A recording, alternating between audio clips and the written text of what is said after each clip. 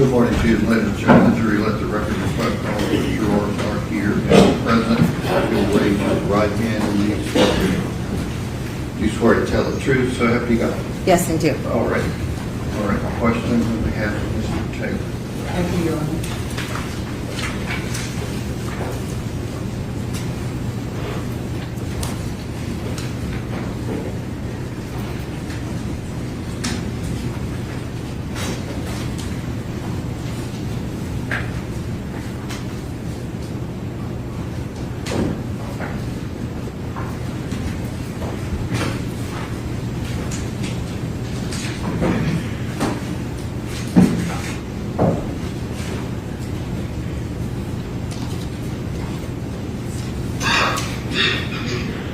I just need to connect to the,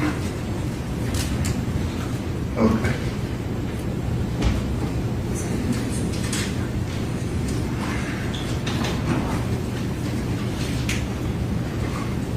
have enough room.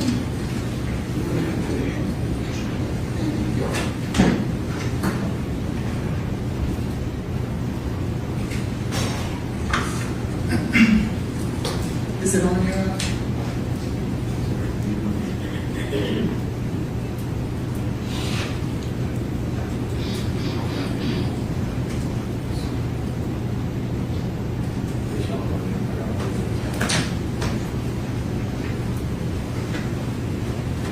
I'm not technically savvy, so. Okay.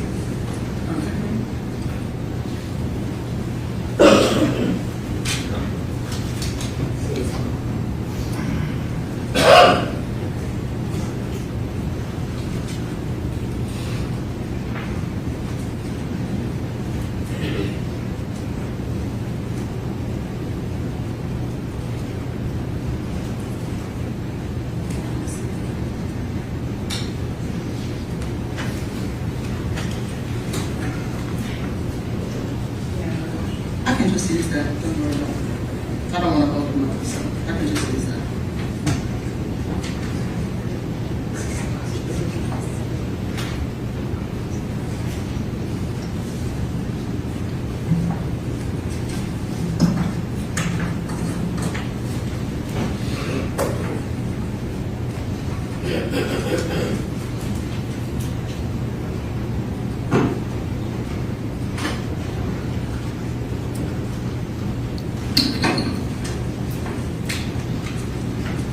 Good morning, Dr. McDonough. Good morning.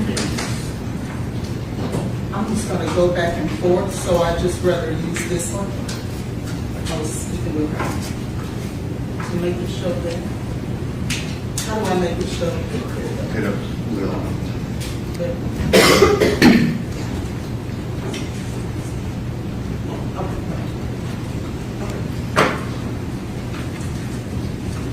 Good morning, Dr. McDonough. How are you? Good morning. Good. I wanted to talk with you a little bit about the work that you performed at NMS, and specifically the work that you performed in this case. Okay. Could you tell us, or at least tell the jury, exactly what accreditations for NMS are important in terms of the things that you have to do at your lab in order to be accredited? NMS has a number of accreditations because we work with so many different types of agencies, laboratories, and because we also do both clinical and forensic toxicology. So the primary accreditation I believe you're referring to is through ANAB, and it's to a standard called 17025. So ANAB stands for, it's a mouthful of acronyms, but ANSI, ASB, National Accreditation Board. And so what this entitles is that 17025 is a standard set forth on testing laboratories. It dictates rules on how the entire lab needs to be run, really.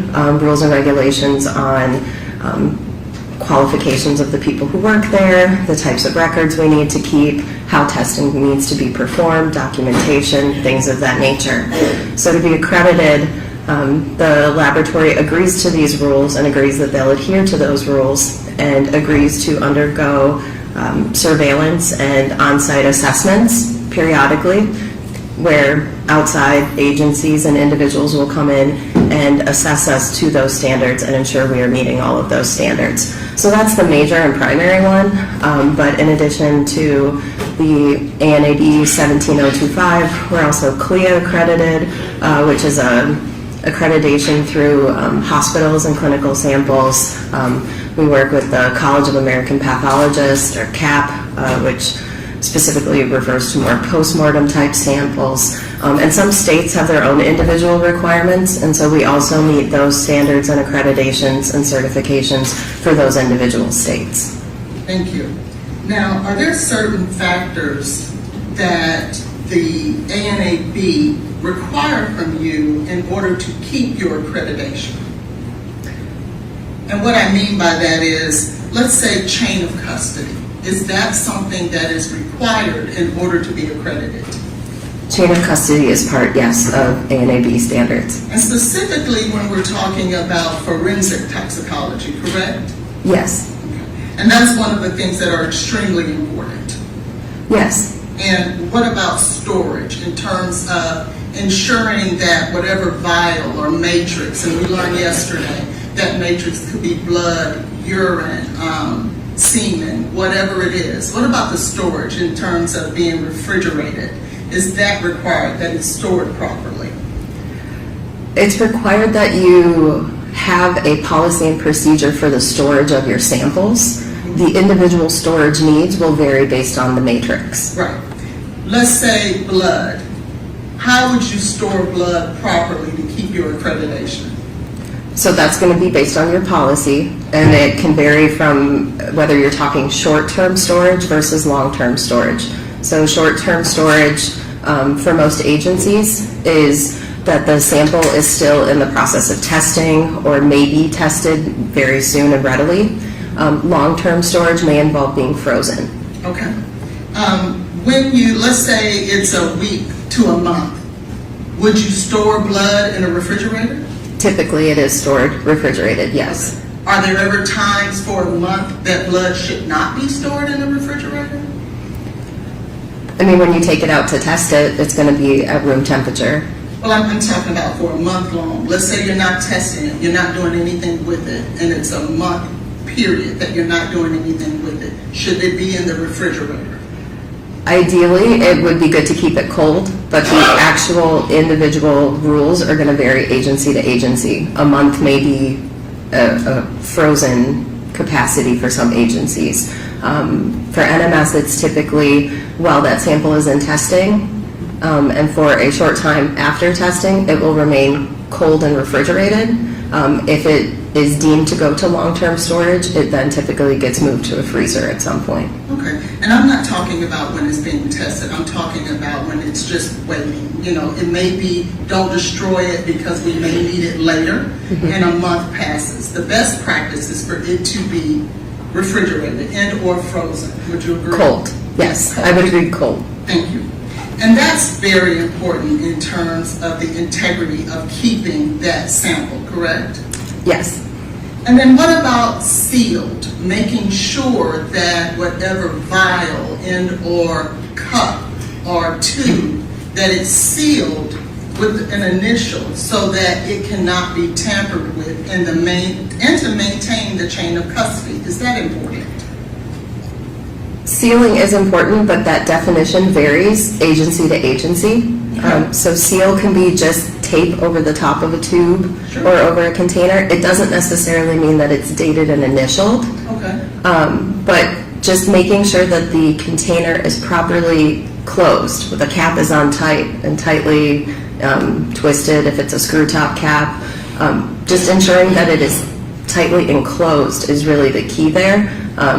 Whether it has tape over the top, it doesn't impact my testing. It could impact the interpretation depending on what happens to it. But and I understand that's not you guys' problem, but I want to just make sure that the jury understands whether or not the best practice is for that vial to be sealed. Sealed in terms of the tape on top of it. That's going to vary agency to agency, though.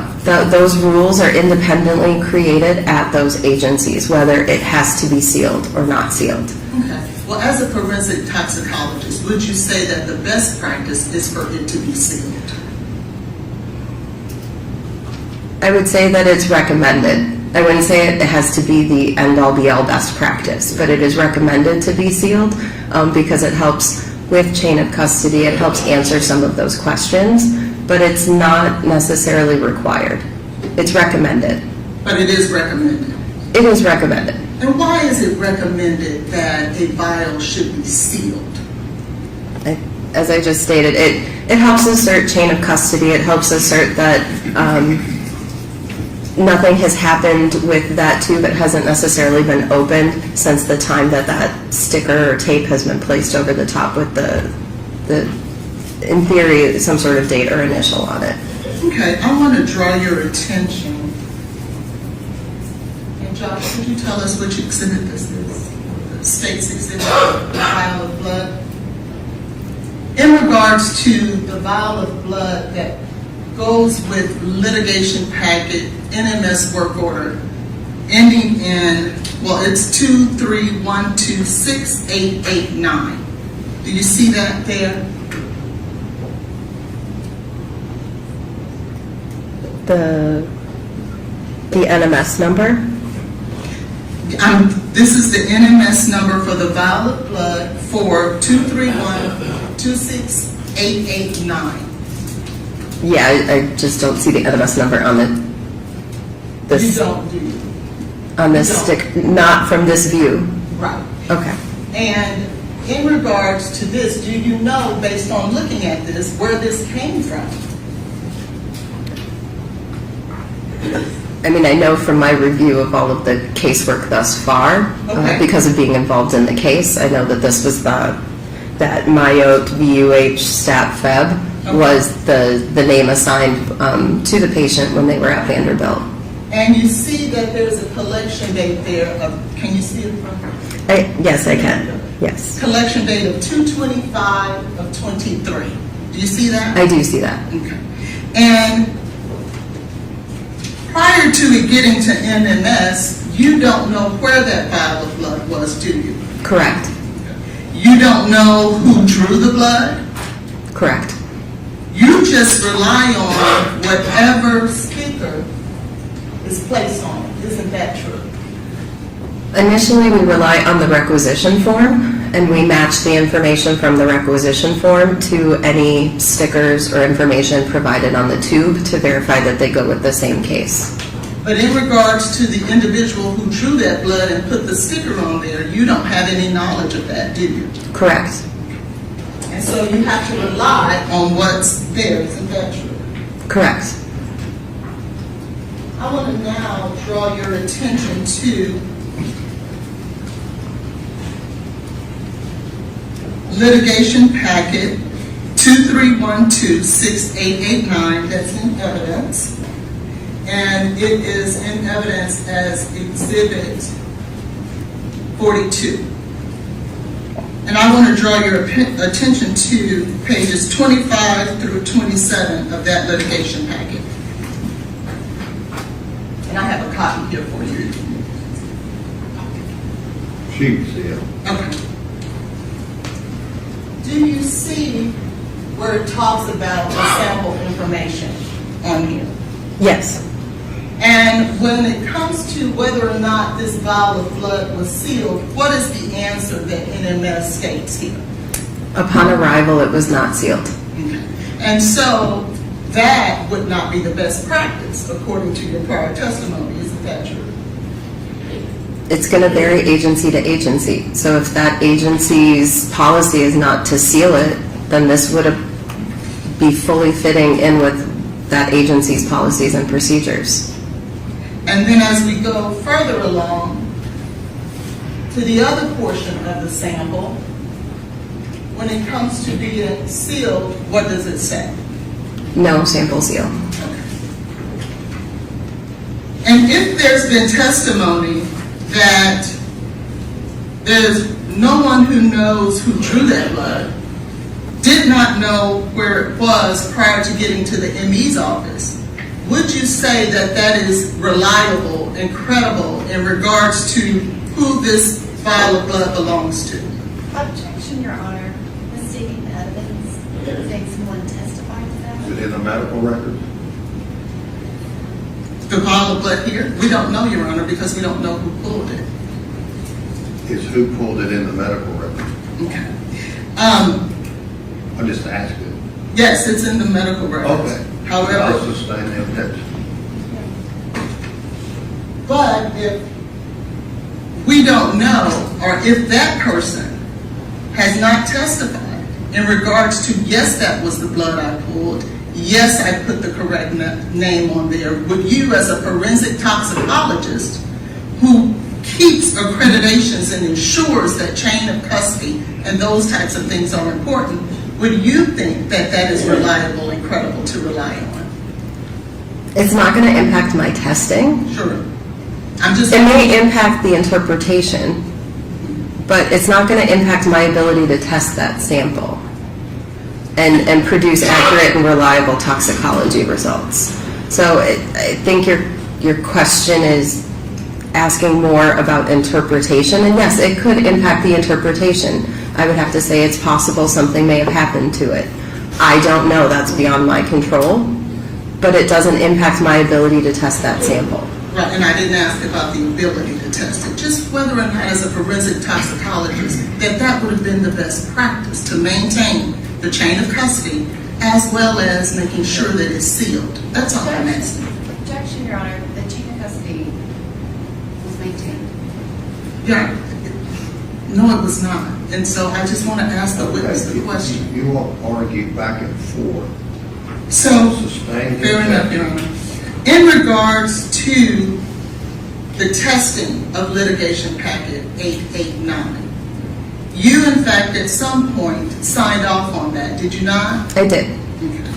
You weren't the one, though, would you agree with me, who actually performed the testing? Correct. Can you tell us what is required in the actual testing of that vial of blood from 889?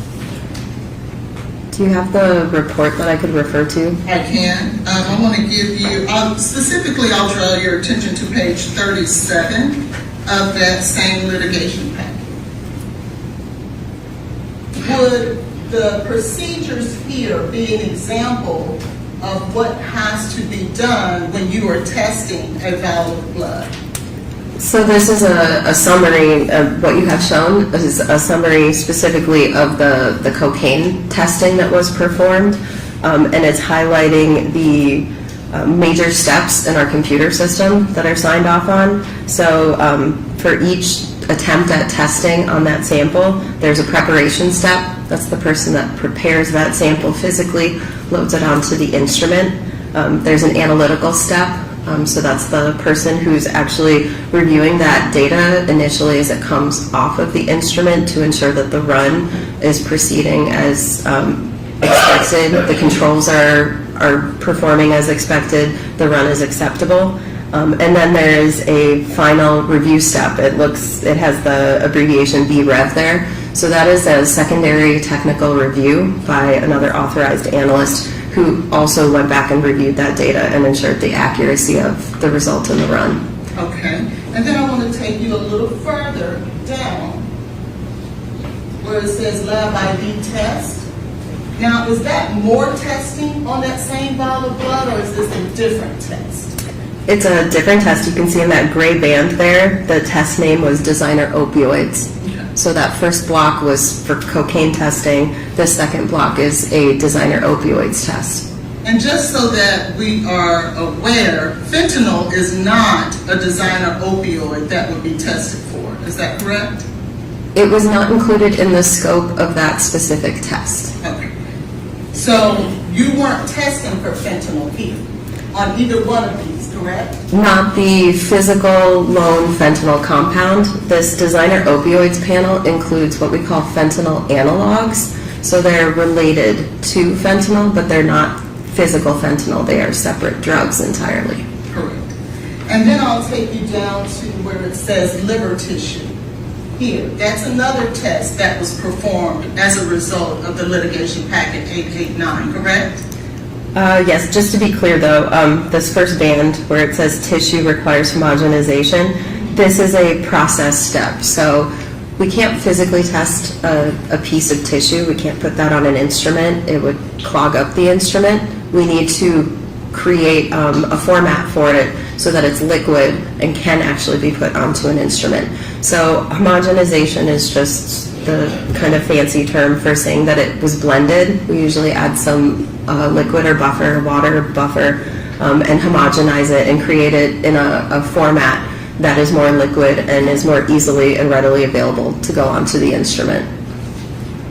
And it is a process and a step in the series of testing this liver, correct? Correct, and that's why you see, if you go down below that very final gray line down there, when we do that homogenization, we actually create a new container and a new ID because we didn't use the full liver tissue that was submitted. We only cut a portion of it to create a homogenized sample. And so all of those things are required in order to reach a result for that vial of blood and that liver tissue, correct? For this case, yes. And then after that, once you guys complete those entire processes, everything that was done, every test, every run, all of that is created in a litigation packet. All of it is documented in a litigation packet form, right? Yes. Now, when you signed your name to this toxicology report, you didn't do this particular testing, did you? Correct. You then relied on the individuals who did the testing in regards to what they purported their testing, the results of the testing that they performed. They're not reporting it. I'm looking at the data generated out of the instrument. I mean, so they aren't reporting it to me. I'm physically looking at the data myself and ensuring that I agree with the result that's on that data page. So who reports the data? I report the final data. I create that final report. And you have to create that final report based on the testing of those individuals, correct? Yes. And those individuals would be the individuals whose names are here. Yes. Paulina Lapp, Stacy DeJoseph, Kyle Miller, Amanda Cook, Rebecca Turner, and Tammy Welch in regards to the vial of blood, correct? Yes. And you rely on what they did in order for you to interpret their data. Yes.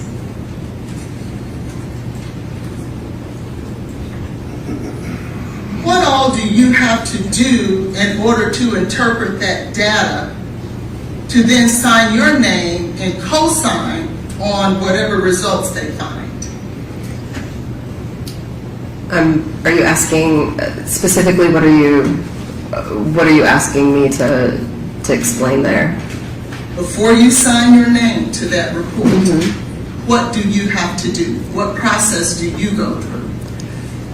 So I review all of the paperwork for the case. I look at the case results and the case data. I also look at, there's a summary sheet that comes up for each run that's performed. It's a summary that the analysts write up as a result of each batch. So say a control issue happened, they will note that on there. So I can review the control samples if I see an issue and I want to investigate it. I look at the chain of custody. I look at the login verification form, that form that said whether the sample was sealed or not. I also look at the posting history form, which is that form she just showed you where it lists the names of the analysts.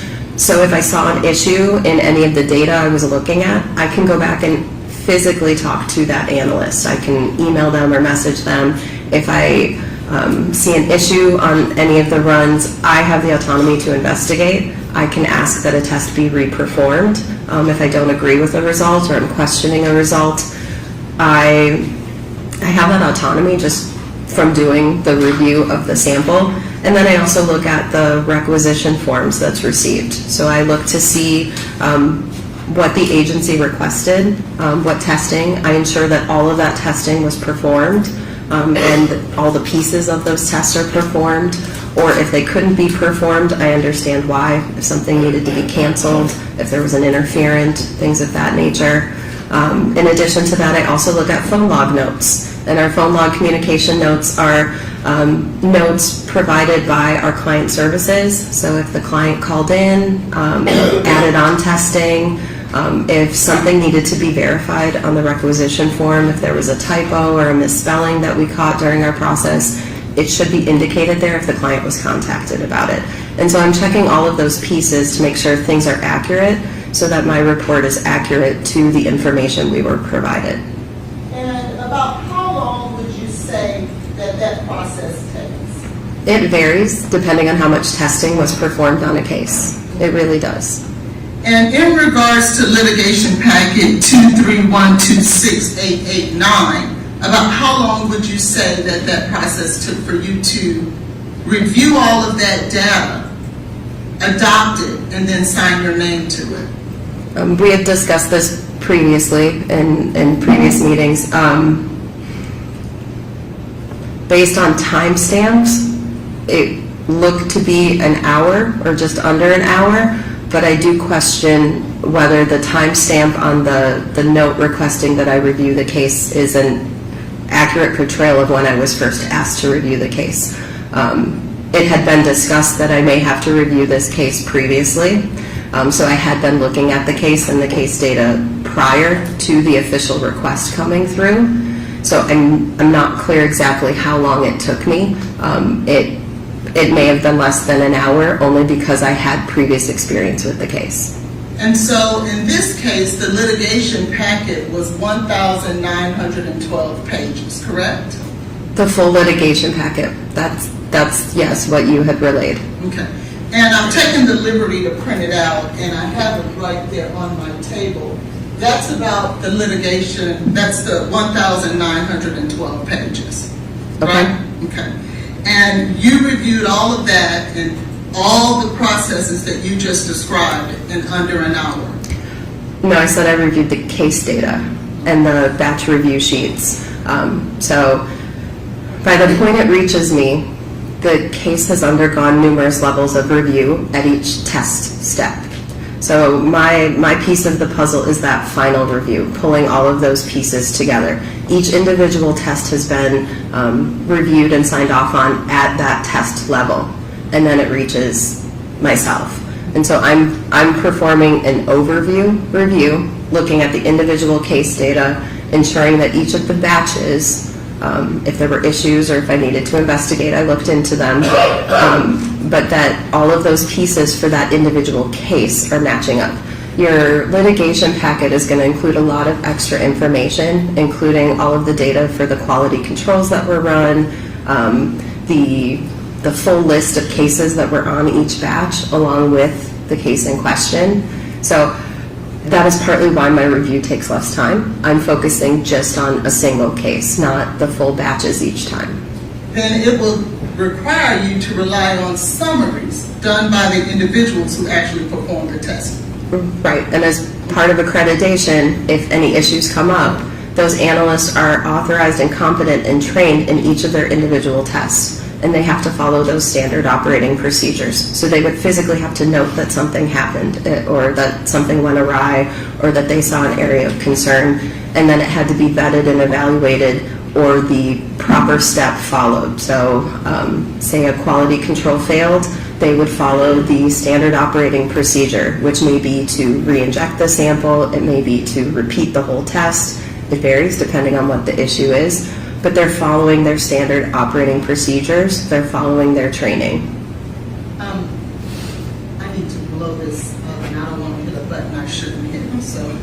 Expand it, you mean? Yes. Okay.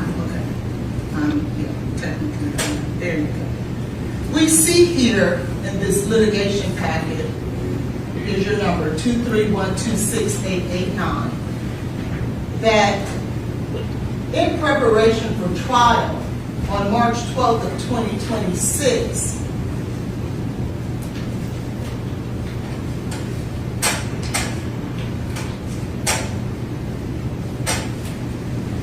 there was an email received from Eric Evans providing a subpoena for MMR to appear the week of 6/22/26. Who is MMR? She was the original reviewer for the case. Okay.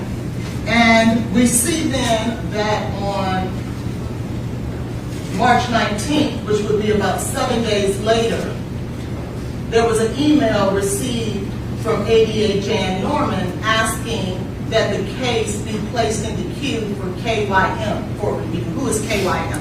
KYM is my computer initials Okay. for using our computer system.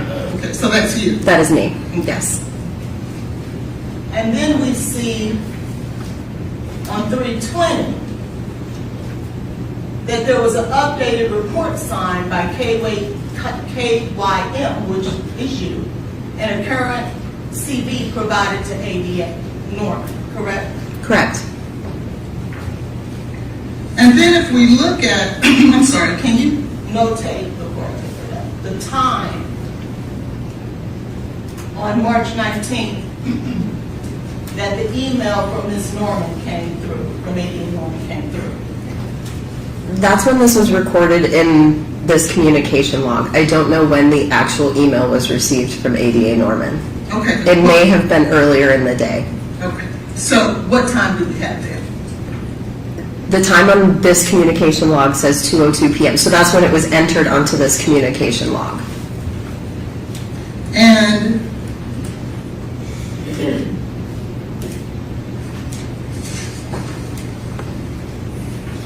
here is your report and work order for 23126889. That is your signature, correct? That is my signature, yes. Adopting the findings in litigation packet 231268889, correct? Correct. And what time is that there? 14:55. And that's military time, which would equate to 2:55. Correct. So between the time that it's documented on this email at 2:02, we're talking about 53 minutes. Again, the communication log that was noted at 2:02 p.m. I don't know physically when ADA Norman sent the email and client services received it. It's possible they received it earlier in the day and they notified me that this was coming down the pipeline, and I may have been reviewing it earlier. That just may be the time that they physically documented it in the communication log. We document things in the communication log when we're able to. I sometimes it's a couple hours after I have a phone call with someone. It's not necessarily right at the moment that call occurs. But there's no documentation to anything like that here, is it? But they're documenting appropriately that they received communication. And if you look up, it documents 114 to discuss timelines. Received email from Tracy Houston. It doesn't give another date, does it? Another date for what? Different than the date that's on the side here of 120, in this instance, 123:26. It occurred that day. It may not have occurred simultaneously at that time. I now want to draw your attention to litigation packet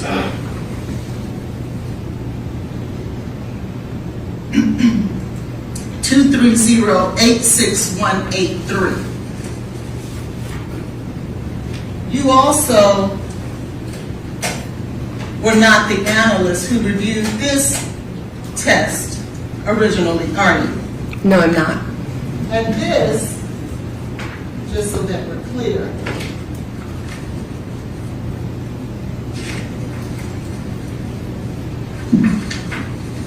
is a test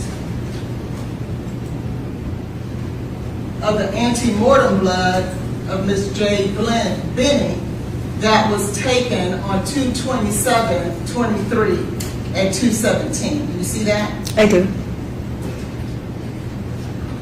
And again, you were not the analyst who originally performed this testing, were you? I didn't perform the testing, and I was not the original reviewer. And if we look at the date and time that you adopted this particular testing procedures, it was the same day at the same time of 255, correct? Yep.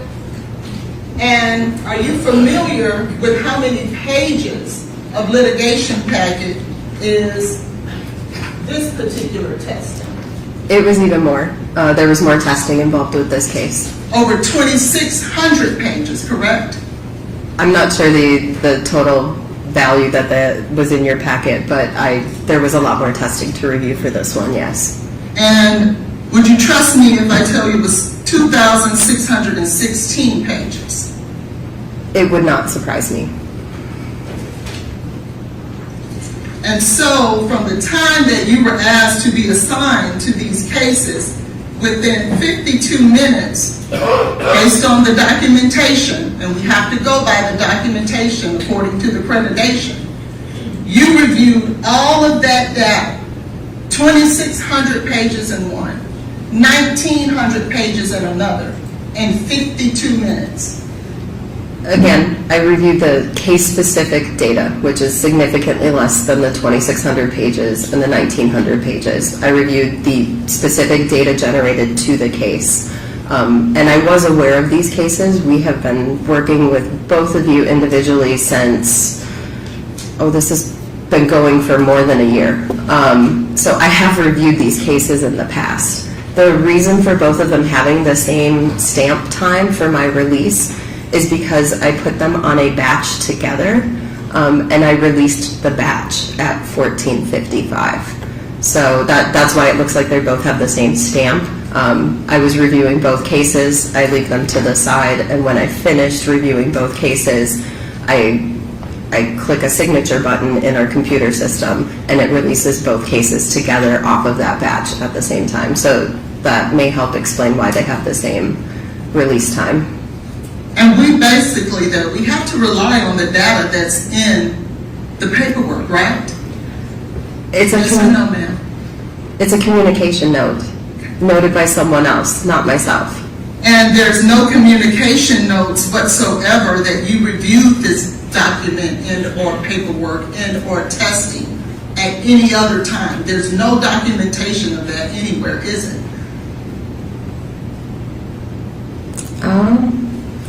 I mean, other than the communication note that we've been discussing these cases, I don't believe there's anything specifically noted, no.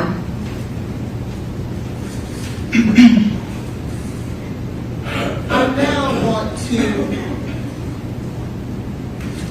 draw your attention to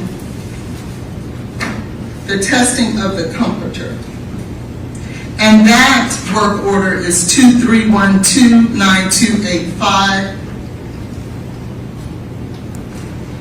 And I believe it's in evidence. Do you have that?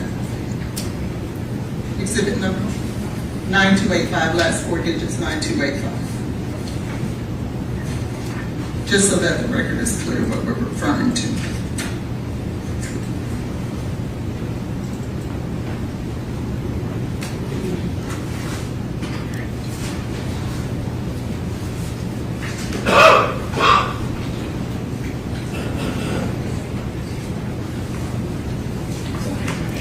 This is exhibit 46 is her report on that. Yes, this is exhibit 46. And this is the comforter that we've been talking about, correct? Yes. And the testing that you performed on that comforter, there was some talk yesterday about numbers and concentration levels and things of that nature. You can't quantify anything in regards to any concentrations or anything like that as it pertains to the results on this comforter. Is that correct? Quantitation should not be done, no. And so anything that was said to the jury about how much was found of BZE and or cocaine, none of that should be considered because that's not what the purpose of the test was. And you guys don't do that in regards to this type of testing. Is that correct? I would say it's fair to say that we needed to repeat the testing under dilution to ensure the accuracy of the result, but to rely on a specific number would be inaccurate. So the testing was repeated on dilution to ensure that all of our acceptability criteria was met for the data. When we ran it undiluted, some of the acceptance criteria was not met, which is why we had to repeat the test. But to rely on a specific number, I would not rely on a specific number from that, the values generated there. It was really to prove that the presence of the drug and that the results were accurate, there were no interferences going on, and that our acceptability criteria was met in order to confirm that it was positive. Okay, I just wanted to clear that up, for Yep. the jury. Thank you. Again, we talked about labeling and doing things like that. I want to draw your attention now to the labeling for the washcloth. Do you remember testifying yesterday about the washcloth? Yes. Okay. And do you see the date there that it says, date and time, that this washcloth was received by Metro Nashville Police Department? Objection, Your Honor, there's been testimony specific to this. It's an item in evidence, Your Honor, that she can testify to. Okay, there was testimony about why that's there. If you want to re-ask her, that's fine. What is the date and time that you have that Metro Nashville Police Department received this washcloth? I mean, so the label states February 25th, 2023 at 9:30 p.m. Were you aware that Mr. Taylor did not call 911 until February 25th, 2023, at 9:38 p.m.? The exact time I don't believe I was aware of. I want to now draw your attention to the packaging for the comforter that we talked about. Do you see the time that it was received there? Can you read that for the jury? The label states February 25th, 2023 at 9:30 p.m. How important is it to document accurate times and dates and things of that nature? I mean, it is as accurate as we can be. We try to maintain contemporaneous notes and labels with things. So it's important. It's very important. isn't it? Yes. To maintain the integrity of the vials and the samples that you're testing, correct? It is important.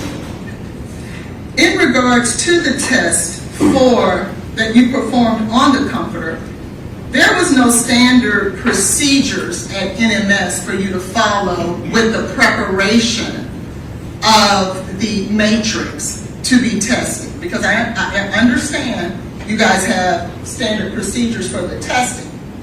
But in order to extract the matrix, there was no standard procedures, were there? There is a standard operating procedure called forensic investigations, but due to the very nature of these, we don't know what material we're receiving. It's not specific to an item, like an item of clothing or a metal item or a wood item.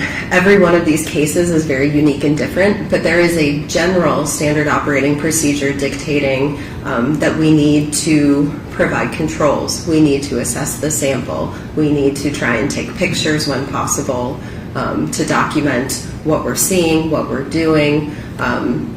Typically, we try to perform the extraction with methanol. But depending on the nature of the case, we do have autonomy to try and do the extraction with other chemicals if we believe the methanol may not work appropriately. It is a standard operating procedure, but it allows a lot of flexibility for the toxicologist performing it to use it as needed to the case at hand, because these are so rare and so unique and so individual to the case. In fact, I think that you classified this as a unique case of something you had to create, correct? It is unique. I handwrote all my notes as I was following that standard operating procedure to dictate specifically what I was doing for this case at this time. So you are showing some of my handwritten notes that I was taking contemporaneously while I was in the laboratory performing this. But you'll agree with me, this is not something that's ordinarily done, is it? It is not commonly performed. Our laboratory only does a handful of these, only maybe a couple a year. So it is very uniquely done.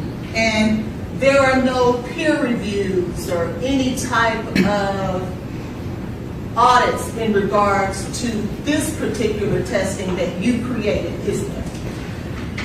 I mean, so once I extract the biological fluid off of the sample, those samples are run under the normal test methods of the laboratory. Same type of testing as a blood or a urine sample. Really, the extra handling part is me extracting that biological fluid off of in this case, the comforter. In other cases, we've had clothing, we've had metal, we've had various items received at the laboratory, even bone testing, things of that nature. So it is going through a validated test method, and then me running these extra control samples are ensuring the acceptability of the extraction method, proving that I have successfully extracted drugs from that item of clothing at the same time.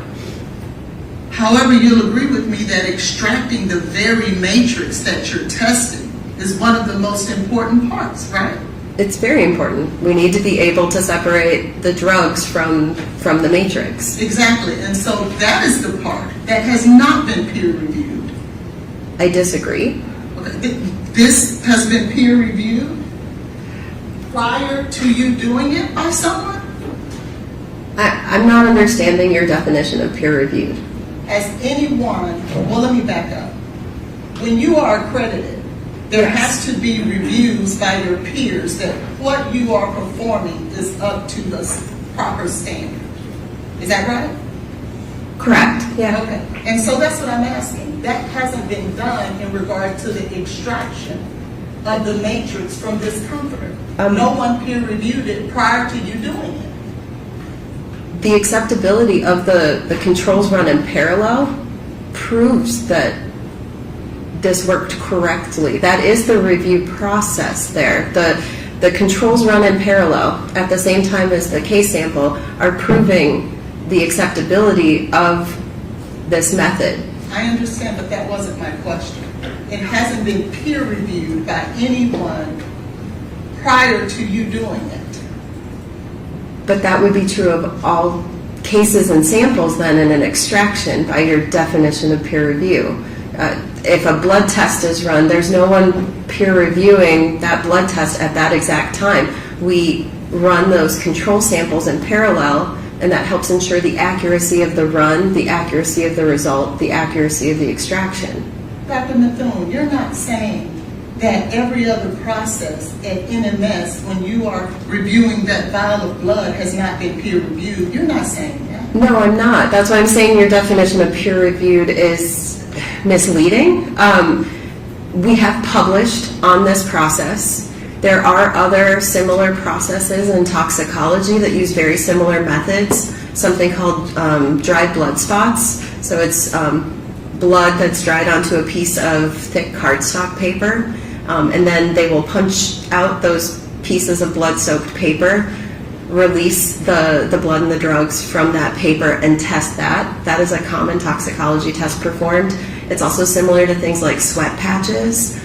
So it's a similar technique used in a lot of other toxicology testing, and there are controls run in parallel there as well. And it's the accuracy of those controls that proves that the extraction process worked, the testing is working, that if drugs are present, I am able to pull those drugs out of that paper or fabric or whatever the matrix might be at that point, and perform accurate toxicology testing. Well, let me use a better term. How about validated? Has it been validated?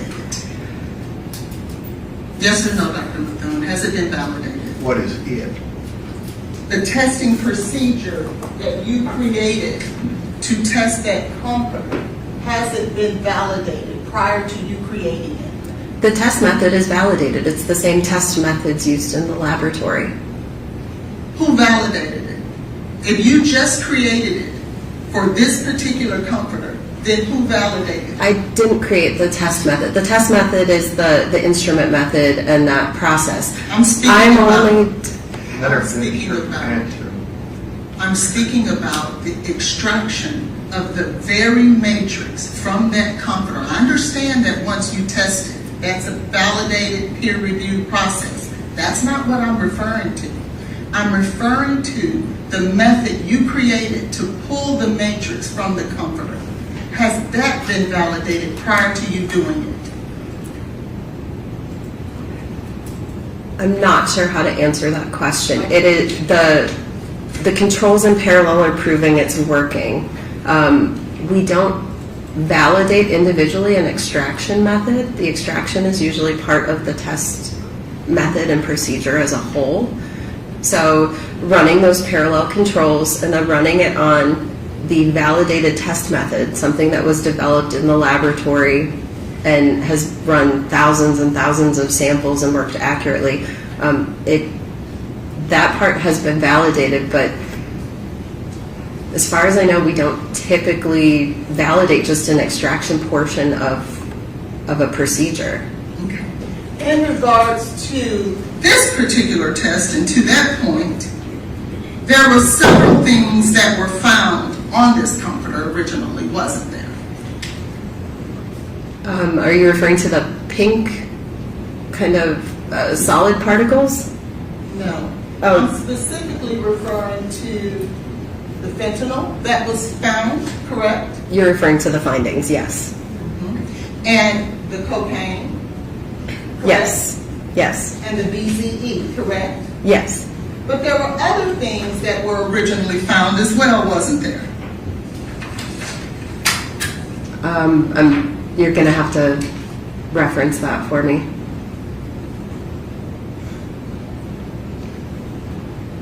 Do you remember receiving information in regards to some of the findings that was originally found on this comforter? Yes, I was made aware. So there was an immunoassay screen performed originally, and it was a basic panel screen. So it looked for multiple drug classes. We discussed immunoassays yesterday, and they have some limitations involved. But I received information that on top of the cocaine and metabolites and then the fentanyl, we had some indications of positive results on both the methamphetamine plate and the cannabinoids plate. And I was asked if I wanted to pursue those findings. However, I did not spike the samples for the methamphetamine and the cannabinoids, so I can't trust the accuracy of that result. I don't have controls run in parallel at that time that can ensure me I am properly detecting cannabinoids and methamphetamine. It could be an interference from the fabric. It could be an interference from one of the buffers used. I just don't have something that can help me definitively separate out those results accurately. And I didn't have approval from the agency at that time to pursue cannabinoids or methamphetamine. Why don't you have other controls to perform the further testing? I wasn't asked to. We specifically follow what we were asked and requested to do, and in this case, the very specific notes made from the agency were asking us to pursue the cocaine and the fentanyl. Okay, but prior to that, you stated I didn't have, notwithstanding them asking you to further test it, you just stated I didn't have the controls in order to do proper testing because the spikes weren't in. Why didn't you have those controls? I didn't spike a low control sample and a high control sample with cannabinoids or methamphetamine. I only spiked them with the two drugs being asked for. Okay. And so that's why you didn't have the controls? Correct. Okay. And so, but you did, at some point, this testing showed up that it was cannabinoids as well as methamphetamine on this very same comforter.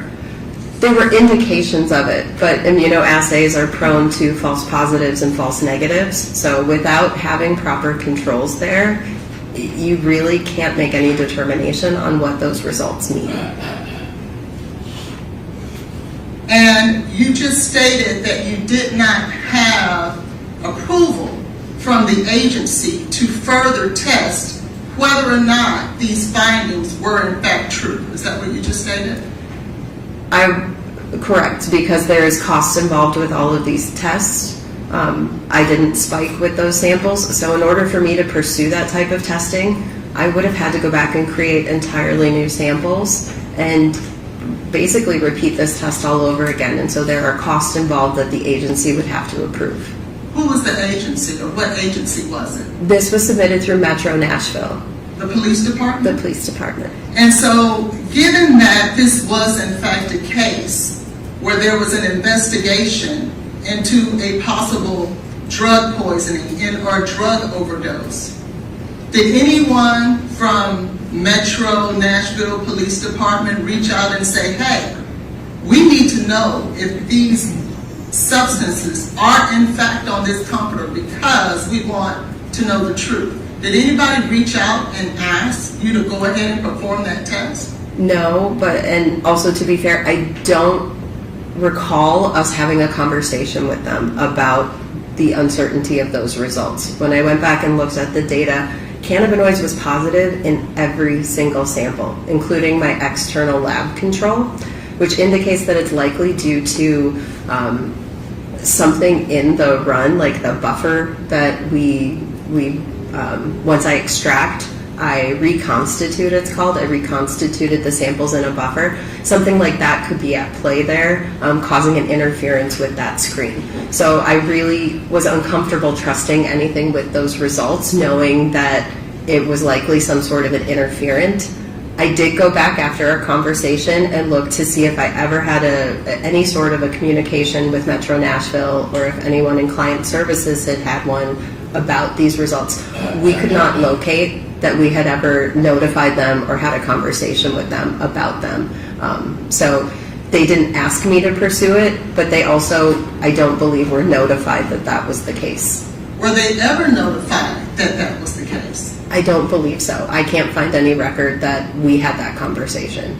And so then, in a case as serious as this, no one looked further to ensure that that was either true or not true? Not that I'm aware of. We were asked to focus on the cocaine and the fentanyl, and that is what we focused on. Methamphetamines, that is a type of controlled substance as well, is it not? There are rare prescriptions for it. They do exist, but typically it is an illicit substance. And it would be in a Schedule II drug?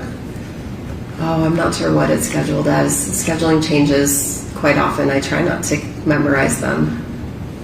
You're a forensic toxicologist who tests substances, and you try not to remember the schedules of the drugs you're testing? I don't memorize them because they can vary by state sometimes as to how it's being applied.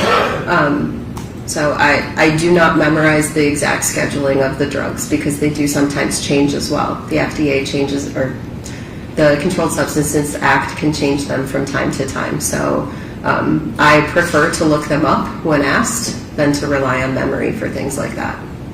Do you remember what schedule cocaine is in? Off the top of my head, no. Now, in regards to the comforter, there were other things that were found as well, wasn't there? You're asking about the findings. Yes, ma'am, the findings. There was a test for cocaethylene, wasn't it? On the comforter? Yes, ma'am. It may have been included in the scope of that test. Okay. I believe so. And just so that we're clear, we're talking about the vomit that was found on the comforter at Jade Benning's apartment. That's what we're testing, right? On litigation packet 231292885. Okay. No, I'm asking. I want to make sure that's what we're testing, the vomit. Yeah, so I'm looking, it looks like the samples are listed here. There's one labeled SD, and then at the end of it, it says G1, 1 plus 99, and then there's G1, 1 plus 9. So those are the dilutions. Okay. So if we look at, and let me orient you. Well, let me do it a better way.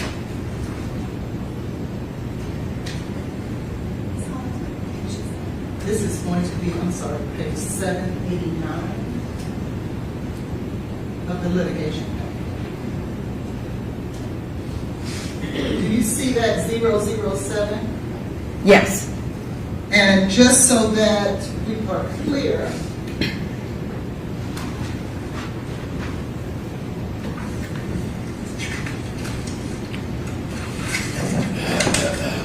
.007 is the case sample. Do you see that? Yes. And the case sample will be the exact piece of fabric created with the vomitus on it, correct? Yes. There is a presence of cocaethylene, albeit it's not above the reporting limit, but it is present, correct? Can you scroll to the right so I can see if the ion ratio is in?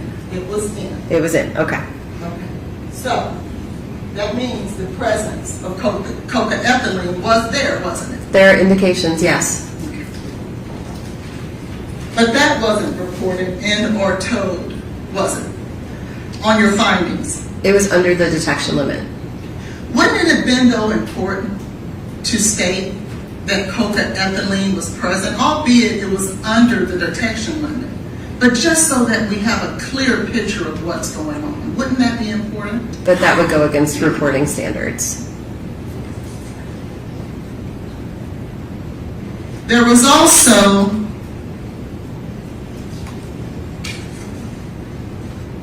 another finding.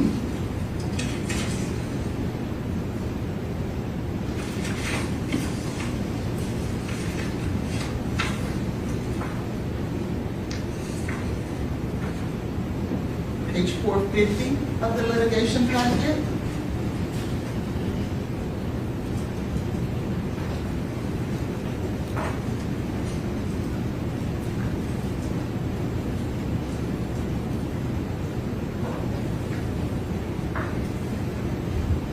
This is for fentanyl, isn't it? Yes, that's the fentanyl quant. And you see where I've marked there. There was also a finding of fentanyl in the vomitus, correct?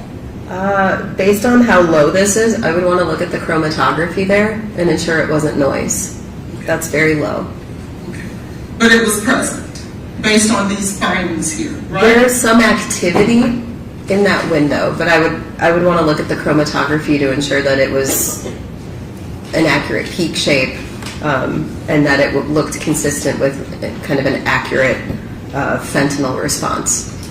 But if we looked at these findings, these reportings, it's present, isn't it? It's below the limit, but it's there. Without looking at that chromatography, I don't want to make that statement because you can have noise in that window. You can have peaks and background noise in there, which will give you some of these low lingering values. So that is where we have multiple pieces of criteria for accepting a result.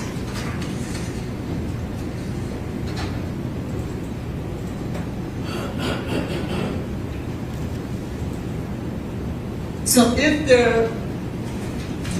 this wasn't noise there, then it would, according to these numbers, it would be present. There may be some indications of it there, yes. If the peak was acceptable, it looked visually acceptable. Okay. And if it was, then not only if it wasn't, we'll verify that. There would not only be cocaethylene present in the vomitus, it would also be fentanyl. Based on the totality of the case, I would say it potentially means presence of fentanyl across that comforter, just because we know that there was a fentanyl presence in that negative control located other places on the comforter. I can't necessarily state that it was in the vomitus itself. Okay. And in fact, you're right. In another spot on that same comforter, in another place, you found fentanyl. Yes. And this was before Ms. Benning ever went to Vanderbilt, correct? I have no idea when the comforter was collected.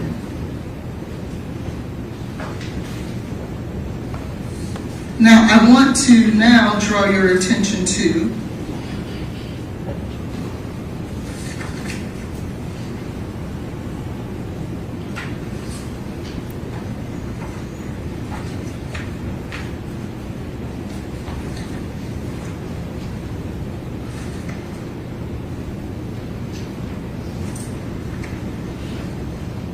NMS Work Order 230-78883. If you look at the original report for litigation packet 230-7883, what is that representing in terms of the matrix here? This is a urine matrix. And what's the date on the collection of that urine matrix? It was provided to us as February 25th, 2023 at 22:59. However,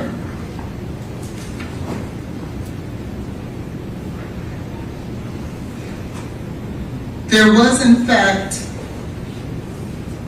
another report generated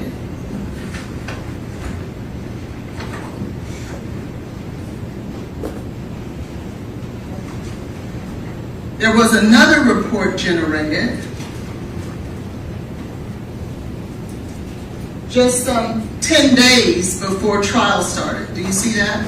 Yes. And labeled corrected report. Do you see that? Yes.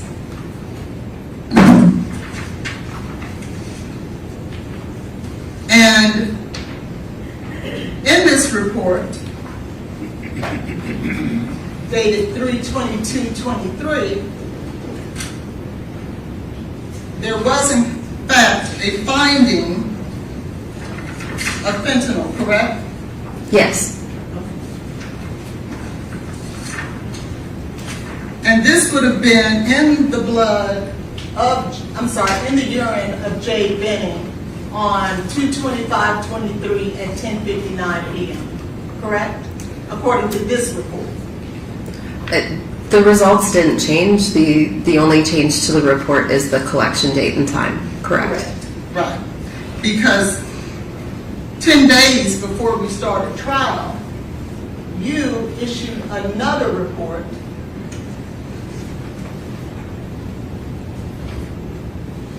that's your signature, correct? It is my signature, yes. On June 9th, 26th. And you issued another report with a whole nother day, correct? This was based on the request of the DA's office. They had information stating that the original time provided on the requisition form was incorrect and had asked us to correct it to make the report accurate. Now, a common practice in medical records and forensic toxicology and things like that is to not change dates and times and things of that nature, isn't it? If changes are made, it should be noted or highlighted what the change is, but it does happen sometimes. Sometimes the name provided to us is misspelled or the wrong name's provided. Sometimes the requisition form is provided with an incorrect date or time. It happens a lot, especially in driving under the influence investigations. So we do get asked to do corrected reports with demographic information. And I want to draw your attention to litigation packet 230-86183.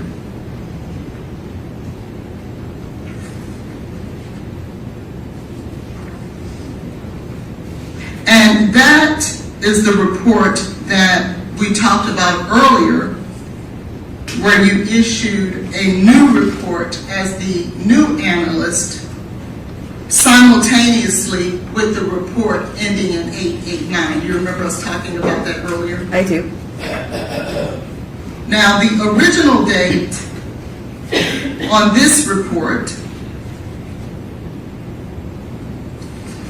is March 17th of 2023.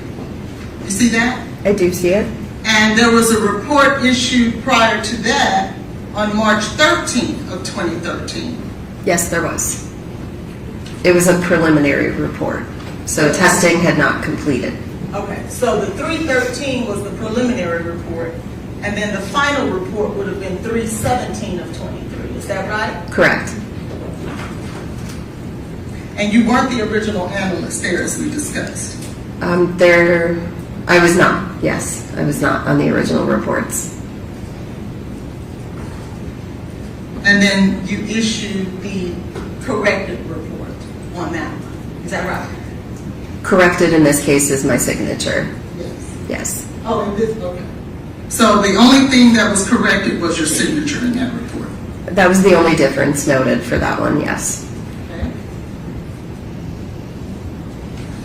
Now I want to draw your attention to, let me find it.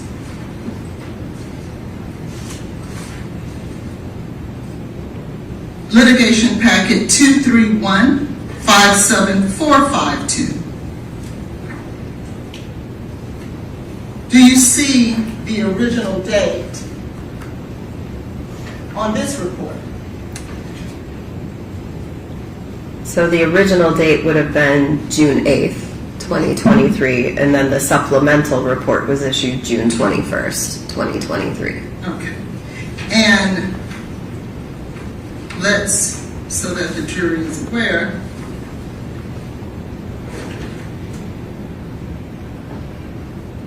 there is fentanyl present in this report as well, correct? So to clarify, this is the same urine sample from the report that had the corrected time. The difference here is that the original urine came in through Vanderbilt and came in as a clinical sample. During the course of the investigation, it was asked that the sample be transferred to the ownership of the Metro Nashville Police Department. And so when that happened, a new work order was assigned to that exact same sample. It's the same urine sample. And it was then entered in under Metro Nashville with additional testing added. Okay. And the additional testing would have been the testing for the fentanyl? You can see the 3 tests there. We were asked to test for cocaine, designer opioids, and fentanyl. Okay. And that's the report for June 21st, right? There was a original request. You're speaking of this one? Right. Yes, on June 8th. And then the supplemental is the one on the 21st. So the supplemental, they asked us to do an additional test. And so supplemental refers to additional testing was performed. Sure. And on June 8th, there was the presence of 4-ANPP, correct? Correct. And 4-ANPP is commonly known as an illicit form of fentanyl, isn't it? That's misleading. It can be a natural metabolite of medical grade fentanyl. It can also be a manufacturing ingredient in the making of illicit fentanyl. It's the same drug either way. It's chemically very similar to fentanyl. So it can be present both as a metabolite or as some sort of a precursor material for fentanyl. However, if it was a medical grade of fentanyl, we would expect to see norfentanyl as well, wouldn't we? That was not included in the scope of the test that this 4-ANPP came from. Well, then let's take a look at the 621. Because they did ask you to test for Norfolk, didn't they? Yes. Okay. And that's where you see it here, right? Yes. Okay. But we still see for ANPP.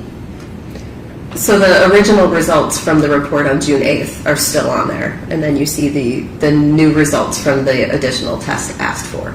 And if we look at the collection of this urine from Ms. Benning, what is the date? Let's start here on the report of June 8th of 2023. So it was the date provided originally from the original submission from Vanderbilt. It was dated as February 25th, 2023 at 22:59. And then on June 21st report, what is the date of the urine that was collected? It's still the same date, February 25th, 2023 at 22:59. And we talked earlier that you rely on whatever the matrix or the vial that is sent to you and the sticker that's placed there by the agency that sent it to you, correct? To fill out this portion of the report, Yes. this is based on the requisition form. But if you see there's a note underneath with the status of the urine, it said it was thin and brown with a chunk. We also noted that there was some additional label sticker on that urine container. And this is something we do with forensic reports. Now, let's talk about that. A brown chunk within urine. Urine is not commonly chunky, is it? Not commonly, but you can see a wide variety of things in urine if you do enough urine testing. It can be different colors. It can have infectious colonies in it. If someone has an infection, there can be some pretty strange and unusual things in there. But it also could be because it wasn't stored properly, and as a result, a buildup of bacteria or something formed within it as well, correct? That's what I mean by colonies. There could be something in there, yes. And then that would yield it questionable about whether or not we should even be relying on these tests, right? How so? If something is formed and created inside of the very matrix that we're testing and we're relying on something as important as this, bacteria shouldn't grow to the point that it becomes clunky, should it? These are forensic cases at this point, and so they're a once-in-a-lifetime sample. So we get samples in a lot of different forms of decay, and it's the only samples we have available to test. So it impacts the interpretation of the result, but it doesn't impact our ability to physically test that sample, if that makes sense. It does. However, the first time that urine was tested, there was no notation that a chunk was present, was there? That is not part of the process for accessioning and inventorying a clinical sample. So it's possible it was there, it's just not part of that standard process. Clinical samples are treated differently than forensic samples. They undergo a different process. I'm speaking about when it was originally tested with NMS. Correct. That urine was tested before, and there was no notation that there was a brown chunk in it. It's not part of that. Notating something like that is not part of the inventorying and accessioning process on the clinical side. Then why was it reported here if it's not part of the process? Because now you've switched to forensic. You moved from Vanderbilt Hospital clinical sample, and then it was switched over, ownership, testing, responsibility there to Metro Nashville PD, which is a forensic agency. Okay, I'm sorry, I must have misled you as to what I was asking. I'm speaking about, for example, in litigation report 230788883, the same urine, there was no notation of a brown chunk, was there? Correct. I believe I just answered that. This is the clinical sample. It is not part of our clinical inventorying process to make notations like that. But you made it here. That became a forensic agency sample at that point. So it wasn't a forensic agency here? Not due to the agreements with the samples and the testing ordered. We separate that accessioning process between a clinical sample and a forensic sample. So are you stating that when Miss Benning, when Metro Police Department sent you this blood and sent you this urine, that you didn't realize that it was for the purpose of an investigation? Originally, no, it came through as a clinical sample and a clinical request from a hospital. And so even though then what you're saying is that because it came from a hospital, if a brown chunk was inside of this very urine that you now had to homogenize, right? Because you stated earlier that you can't test a chunk of something. You have to homogenize it, right? Correct. And if you had to homogenize it, surely whether it was clinical or forensic, you would know that, wouldn't you? The look and status of the sample on the clinical side is not noted as it is on a forensic sample. It's a different process. Clinical samples, there's a faster turnaround time. It's verifying that the unique either medical record code or whatever that patient ID code is matches what's on the tube, and then those samples are prioritized and run very quickly. They have a very quick turnaround time because usually it's a diagnostic request where medical treatment may be waiting on the results of that sample, so they are prioritized and put through very quickly. Forensic is taking your time more, documenting more, because there is that threat of possible litigation purposes down the road. So there is more documentation, and it is a different process from the clinical. It's just due to the purpose of those tests and those samples. And so you're testifying that if someone is in the hospital and there's a doctor somewhere waiting on the results of this test, and you had to homogenize it, you had a chunk found in that urine, you're stating that you would not let that doctor know who's going to depend on your findings in order to what type of treatment he will give this patient, that you would not inform him that there's a chunk in it and it had to be homogenized. Is that what you're saying to the jury? If at the time that sample came in and was accessioned on the clinical side, so accessioning is when it's first entered in inventory, if the technicians in the receiving department deemed that the sample was unsuitable for the testing requested to be performed, they would actually cancel the request and say we can't do it. So they determined at the time that sample arrived, there was enough sample in the correct format to perform the testing requested. Okay. And no notation of a chunk was present? It's not part of that process. Okay. Nonetheless, notwithstanding all of that, 10 days before trial, another report was issued, corrected report, correct? Yes. And that same urine, the date was changed to 2/26/9/22. Is that right? Yes. And you weren't the original person who created or performed this test either, right?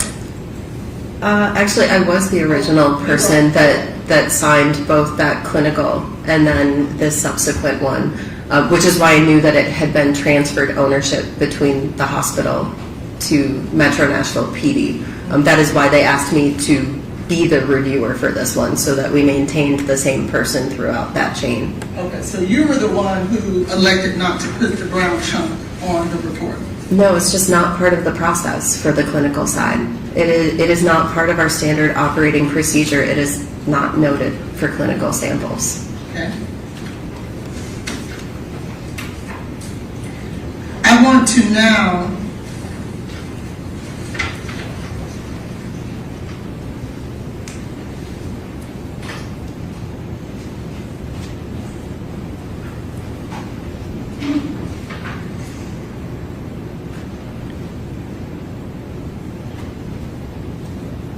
take you to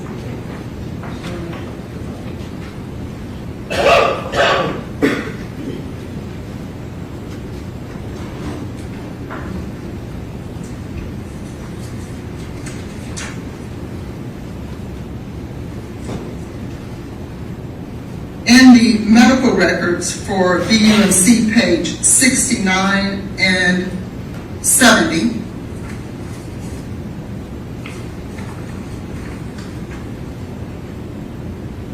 do you see at the bottom of this page a collection of urine at 2259 for a urine drug screen? Do you see that? I do. And then you see another specimen collected, urine drug screen with ID numbers attached to it. Do you see that? I see it. And at the top of page 70, you also see 2259 urinalysis microscopy. Do you see that? I do. That would coincide with the original documentation on those reports as it relates to the urine that NMS received for Jade Benning, would it not? That was the original, yes, date and time noted. And much like that, I would take you to page 116 of the medical records. Do you see where it says addendum cocaine screen from ARUP, which is the metabolite BZE resulted from 227 at 8:23 a.m. was positive? Do you see that notation? I do. And that would coincide with what I will mark as Defendant's Exhibit 3 of the ARUP result and the urine here. 227. Do you see that? I do. Much like we just saw with Okay, we'll mark exhibits. Oh, They won't okay. be defense exhibits, Oh, they'll just be in numbers.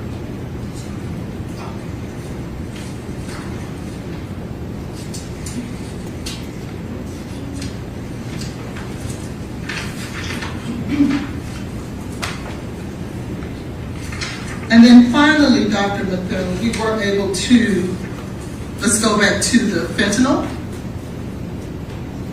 And remember you stated that you wanted to look at the windows and the peaks in the windows? Yes.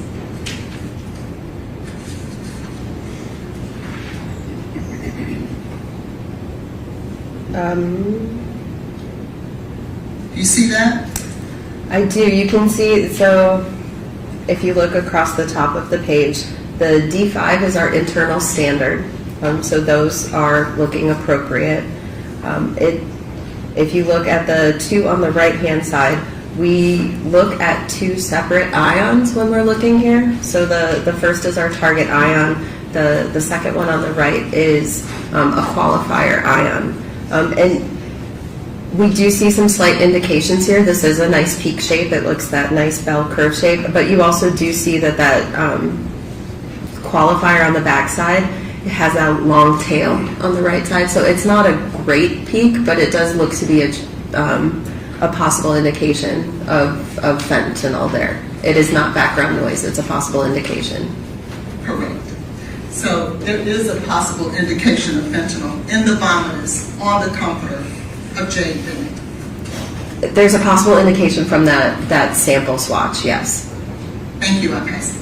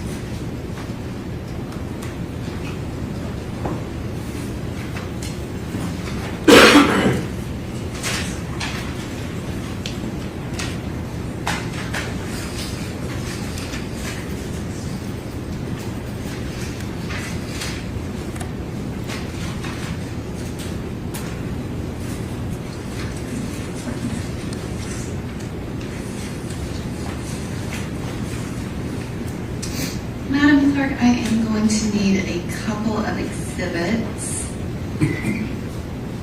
Pass to the witness. Can we have exhibit 34 and 39?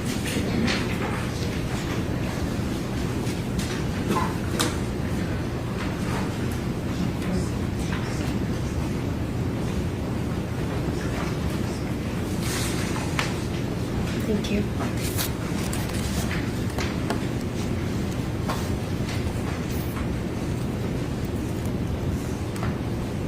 Dr. Mitten, you've just been handed exhibits 34 and 39. Exhibit 34 should be the CFSRE report 00-92. And then exhibit 39 should be the NMS litigation packet that begins with a 15-page report. And I don't know if they left the post-it on the analysis requisition form. It's still there. And yesterday you testified to this on direct, and we kind of synced up the two NMS work orders on these two separate reports, and you said that they matched, correct? Yes. And then I asked you to look in the litigation paperwork so that you could verify the very specific specimen ID from Vanderbilt University Medical Center. And you were able to do that, and we talked about the specific barcode and that there was a specimen ID, and that was something very specific to this requisition form. Is that right? Yes. And this particular sample, that first urine at 2259, was sent to NMS, and NMS transferred it to CFSRE, correct? Correct. It wasn't tested at NMS. CFSRE did the testing on this particular sample. Vanderbilt specifically called and told us not to test this sample, and specifically asked us to transfer it over to CFSRE. So the testing on it was canceled at the request of a doctor at Vanderbilt. And yesterday we matched this up with the specific VUMC medical record with that specific specimen ID, so we know the exact time. Yes. And then on direct testimony, I did not ask you any questions about the NMS work order number 23078883 that then transferred to 231574452. I did not ask you any questions. We did not submit those reports. Is that correct? I don't recall. There have been a lot of work orders. I don't believe so. If it's not one of the exhibits, would you agree with me? If it's not one of the exhibits, yes, I agree. And so now I would like to ask that this witness be passed the first 6 pages of the litigation packet associated with 23078883.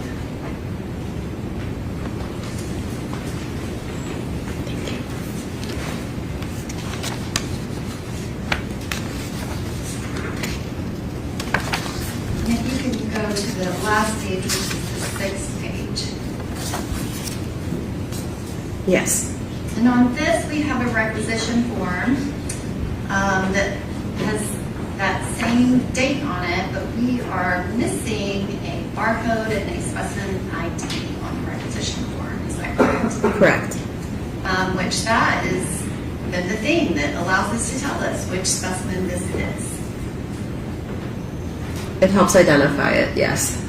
And so I'm putting up the requisition ID from on the left of the screen. We have the sample that was sent to CFSRE that was not tested at NMS with the barcode. And then we have on the right the one defense counsel was just asking you about. The state did not submit this testing. And we don't have a barcode, but we have the exact same date, time, and it almost looks completely identical. Is that correct? Yes, they're very similar, yes. And we know that this one on the left with barcode, that one is CFSRE, that is the one with the barcode and the specimen ID that matches the medical records. And that is what Dr. Krodolewski testified to in the report that you have in your hand. It all matches up, correct? Yes. And this one on the right, it does not match up because it doesn't have the correct information, does it? It doesn't have additional information. And you were asked recently to update the report because the report had a collection time that we knew was incorrect. Correct. And so if anyone were to submit the NMS reports during this trial, the one thing we knew is that date and time was not right, and we did not want it reflected on the report that would go into evidence. Is that correct? The original released reports were deemed to have the incorrect time, so yes. Is it correct, Dr. Mitten, that we actually discussed that well in advance? It was just when we were getting close to trial, we realized the report itself had never been changed. Yes, we've been discussing this since at least October of last year. And part of that is why additional tests for fentanyl were run, just to ensure that that first urine and that first blood that only had cocaine in it, that everything was correct. And all the subsequent testing that has cocaine and fentanyl, that is all after medical treatment. It was not always clear why they were adding extra testing at the time they were doing so. So now in the context and years later, having that information, it makes more sense. From my side, I only knew that they were asking us to add fentanyl at the time to verify if fentanyl was present. So in the context of time passing and understanding more of what happened here, it makes sense why more of that testing was added and why it was transferred over the way it was.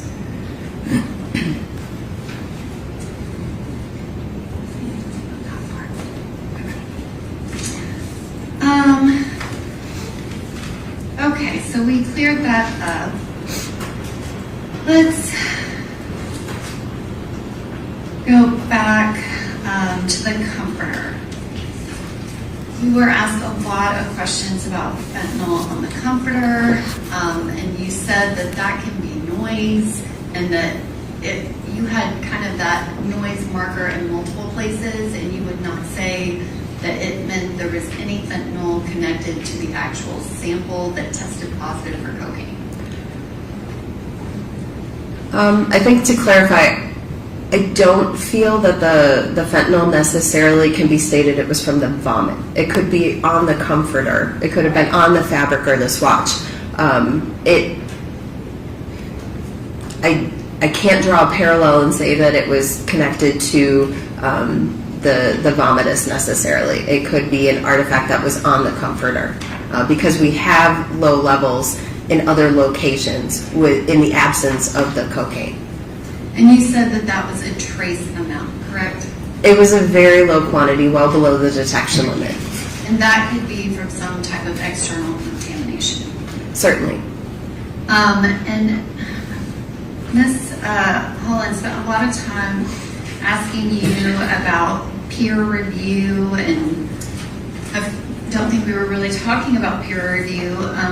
Dr. Mitten, you actually have published on this process that you utilize to test the comforter, but actually this particular comforter and the testing that you did in this case. Is that correct? It is one of the cases in a case series.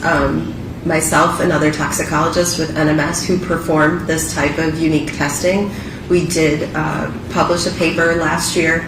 It has been, I guess, peer-reviewed or reviewed as part of the journal writing process and deemed acceptable by peers in our field.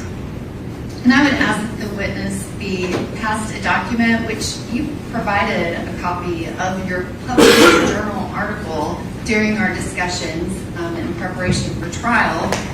Yes. Which that was also provided to the defense counsel.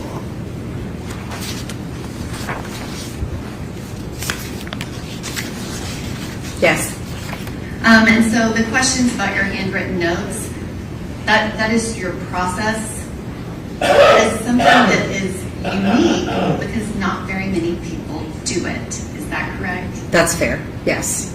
And we've talked about the fact that many times that as a forensic toxicologist that you might do that re-review and create your own opinion, do the analysis again, have your own expert opinion, and then you recertify a report. But this process is very unique and specific. Is that right?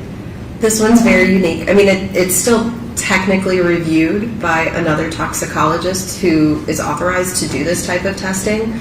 So I'm not just putting reports and results out there without other individuals looking over what I have done, the conclusions I have made, and technically reviewing them and administratively reviewing them to ensure the accuracy of that report that I put out. And you did that particular testing. You did some other testing in this case, and we did make a request of you if you could come to be our one witness, that we wouldn't have to have a minimum of 3 people from NMS testifying about the same testing. Correct. And I think there's been a lot said of somehow that recently happened, but we started talking about that at the end of last year. We did. To avoid having at least 3 individuals, potentially more, coming from the laboratory, we were trying to simplify and see if one person could come instead of multiple. And I know that I don't email you directly. Tasha is kind of our go-between. But if I have an email from December of 2025 where Tasha said, we will go ahead and start that process, is it fair to say that you might have started analyzing things a little bit earlier? Objection, leading. Okay, do you want to show her some email? Do you know? I don't know any personal communications between her and Tasha is in our expert services department, so it's a department devoted to helping and assisting us with court and with legal proceedings. And she has been heavily involved in communicating with the DAs, so it would not surprise me, but I don't know specifically what was stated in those emails.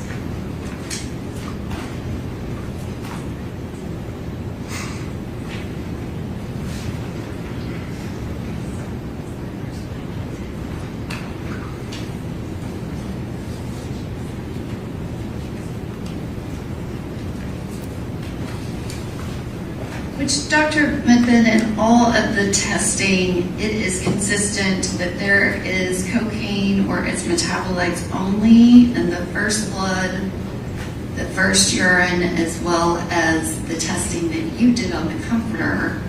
And it's after Ms. Benning was in the hospital that fentanyl shows up in any of the samples. And that is all very consistent. Is that correct? That is correct. Thank you, Dr. Method. Any other questions? Yes, ma'am.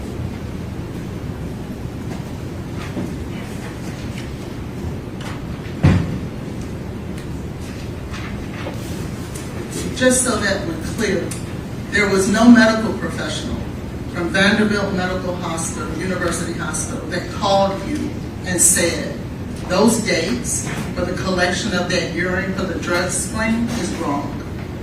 No, the request always came from the DA's office. Thank you. Any other questions?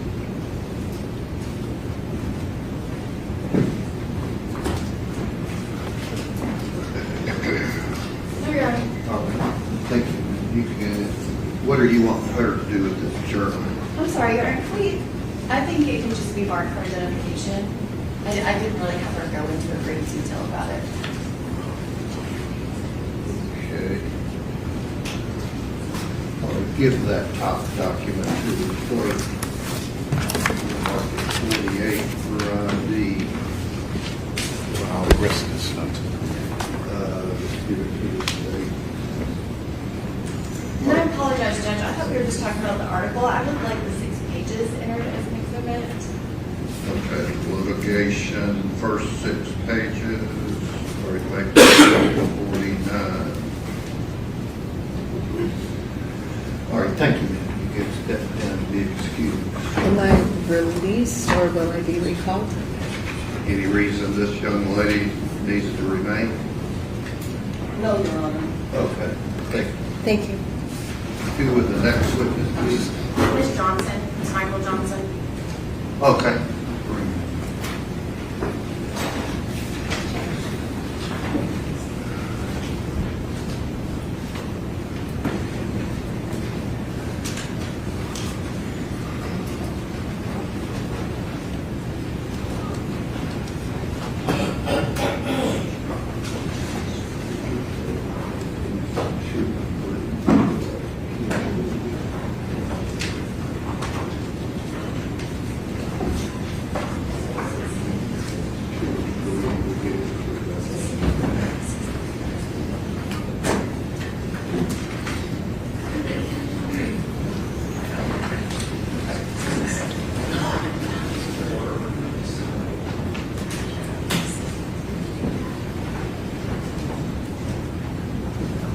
Right here. Do you swear the testimony you're about to give to be the truth, so help you God?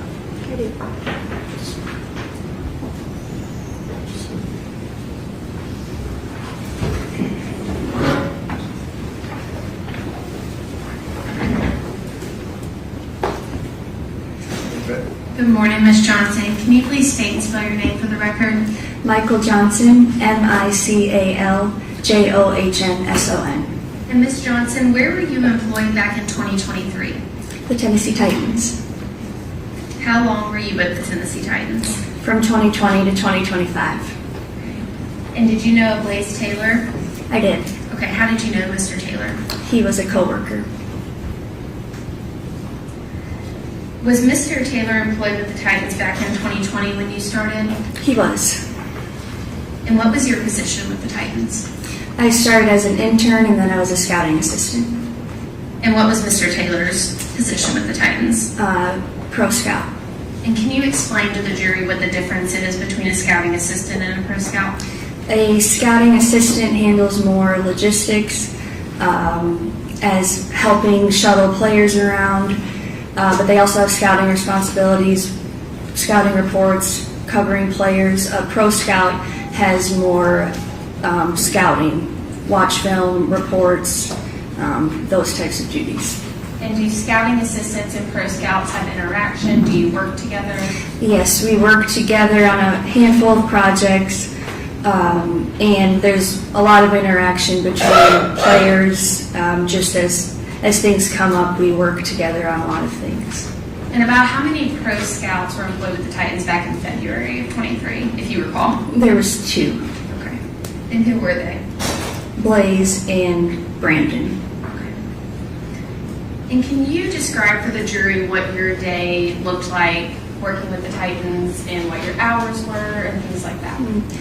It depended on the day, but in general, we would get there around 7.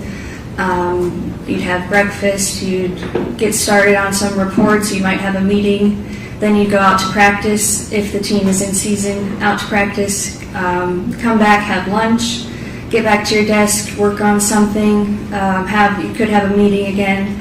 Then it's dinner time. Some people work out around dinner time, and you're usually there around 8 o'clock at night, typically. Okay, you said breakfast, lunch, and dinner. Was it typical that you ate there at the Titans facility? You did everything there? Everything there. Okay. Can you talk to the jury a little bit about if you could take off for appointments, who you could talk to, kind of what that looked like if you were not going to be in the office? If you were not going to be in the office, you would typically let someone know amongst your group, but in general, you also weren't really gone. You weren't really allowed to be gone. You're expected to be there most days. You talk about groups. What was your group back in February of 23? My group, I was one of 3 scouting assistants in a shared area. Blaise was also in our area. So it was kind of that group. There was a couple other people that weren't in the room with us, but that were our age, that we crossed over a lot with work. That was kind of our group. Can you walk us through like what the workplace looked like, where you sat, where Mr. Taylor sat, things like that?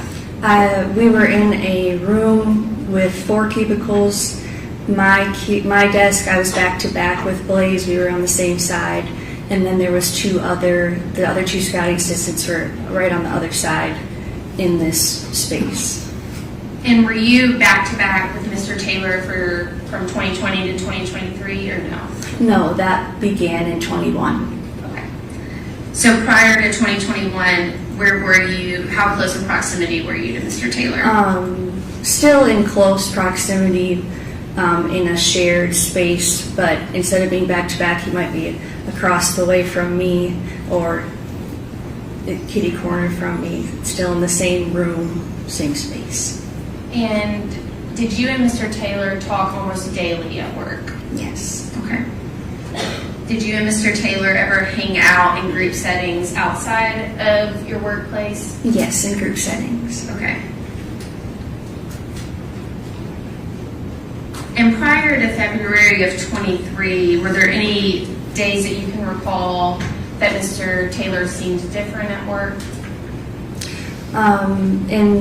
Prior to February of 23, in the fall of 22, there was a day that he was asleep at his desk, and in general seemed a little bit quieter.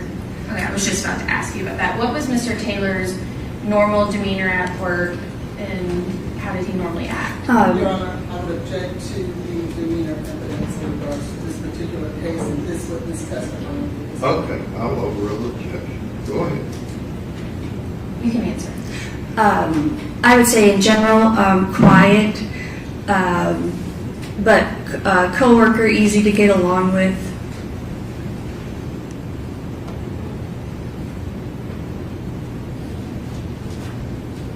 And at some point, did Mr. Taylor's demeanor behavior change? I would say the fall of 22. Okay. And other than that time that you talked about of him falling asleep at his desk, what else, if you can recall, what were you talking about? I noticed on his phone a bit more. There'd be times that his computer wasn't on yet and the work day had started. And we're a few hours into the day and it's not on. Things like that. And during those 3 years that you worked with Mr. Taylor, did he discuss his personal life often? Not often, no. Okay. Did Mr. Taylor ever talk about having a girlfriend? He did not. Okay. Did you ever know of Mr. Taylor to have a girlfriend or any specific female? There was one name that I had heard, but other than that, there wasn't any particular one person. Okay, and did you hear that name from Mr. Taylor? Yes. Okay, and what was that name? Xavier. Okay. And any other comments about women that Mr. Taylor was dating? Anything that he was saying? In general, it was different women, or there was a comment, you don't bring sand to the beach. Just to me seemed like different women.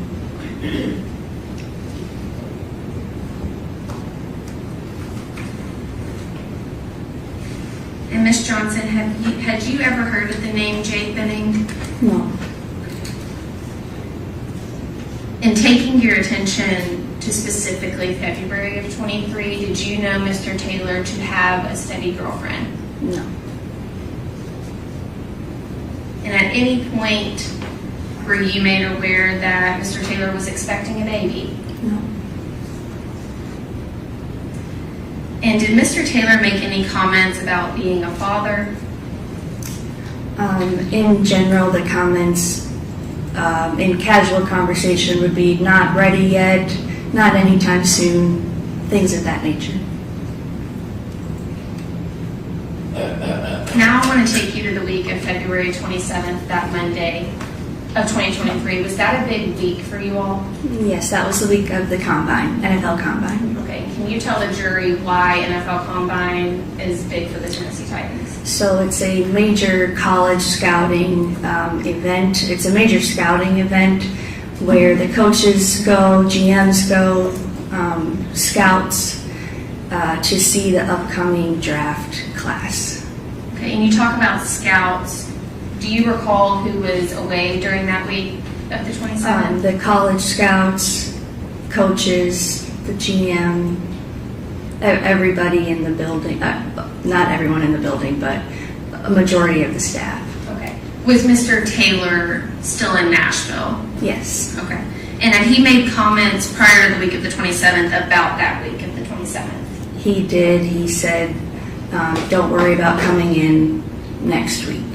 Okay. And how did you feel about that comment? To me, it felt a little odd, And why is that? just because he didn't have the authority to tell us when to come to work or tell us when to come, when to leave. And had Mr. Taylor ever told you prior to that week, don't worry about coming in? No. Okay. Monday, the 27th, do you recall that work day? Yes, it was a regular day in the building, about 7. Just a regular going about business day. Okay. And was Mr. Taylor at work? He was. Was he on time? Yes. Can you tell me about Mr. Taylor's demeanor the Monday of the 27th? It was normal, nothing out of the ordinary. It just seemed like a regular day. Was Mr. Taylor at work all day? He was.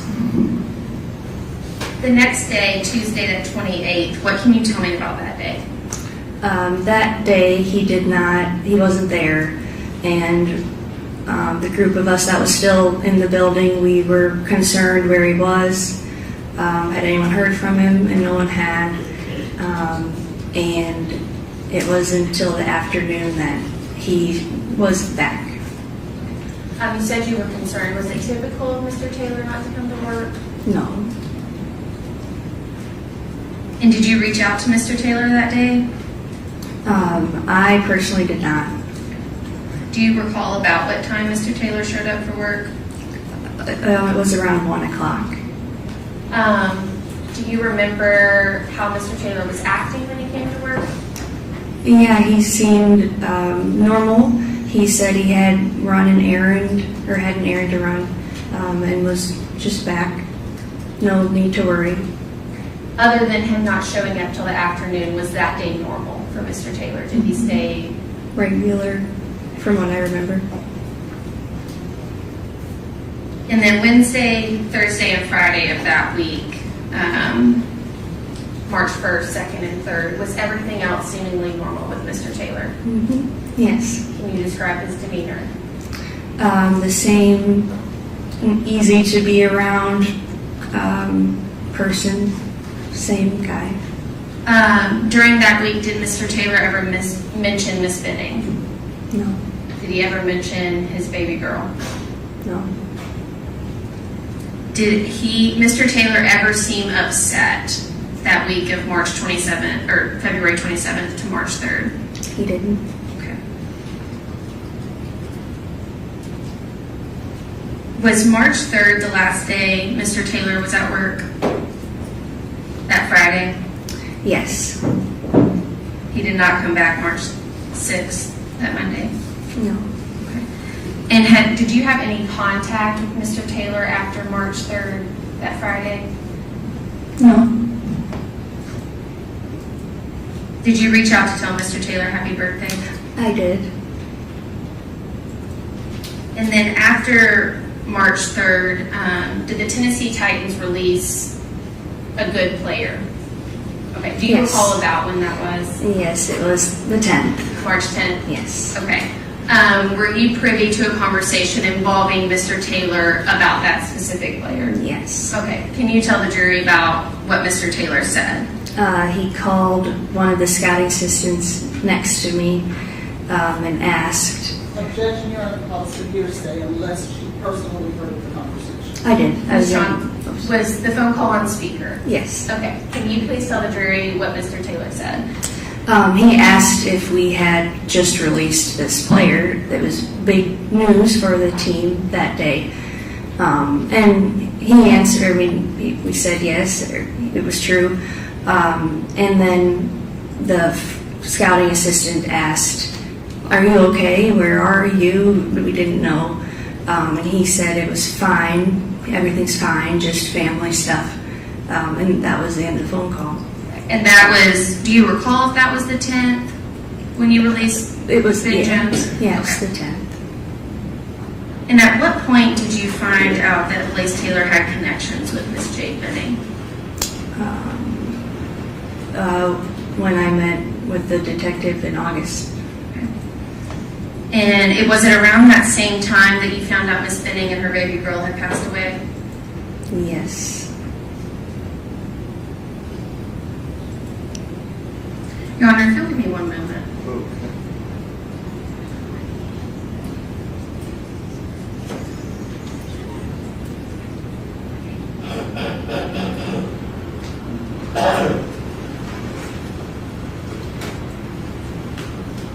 Ms. Johnson, do you see Mr. Taylor in the courtroom today?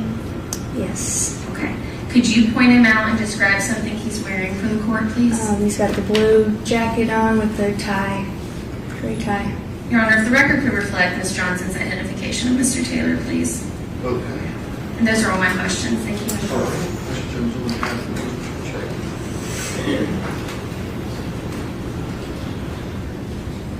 Ms. Johnson, how are you? Good. Good. I am Letitia Quinones Hollins. I'll be asking just a few questions. If at any time you don't understand, let me know. Okay, I'll do my best to rephrase. Ms. Johnson, how old are you? 29.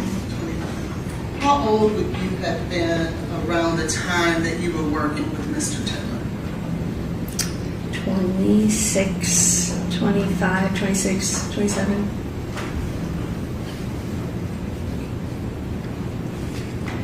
Can you tell me what is Advance Project Advance. with the Titans? Advanced scouting. Yes. So you are traveling to, it's during the season, you travel to an opponent's game to get signals, and you come back, you report to the coaches on your findings, and it's all in preparation for the next week's game. And let's talk about whether or not did you participate in advanced scouting, I did. and did Mr. Taylor participate in advanced scouting? He did. Were you guys' job duties pretty similar?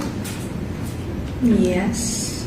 Or would you say that Mr. Taylor had more responsibilities than you did? He had more pro teams than I had to handle, but I had other picking up players, transporting them around Nashville, more of the logistics side than he had to handle. Okay, so what were his duties? To handle the pro teams he was assigned, and then a handful of other projects, kind of depending on the point in the year that we're in, what his involvement would be. Now, how long would you say that you worked with Mr. Taylor?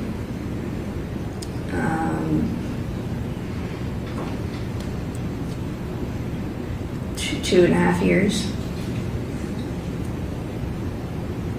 What is Mr. Taylor's birthday? March 22nd. That's when you called and No, I texted. texted him. And he was already gone from there, correct? Yes. But you felt that he was worth the text to text him. Yes. Where is he from? Texas, I believe. Do you know? I do not know for sure. And what, if anything, well, let me ask you, what's his favorite food? That I don't know. Who is his favorite player? LeBron. And where does he like to go for vacation? That I don't know. What school did he graduate from in terms of high school? High school, I'm not certain. Who was his first girlfriend? I don't know.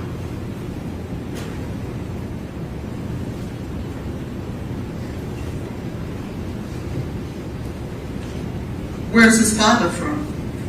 I don't know. Where's his mother from? I don't know. How old exactly is his sister? I don't know.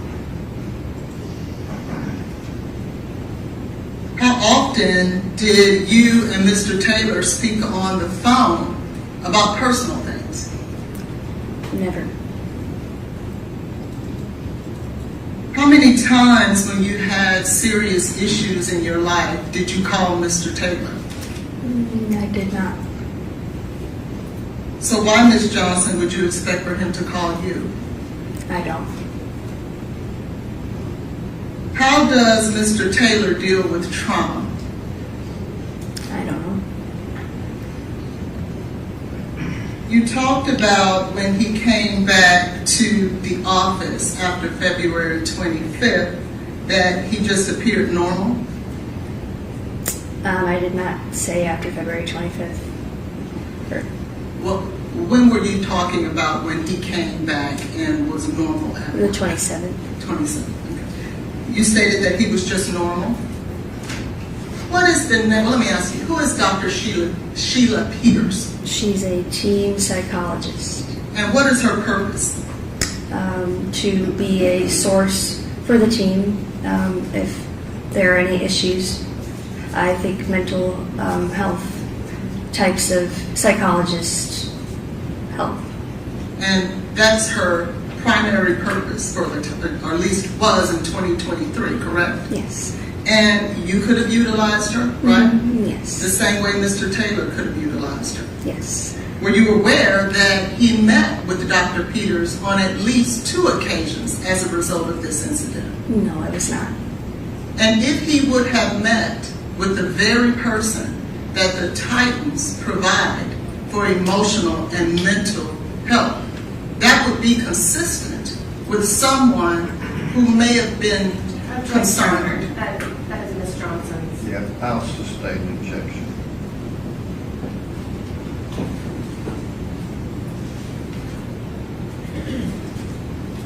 How many boyfriends did you tell Mr. Taylor about? None. And when you were 23, were you prepared to be a mother? I don't know. Because you're young, right? I don't know. Right. And it's nothing that really you even want to think about, was it? If someone asked me, I wanted children, so I said that. Well, would you agree that it's someone's personal choice as to when they want to become a parent? Certainly. And each one of us have our own day and time that we want to become a parent. Wouldn't you agree?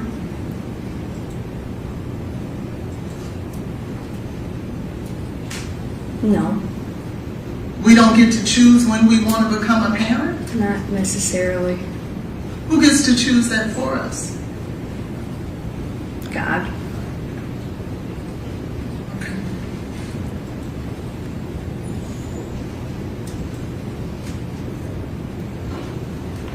When Mr. Taylor left, how many times did you personally call him and talk with him?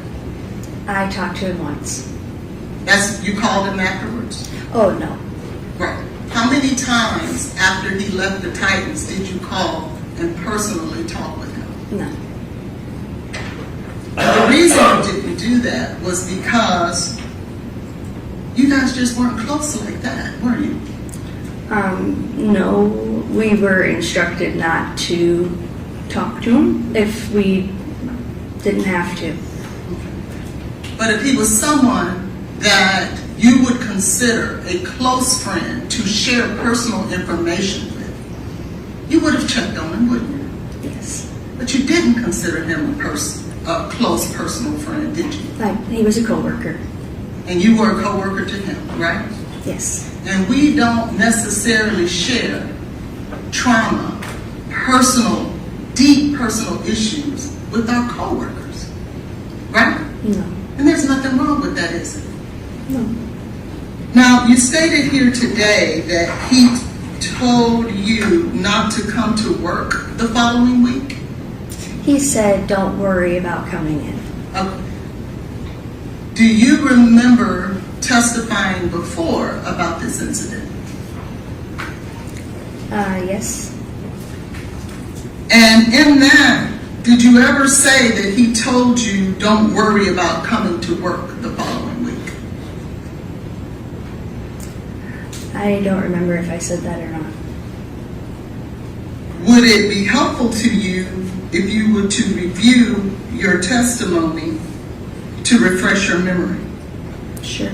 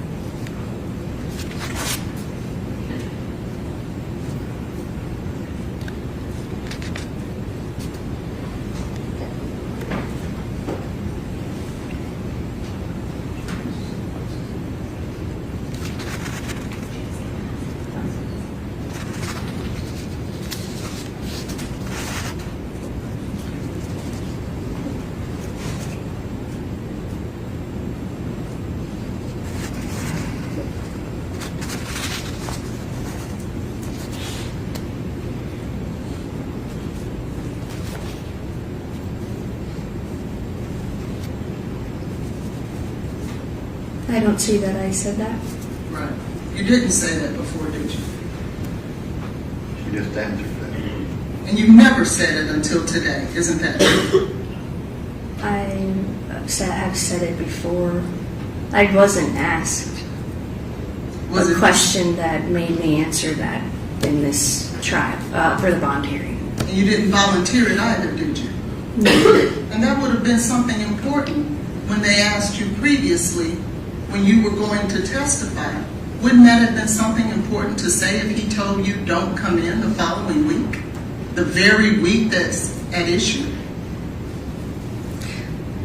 I don't know. Thank you. I'll pass the witness. Can you read your letter? Just a few questions, Your Honor. Ms. Johnson, you were asked if Mr. Taylor was worth reaching out to on that 3/22 of 2023 date for his birthday, but you had no idea about Miss Benning and his baby girl at that point, did you? No. And Ms. Hollins asked you about how people responded to trauma. If your boyfriend was dying on a ventilator in the hospital, would you go to work? No. Okay, would you go to work the whole week and act normal? No. Those are all my questions, Your Honor.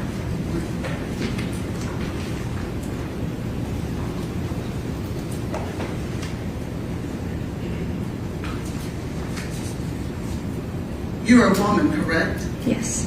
And he's a man, correct? Yes. Would you agree with me that men and women handle emotional things differently? Yes. Would you agree with me that men tend to more internalize things than women do?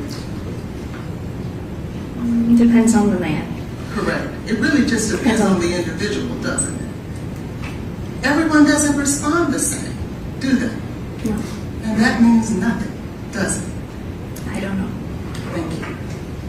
Any other questions? No, sir. Thank you. You can step there.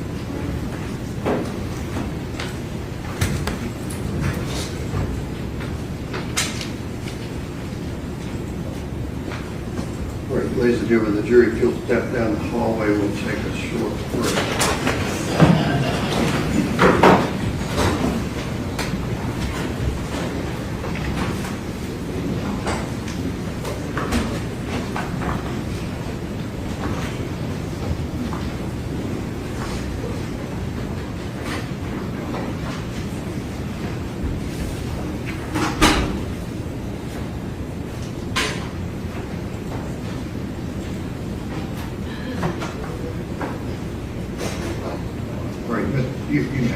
Mr. Moran, I guess you'd be the one to ask. We marked what Construction. was stuck on there, Defense Exhibit 1, it's 47, which is the 6889 litigation package.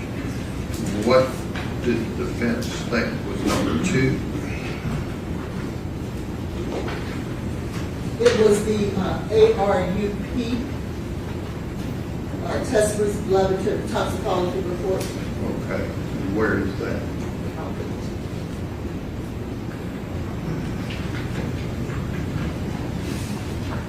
So, I was so didn't read it, so I stuck it back in my.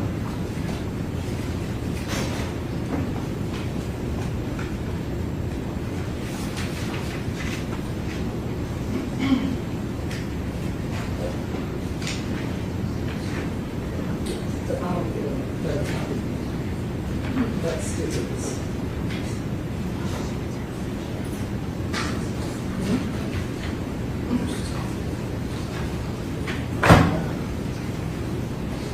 Judge, I'm sorry, was there a request for that to be amended? She mentioned a couple other things, but is this, I thought it was in the medical record. What's that? is this out of the medical record? Yeah, I can do it and see. I don't think so, Your Honor. I don't know who AARP is, or AR. Yeah, no, it's not. It's not. It's not in the medical record? No, because if it was, there would be. He was provided with the medical record, Right. that wasn't part of that. Okay, well, I guess I have an objection because I don't believe it's been authenticated. I don't know where it came from. I didn't, I don't need to. Oh, okay. All right, and then what was Defense 3? You stuck a sticker on? No, that was 2 that I stuck the sticker on. Okay, so there's not a 3? No, there's not. Oh, okay, then we're straight. And who is the next witness? The next witness is Detective Adam Reese. Okay. All right. Your Honor, before I restart, I don't know if the state is intending to introduce those hinge and tender records. We had filed a motion a while back that we never got to, related to the hinge and tender records, just to put on everybody's radar, so we're not having a... Detective Reese testified about tender records. I am not intending to ask him specifically, like I'm not intending to put any of them in specifically on direct. I do have them available if it becomes relevant during his Okay, he's not prosecution. going there. But both the hinge or the tender records? Well, I don't require motion, so I would like to look at it before I say more, but technically no. I mean, he might testify that he reviewed them. Why ask him if you're not getting into it? Oh, I'm just saying he might answer it without me Just tell realizing. him you're not going to ask him about that. Well, I mean, they did meet on Hinge, and he did review the records. I don't, what, can I get a copy of the motion so I can see what you're objecting to? Yeah, it was part of the 90211 notice that we got with the hinge and tender records, so we had noted an objection to that, but also, you know, I don't know. I guess you would know whether you're going to want Detective Reese to introduce hinge or tender record. Right, you told me not to ask him about them. No, I'm saying, do you know whether you were planning on trying to introduce hinge or tender records? I am not intending to introduce Okay. them on direct, but if they cross-examine him and it becomes relevant, then I might ask. I get that. All right. Thanks, Judge. And Your Honor,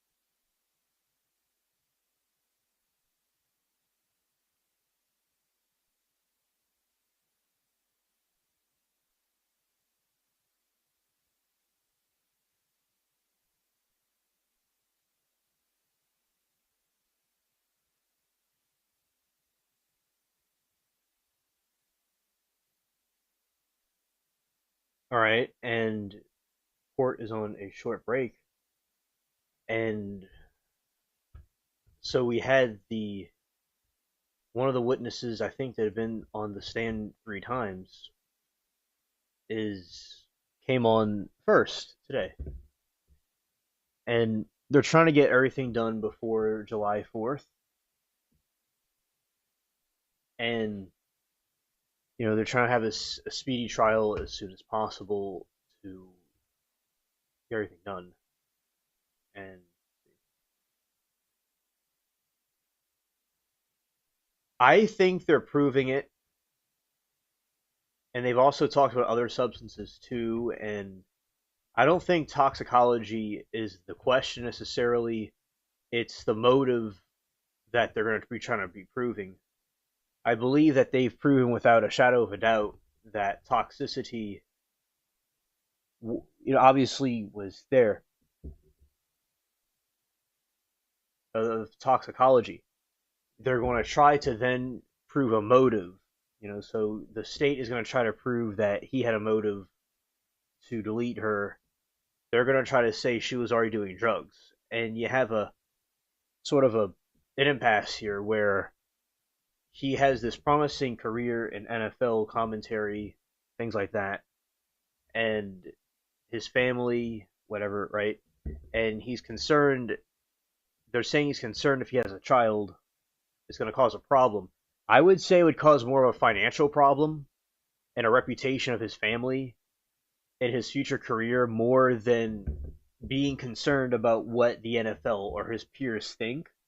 So if this was something speculated or what he thought or said, it was a manipulation tactic, because what he would be concerned about, I'd say, is a future wife or future finances, his family, and he was very impulsive and desperate. I mean, I think him doing what he did in the first place was an impulsive, desperate move. And I agree, Grace, that they've proven a motive. Now, something that they're going to try to do is they're going to try to see what they're going to show. Are they going to show that, like this cup, they're going to harp on this cup. The cup with the pink lemonade in it was not recovered. So they're going to, if they articulate it a certain way, they're going to try to make it where, you have to prove that this pink cup was there to poison her. So they might go, since there's no pink cup, there's no evidence that he did it. But we cannot deny that he also had cocaine. She had cocaine in her system. Sawgirl, you are correct. And I'll explain myself of what I meant. Is that he was impulsive, so he premeditated something.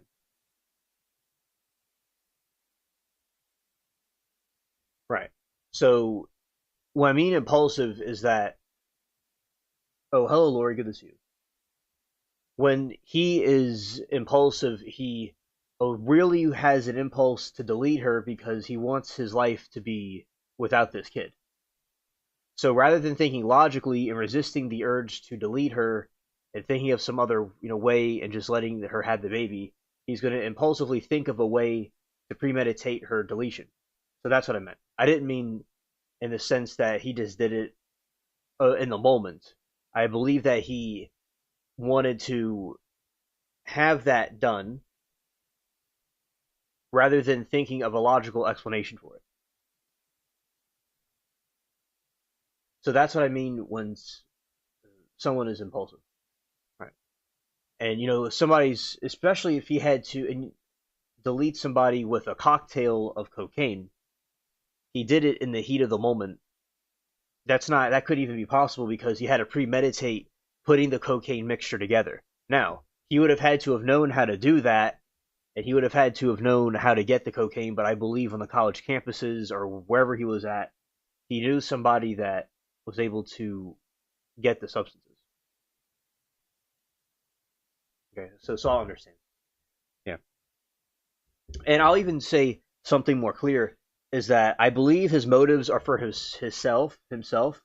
I believe he's very narcissistic and self-centered.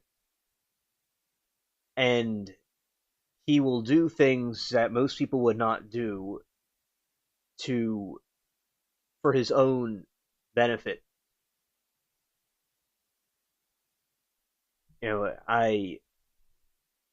The other argument that the defense is trying to say is that she did drugs. So that doesn't make any sense because she wanted to have the baby and she probably didn't drink alcohol and she wouldn't do anything to herself that would cause that. Now, if somebody's in a bad environment, is it possible that if somebody's in a location where people are doing drugs or spiking things, could somebody do it and then she took a drink by mistake and she was this, in a area that was doing that kind of thing and she didn't realize it? So that would be more of a logical hypothetical that it was some sort of accident, that some drink she got that was not intentional, but still somebody had to slip something in her drink because, it was her drink. And I don't think she would try to be around people that are doing drugs and stuff like that. So, he wanted her to have an abortion, apparently. He wanted her to not have it, so he wanted to abort both of them at the same time.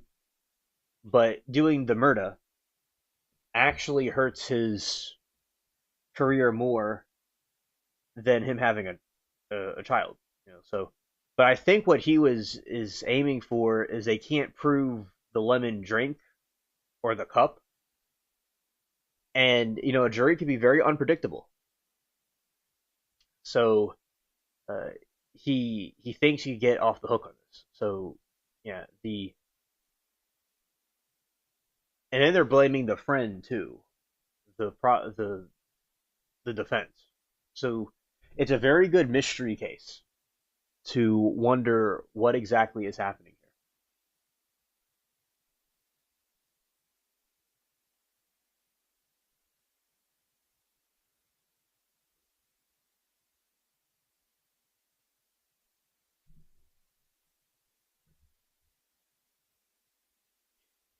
And let's talk about the toxicology evidence.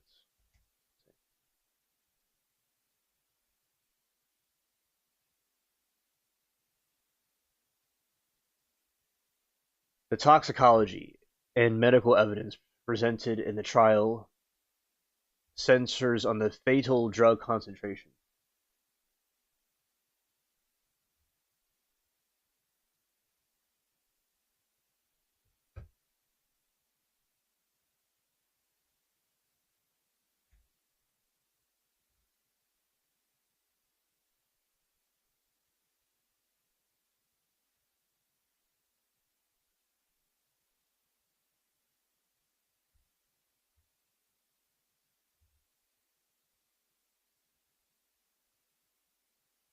Now, the hypothetical scenario where, in this situation, it would be.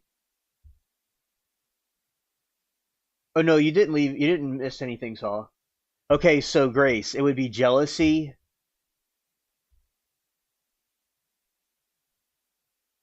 That is one of the possibilities.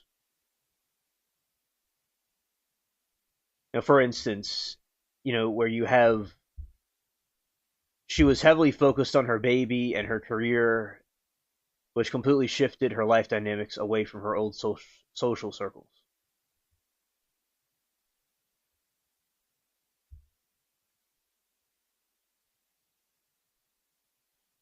And there's another motive about framing. The theory would suggest a third party would use the tense, highly volatile situation between Jade and Blaise to commit a crime, knowing that the suspicion would immediately entirely fall on the father of the child.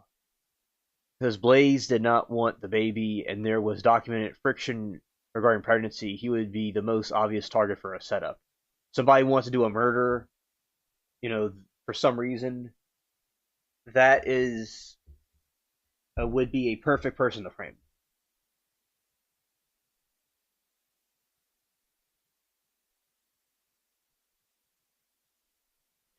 Now, there's a cover-up of source and substances. If a friend had allegedly supplied Jade with recreational substances, which the defense claims she voluntarily used, and those substances turned out to be accidentally laced or lethal, a friend's subsequent motive would be panic and self-preservation. The ties directly into what the defense highlighted, that the friends entered in the apartment and wore gloves and removed the items, like the stained blanket and potentially the missing paint cup before the crime scene. Technicians arrived under the theory the motivation isn't murder, but removing evidence to avoid drug distribution.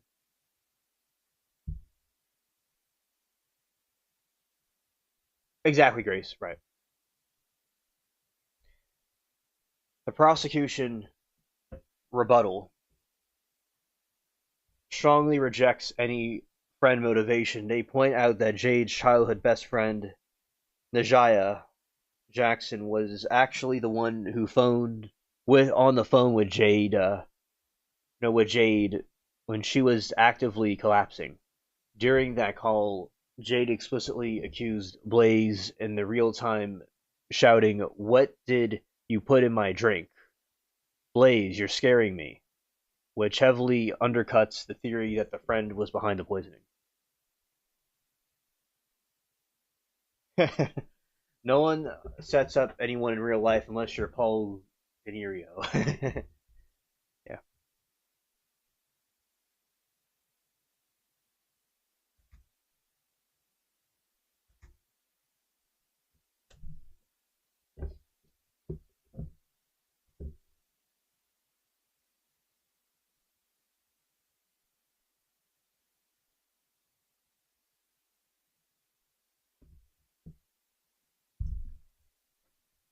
The exact time gap between the final phone interactions and the 911 call is central focal point of the prosecution timeline. Now, while the phone is extractions, they're being argued down to the minute by digital forensic. The general timeline presented in the jury spans approximately 20 to 30 minutes. 9:07 p.m. to 9:19 p.m. The data from the phone records and testimony from Jade's best friend, Najaya Jackson, point to the window as the critical period where Jade was actively collapsing, screaming about her drink, and confronting Taylor. The call unexpectedly disconnected after Taylor told a friend, "I've got to go, I'm calling 911."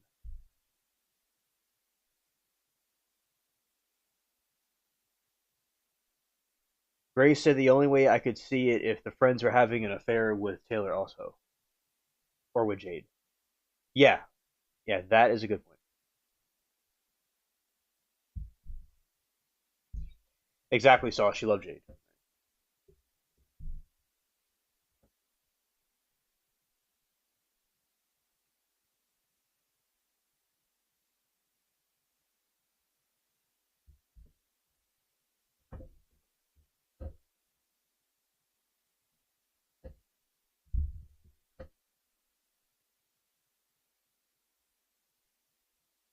Or if the friend was completely insane. Like if the friend was just evil. Yeah, I can see what you're saying. And 9:30, okay, so 9:07 and 9:19, that is the first timeline. 9:38 p.m., despite telling the friend he was hanging up to call the emergency help official dispatch, Taylor did not actually dial 911 until 9:38, leaving a highly scrutinized delay. Yeah, so he led a delay.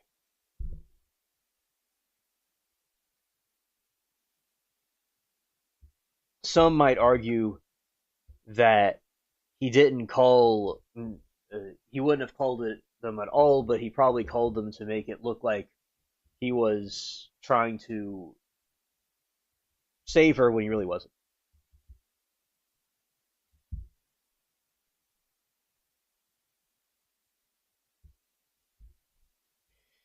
The state is utilizing this timeline to dismantle Taylor's defense of a sudden medical emergency. They argue that instead of the immediately seeking help for the pregnant woman who was losing consciousness, Taylor used those 20 minutes to clean up the crime scene, to get rid of the poisoned pink cup, and concoct his cover story.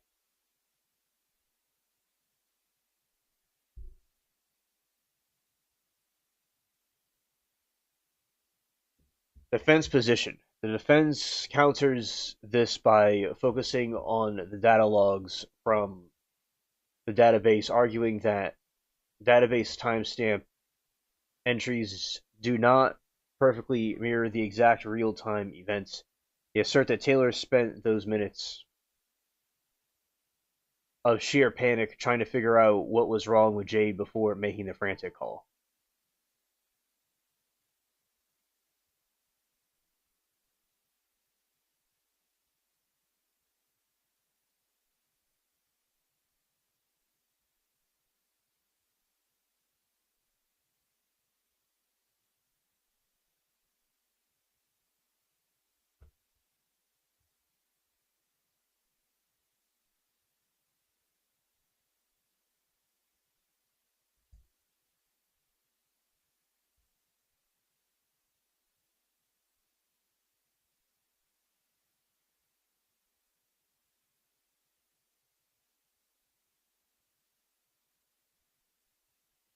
The 911 recording played for the jury. Blaise Taylor frames the medical emergency as a Bijan date night gone wrong. He explicitly tells the dispatcher that they were making cookies and painting when Jade suddenly began to feel ill.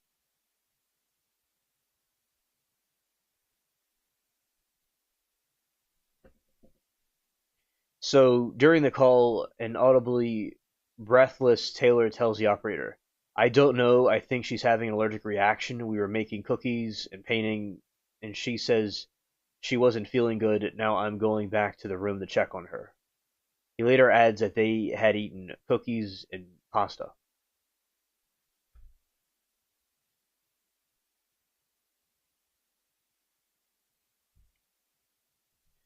The operator's questions. When the 911 dispatcher tries to pinpoint what is causing the emergency, the contrast between Taylor's description and Jade's true condition becomes clear. The operator asks if Jade has any typical signs of severe allergic reaction, such as hives, rash, redness, or swelling. Taylor admits she does not. The allergen. When pressed on what she could possibly be allergic to, Taylor responds, "I don't think she's allergic to anything. I don't know."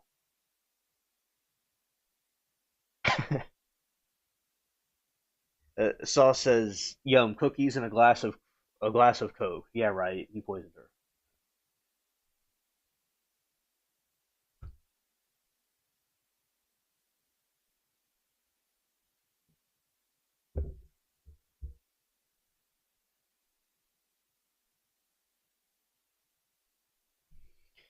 Instructions. The dispatcher instructs Taylor to roll Jade onto her side because he mentions she is vomiting.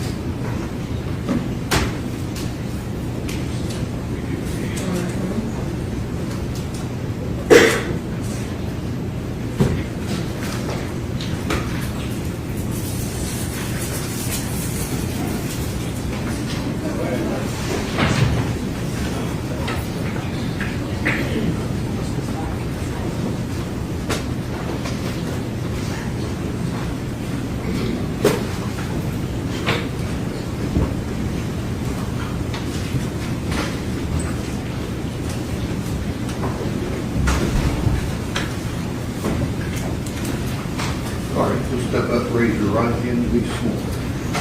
You swear the testimony you're about to give is the truth, so help you God. I do.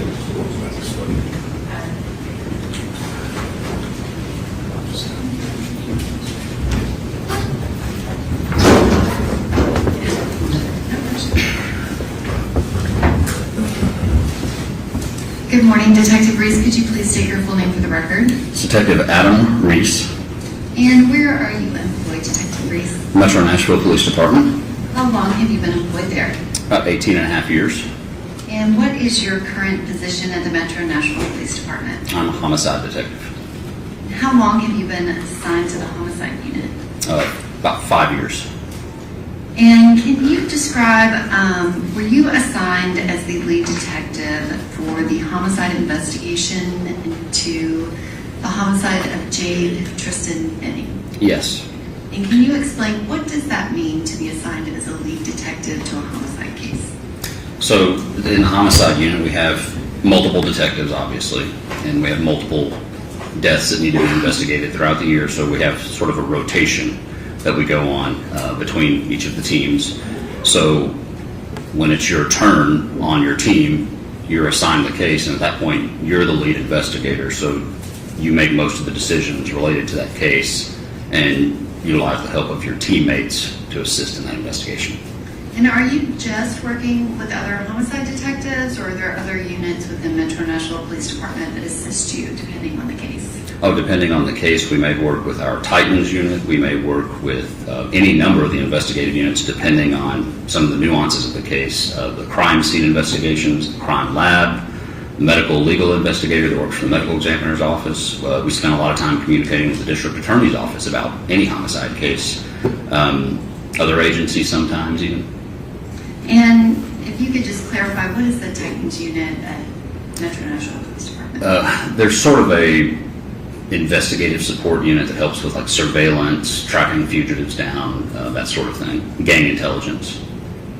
And do you have supervisors that you report to and request things from? Yes, our team is supervised by a sergeant.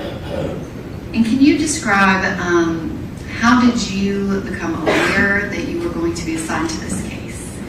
This particular week we were on call for after hours homicide call-outs, and I received a call fairly late in the evening. I don't think I ever documented exactly what time I got the call, but it was around 9 or 10 p.m. on the evening of the February the 26th, and Sergeant Chris Dickerson, who was my supervisor at the time, called me and advised me of a case I was going to be assigned. Which that is currently Captain Christopher Dickerson, is that right? Yes, he's been promoted twice, at least since then. And you said that was 9 p.m. on February 26th, and that would have been 9 p.m. Sunday night. If the 26th was a Sunday, yes, and I'm estimating it was 9, 10, sometime late in the evening.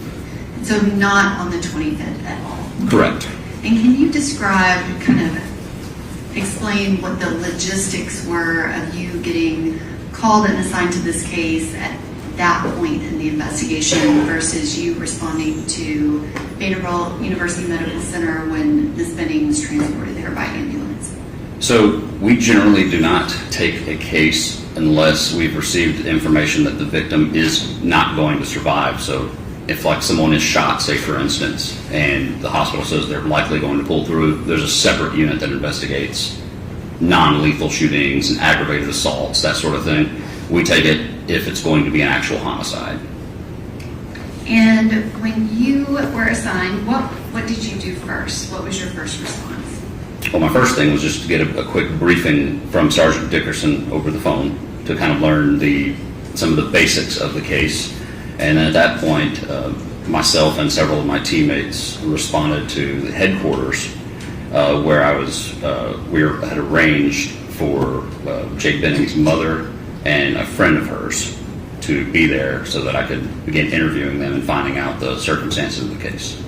And can you describe why would you have them brought to headquarters versus going to them? We usually like to do, as often as possible, we like to do interviews at headquarters because we have audio, video recorded interview rooms and also all the resources available in our office for if I needed to look up something on a computer or print out something to show them, that sort of thing. And were they contacted and asked if they would come? I don't recall the exact circumstances of how they were summoned, but I know they came willingly. I guess that was the point of my question. You didn't have to bring them down here or anything, is that right? No. And can you describe what information did you learn in those initial kind of moments of speaking to Captain Dickerson and also speaking with Miss Jade Benning's mother, Bridget Burks, as well as Nigel Jackson? Yes. So when I first spoke to Sergeant Dickerson at the time, he let me know that there had been a call the previous night in which the Domestic Violence Division responded. He said that there was a young woman who had gone into cardiac arrest and was revived either at some point in the process, and she was taken to Vanderbilt, and that a friend of hers had made allegations that she'd received a phone call saying that she'd been drugged, something to that effect, and that domestic violence had gone out and done some interviews, and they'd gotten new information that she was not going to survive from the incident and reassigned the case to homicide, and it was my turn, so it was being assigned to me. So, And can you describe your interaction with Miss Nigel Jackson? yes, we conducted an interview. I believe we started just a little bit after midnight, in the early morning hours of the 27th. She basically described her evening to me. And can you, I guess, describe, was she able to give you specific details or what? Yes, she actually was able to give me a very specific timeline. And was she able to tell you specifically about the call that she received from Ms. Benning's phone and what she heard on that call? Yes. And did she give you very specific statements that she did? Yes, she did. And in the process of your investigation, did you review her prior statements to other officers and Detective Smith and compare it to what she told you? Yes, because there was a recorded interview with Detective Smith, I believe, and then there was also body camera footage where officers spoke to her at the hospital. And was she consistent in providing that same information every time? Yes. And what, if any, other information did you have at that point?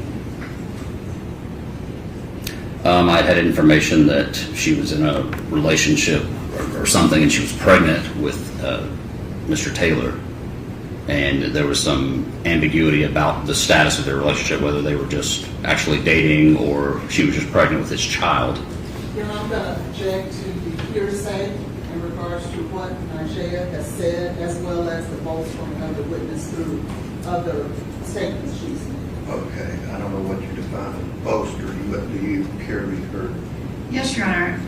Ms. Hollins cross-examined Ms. Jackson about one of her statements and said that she said something previously. She did not, and so I'm allowed to ask about prior consistency. Okay, I'll overrule the objection. If you can continue, you said that there was some confusion as to the status of the relationship. Is that correct? Correct. Objection hearsay. That's just his opinion and why he's doing what he's doing. So let's get to where you want to go. I guess, what did you do next, and did you gather any other information before you did what you did next?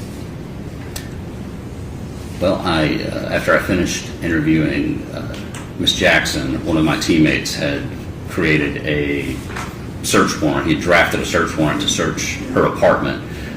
Before we went to the apartment, previously when I had spoken to Ms. Burks, she had explained to me that they had retrieved a comforter in which Jade threw up and vomited on from the apartment. So prior to going over there, that was secured in their vehicle, their family vehicle, in a bag. I went out and photographed that in the back of the vehicle and collected it and took possession of that. During that same time, one of my teammates had acquired the search warrant for Ms. Benning's apartment, and then we went to that location to conduct the search warrant on the apartment. And can you explain why is it that you got a search warrant? Did Ms. Burks give you permission to go, or why would you get one? We wouldn't even ask because all the information I had at that time was that apartment was Jade Benning's and Jade Benning's alone, and Jade Benning was not in a condition to give us consent to search the apartment. So we generally get search warrants on every residence anyway. Is that kind of a standard operating procedure? Mm-hmm. And that was the first moment that the search warrant was obtained for that apartment, is that correct? Yes.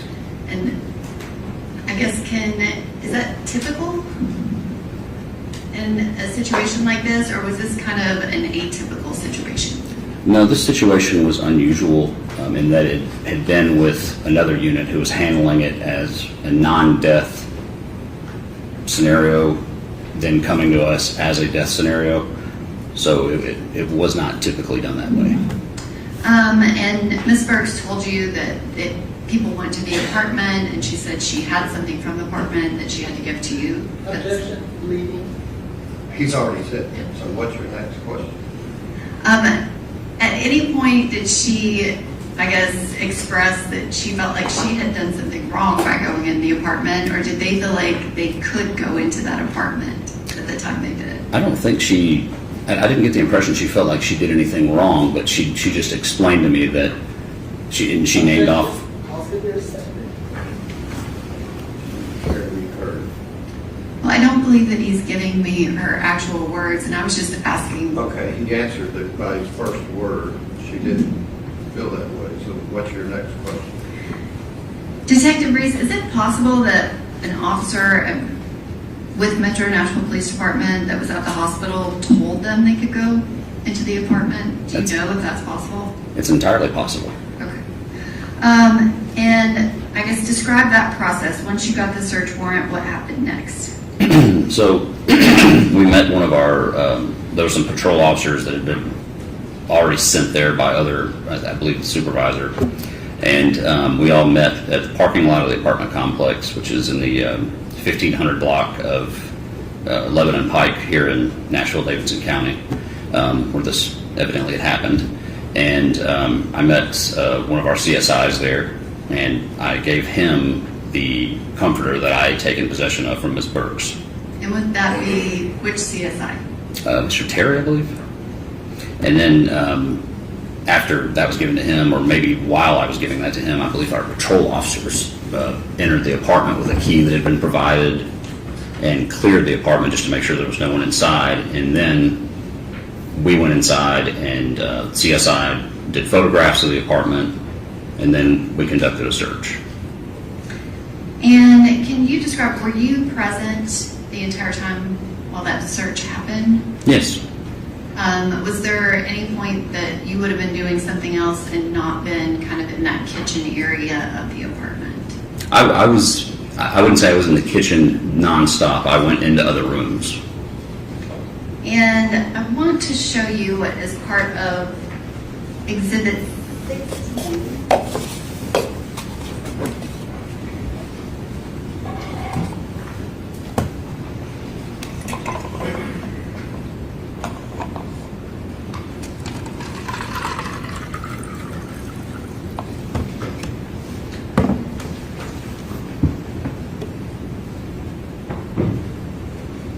Do you recognize that image, Detective Reese? I do. And can you describe, there are 2 bottles that are on the corner of that counter. Did you put those bottles there? No, I did not. Do you have any idea who did? I believe it was Detective Samuels who was with our team at that time. Is that technically something that would have been done? Should have been done, I guess is my question. No, because those were taken out prior to or during the time where CSI was doing what we call overall photos. They were taken out prematurely. And also from this same exhibit, can you describe, there is a cup that is over to the right side of the sink. Yes. When you were there executing the search warrant, can you describe what, if any, relevance did that plastic cup have to this investigation? At the time of executing the search warrant, there was it wasn't believed to have been relevant. The glasses that you see pictured here on the island were... You can circle them. Sure. These were thought to have been relevant based on the interviews I'd done earlier that night. And why is it that those were the focus? Because it was mentioned that they were drinking out of the glasses earlier that night when, And can you explain what you mean by it was mentioned that they, what information? during the interview with Nigella Jackson, I learned that she had stopped by Jade's apartment earlier in the night, and she had explained that Jade was having sort of a date night where she was cooking Alfredo and they were painting, and she was doing that with Mr. Taylor, and she explained that she loved Jade's chicken Alfredo. Call going into hearsay room. Okay. I was not needing that much detail, but. Sorry about that. That particular cup, again, at that moment, did you know anything, did you have Jade's cell phone? Had you had an extraction done? Had you gone through it and looked at the pictures? Now, I think we were in possession of her cell phone by that point, but we had not had the opportunity to be able to have it examined, extracted, or go through the massive amount of content on it. If this witness could be handed, I believe it's Exhibit 21.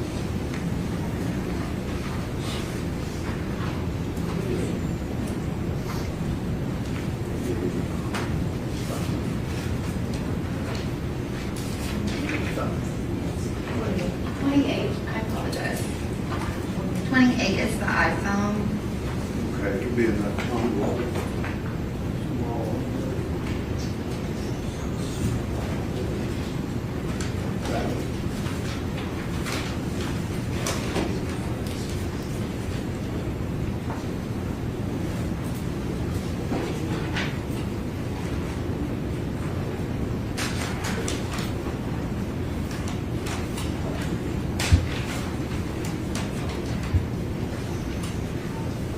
See if the clerk's back there.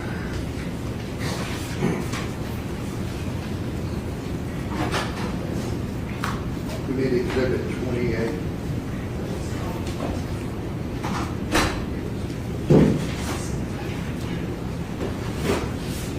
Okay.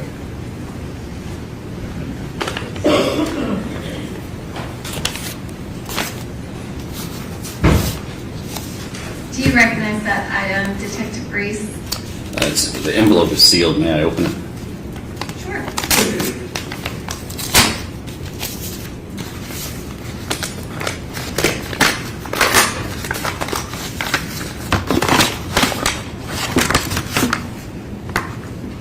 Yes, this is Jade Benning's cell phone. All right, this time I'm going to ask that Exhibit 28 that was previously marked for ID be entered as Exhibit 28. Detective Breeze, who did you receive that cell phone from? I think it was Miss Benning's mother, Bridget Burks. And can you describe when you obtain cell phones, having the passcode, is that useful? It is very useful. And did Ms. Burks provide you with the passcode to Ms. Benning's phone? Yes. Did she provide you with information related to Ms. Benning and kind of what had transpired from the time this happened until the time she met you? Yes, she had. And did she provide you multiple details about anything and everything that happened with that apartment and or her phone? She provided me, you said everything with her apartment. Did she tell you that people had been over there? Oh, yes. She'd explained that people had been by there. And was she freely giving you as much information as she possibly could? Absolutely. And later, I guess in the investigation, Did you receive photos from Ms. Lauren Weber? Yes. And I want to go back to those. Those are Exhibit 13. Do you recognize those, Detective Reese? Yes. And if you could just read out the date and time. That's February 25th, 2023 at 11:29 p.m. Your Honor, very briefly, I wanted to make sure that I qualified it before we went too far. I have no issue with the phone itself being entered, but not everything on it. So if there is something in the phone, I would like. Well, we'll get there if they were planning on introducing something else. I just wanted to The phone make sure. itself, it was already made an exhibit. All right, go ahead. Thank you, Your Honor. Detective Breeze, did you see this photograph kind of early on in the investigation? Yes, fairly early on. And do you recognize anything in that photograph? Yes, I recognize the glass sitting there and the pieces of art on the counter and the painting supplies and accessories. And this is the second photograph in Exhibit 16, in Exhibit 13 that was provided by Ms. Weber. And do you see the same two glasses from the other photos? Yes.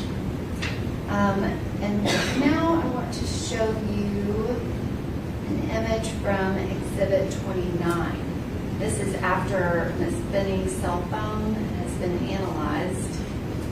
Can you describe when you saw this photograph, did anything stand out to you?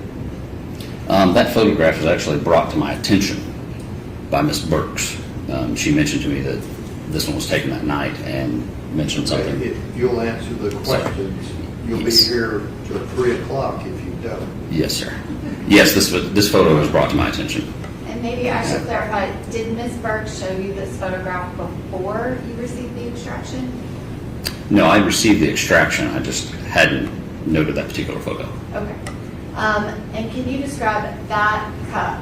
When you saw it in this photograph, did you associate it with anything at the crime scene? Not initially. But we just looked at photographs from CSI Terry. Can you describe kind of after you've looked at everything and talked about this, what do you see here now? Yes. After some time, I realized that cup we didn't realize was even there. And then after time viewing this photo, noticed it to be in the background beside the sink there. Can you describe, did you ask anyone to collect that cup? No, we did not the night of. And why? We did not realize it had any relevance to the investigation. It appeared as though it had been just washed and put aside to dry. And can you describe, did you direct them to collect items from that apartment? The CSI, yes. And after that was done, what was your next step? My next step was I wanted to try to find out what we had going on. So there's going to be a series of tests requested related to items seized from the apartment. Can you describe at that point on the 27th, did you have any clear idea of exactly what was going on? Not yet at that time. And so you said that you were going to run some tests. Can you describe at what point did you receive information from Vanderbilt Hospital about any laboratory testing? I was eventually told that there was a secondary urinalysis done that came back positive for cocaine. And was that the information you received, or did you have lab work with values and things of that nature? I didn't have any lab work. I was verbally told that it was an initial screening done that came back negative, and then I believe sometime on the 27th I was notified then that, okay, there was another screening that came back positive. I didn't know why that discrepancy was there. And positive for what? Cocaine. And can you describe what are the next steps of your investigation? I submitted a series of requests to test the glassware, the samples of some of the beverages, and eventually I have requested that the lab test the comforter that had been seized to test the vomit to determine if there was cocaine in the vomit. And was that done kind of later on in the investigation when you had received some more laboratory results? The comforter was done, I believe, later. I'm sorry, do you have the Form 282s? Honestly, I feel like we've talked about laboratory testing. I'm sure it's documented in an exhibit. I will move on. Who was the next person that you interviewed? Or can you just describe your investigation? At that point, what are you doing? Well, later in the day on the 27th, I went to Mr. Taylor's house to attempt to speak with him. And then after that, I was just trying to have lab requests done to determine what samples were there. Also, early on in the investigation, I was just doing research I was doing Google searches, trying to get some idea of what happened. Prior to this investigation, had you ever worked a poisoning investigation before? No. And can you describe the specifics of this case? Had you ever had anything that dealt with oral ingestion of cocaine? No. And can you describe what, if any, investigation did you do related to those kind of facts of this case? Well, in the first couple of days of the investigation, I did some internet research, just checking something that... Okay, he's answered your question. You said you did some internet research. Yes. Was there information available on the internet? Yes, there was. And can you describe, was it one site, or did you find multiple sites with relevant information? There were multiple websites from universities, government websites, and recovery websites. And did you do anything else other than internet searches?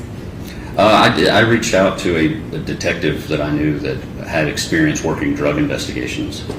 And the investigation that you did on the internet and speaking with that detective, was it consistent or inconsistent with the facts of this case? It was consistent with the facts of this case. And can you describe kind of what interactions did you have with laboratory testing requests and kind of all of the lab results that you know that we have back from NMS labs as well as MNPD crime lab as well as CFSRE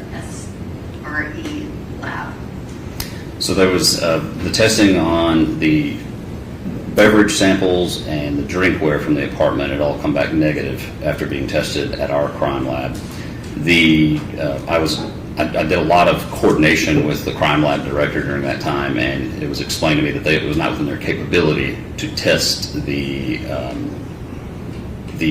comforter for what we were trying to do, and that it was going to be outsourced. And I was told that would be outsourced, and I received results for that several months later. And then also in the shortly after the autopsy, I was advised of another sample collected at Vanderbilt that was being sent off for toxicology through the medical examiner's office. Did you meet with Dr. Carney during this process? Yes. And can you describe, were you making every decision about lab work, or who all was involved in this case that was kind of requesting the different laboratory testing? I was coordinating between a toxicologist with Vanderbilt, I was coordinating between Dr. Carney, and I was speaking with the director of the crime lab at the time, the acting director, Amanda Sweet.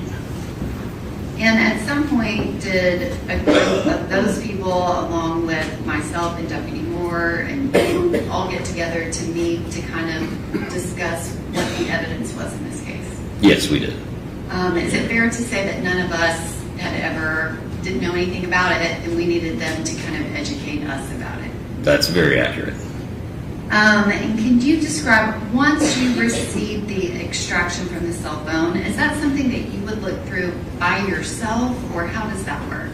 I usually would look through it in conjunction with one of our SISU detectives, which is the Surveillance and Investigative Support Unit. They do digital forensics. And Detective Tom Miller is in that unit, correct? That's correct. Did you work with him and meet with him during the investigation process? Yes, we work in the same building, so I would talk to him on a regular basis about this. And again, Detective Grace, kind of at that early outset, you had the information from Nijay and Jackson.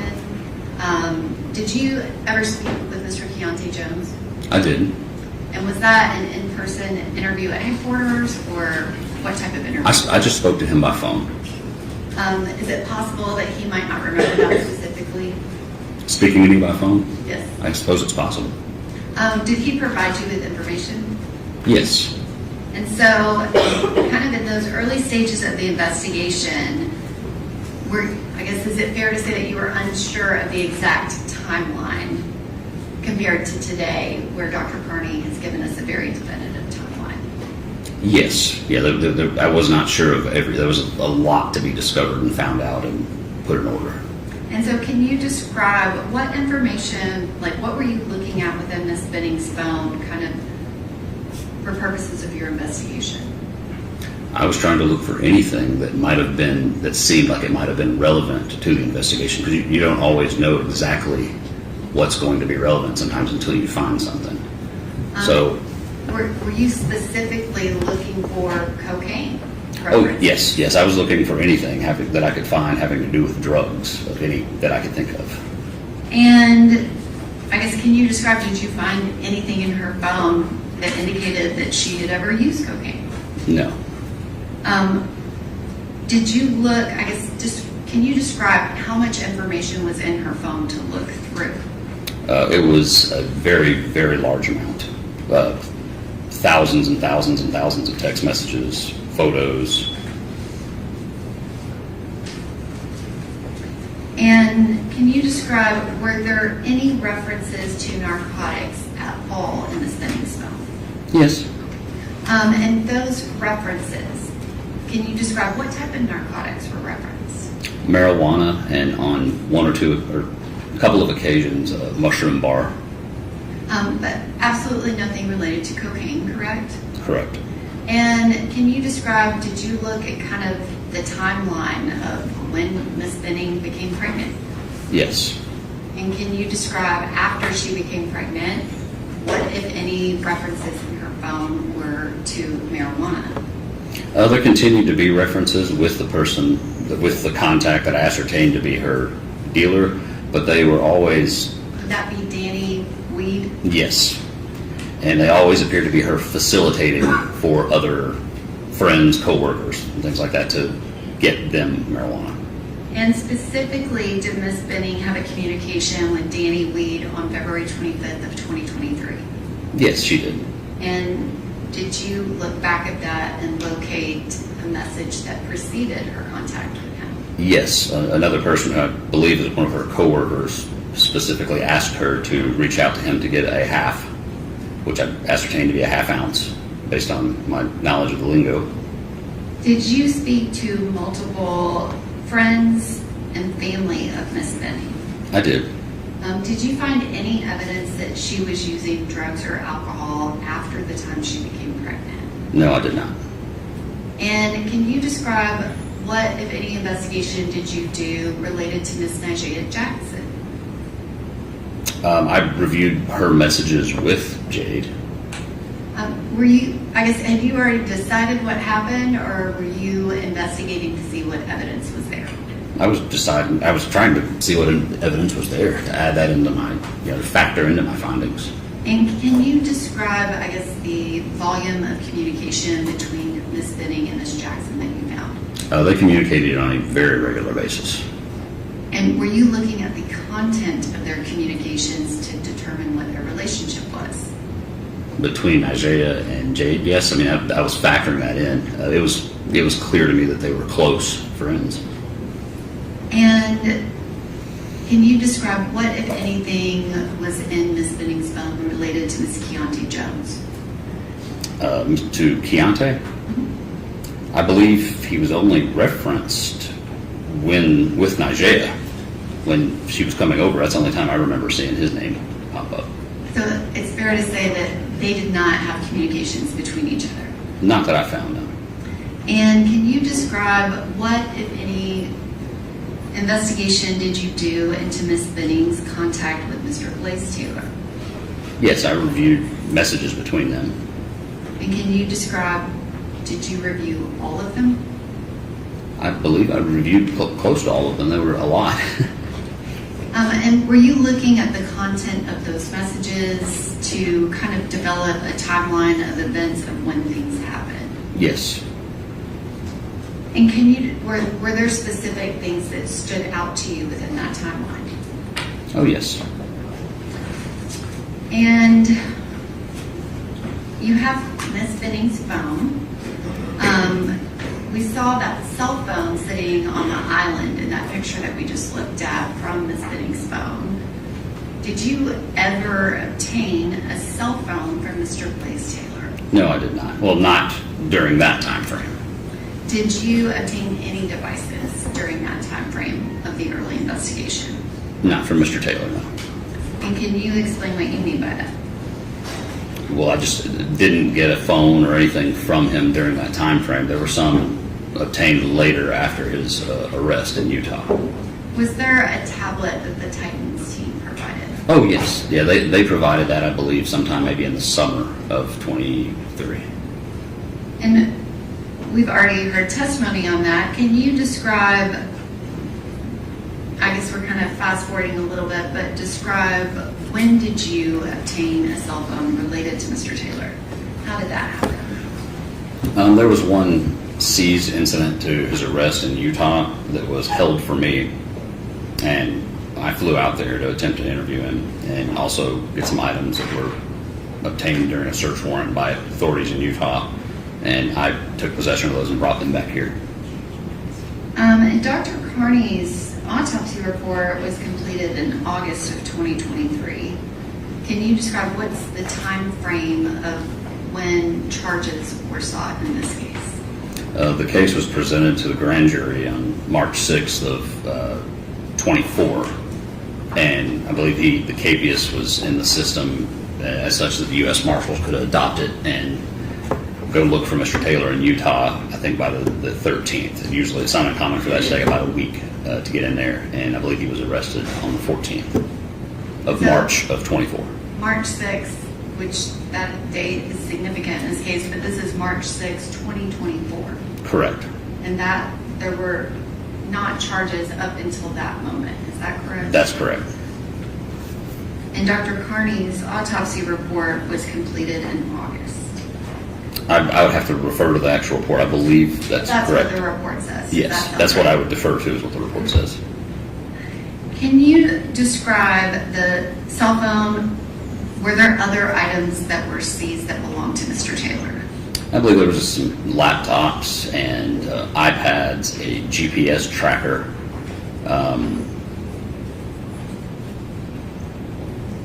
I'd have to look at the inventory sheet, but it was several iPads and a few laptops and a GPS tracker, and there were a couple of USB flash drives. And did you locate a cell phone that would have been the cell phone Mr. Taylor was actively using on February 25th of 2023? No. So what, if anything, in the investigation did you do attempting to find information about what Mr. Taylor might have been doing on a cell phone? I wrote a search warrant to search his iCloud account. And did you receive a return on that? Yes. And can you describe, did you review messages in that iCloud return? Yes, I did. And were there messages between Mr. Taylor and Ms. Benning? Yes, there were. And were you looking to kind of sync those up with the messages on Ms. Benning's phone? Yes.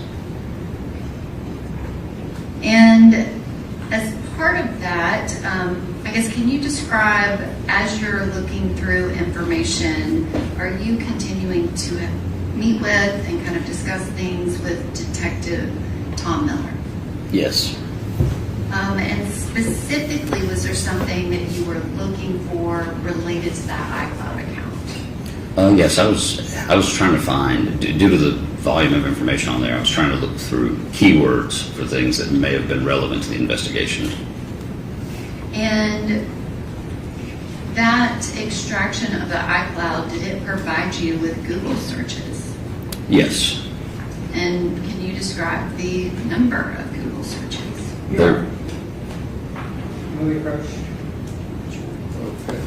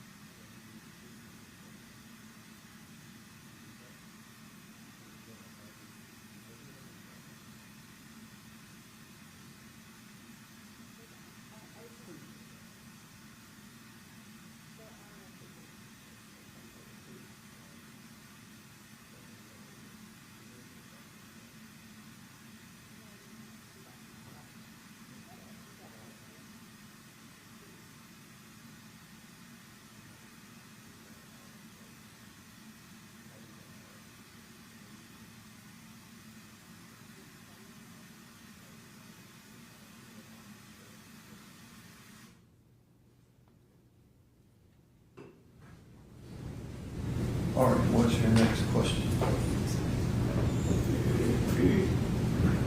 Detective Reese, did you notate specific things within the messages where, obviously Detective Miller has already testified in this case, did you have additional messages that you reviewed that kind of related to that timeline between Ms. Benning and Mr. Taylor? Additional messages?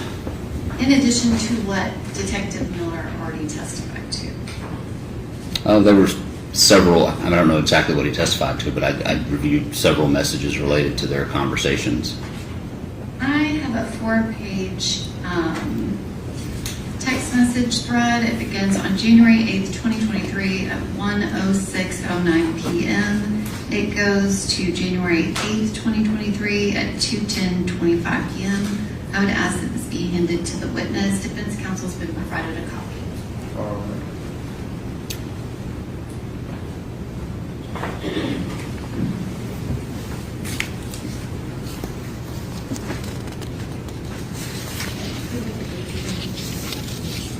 I just read the first one and the very last one.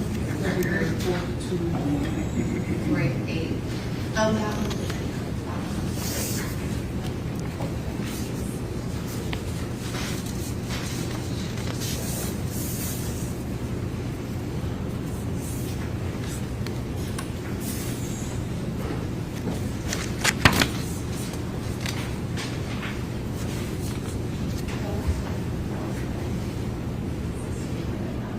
Judge, I'm sorry, I gave this to them to review so that we could look at them ahead of time, but the pages have been mixed up. Can I have that back? So that I can fix it.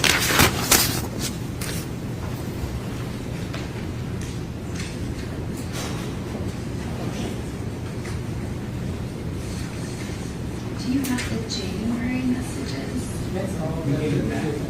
You gave them back to me. Okay, that makes more sense. I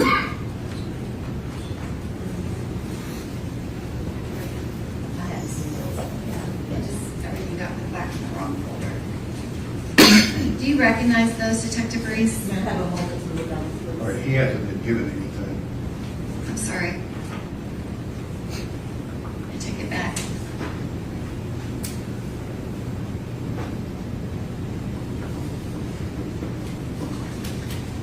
Judge, may I take a quick break just to make sure we're all looking at something? I did show these to them ahead of time. I showed them to Mr. Brand, but I feel like when everything was given back, they are mixed up, and I would prefer that they be in order.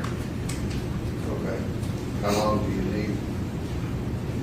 I feel like just 5 minutes, but I might need those back from them because, like I said, they're all mixed up. All right, ladies and gentlemen, the jury, your lunch is waiting for you, so if you'll step down the hallway, we'll break for an hour.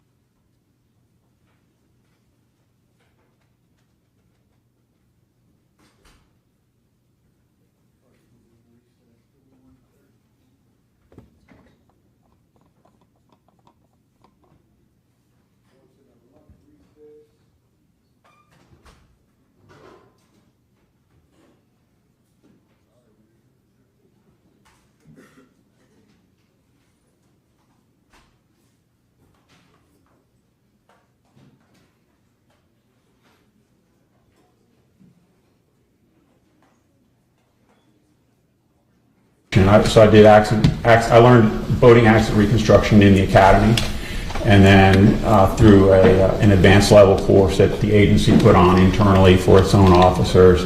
I've been to the NASBLA, National Association of State Boating Law Administrators, Level 1 and Level 2 advanced course. I'm now a subject matter expert for the Level 2 course and teach GPS forensics for the Level 2 course. I've been to DUI instructor school. I'm sure I'm missing a lot. Okay. I want to ask you if a couple of months ago, so you wound up going to a training environment in Tennessee, and if you could tell the jurors a little bit about that. Sure. So, well, it a training environment, so to speak. It was we were doing work to improve our training delivery. So it was actually the second time that I've done it, but the time most recently was just a few weeks ago, beginning of May. We went to Nashville and we conducted staged boat collisions. And it's Coast Guard grant funded and through NASBLA and some of the states. And we got boats and motors that were donated to us from Mercury Marine. And so my portion of it was, of course, GPS forensics. I installed GPSs from all the major manufacturers in each of the boats that we intentionally crashed. And then we put all manner of GoPro cameras in every conceivable location. We had drone footage. We had crash dummies with G sensors on them, all to gather data so that we could further our own knowledge about boating accident investigation and also for training. And then these boats, we did 3 separate scenarios. In these boats, we use in the level 2 class, the advanced boat crash reconstruction course. It's project based, so the students come in and they get several days of training, and then the students are teamed up in groups and they're assigned 2 boats, and so that the students go out and they inspect the boats and they inspect the damage, and they're given the GPS data that was recovered from the boats, and then they do their own independent analysis, and they're required to do like a PowerPoint presentation in front of the class as kind of their final project to finish the class. You mentioned something about the National Association of State Boating Law Administrators. Yes. NASBLA. NASBLA. It's a mouthful, right? Yes. Can you talk a little bit about your work with that agency in terms of forensic GPS analysis? Yes. So, excuse me.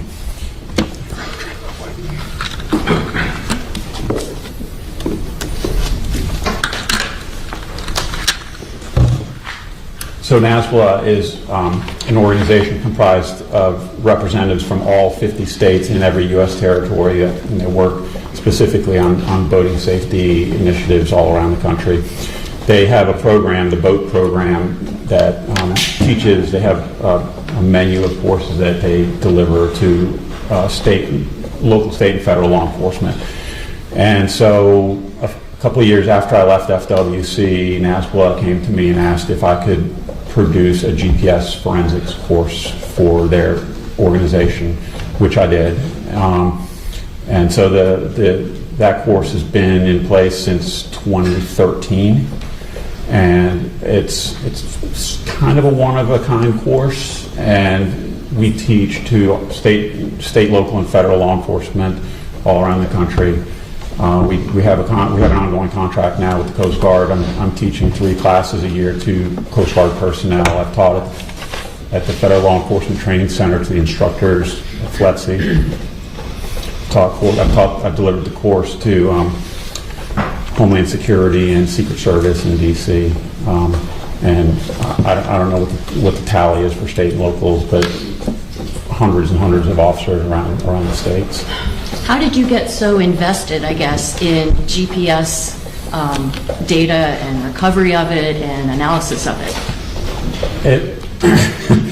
Funny enough, it grew out of my passion for fishing.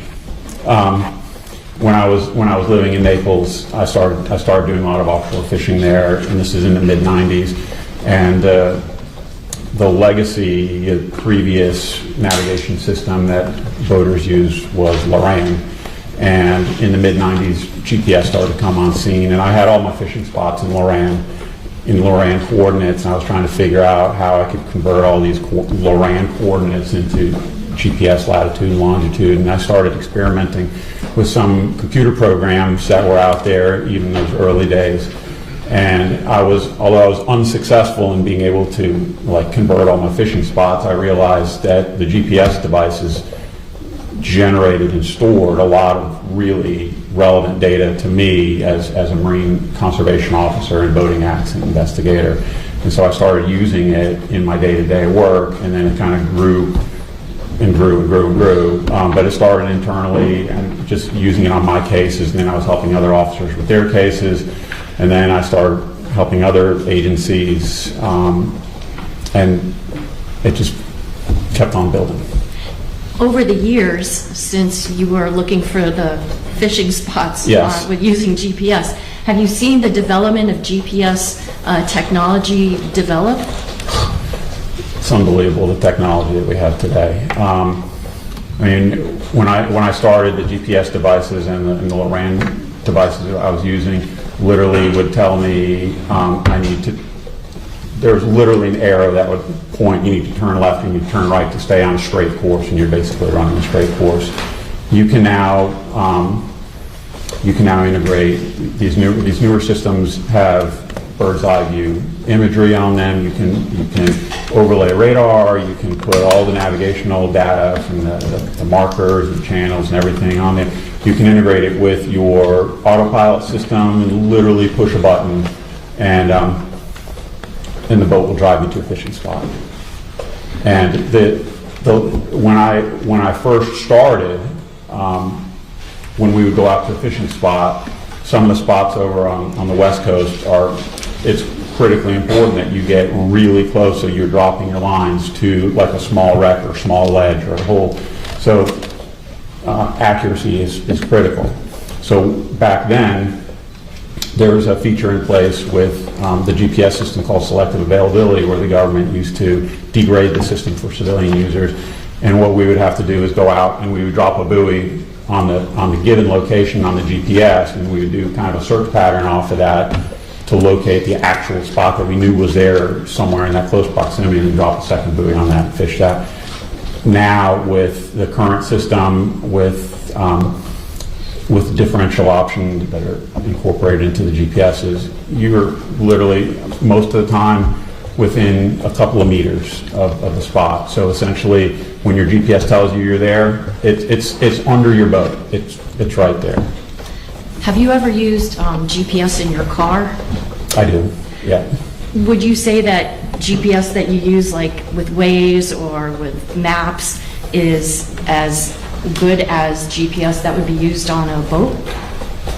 GPS is GPS regardless. The system is working off of signals from Department of Defense satellites, and the system is really good. And so the quality of what you're seeing on the screen depends a little bit on the quality of the device and how good it can read the signals, and also the quality of the map the map that you're projecting the data onto. The data is good. The question is how good is the map that you're projecting onto it. Well, let's talk a little bit then about whether or not, even as good as the data is from GPS, if it's ever safe for a person who's operating a boat to just rely on that GPS data. It's not prudent any time to rely on one source of information to navigate. You should always be looking at using all available means to navigate safely. Are you familiar with a term called the navigational rules? Yes. Can you explain to the members of the jury, have you ever trained anyone in the navigational rules? I have. Can you explain a little bit about that? Sure. So one of the courses that I teach for NASBLA is the boat crew member course, and it's Coast Guard curriculum. It's the same course that they teach to their guys when they're learning how to be a crew member on a boat and how to operate a boat. Basic boating 101, from dropping an anchor to pulling away from the dock. But we talk about the navigation rules in the basic crew member course. Are the navigational rules required to be followed by anybody that's boating in the waters of the state of Florida? Everywhere, yes. Where do these navigational rules come from? So there's two sets. There's the international and the inland. And the international has been in place since 1972, and it was agreed upon by international agreement. And then the inland rules, which very closely mirror the international rules with a few minor differences. They were adopted, I think, in 1980 by Congress, and it applies to all boats on U.S. waters, on the inland waters. And then most of the individual states have adopted the federal rules as part of their state laws. Do you have to take a test like you do for a driver's license to prove that you know the navigational rules? Unfortunately, no. Well, let me back up a little bit. If you were born, I think the date is January 1st, 1988 or 89. If you're born after that date in the state of Florida, you have to take a boater safety test and get a boater safety ID card. Those courses range from an online to an in-person, but it's not a license per se. If Paul was making the rules, you would have to have a license to operate a boat in the state of Florida. I want to ask you about Navigational Rule 5. Are you familiar with that rule? Let me go ahead and instruct the jury. Yes, Judge, thank you. Ladies and gentlemen, we're going to hear some testimony about navigational rules. I am instructing you that a violation of the navigational rule or rules does not in and of itself constitute recklessness and or culpable negligence. Thank you, Judge. Are you familiar with Navigational Rule number 5? Yes. Can you explain to the jurors, what is Navigational Rule number 5? Navigation Rule 5 is often referred to as the first rule of boating, and it is lookout. And essentially, Navigation Rule 5 says you have to watch where you're going all the time, and you have to use all available means, including sight and hearing and any other available means to you, to determine if there's a risk of collision. Okay. Are you familiar with Navigational Rule number 6? Yes. Please explain what that rule is. Navigation Rule 6 is titled Safe Speed, and Navigation Rule 6 says that everybody is required to operate at a safe speed, and that speed is determined by your ability to see and recognize potential for collision and have time to take action to avoid a collision. Are you familiar with Navigational Rule number 7? Yes. What is that rule? Navigation Rule 7 kind of dovetails with Navigation Rule 5, and it says that you have to use all available means to assess the risk of collision.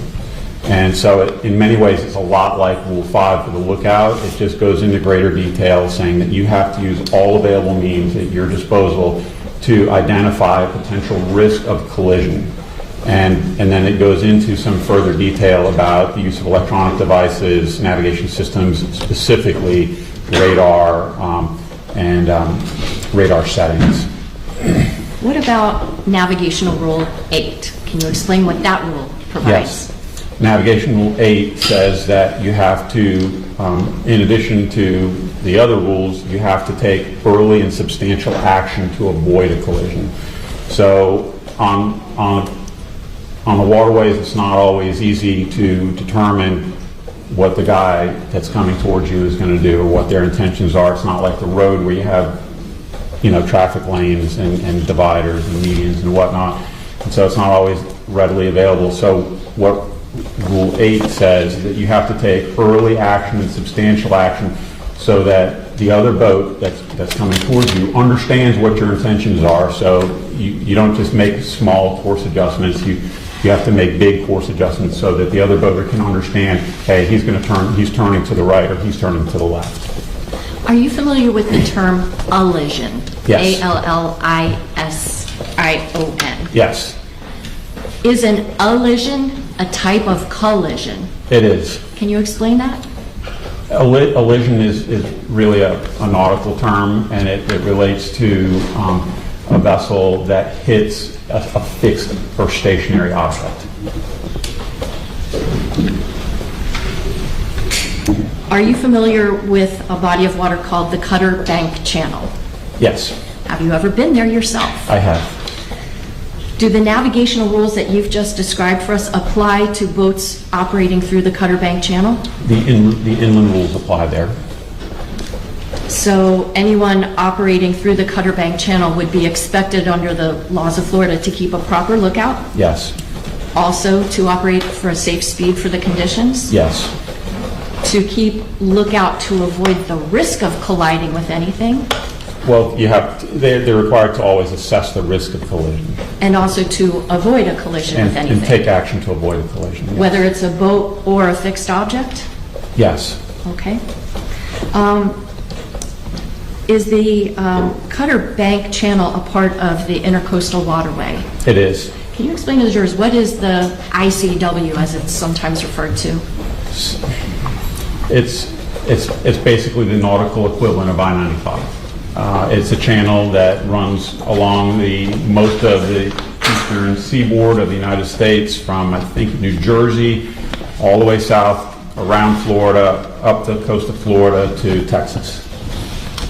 Now, the Cutter Bank Channel, did you ever measure how long it is? It's about, it's a little less than 2 miles, about a mile and a half, mile and 3/4. Okay. 1.8, I think it is. 1.8 regular miles? I think it's 1.8 statute miles, maybe 1.6 nautical. I'd have to Okay. give or take. About how wide is it? About 150 feet. Is it considered under the rules a quote-unquote narrow channel? Yes. Objection not. Yes. Okay, even though it's, well, what, about how many feet wide would you say it is? It depends on which part. I mean, I would say average between 150 and 170 feet I mean, wide. that's yes. a fair distance. Why would that be considered narrow under the rules? Because you have to consider what the water looks like north and south of it. So Cutter Bank is a shallow bank across the southern end of Biscayne Bay, and it really is the southern boundary of Biscayne Bay. South of Cutter Bank is Card Sound. And so you have this shallow body of water, and then you have the dredged channel that goes right through the middle of it. And a lot of boats can only navigate through the marked channel where there's a known specific water depth. They can't cross the channel, or they can't cross the shallow parts of the bank.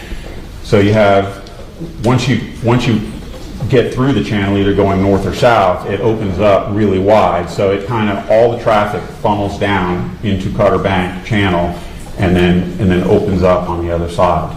And so you have to be there.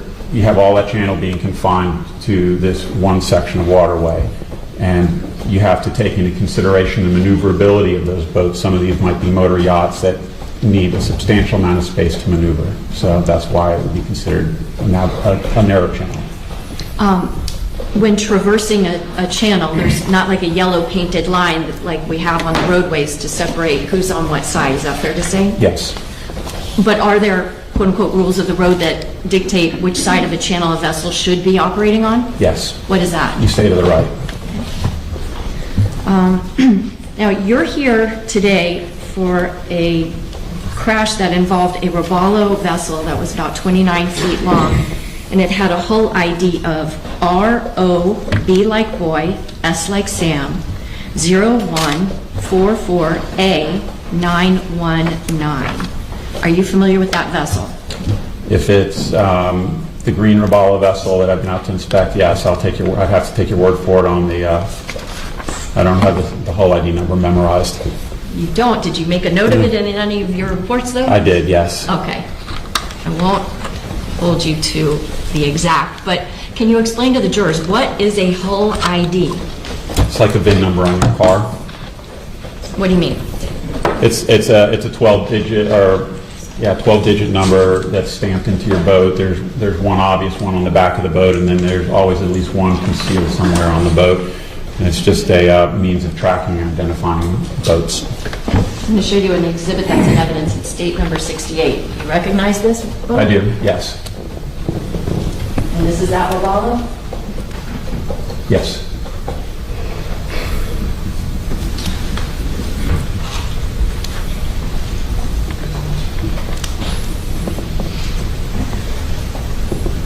Did you personally inspect that vessel? I did, yes. Do you remember when? September of this past year, I believe it was. Okay. I have to look at my notes. If you need to look at your notes Sure. to refresh your memory, just let us know you're doing so. Just don't read from your notes. I won't read from But this my isn't a notes. memory test. Sure.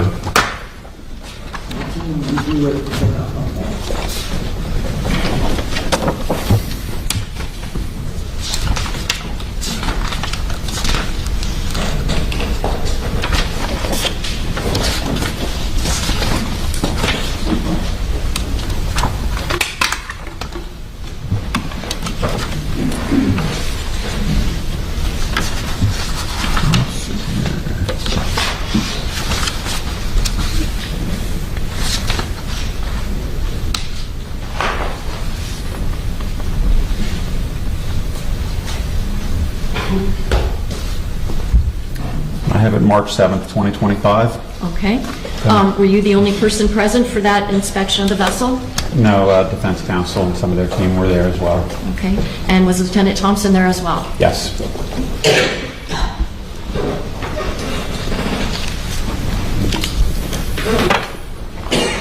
For the record, I'm showing counsel states 5B. Yes. Okay.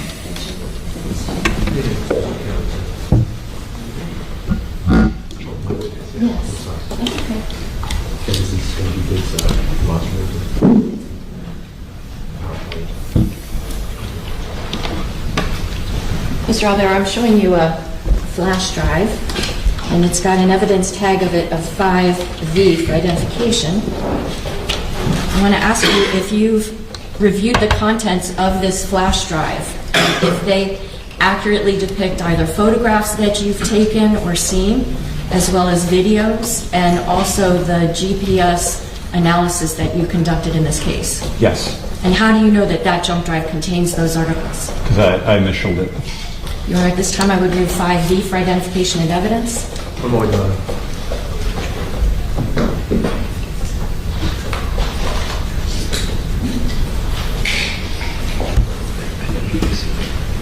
Judge, subject to it being published, we have no authenticity objection. We'll just wait to see what is being offered. Very well. 5B, mark for identification, State's Exhibit 114.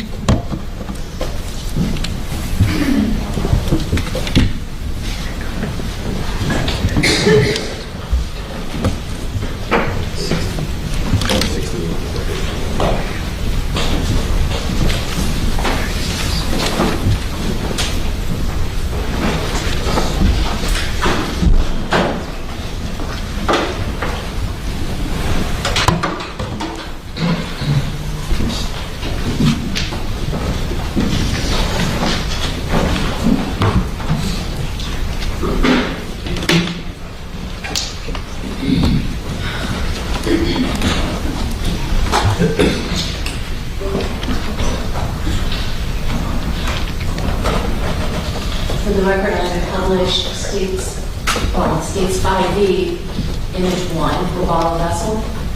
Your Honor, may the witness have permission to step down? Yes. Let's keep your voice up. Forgive me. What exhibit number are we on now? This is States 5B, it's photograph number 1 on the jump drive. It's image. Oh, image it's 114. 114, sorry, 114. So to clarify, this is State's Exhibit in Evidence 114, Photo 1. Photo 1. Thank you.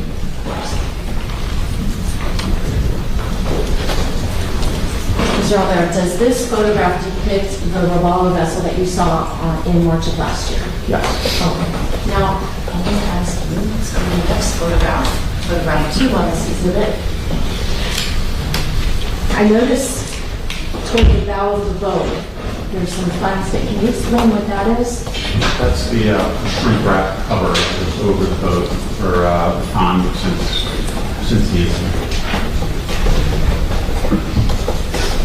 Also, I want to ask you, what kind of engines did that boat have? Those are Yamaha outboard engines. I believe they're 300 horsepower each. So now we can stop and I'm going to ask you some more questions.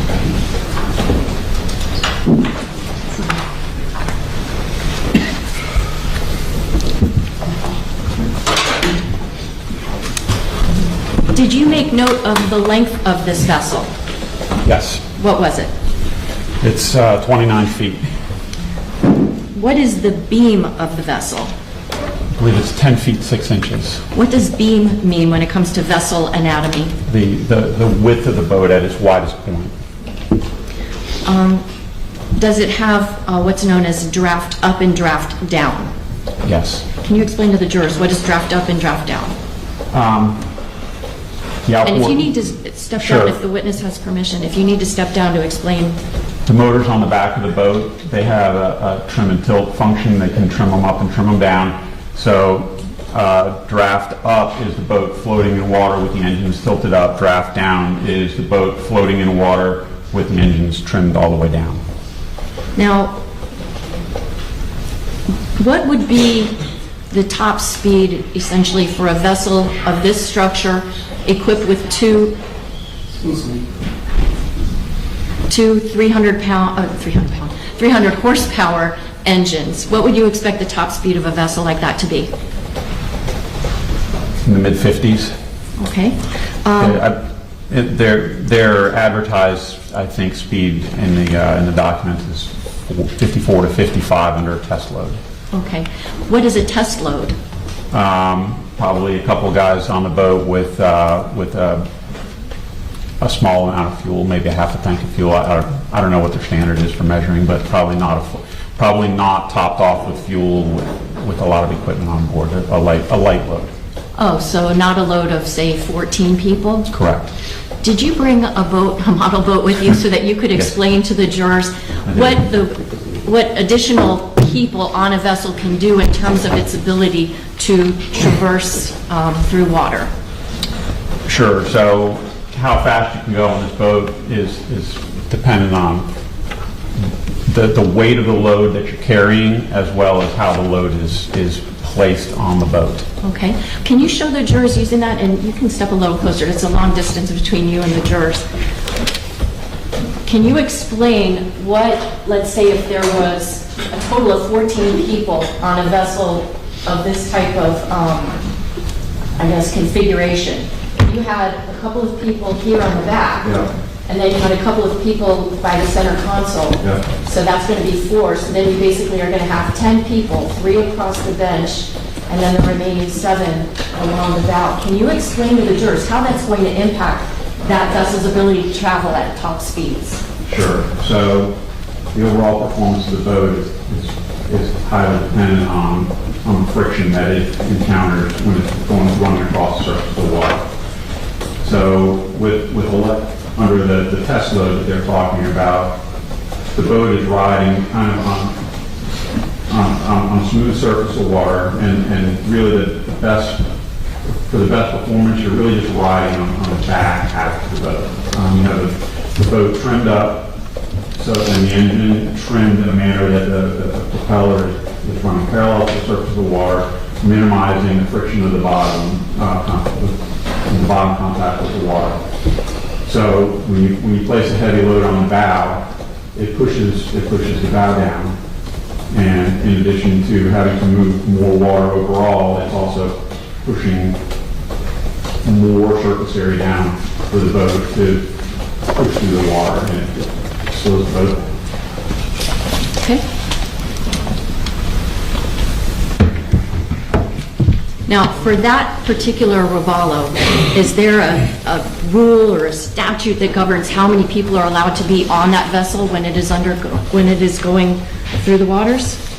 So the Coast Guard mandates that anything less than 20 feet have a capacity plate affixed to it that tells you you're allowed to have X number of people and some particular amount of weight. The Marine Manufacturers Association, I think, as a standard, bumps that up to 26 feet. And so you'll see larger boats with capacity plate on them. And then above 26 feet, and this boat in particular is what they call yacht rated. So there's no numerical number that limits the boater's option to load it. Like there's not a capacity limit for people. When you went to inspect this vessel in March of last year, did you actually go on the vessel? I did. Did you have the opportunity to envision 14 people, maybe not of your size, right, but like 14 people of maybe shorter stature, yes, some of whom are maybe 17-year-old girls, yes, most of them 17-year-old girls. Could they all fit on that boat? It'd be a tight squeeze. But they could. In theory, yes. Well, obviously they did, but yes.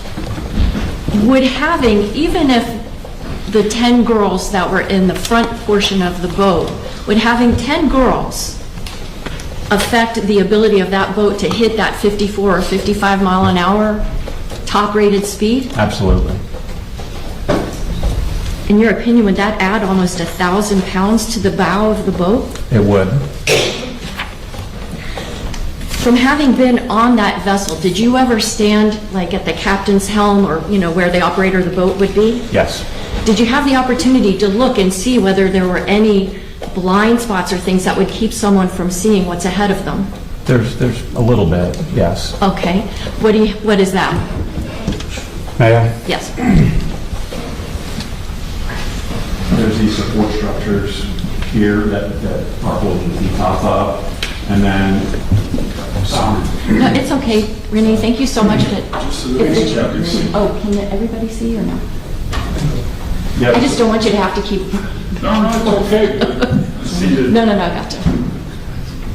You have the support structures that are holding up the T-top, and you also have to maintain a 360-degree lookout, so a little bit with these here, and when you're my size electronics box. Okay. Is there any reason why the operator of that vessel can't see what's right in front of them? No.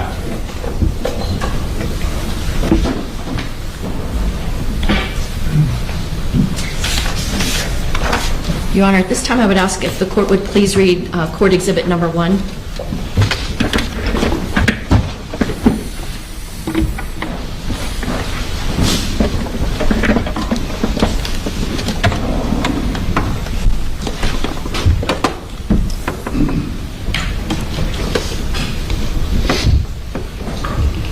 Ladies and gentlemen, by stipulation, the parties in this case have agreed to enter into a stipulation or agreement regarding the Foolio vessel which was involved in this case. The parties have agreed that on the date of September 4th, 2022, prior to impact with the channel marker, the vessel was in proper working order. This mark is a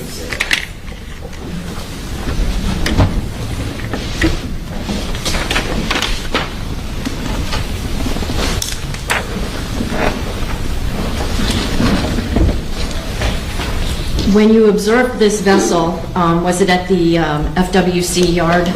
Yes. When you did that, did you have the opportunity to review the damage to that vessel and try to assign that damage and to understand how that damage was basically, put into place as a result of a crash? Yes, I did. I'm going to ask if you'd be able to step down for a moment and talk to us a little bit. For the record, I'm now going to show the jury photograph 3, front starboard damage. And I have this little pointer if you need to use it. Yep. Can you see?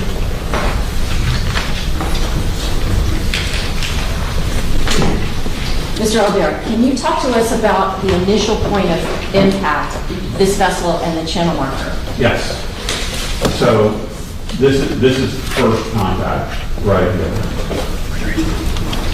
And then if you look carefully down here, there's this green is transferred from the dayboard, the green sign on the top of the steel beam, which is the channel marker. And you can see some black transfer from the actual steel pole. And then there's also black transfer impacting down here, diagonally stern, basically back down the boat. What does that tell you about the actual movement of the vessel as it strikes that channel marker? And by the way, did you bring another boat to try to help explain this? So I'll get that for you. okay. And if you grab the little can. Sure. Sorry. I got all the wrong side to get it for you. That's okay. We got it. Go ahead. Okay. Rock channel marker. So we know that the channel marker in this case stays upright, which is really surprising when they usually go down. But you have a straight up and down channel marker, but you have a diagonal impact. And the reason for that is because boats are made out of fiberglass and they respond a lot differently to the forces of an impact than a car do. So a car is made of metal and it's crunched like that, and then it stays crunched, right? A boat is made out of fiberglass, which is essentially plastic, like this plastic tube, and it'll crunch, but then it'll try to return back to its normal condition. But what happened in this case is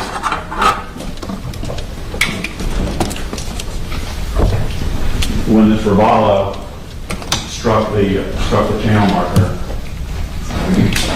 it hits kind of like this, but then the front of the boat flexes. It flexes upwards and probably twisted it to the right. And that's how you get this diagonal impact right here. And you have to imagine too that this green transfer is on this sign, which is on the top of the pole, and you got to picture in your head how high this boat had to, how much flex there was in here. It was incredibly powerful. A lot of force involved in this collision.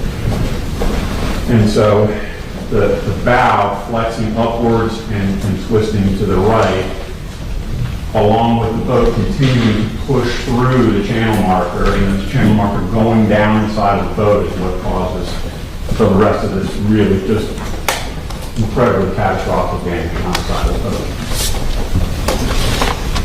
Showing the jurors now, photograph number 4. Can you explain to the jurors what this shows? So this is the fiberglass matting that's on the inside of the boat, and then this is what's called gel coat, which is a nice shiny smooth surface that's on the outside. You can see that those have delaminated. This right here is called a lifting strake, and it's essentially like a V-shaped extrusion that comes out of the bottom of this boat.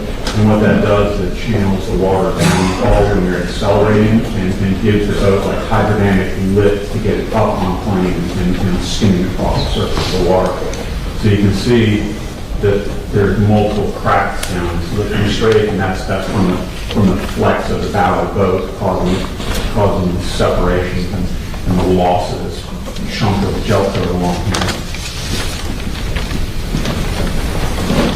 Mr. Albert, I'm showing you State's Exhibit number 11, which is in evidence, and it is a diagram of the seating charts for this Robalo on September 4th, 2022. Yes. On this diagram, if you're holding it with the bow of the boat at the top, where would the bulk of the damage be to that Robalo? It starts right about here, and then it runs all the way down the side. If that's the case, which passengers would you expect to see most likely to absorb some of that impact? Everybody is absorbing impact in this case, everybody.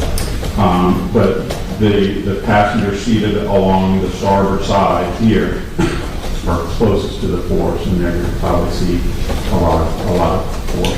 So the passenger that's number 10, you can come closer because that's a smaller exhibit. Yeah. The passenger number 10, Abdi, passenger 9, Lucy, and passenger 2, Mia, Yeah. would you expect them to have potentially more injuries than the people that were in the center console or on the port side of the vessel? Yes.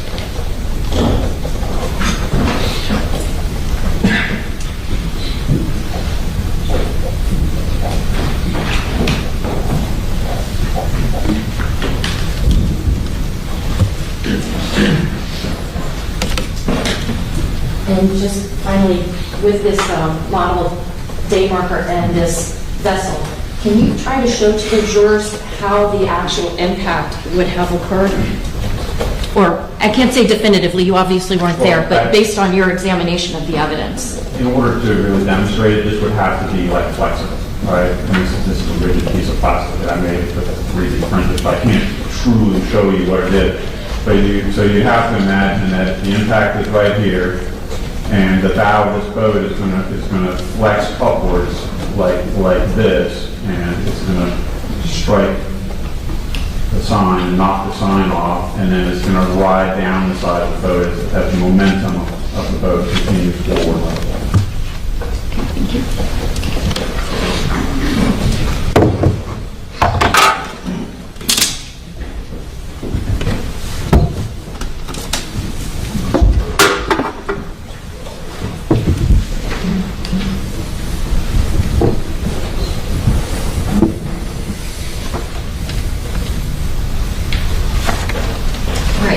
talk a little bit about GPS. You've spoken a bit about your experience teaching GPS, how you got involved in doing GPS analysis. Can you tell us about how many times you've downloaded data from a GPS device, analyzed it to determine what a boat's prior history tracks would be? I don't have a running log, but it's hundreds and hundreds of times in cases that range from a murder trial in Palm Beach on the road using the road GPS to dozens and dozens of smuggling cases and hundreds of boating accidents.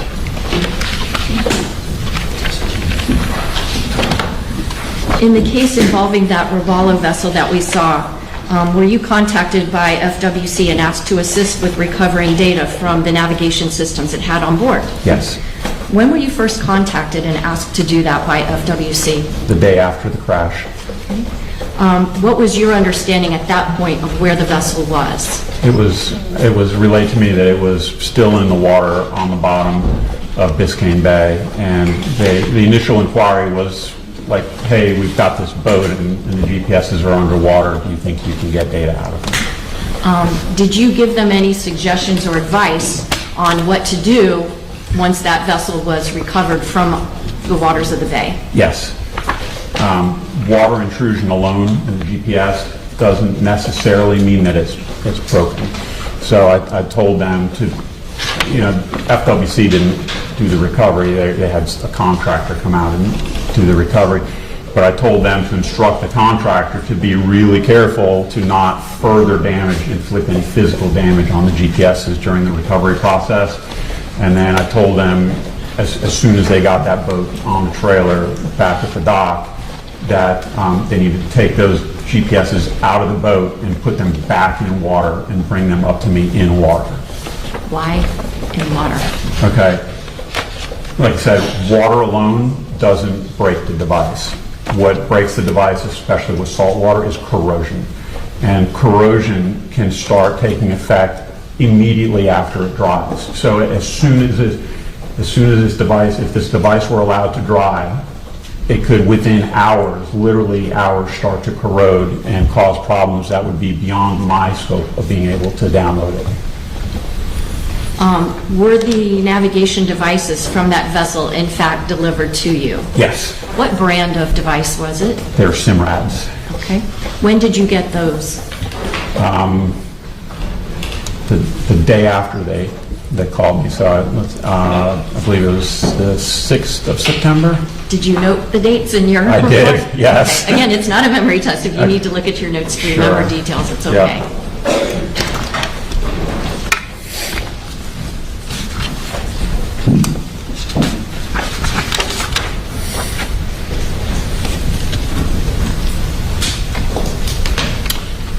My bad. I got them on the 7th. Okay. Yep. So you understand the crash happens on the 4th? Yes. FWC contacts you on the 5th? Yes. The vessel is recovered or salvaged on the 6th, and then you get them that next day? Yes. Can you describe for the members of the jury, what is the specific brand name of this device? I know you said they're Simrads. Do they have a model number? It is, the model is a, let me look it up for you. It's an Evo 3, NSS is the model. Let's see here. The specific model is the NSS 12 Evo 3. Okay. Is that device known as a multifunctional device? Yes. What are the multifunctions that it can do? It can do a lot. It can display GPS data in several different ways. You can use like a traditional paper chart style view. You can use bird's eye imagery. You could do a combination of both. You can also display engine performance data. You can put like your tachometers and fuel gauges. Those can be displayed. You can display sonar. You can display radar.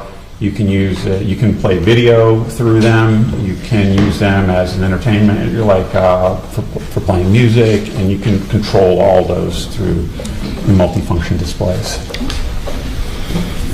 Would you tell the jurors, what was the condition of these SIMRAD devices when you first get them from FWC? So they brought them up to me in a cooler full of water wrapped in a beach towel. And when I took them out of the water, there's no obvious physical damage. I couldn't see. Sometimes you can see water in the LED screen. Couldn't see that, but the one in particular, when I rocked it back and forth, I could hear water sloshing back and forth. Was that a surprise to you at all, that it would have water in it? No.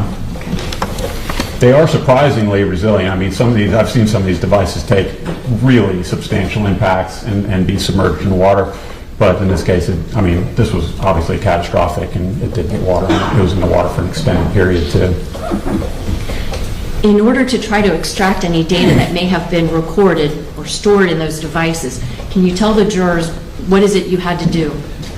Well, first I had to see if I was even going to be able to do it, because if the GPS floods with water while it's energized, while there's electricity going through the circuits, it's going to blow up. The circuits are going to be fried, and that's beyond my scope of being able to repair it. I would have to send it out to a lab that I work with and do what's called a chip-off extraction. It's much more tedious and expensive. But so my first step was I opened them up and inspected the interior components. I did not see any signs of any damage inside, other than they were wet. So I disassembled them, and I flushed them out with deionized water, and I have a desk-mounted magnifying glass. I went through and cleaned it all with alcohol and made sure there was no kind of debris on any of the circuits, and then I coated the boards with a product that's made specifically for it. It's essentially a WD-40 for electronics. And did those steps help guard against any corrosion setting in on these SIMRAD devices? I mean, one of my primary goals was to preserve the device. Yes. Did these devices have serial numbers? They did. I bet you don't have them memorized. No, I don't. Could you tell us, though, what those are so we can be Yes. sure that we're talking about the same SIMRAD devices that Lieutenant Kumar has testified about? Yep. First, I'll ask you about the port device. Sure. So the port device, which is the one on the left, the serial number was 118786787. And did you also make note of the serial number for the starboard SIMRAD Yes, device? I did.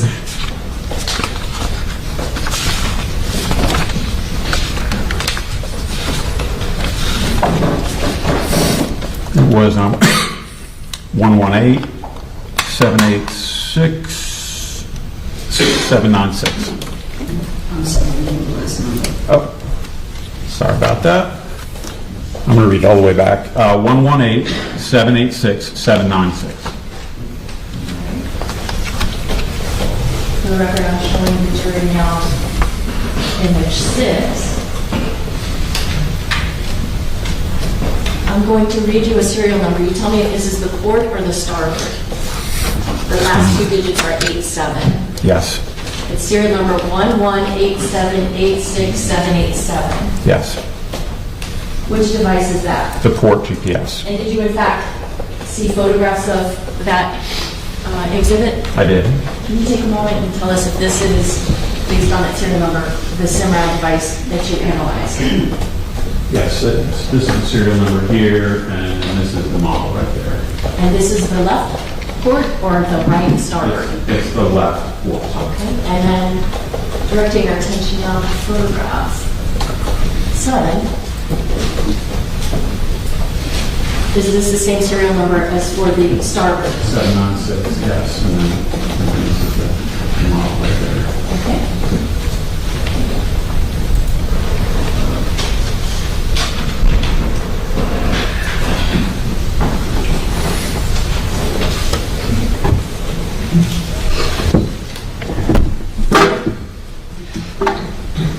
When did you first try to recover data from those two SIMRAD devices? It was a couple days later, so they need to dry. Once I have them all taken apart, and I put them out to dry. I let the components out to dry. There's a lot of different ways you can dry them. I'm pretty much an old school guy. Put them out with a fan blowing across them. And I knew that this was a very important, like there was a lot riding on this case. I tried to get them up and running as soon as I could. So I gave it an attempt a couple days later, and I was able to retrieve data, but they were malfunctioning. So I didn't want to. I couldn't do a full, thorough analysis. So what did you do at that point? I let them dry longer. Okay. Yeah. When did you try again? A couple of weeks later. Let's see here.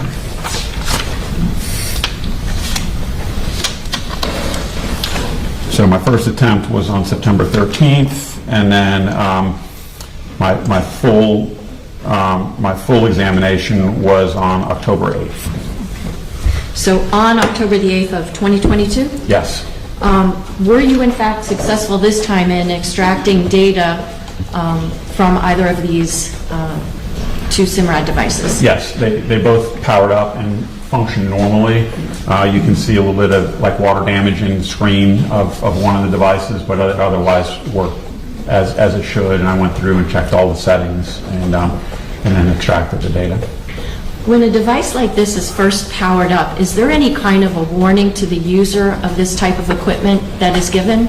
Typically there is. I think all the manufacturers have something like that. Can you describe what you're talking about? Yeah, I mean, it's basically a disclaimer that says, use good judgment, don't use this as your only means of navigation, make safe decisions, stuff like that. Kind of like if you turn on your car and the screen says, be aware of your surroundings. Keep your eyes on the road, and yeah, same type of thing.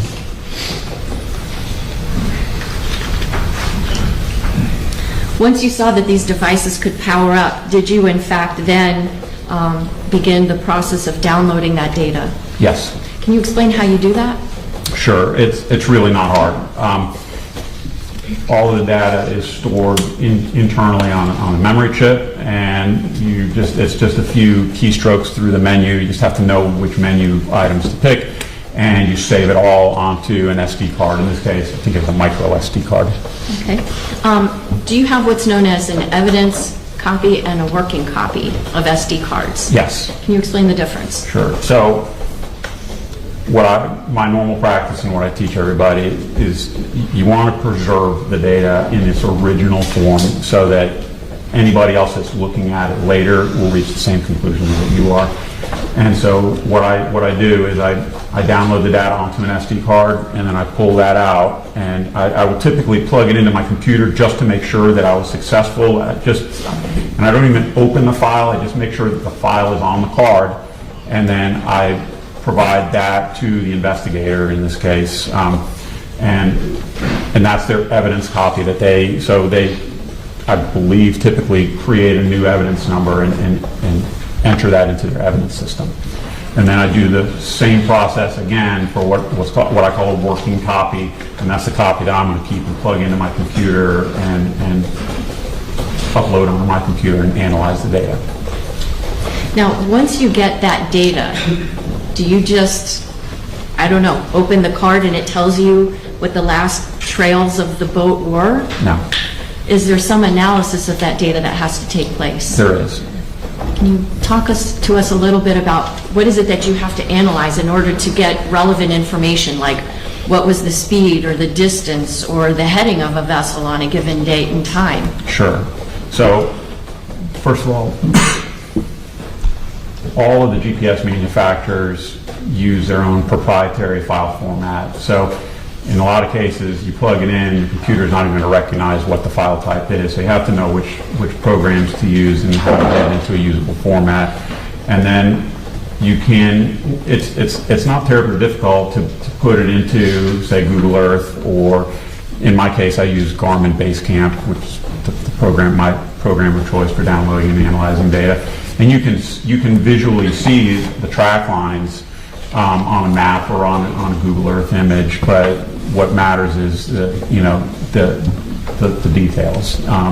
So each one of these track points, so the device generates track points, and the track points are what store the date and time and speed and direction and that type of thing. Now, if a person was not experienced in interpreting the data that came from a GPS device like this SIMRAD device, would that person potentially run the risk of being inaccurate in describing the speed, the heading, the time and location of where the actual track points are?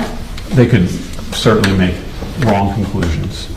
Now, what about if a person does know how to interpret that data? Could that person deliberately misinterpret it to give an inaccurate representation of where that vessel had traveled? The programs that I'm using that I teach other people to use are civilian grade, like consumer level programs. Garmin Basecamp, which is an amazing tool for analyzing stuff, literally is a free download from the Garmin site. Anybody can get, right? But it doesn't have the protection built into it that like computer forensic software does. And so an unscrupulous examiner could alter the data.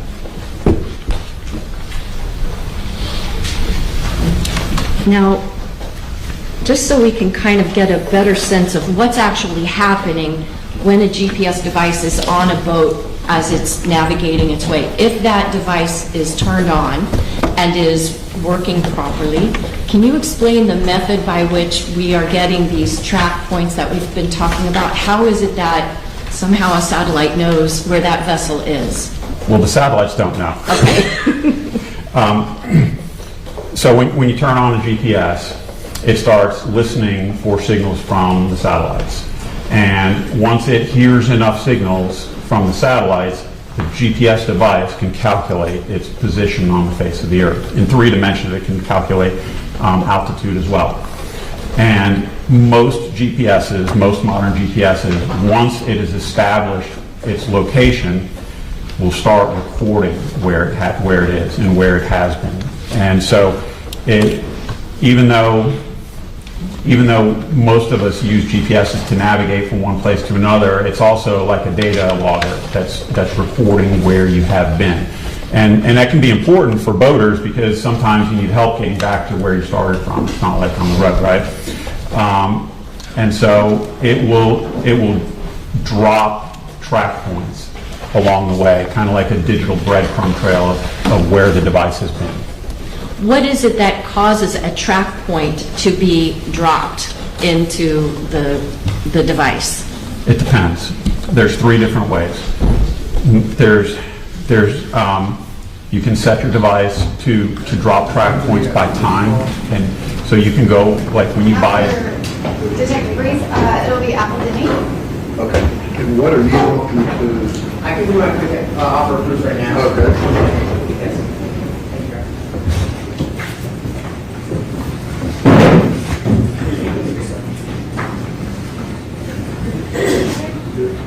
I said cross because I thought you were real close to finishing on direct, but go ahead. Thank you, Your Honor. I'd just like to make an offer of proof related to text messages that we received from the state yesterday. The first thing I'd like to introduce as, and I don't know if these get numbered as exhibits or are just entered separately, like for the appellate record, but the first item I'd like to introduce or submit as an exhibit to this offer of proof is a text message that was provided to us. It was purported to be from Apple Denny's phone. It is undated. It has some communications. This was not provided to us in discovery or prior to yesterday, which was Friday, June 26th. I would like to submit this as an exhibit to this offer of proof. Okay. Text message from Ms. Benning's phone. The second item I would like to submit as our offer of proof is a series of messages. Some of them may be versions of messages that we received yesterday as well. from the state. They are reported to be or identified as messages between Apple Denny and Mr. Taylor. They have dates on them that identify them as 6/20/2018. By our understanding, those are outside the scope of the search warrant for Mr. Taylor's iCloud. Obviously, we were not provided those previously, but they're also outside the scope of the search warrant for the iCloud. Some of them appear to be similar to that first text message. Some of them are additional to the first text message. So that would be the second item that I would introduce as for offer of proof. Okay. Anything else?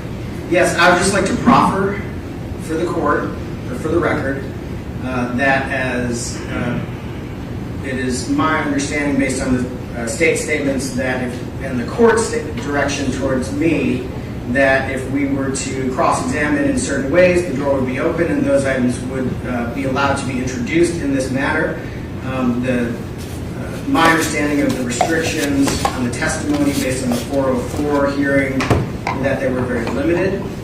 Cross-examination would potentially have included the following information. It would include questions about bias, questions about subsequent postings on social media that included bias. One of those items included a post from April of this year, which I would introduce as Exhibit 3 to this offer of proof. You're wanting to get into that or not? I'm not going to anymore based on the court's instruction, but I'm introducing this as an offer of proof. Okay, get the state, show it to the state. I don't know what to, I mean, I'm not ruling on whether that would come in or not. Well, my understanding was the very clear direction from the court was I better not open the door, so I'm modifying my cross-examination. For a lot of things. I mean, not just these, or, I'm not For my offer, for offering anything. thank you, Your Honor. For my additional offer of proof, cross-examination would also have included, which were asked about previously at our 404B hearing, the calls that Miss Denny had made to the police that were unsubstantiated against Mr. Taylor, essentially unsubstantiated prior allegations against Mr. Taylor. So I would like to submit for the fourth exhibit to our offer of proof. Those that would have been part of our cross-examination. Well,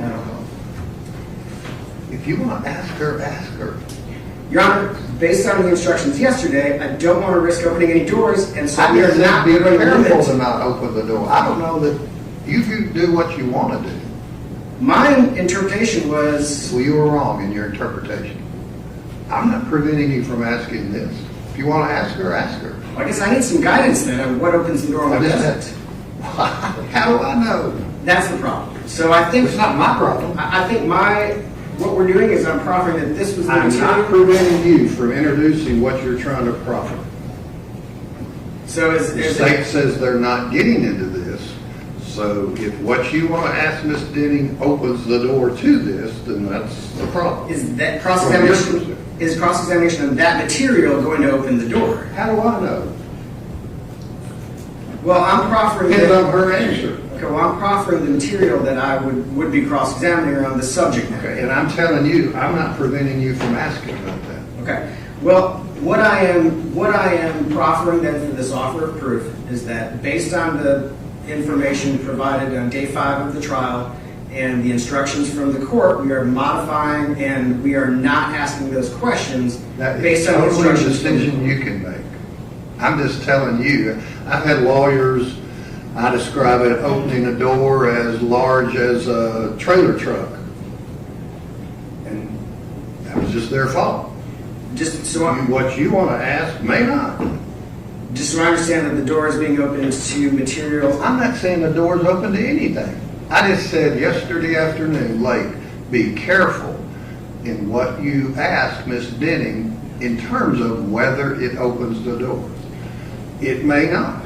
I have no clue. Sure, and I'm making an offer of proof as to the subject and the very careful subject matter that I intended to cross-examine on. Like I said, I can't sit here and prejudge. You may ask a question and she spout off something she's thinking she's answering, and that opens the door. And you'll say, well, I didn't mean for her to say that. I'm like, that's not my problem. Well, it puts us in a very difficult position. You're exactly right. That oftentimes happens. There are two predicate issues to this difficult position.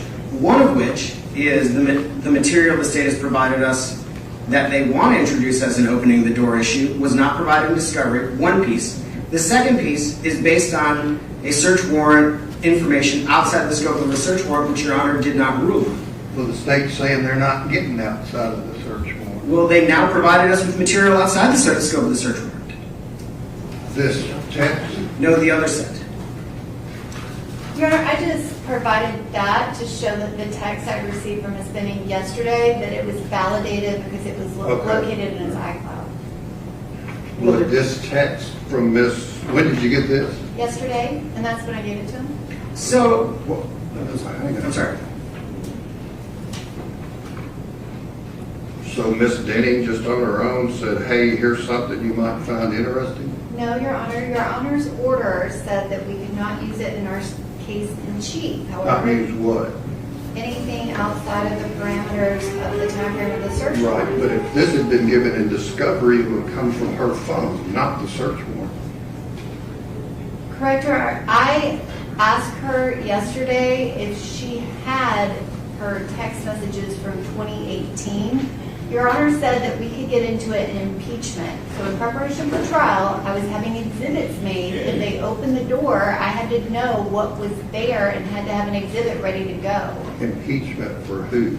Impeachment for if the defendant testified, if they cross-examined Ms. Denny, there was information that Detective Reese already reviewed, but I had to go get it to create an exhibit. If you forget the search warrant, this may have come in if it had been provided, because it's not as a result of the search warrant. I understand, and I only prepared that information for purposes of if it became impeachment material during the trial, and in preparing the exhibits, that was one of the messages.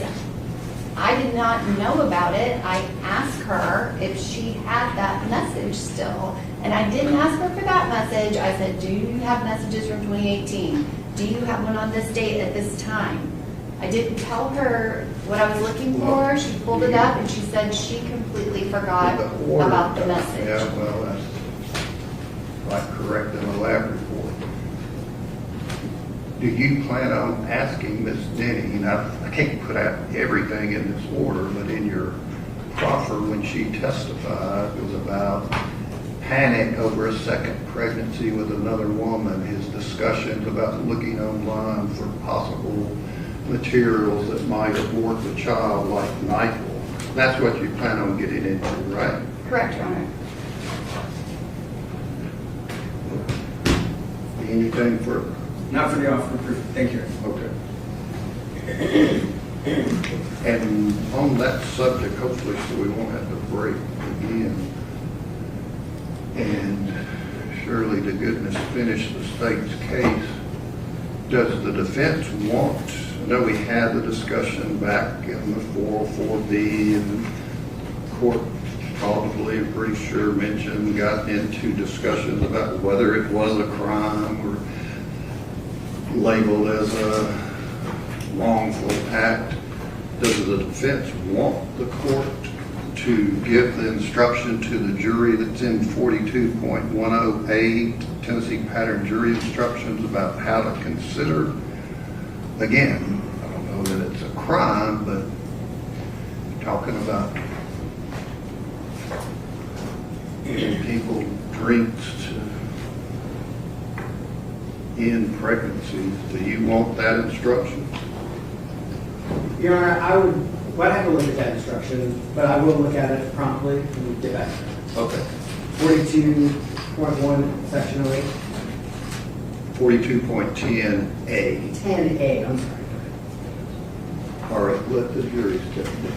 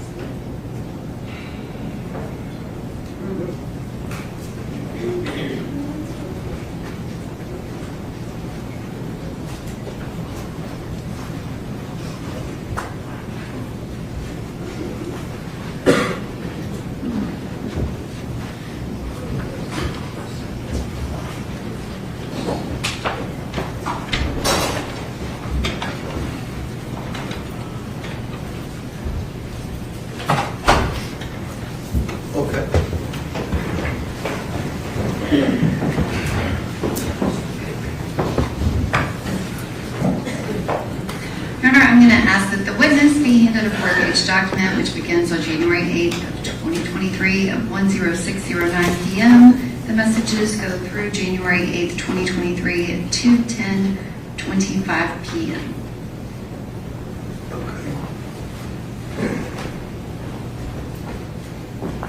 Detective Breeze, can you take a look at those messages and let me know if you recognize them?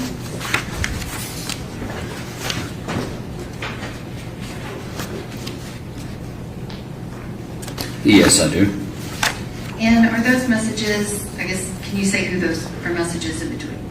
Yes, these messages were extracted from Jade Benning's cell phone, and they're between the local user, which is her, that's her phone, and the contact she has saved as Blaise with the phone number we know to be his. And Your Honor, at this time, I would ask that 4 pages of text messages be introduced as the next numbered exhibit, which I believe is 50. And if I may have permission to publish those to the jury. Okay, all right, just mark those, she has those on the computer. Detective Reese, can you describe the messages, if you can start with the beginning time and explain who they're from and what the content is? So, beginning on January 8th at 1:06 p.m., Jade sends him a message talking about tagging along for an adventure. She was talking about a trip. Blaise replies, "LOL, okay." And then she says, "That's if you want, of course, LOL." Then he replies, "Gotta still have a job first, and second, you probably ain't doing much traveling for a while anymore. When next season rolls around, I don't think you'll be able to make impromptu trips on the weekends considering you'll have other responsibilities." Not trying to be negative or nothing, but just being, I'm sorry, I can't see, there's a little bar at the bottom. This is just being realistic. I mean, it would be... Oh yeah, you can't lose that.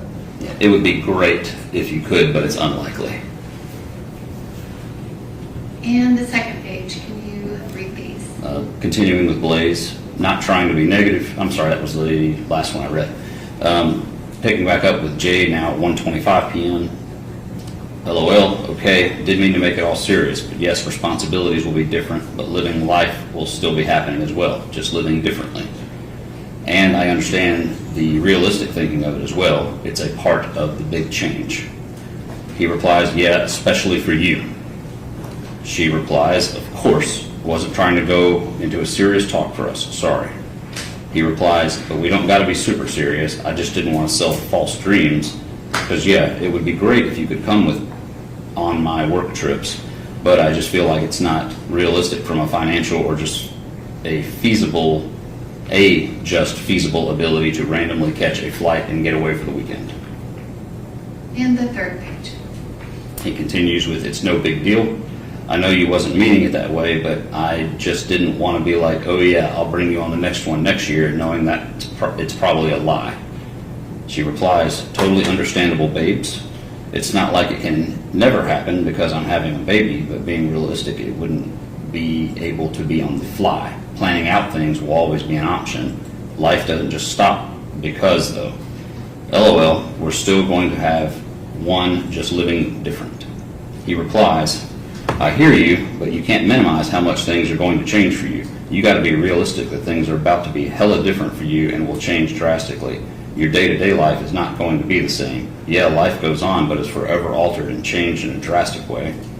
I'm not saying it's over or anything, but it worries me sometimes when you downplay it and act like it's no big deal. And I know you always want to be super optimistic and stuff, but I feel like you need to be honest with yourself about the situation and know what's down the road for you. And the fourth page. He continues, I just want to make sure you understand the gravity of the situation and you're preparing for those realities. That's all. She responds, I'm not trying to minimize things, and sometimes I can be super optimistic, but which can be scary. I'm sorry. I can be super optimistic about things, which can be scary. But I do sit and process that there will be drastic life changes and prepare myself for the tough realities as much as I can that are to come. I'm not trying to make it seem like everything it's going to be all peaches and cream. I'm hearing and understanding everything you were saying. He liked, I'm not trying to minimize things, and sometimes I, sent by Jade previously. And then he asked, what time are you going to work? She responds, around 3. And Detective Breeze, I guess you described, did you review multiple messages that were happening during that time frame of January, February, that kind of 2 months where Mr. Taylor had reconnected with Ms. Benning? Yes. And I have another set of messages. They begin on February 4th, 2023 at 2:29:07 p.m. 9 pages goes to February 6, 2023 at 7:09:36 p.m.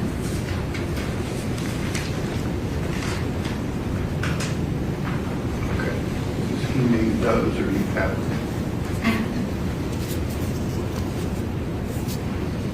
Do you recognize this?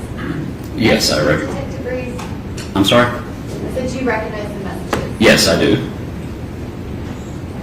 Your Honor, may I introduce those as the next number exhibit, which I believe will be 51. Okay.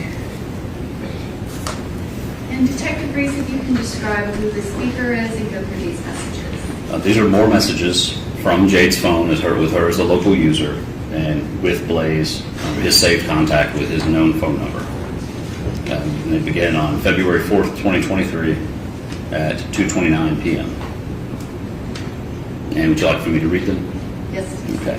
It begins with Jade saying, "Hey babes, hope you're having a good day so far. Just wanted to apologize again for my mom's doings last night. I've talked to her again and let it be known not to bring you or my situation up to anyone. I want you to know I got your back and defend your side to situations." He responds, "Hey, it's been good, very productive actually, but it's all good as long as we're on the same page moving forward. Everything is cool, but I appreciate it." She responds, "That is good, love to hear it, and 100% will be." He loved that comment from her. And then he says at 11:50 a.m., "Hey, hope you're having a good day." That's on February 5th, the next day. That's followed by a message from Jade saying, "Thank you, hope you are as well. Are you free in an hour?" And page 2. He responds, "I'm at work. What's up? Everything okay?" She says, "Yeep," which she does that frequently. It's obviously meant to be yes. "All good. Was just going to come see you on my break." He says, "Oh, okay. What time is your break?" She says, "I'll go around 2:30 probably." "Oh, okay. I won't be done by then, unfortunately, babe," Blaise responds. And page 3. She says, "Next Tuesday is Valentine's Day." He says, "LOL, I honestly don't really celebrate it. I just don't get it. FR, which is an abbreviation for real, LOL." She responds, "Yeah, I get that. I mean, it's honestly just another day to me, just showing extra love, LOL." He responds, "LOL, yeah, exactly. I never understood why people make it a big deal." And she responds, "Well, you're still going to be my Valentine," with the heart emoji. And so it's a crying emoji. And the next page, which I believe is 3. Yes. At 2:27 on February 6th, Jade says, "That's good, making the day go by." And then she sends him a picture. He responds, "Yeah, I guess, LOL. Great spot." And then said, "Loved it." And then it says he loved an image, which means he loved the picture that she'd sent at 2:36. And she comments, "Our second little date night spot, LOL." And page 4, can you describe what's shown here? That is the photo that she sent to him in the reference in the previous slide. And were there previous messages that referenced they went there the second time they hung out? Yes. And the 5th page, can you describe what's shown here? He responds with several laughing emojis to her referring to the date spot. And then she replies, "LOL, when you really liked me." Then he responds, "LOL, nah, when you really liked me. You always forget you was the one that chose to end it." She says, "Nah, I still really like you, LOL." Blaise responds, "The power was in your hands and you made the choice." LMAO, which means laugh my ass off. And the next page, which I believe is 6. She says, LMAO, no, it wasn't my choice to leave. You just didn't like what I said. I'd be showing you I still do, LOL. Says, Blaise says, I gave you 2 options and you made your choice. Don't try to rewrite the past, LOL. More laughing emojis. You ain't slick, LOL. And the 7th page. She says, oh, I'm not rewriting, LOL. We not going to even start this, though, because we both go back and forth. He responds, because you don't want to admit what you did, it's cool, though. She responded, you gave me a crazy ultimatum, LOL, and weren't really wanting to go my route either. We're here, though, and trying to build our relationship, LOL. And he says, LOL, I wanted to try a relationship because I thought you wanted that and liked me like I liked you. And the next page. LOL, true from Blaise. That's at 6:30 p.m. on February 6th. She replies, LOL, patiently waiting on our next date. He responds, you were supposed to make us breakfast, but was too tired. She responded, LMAO, I thought you didn't want it since you had to be at work early. He responded, uh-huh. She responds, well, this next Saturday morning, I'll make us breakfast. And we still need to plan an actual date night out with each other, LOL. Detective Breeze, I want to kind of talk about the time frame of your investigation. You said that you had researched the facts of this case. Did something come up where you contacted someone in July of 2023 specifically related to this case and the facts of this case? Yes, I contacted Apple Denny. And can you describe how did you come to know of Apple Denny? I believe it was maybe the day of or a couple of days after Jade's memorial service. Her mother told me that somebody at the... I got information that someone at the funeral service had a friend who had a previous relationship with Mr. Taylor that had did not go very well. Jade Benning's mom suggests you might want to reach out to this person. Yes, that suggestion was made, and then I chose to wait until after all of the test results were back from the various lab tests before I moved forward with anything like that, because I wanted to know exactly. I wanted all the information. And so you had the laboratory testing from that first blood at the hospital that Dr. Carney incorporated ultimately into the autopsy report by that point. Is that correct? And so when you contacted Ms. Denny, was she somebody that was local here? No, she was not. She was in Arkansas. And when you spoke to her initially, I guess, how did you contact her? Was it in person? I called her, talked to her on the phone, and interviewed her over the phone. And did she provide to you with specific information that you thought might be relevant to this case? Yes, she did. And that was July 25th of 2023, is that right? I believe that's the correct date, yes. And then, I guess, was there a follow-up meeting with Ms. Denny? Yes, we actually traveled to Arkansas and met with her and interviewed her in person. And when you say we, who are you referring to? Myself, yourself, ADA Moore, and Deputy District Attorney Moore, and Ms. Houston, the victim witness coordinator, traveled with us. And the four of us went and we met with Ms. Denny in person. Correct. And that was January of 2024. Yes, it was. Which again, you referenced Dr. Carney's autopsy report was completed August of 2023. When you spoke with Ms. Denny the first time, did she provide a name of another person that was kind of part of the information that she had? Yes, she did. And did you recognize that name? Yes, I did recognize that name, as it had come up in statements from some previous interviews I'd done on the first night of this investigation. And what was that name? Xavier Winford. And during your review of the messages that are happening during January and February of 2023, can you describe how much contact Mr. Taylor had with Ms. Xavier Winford? An extraordinary amount. And did you review those messages kind of in tandem with his messages with Ms. Benning? Yes, I did. And I have another set have messages to hand you. It is 6 pages.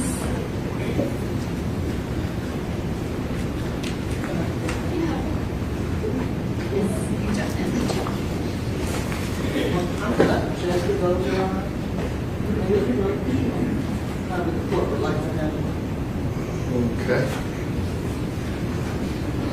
You want to step up? Yes.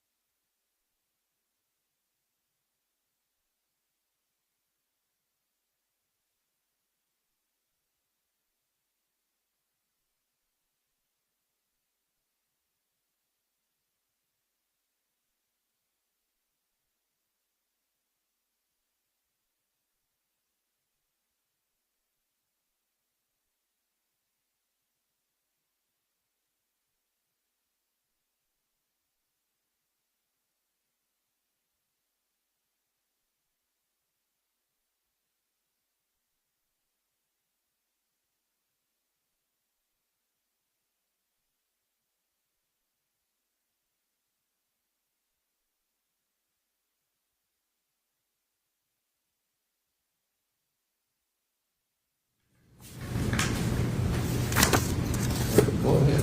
Detective Reese, do you recognize the messages that were handed to you? Yes, I do.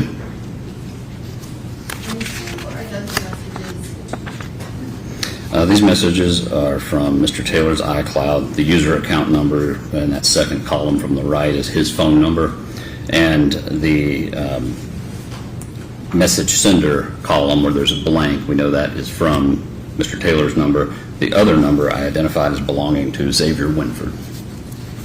And can you read out the date and time of the first message through the date and time of the last message? Read all of them or just the beginning and end? Just the beginning.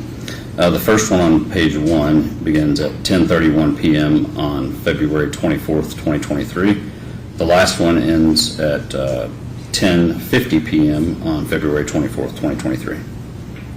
Thank you, Your Honor. At this time, I would ask that these be admitted as the next number exhibit. And I will ask Detective Reese to read these messages. The second page, I'm sorry, Your Honor. The second page has the content of these that correspond to the times on the first page. If you can begin and explain who the speaker is and what the content is. Okay. The text bubbles to the right that are aligned to the right are all from Mr. Taylor's number, and the ones aligned to the left are all from Ms. Winford's number. So it begins with Mr. Taylor saying, "So you should never doubt anything when it comes to us." She responds, "I'm doing my best." And he replies, "I know, I'm trying to reassure you."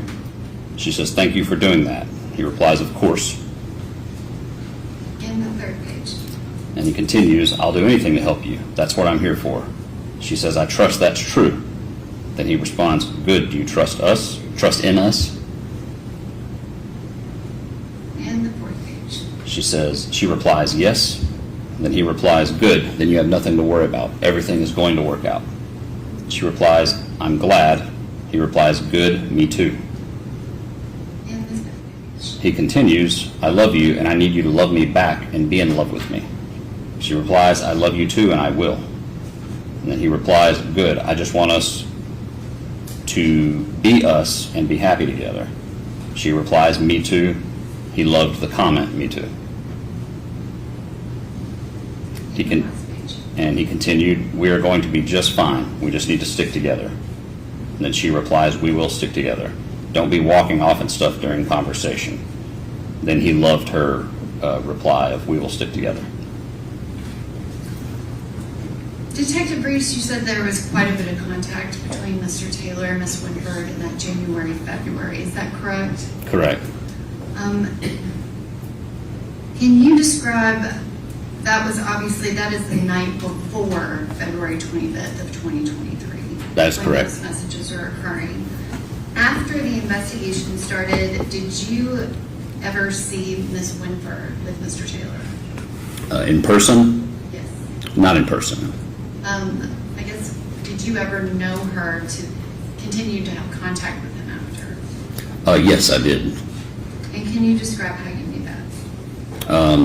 In addition to, well, the main reason was at the time of his arrest in Utah, I obtained that body camera footage, and they were actually together in Utah at the time of his arrest, about over a year after the incident, in a vehicle that was registered to her. If I can have just one moment.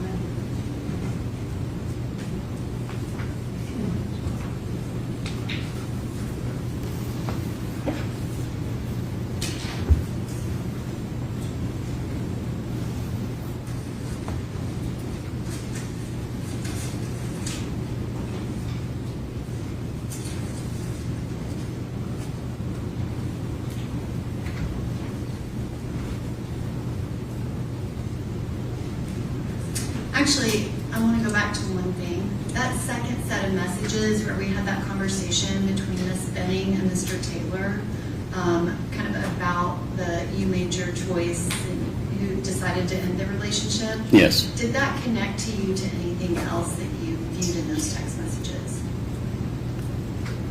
Between, Ms. Benning and Mr. Taylor. yes, there was a previous conversation between them that, or I viewed some communication between Ms. Benning and Mr. Taylor, and also in conjunction with conversation Ms. Benning was having with Najee Jackson.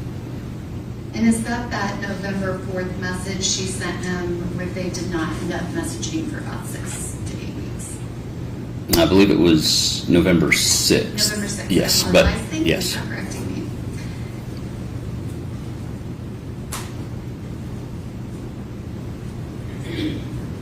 Thank you. Just take a break.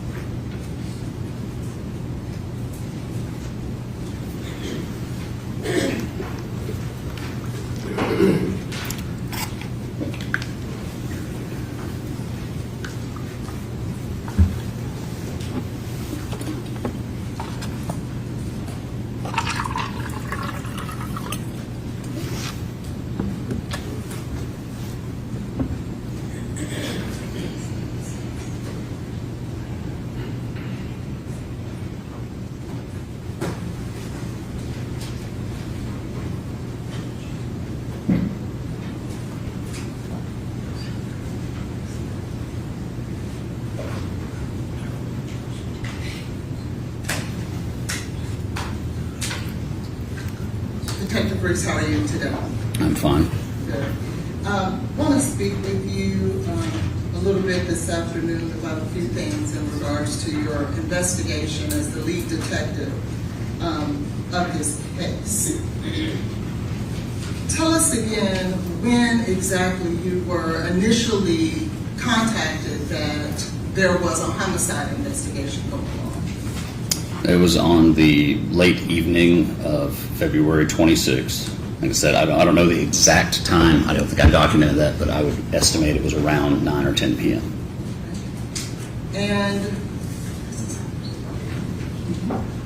And what were you told exactly?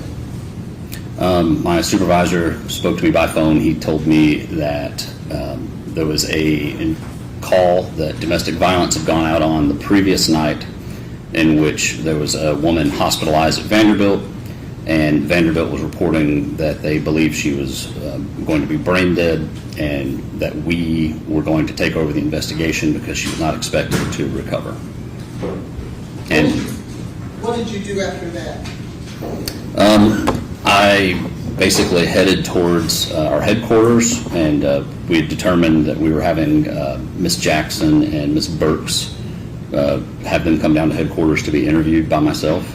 And I went to headquarters and met with them, coordinated with one of my teammates while he began drafting a search warrant for Ms. Benning's apartment.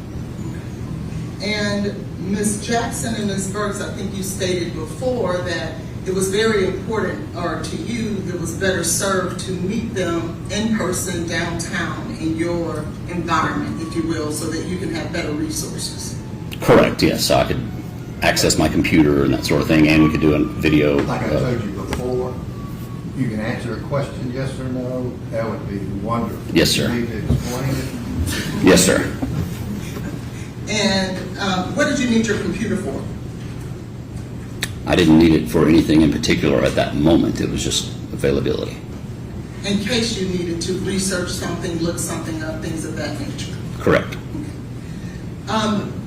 When Ms. Burks came to you and started speaking with you, did you learn about, I guess, the medical episode that her daughter had in regards to what Ms. Jackson told her? Yes. And she explained to you everything in regards to Mr. Taylor and what she knew of their relationship, correct? I would say yes, I believe so. But she didn't know much, right? I'd say she knew a decent amount. Okay. Well, did she represent to you, I believe, at that time? Did you learn at that moment, did you have the impression that it was Mr. Taylor who abruptly ended that relationship? Were you given that information? I wouldn't say that they necessarily attributed him to ending the relationship. It was that he demanded she get an abortion and she refused to, and thus the relationship ended. But I don't remember her specifically attributing it to him ending it. Did you bring your offense report with you to review today? It should be in the case file. Would you need that in order to better refresh your memory as to what you... He's answered your question. What's your next question? Well, isn't it true, Detective Reese, that you reported that you were told that it was Mr. Taylor who abruptly ended the relationship? That's possible. I just don't remember specifically being told that as I sit here speaking. But that may have been what, I just don't remember it that way. But it was certainly what you put in your report, wasn't it? If I can refer to my report, I might be able to confirm that. Okay. Did you not bring a copy with you today?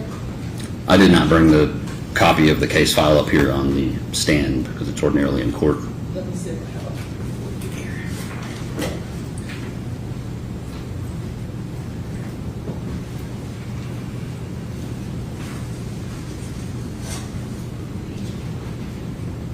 And I would draw your attention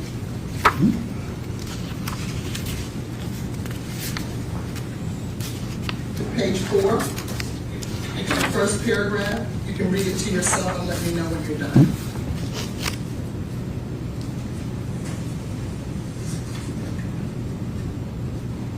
Okay, yes, yep, you are correct. That is what I put there. You said, just didn't remember it. That's okay. But that's not exactly how it went, was it? It's hard to really tell from the context of the text message because it's evident that they met and talked in person. They would text and then they would talk in person, so it's not very clear. Well, isn't it true that the text message that Ms. Benning sent Mr. Taylor on the 6th, it was Ms. Benning who said, I think it's best that we end this because we're basically at an impasse. Oh yes, that is roughly what she said. That's vastly different than Mr. Taylor abruptly ending the relationship because Ms. Benning didn't want to get an abortion. Correct? In essence. And after that message from Ms. Benning, there was no evidence of Mr. Taylor continuously reaching out to Ms. Benning, trying to force her in any way to have an abortion, was there? No, there wasn't. And so, after learning or sitting and speaking with Ms. Burks, you also learned that there was some contamination of the crime scene. Did you learn that? I wouldn't call it contamination. You would not? No. Can I draw your attention to your offense report again, sir? Referring to my supplement? Yes. What page?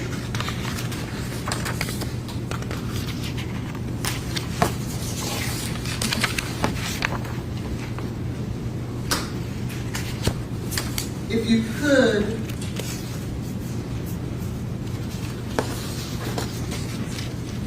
look at page 3, I believe it is. Didn't, in fact, Ms. Weber went into the scene and removed items?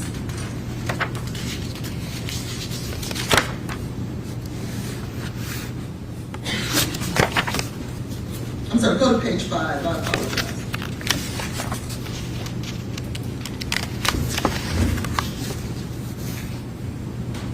In the bottom of page 4, top of page 5.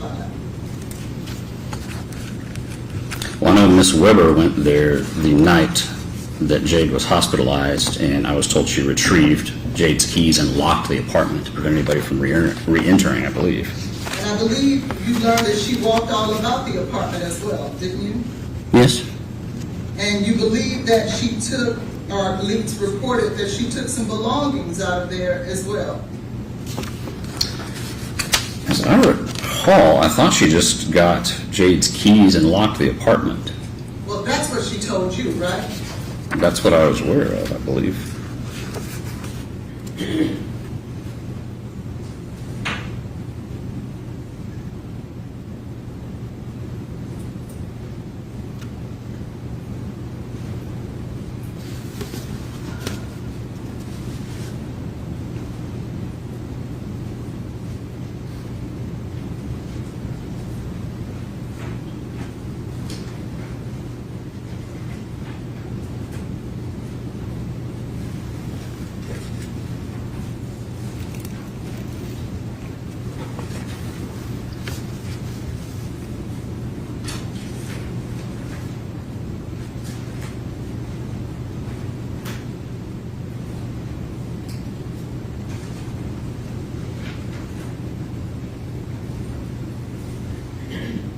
I'm sorry, I thought he was looking. That's what he said. That's what he believed. Okay.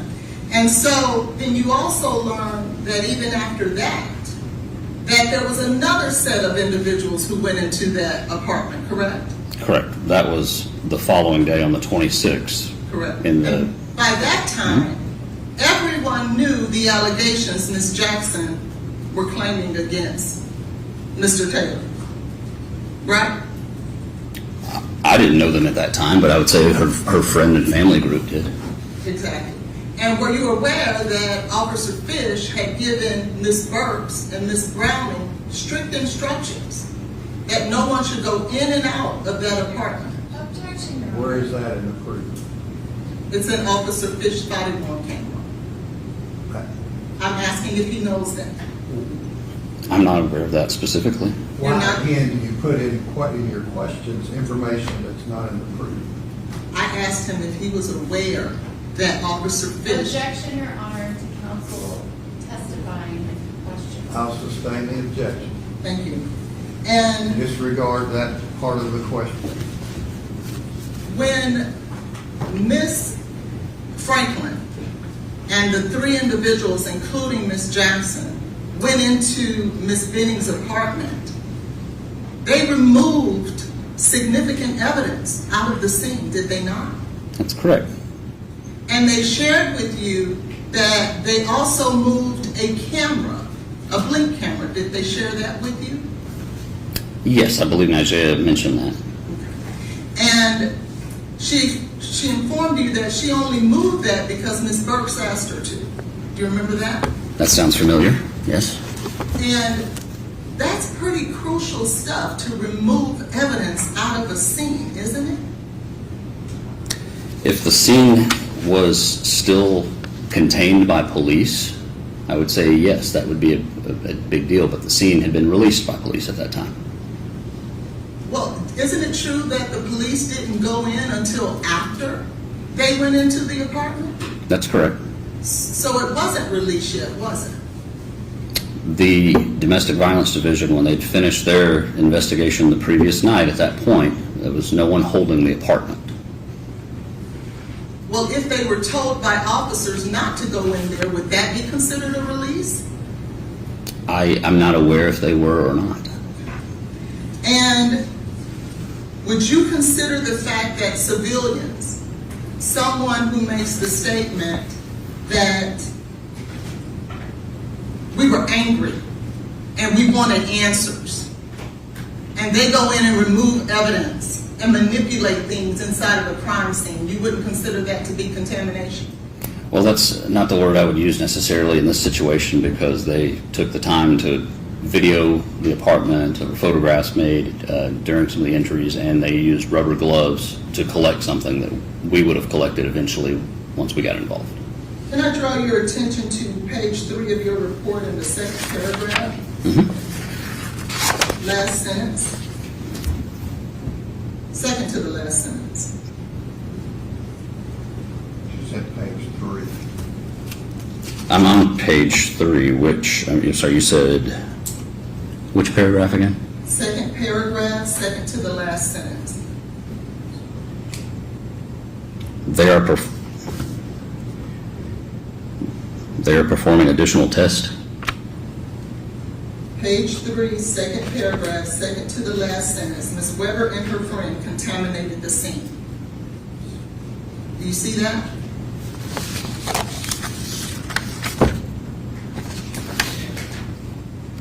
I'm on page 3. Okay, it's on my page 3. I'm sorry.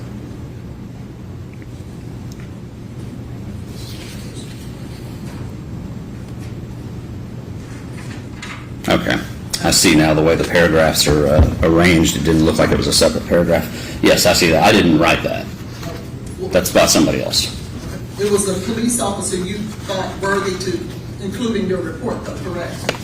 Well, it's not my determination of worthiness. It's just that that's the documentation. I asked for documentation that they did on whatever they did prior to my getting involved, and then I included that in my report under the heading Initial Investigation by the MNPD Domestic Violence Division. And then I preface in here that this italicized entry is the summary completed by Detective James Smith and subsequent update by Domestic Violence Division Sergeant Cucci. And you, for a little while, in regards to the scene as we're discussing it, for a while you believed that there was a missing cup, didn't you? I did, yes, for a little while. And in fact, you believe that it was Mr. Taylor who had removed that cup out of the scene, didn't you? That was my suspicion. I knew there was a cup missing, or I thought there was a cup missing. And you arbitrarily assigned that misdeed to Mr. Taylor, didn't you? I never said he removed a cup from the scene that I can think of. I just said that I believe there had been some cleanup because there was a cup that was unaccounted for. And who did you believe did the cleanup throughout your report? Specifically of that cup, I don't know. You didn't think that it was Mr. Taylor who did the cleanup? Like I said, I don't know. I can say that the cup is in a picture that was on Jade's phone prior to her falling ill. And then later, when we get there, it is over by the sink, sitting next to the wall, the backsplash. Certainly sitting by the sink inaccessible for you to remove tape tests, correct? Yes, at that time, if we had known. And so there was nothing stopping you from knowing, because when you went in to execute the search warrant, the cup was right there the entire time, wasn't it? There was something to stop me from knowing it was relevant because we didn't get in her phone that night. So I was looking at the glasses that were on the island because glasses were mentioned in the interviews and looked at those as those were relevant. I wasn't inclined to seize all her drinkware. Well, wasn't there allegations that Ms. Benning was poisoned as a result of something she was drinking? Yes. Would it not have been important to grab every cup, every glass that you saw that was out if we were in search for exactly what happened there that night? Oh, in retrospect, I absolutely wish I would have done that, but just that night, I did not, because we thought those were the glasses that were in use. And then it's safe to say none of those glasses or those cups that you left there were tested, were they? The ones that were left there, no. And Mr. Taylor did not therefore remove anything from that apartment based on your knowledge. I'm not aware of him removing anything other than his personal belongings. Now, as you were learning about the incident, you learned that there was another gentleman who was present that evening with Mr. Taylor, with Mr. Benning, and with Miss Jackson. Yes. And that individual not only was present in the house that night, he was also present on this phone call that Miss Jackson says these allegations were made against Mr. Taylor. Would you agree with that? Yes. And when you learned about this incident, did you, and that person is Keontae Jones, right? And to correct what I just said, he was not present on the phone call where she made the allegations. He was present on a return phone call made by Ms. Jackson with him merged into the call. Within minutes of that call, correct? Yes, it was a few minutes after. He was the only other person besides Ms. Jackson that would have heard Ms. Benning in her distressed state. Would you agree with that? By that point, she was already believed to be unconscious, so he wouldn't have heard anything. Well, he didn't tell you that he heard her mumbling a little bit but couldn't make out words, but he could hear her trying to talk? I can't recall exactly. And knowing that he was present there that night, knowing that he was the only other person on the phone with her, did you bring him downtown to talk to him like you thought it was important to talk to Miss Burks and Miss Jackson? Not at that time at night.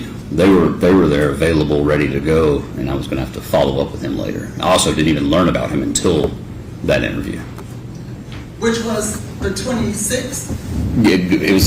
It was probably 1 o'clock in the morning or so. It was getting close to 1 o'clock before I was even aware of Keontae Jones.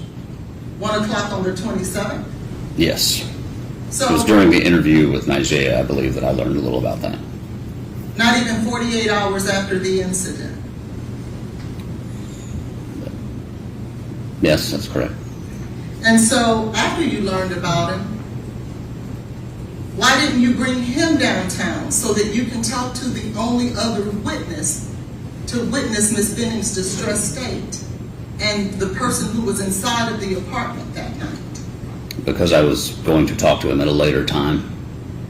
And how did you talk to him at a later time? I've interviewed him over the phone. It wasn't important to bring him down? I've interviewed people over the phone all the time.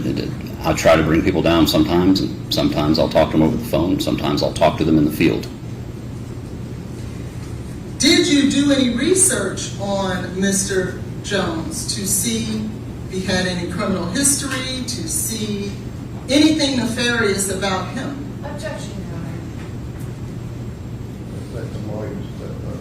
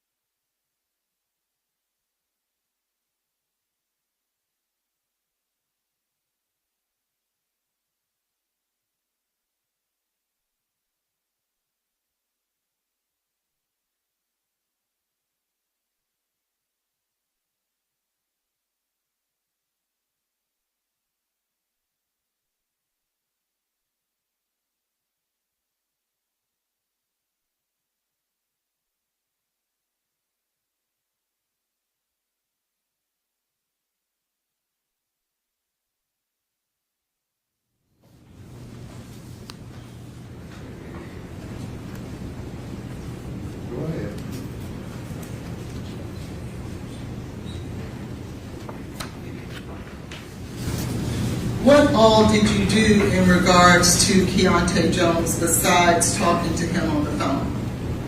I just interviewed him over the phone.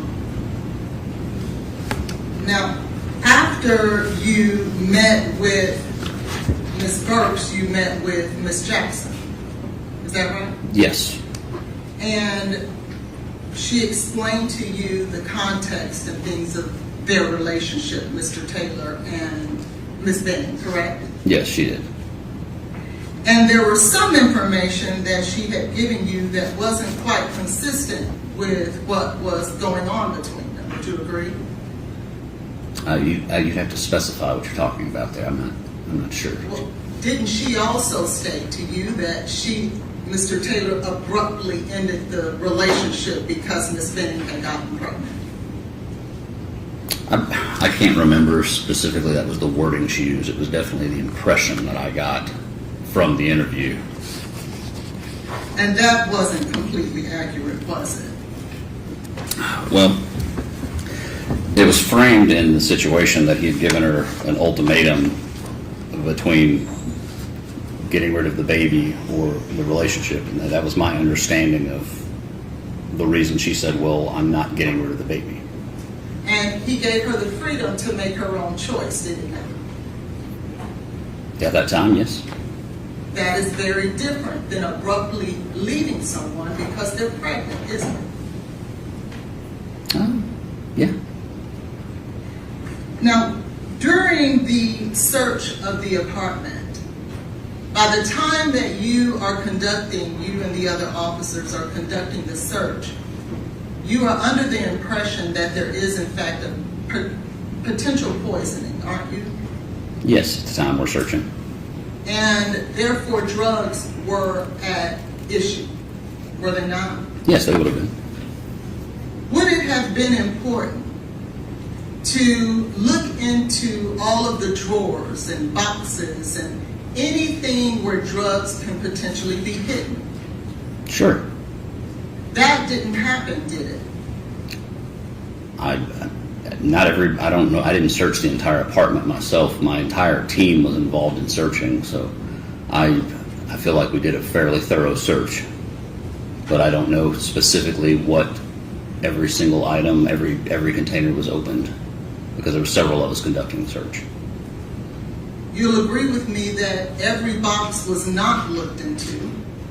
I can't say yes or no to that because I didn't personally search everything in the apartment. Well, you didn't do that, did you? I didn't search everything in the apartment? Yes. No, I personally did not. My team, we conducted the search. You were the lead detective, though, right? Correct. You were running the show. Correct. You didn't instruct those officers who were there to find drugs to look in any place where drugs could be stored. Well, everybody knew that's what we were looking for, any evidence of poisoning. So that's everybody operating under that assumption and understanding. So if you didn't look into every drawer, every box, every container, would that have been an oversight that could have potentially led to more evidence? Potentially, but also potentially not. There was also, if I may, Your Honor.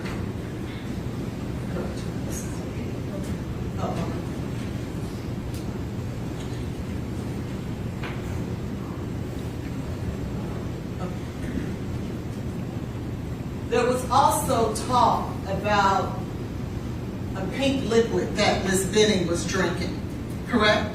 Yes. And there was talk about Ms. Benning stating that her drink tasted funny, right? Yes. And that is what made those cups so important to taste, correct? Yes. This lemonade and fruit punch that was placed on the corner there, do you see that? Yes. That was something that you gathered and tested as well, correct? Our CSI, he took the samples of those liquids and tested them, yes.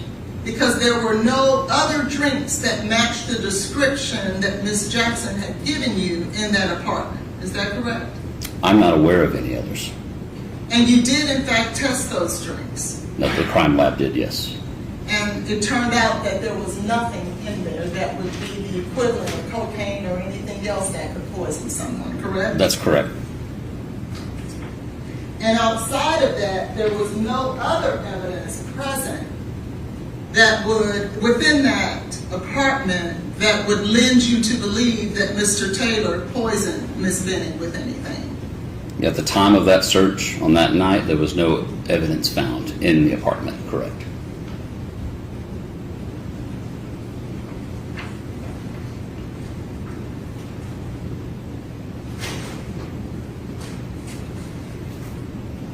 Now, you stated earlier that this investigation was pretty much driven by the search of any type of drug or poison that could have caused Ms. Benning's death, correct? Yes. There was a time, was it not, that you learned that Ms. Benning was involved with drugs? I did learn, I believe, it may have been that night that she would smoke marijuana from, I believe her mother may have told me that, or one of her friends, or if not that night, it was in the following day. And in fact, you learned that she had met with or was in contact with her drug dealer that day, correct? That day? I would have to refer back to the messages that we looked at earlier. I'm not sure that it was that day or the day before. Did you not find evidence that around 9:37 a.m. that she reached out to her drug dealer and asked, my coworker needs half? Well, operating on the assumption that it was that day on the 25th, yes. Yes. And there was no notation as to what the half was for, was it? Well, it was to the weed man.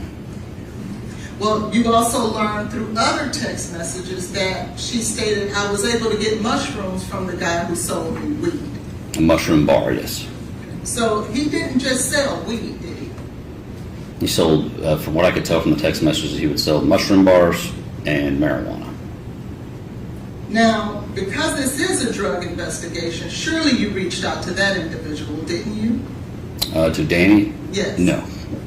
Why not? I was pursuing the death aspect of the investigation, not the drug investigation against that guy. Would you agree with me that these days, the drug dealers now are masking the drugs they're selling with fentanyl and other things? That is something that happens, yes. And so, if Ms. Benning had come in contact with her drug dealer the very day that she suffered an overdose and or poisoning from drugs, you didn't feel that it was important to contact that individual and talk to him? Well, the context of those text messages, it appeared that he was out of town and declined to service her coworker. I thought. I'd have to refer to them, but I thought I'd have to refer back to the messages, but I got the impression that he said I'm out of town or something to that effect. Or I'll have to hit him back up later or something like that. If you have the messages, I can review them. Would you know that? He never refused to talk to her. He just said, I'll pick you up or get back with you when I'm free. If that's what the messages said, it was something to that effect. I don't think they ever met looking at the messages, though. Well, you learned that she went to Walmart that day, correct? Yes. And there was nothing that you saw by receipts or bags or anything that she actually went inside of Walmart and purchased anything that day. You didn't see anything like that, did you? I just saw a text message she sent shortly after that saying I picked up stuff to make chicken Alfredo. And that was the only place she stopped after leaving work. But did you search through that to see whether or not that was in fact true? Did I go to Walmart to verify she went to Walmart? No. Well, did you just look to see maybe in her records whether or not there was something purchased at Walmart?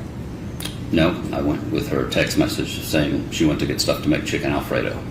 Did you talk to Danny just to see, hey, did you meet up with this young lady this day to eliminate that possibility? No, I didn't follow up with Danny.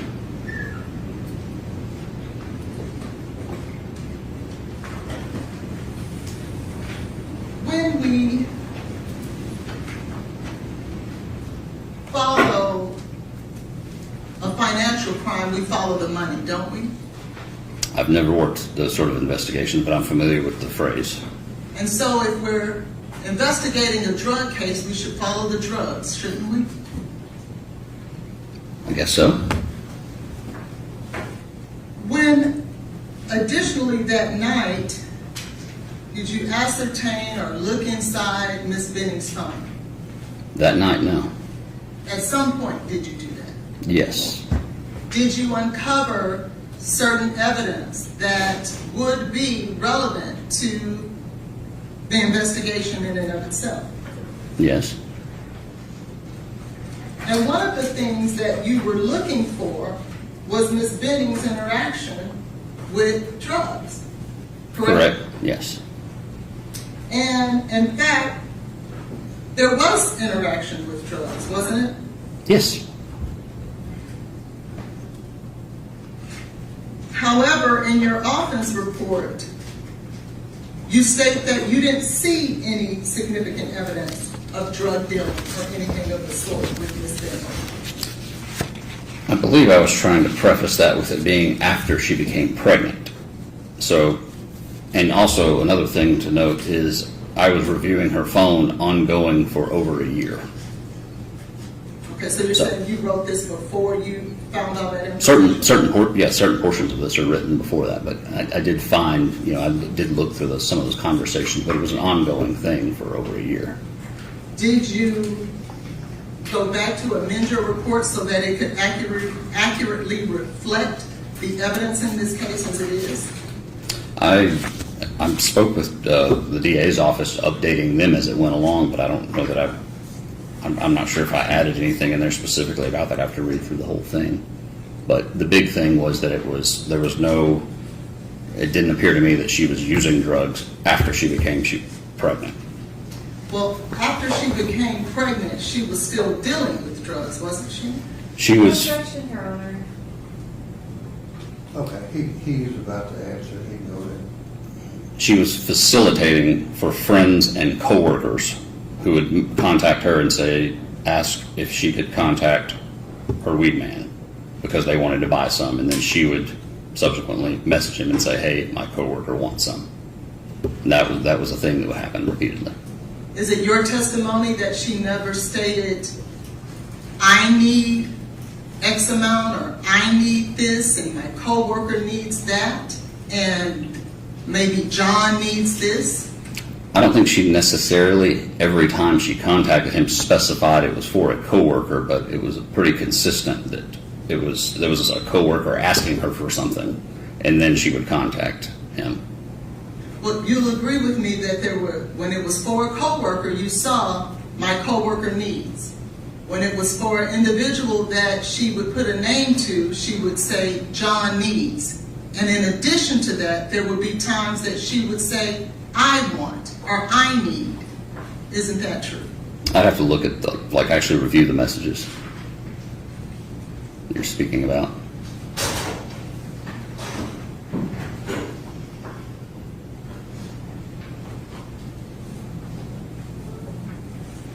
Now, at some point, you also talked to Mr. Taylor, didn't you? Yes, very briefly. And when you talked to Mr. Taylor, there were several things that you had learned from other people and that you learned from him, correct? I didn't. When I spoke to him, I don't think I really learned anything from him. It was a very brief conversation. Did you learn through your investigation that this was a date night planned by Ms. Benning? Yes, I knew that. And that turned out to be true, correct? Yes, that was correct. Did you learn through your investigation that there was food that was eaten between them that day, chicken Alfredo and I think it was rolls and cookies? Did you learn that? Yes.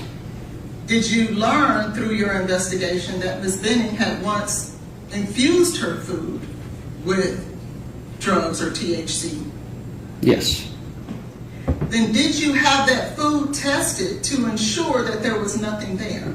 I asked about getting the food tested, and I was told that the lab wouldn't do that when we were doing the search warrant. Through your investigation, did you learn that Mr. Taylor had called 911? Yes. And did you learn that although Ms. Jackson and Mr. Jones had heard the distress, heard the dire straits that Ms. Benning was in, yet it was only Mr. Taylor that called 911? Did you learn that? Yes. Did you learn through your investigation that Mr. Taylor had given a rendition that Ms. Benning had vomited? Yes. And did you learn that that was in fact true, that she did in fact vomit? Yes. Did you learn through your investigation that Mr. Taylor, immediately upon going back to work, informed the Titans that he had come in contact with law enforcement? Yeah, it was. I understood that he notified him that on the day of the 26th. And he did that, you learned, because that was what was required of him. Yes. And when you talked with the Titans employees, because you talked to several of them, didn't you? Yes, several months later. And you learned that none of them, or at least I should say all of them, stated that Mr. Taylor did not drink and or did drugs, or they had no evidence of that, because you asked that question, didn't you? Yes. And all of them gave you the answer of he was not involved with drugs and or drinking. Correct, yeah. And in fact, throughout your entire investigation, did you ever learn that Mr. Taylor himself, while he was dating Ms. Benning, well, I'll rephrase that. Let's go to the night in question. Did you learn that within 60 seconds of the distress phone call to Ms. Jackson, that Ms. Benning was taking selfies of her and Mr. Taylor?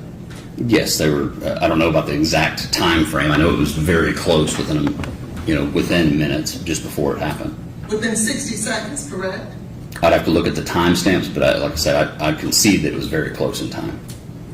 And do you remember, these were some of the photographs that were there? Yes, I believe there was about a dozen taken. Correct, that's one. That's another, correct? Mm-hmm.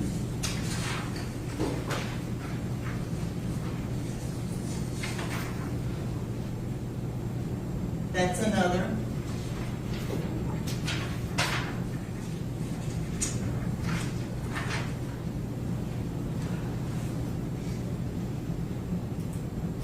That was another.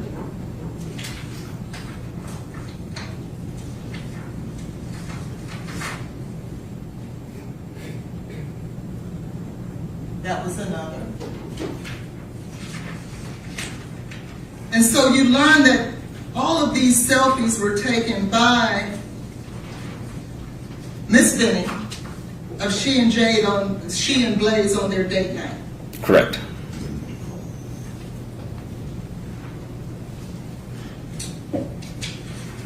At some point in your investigation, you had spoken with a Dr. Brucalari. Do you remember that? Yes.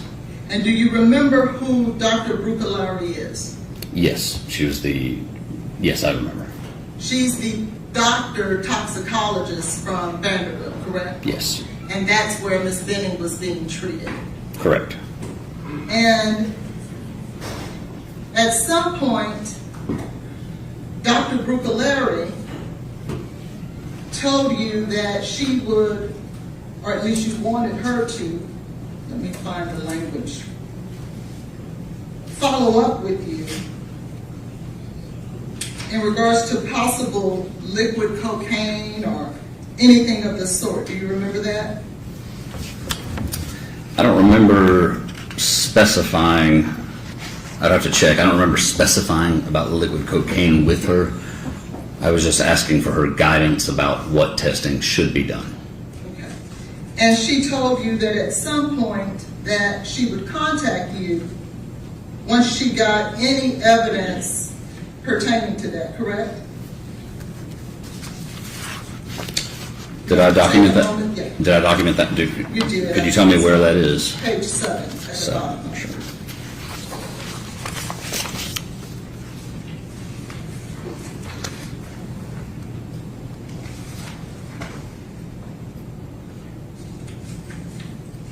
And I may be off the page, but let me find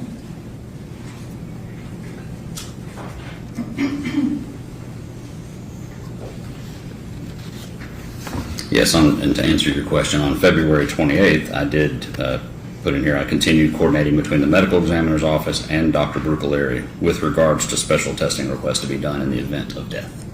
Correct. And at some point, did Dr. Bruccoleri get back with you?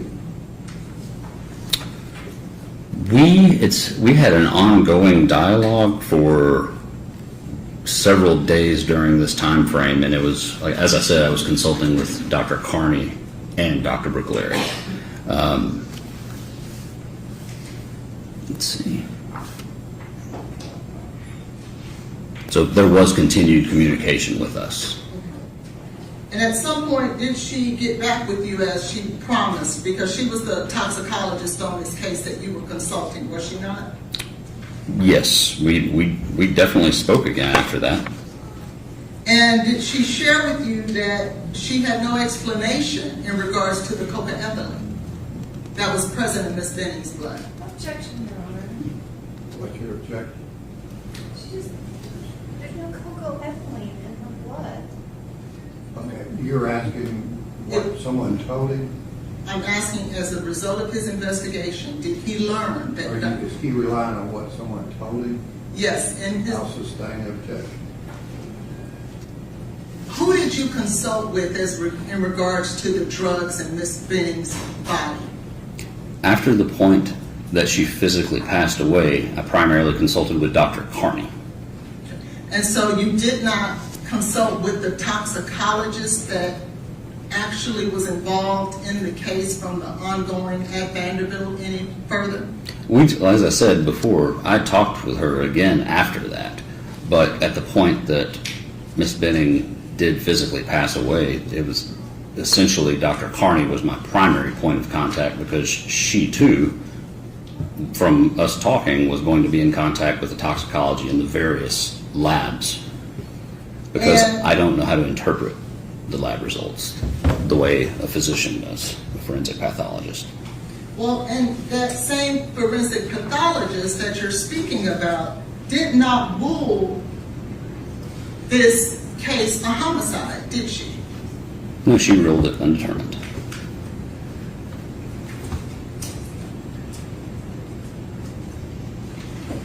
Was there any surveillance that was recovered as a result of this case? There were a few limited clips right outside of Miss Benning's door. Did you have access to the entire video? I was given access, but I was not aware that I was given access until the video was gone. Until what? Until the video had already been overwritten. Well, you were able to see some things at some point, weren't you? Yes. While we were executing the search warrant, my supervisor had an email that he showed me that showed a clip of Nigea and Keontae arriving, another clip of them leaving, and I believe there was a couple of still shots of Blaise arriving and coming out of the apartment, and that was all I saw at that time.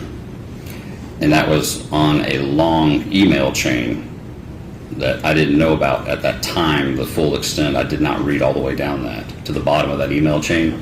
I found out about it much, much later, that the property manager had actually given me access to their camera systems, but by the time I found out about that, it had already been overwritten. So I wish I'd pulled that video, the full video, but I did not. If there was an actual video of that night, of Mr. Taylor coming and going, of Nigea Jackson and Keontae coming and going, of those women who went in there and removed evidence out of the scene. That would have been some crucial evidence for this case, would it not? Just the videos of people coming and going from her apartment? Yes. Well, it was consistent with what I had already been told, so I already knew they were coming and going. Well, it could have been Danny coming and going too, couldn't it? I have no reason to think that. But in a homicide investigation, you didn't secure to ensure that any surveillance was in fact captured. No, I did not. You were also told that the women who went in there and removed crucial evidence was told to do so by Ms. Franklin's son, who's a police officer. I wasn't clear on who the relative was, but I was told a law enforcement officer out of state had advised to do that. Did you check to see if there was in fact a law enforcement officer who instructed 4 women to go into a crime scene and remove evidence without the assistance of the police? I did not follow up with that police officer, no. Would you have thought that that would have been important to find out who instructed them to do that? Because it somewhat contaminated your scene, didn't it? It was my position at the time that that comforter should have been recovered earlier in the night by police with our department, and I didn't feel that their actions were inappropriate given that some other investigators with our department didn't go seize that comforter earlier in the night. Well, let me ask you this. If Mr. Taylor would have gone in there and removed evidence out of the scene, would you feel the same way? Oh, no, not at all.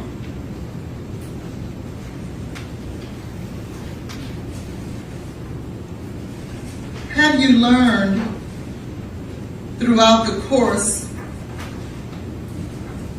of your investigation the timing of the medical incident? And what I mean by that is, have you tried to line up whether or not what Mr. Taylor has said in regards to the calling of 911, when Nigeria called him, when EMS arrived? Did you do the work to see whether or not Mr. Taylor's rendition of the facts lined up with the truth? I did check to see, I did document and check to see when 911 was called, and I did check and verify when the call was placed to Ms. Jackson, as well as the call Mr. Taylor placed to his father prior to calling 911, and then subsequent calls after that between with Ms. Jackson calling back to Ms. Benning's phone, and then several more calls later into the night up to the point that she was at the hospital. And in fact, those calls to 911, the calls to his dad, the calls from Ms. Jackson, all of those lined up exactly the way Mr. Taylor said they did, didn't it? Yeah, that's correct.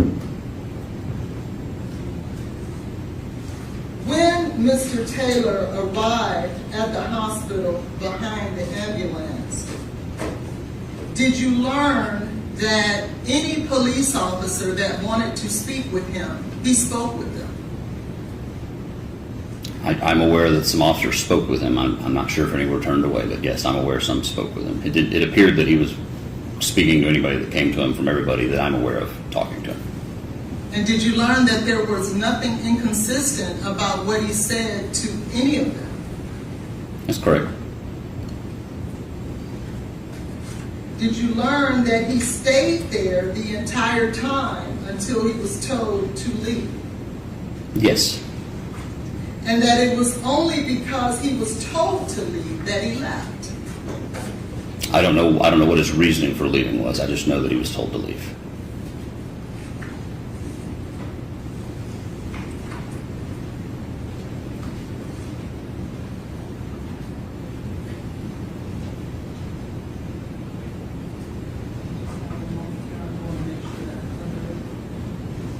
In your investigation, you have just testified about Mr. Taylor talking to another woman. Yes. Mr. Taylor was not the only person in this relationship that was talking to someone else romantically, was he? There was definitely several references to prior incidents with her seeing other men. In fact, it was instances where Ms. Benning was dating Mr. Taylor and someone else at the same time. I'm sorry? When you looked through Ms. Benning's phone, did you see that she too was dating someone else at the same time that she was dating Mr. Taylor?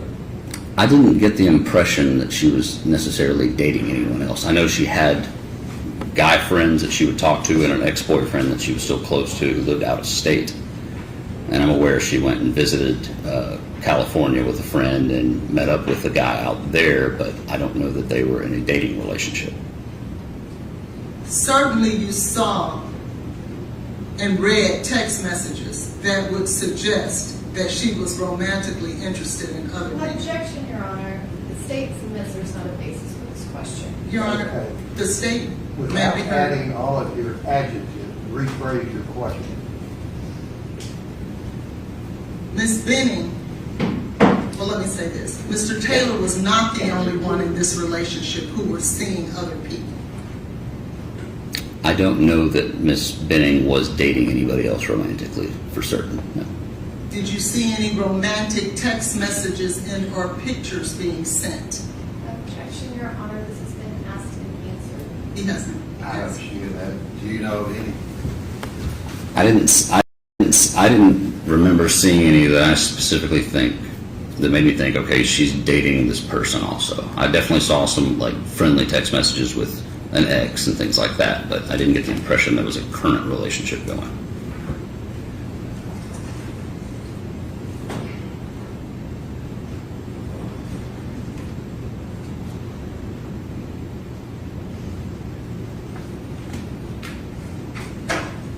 I'm not going to disrespect. Excuse me? No. You had to give a declaration in this case, did you not, at some point? What are you talking about? A statement that you had to write in reference to this case. An affidavit. Of search warrants and things of that nature? Yes. Yes, I've written affidavits for search warrants. And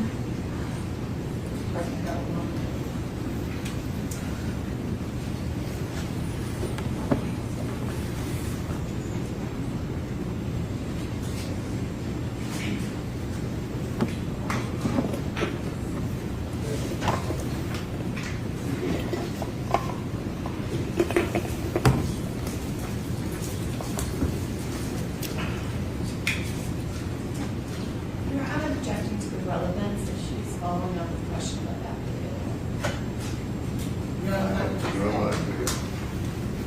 it was the basis, your affidavits were the basis of being able to retrieve devices of Mr. Taylor's, were they not? And I'm objecting to any questions about that. What's your objection? My objection is that it's not relevant. I don't know. The devices that were seized from Mr. Taylor. What is your question? You seized devices from Mr. Taylor. He's answered that. You seized 11 devices. That's already been testified to. You were wanting to ask something about an affidavit. Yes, in regards to the affidavit that you put information about Mr. Taylor in these affidavits, didn't you? Yes. And some of the things that you put in your affidavits weren't in fact true, were they?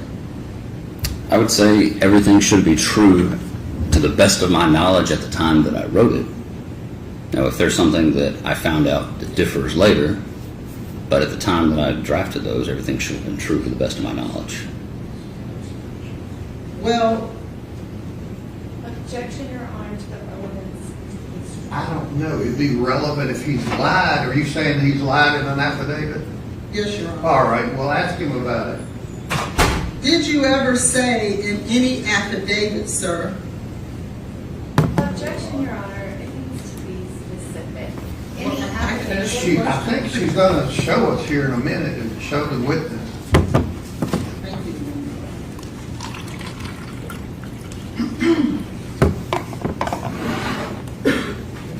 What affidavit? Dave, what are you referencing? I'm referencing the second declaration of Detective Reese. Second declaration. What date of the search warrant? So the state can see what you're talking about. This is the declaration filed by Mr. Detective Reese on March 6th of 2023. All right, and what is your question? Thank you. You sure?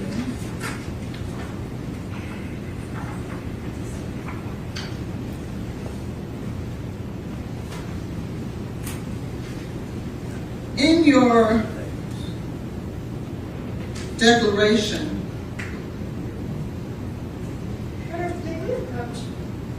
All righty.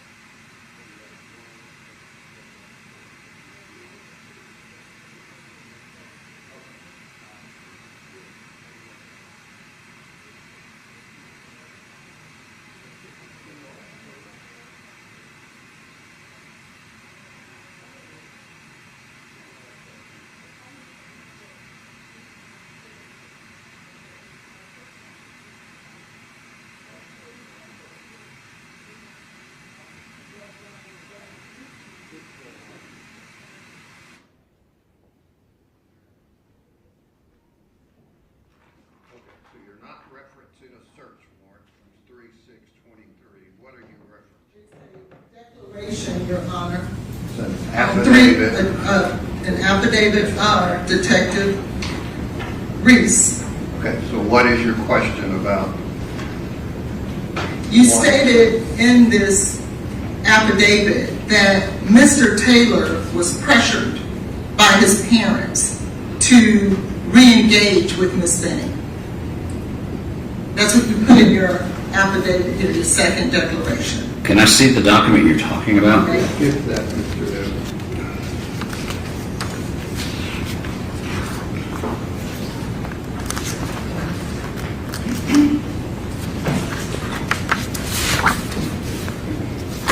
At the top of the page, you've got the right page.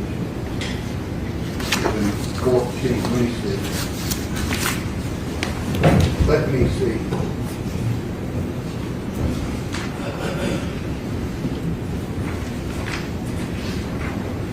Very top sentence is what she's asking you about.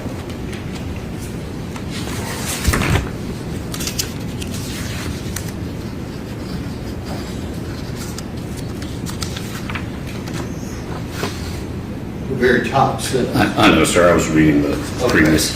Yes. So, yes, this says Jackson, which is Najee Jackson, believed the following end of their relationship.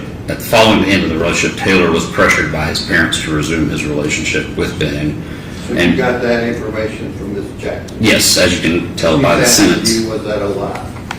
No, I mean, I think now I don't believe that was the case, but the information given at that time, that was what was believed to be accurate. He said it's not. Thank you.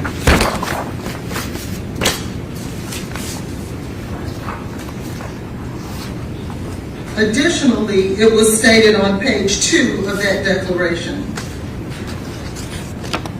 If you go to paragraph 8, line 3,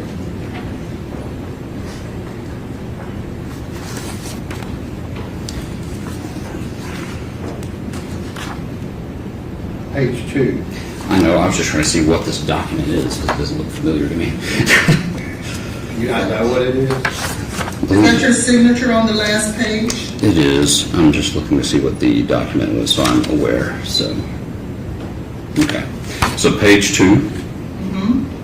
Paragraph 8, second sentence, starting with during the interview.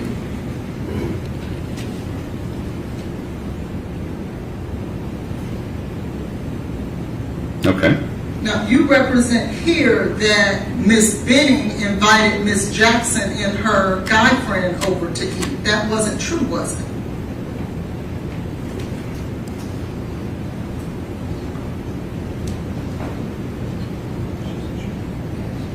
So my sentence says, during the interview, Jackson said she went to Benning's residence with a male friend after Benning invited them to eat dinner with her and Taylor.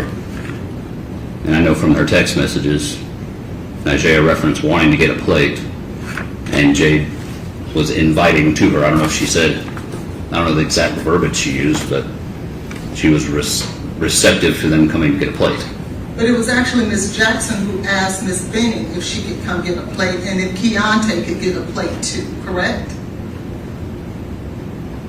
I don't remember the exact wording, but it seemed to be a mutual friendly invitation, sort of, you know, you're welcome to come by sort of thing to me when I read it.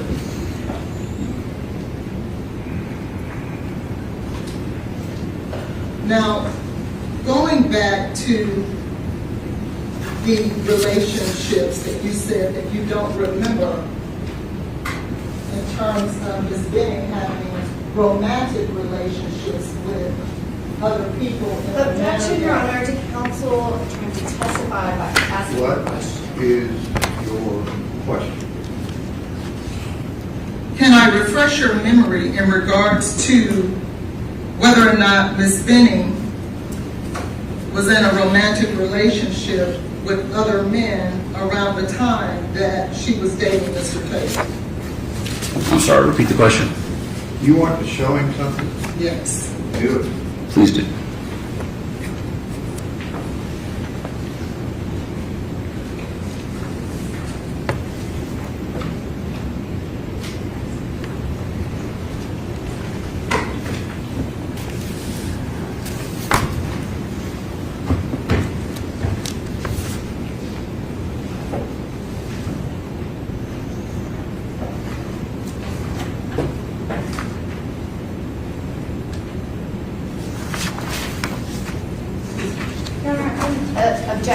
to the question asked by counsel. The text messages she submitted are not during the time frame of this incident. We were talking about January, February 2023. This is well before that. It's not well before that. It's actually November, starting on November the 4th, around the time. Go ahead. What is your question? And then here's another one, please, that goes to 225 of 20. What is your question? Please, please. Wasn't Ms. Benning involved with other men? Having looked at that, does that change, was Ms. Benning, from your perspective, involved with other men? I don't know who these messages are between. I don't know the other person on this. On this particular chain here. So then you're stating then that you have no knowledge, although you've gone through Ms. Benning's phone, of her dating other men besides Mr. Taylor around the time that she was dating Mr. Taylor. Is that your testimony? Let's see. So looking at this, this text thread begins about a week after it appeared that their relationship was coming to an end, or around the same time their relationship was coming to an end. But yeah, they're definitely flirtatious in nature, I would agree. They're a little bit more than flirtatious in nature, would you agree? I would say they're flirtatious. When Mr. Taylor relocated to Utah, he didn't just up and leave and go to Utah, did he? No, it was several months after this, I believe. I don't know the exact date he moved, but I know he got a new job out there. And in fact, before he even left to go to Utah, he reached out to you through his attorney, did he not? I don't recall ever being contacted by his attorney. You don't recall Ms. Riddle contacting you, letting you know and asking if it was okay, and to leave the phone number of Mr. Taylor so that if you needed him, you could contact him? I don't recall that. I recall calling her at one point to ask her a question. Did you call her in regards to Mr. Taylor? Yes. And did she answer your questions? Oh, I just was asking I was asking something about whether they were still representing him because he was no longer employed with the Titans, and she said yes. And I think I asked her something about their defense investigator. And in fact, you learned that Ms. Jackson was worried because that investigator was reaching out to her. To the hearsay? I'll sustain the objection. Well, isn't it true that when you arrested Mr. Taylor, he reminded you, hey, I reached out to you and told you, you could have just called me and I would have turned myself in. You remember that conversation? I didn't arrest him. Are you referring to when I attempted to speak to him?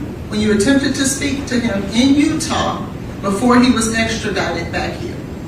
I just remember him saying, when I read him his rights, him saying, I'll just have my lawyer sort it out. I don't remember the full everything that was said. It was very brief, just a few moments. And so it's your testimony that you have no recollection of him informing you before he left through his attorney that, is it okay for me to go to Utah and this is where I'll be? I definitely do not remember anybody asking if it was okay for him to go to Utah, because I learned of that through Jade Benning's family. I don't recall anybody ever telling me from his camp that he was going to Utah. And finally, Detective Reese, throughout your entire investigation in regards to this case, you have yet to learn one thing that is inconsistent with Mr. Taylor and what he has shared as his rendition of the events, have you? No, the totality of the investigation is contradictory to his story. I'm not speaking of your impression. I'm speaking of what Mr. Taylor has said and done. There has been nothing inconsistent with that. You mean the statements he has made? Correct. Correct. He maintained the same story. Thank you. You redirect. Messages that were just handed to you that was inferred that Ms. Benning was dating someone else, these all precede January of 2023. Is that correct? Yes, they do. And it is during the time when she is not even seeing Mr. Taylor. Is that correct? The timestamp on the first page they sent me is on September 30th. And then there's a few more messages throughout October. And then there's one on November 3rd, 4th. Again, she didn't ask me for the dates. She just asked, was it during the time frame they were? It was not during the time frame that Mr. Taylor reconnected with Ms. Benning at Correct. the beginning of 2023. He said correct. Correct, yes. And your investigation, did it uncover any evidence that Ms. Benning was trying to self-harm herself or her unborn baby? No. Did it reveal the opposite? Yes. And specifically, what you're looking for in the apartment, were you expecting to find a bottle of poison sitting out on the counter? No. Your investigation, did it reveal that Ms. Benning wanted to be in a relationship with Mr. Taylor? Yes. And when she asked you if Mr. Taylor had said anything inconsistent, you reviewed the body-worn camera footage and his statements to the officers and Detective Smith at the hospital. Is that correct? Yes. And specifically, you told them that she threw up. I called my dad. and- Testifying and reading the witness. Will that be, rule of objection? And I called 911, correct? That's correct. And you had information to the contrary. Isn't that correct? Objection, she's leading the witness. This is not Okay, her. I don't, you want to rephrase your question about what you're meaning? Did Mr. Taylor tell you any of the statements that Nigella Jackson told you that she heard Jade Benning say to Mr. Taylor on that call, that 6-minute and 9-second call?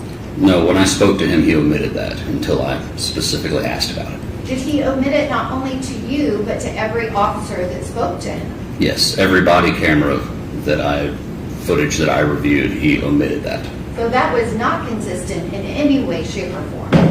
That's correct. So the statement he volunteered. That's where you get into 15 other questions. And the 911 call specifically contradicted that, because on the 911 call, he said that Ms. Benning was throwing up at the end of the call. When everything else he said before is she threw up, I called my dad, I called 911. Okay, hang on. What is your question, if you can narrow it down a little bit? My question is, you had information to the contrary, correct? Yes, well, I'm sorry. Could you rephrase that? I'm sorry. Your question. Detective Reese, on the 911 call, he said that's when she threw up, correct? Yes, I remember hearing him say she threw up on the 911 call. And he told the officers, all 3 of them at the hospital, she threw up, I called my dad, then I called 911. That's correct. And Your Honor, if I can show Detective Reese a portion of exhibit with Tom Miller, it is exhibit 29.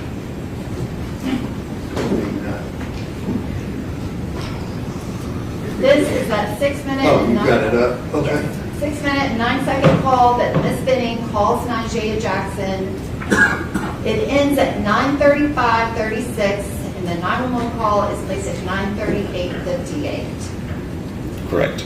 The next page in this exhibit, can you describe what is shown here?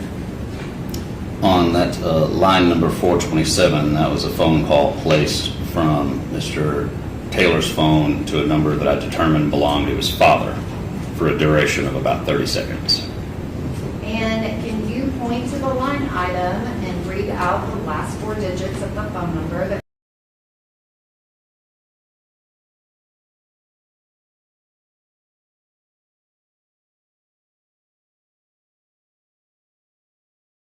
Mr. Taylor's phone call? 6766. And can you read out the specific time that that call was placed? 9:38, which is 21:38. 9:38. 9:38 and 13 seconds, is that correct? Oh, yes, correct, in the 13 Can you seconds. circle it, and can you please explain the next column that has the UTC time? Yes. And so So- we have the 911 call is at the exact time of 9:38:58, correct? Yes, that's the one right below it. And the explanation for the UTC time, phone records, many of the records kept by social media companies, most of the electronic digital records we get from companies, all the time is kept in UTC because UTC does not change, and it's universal coordinated time. When we're in our winter months, our time here locally is 6 hours behind UTC.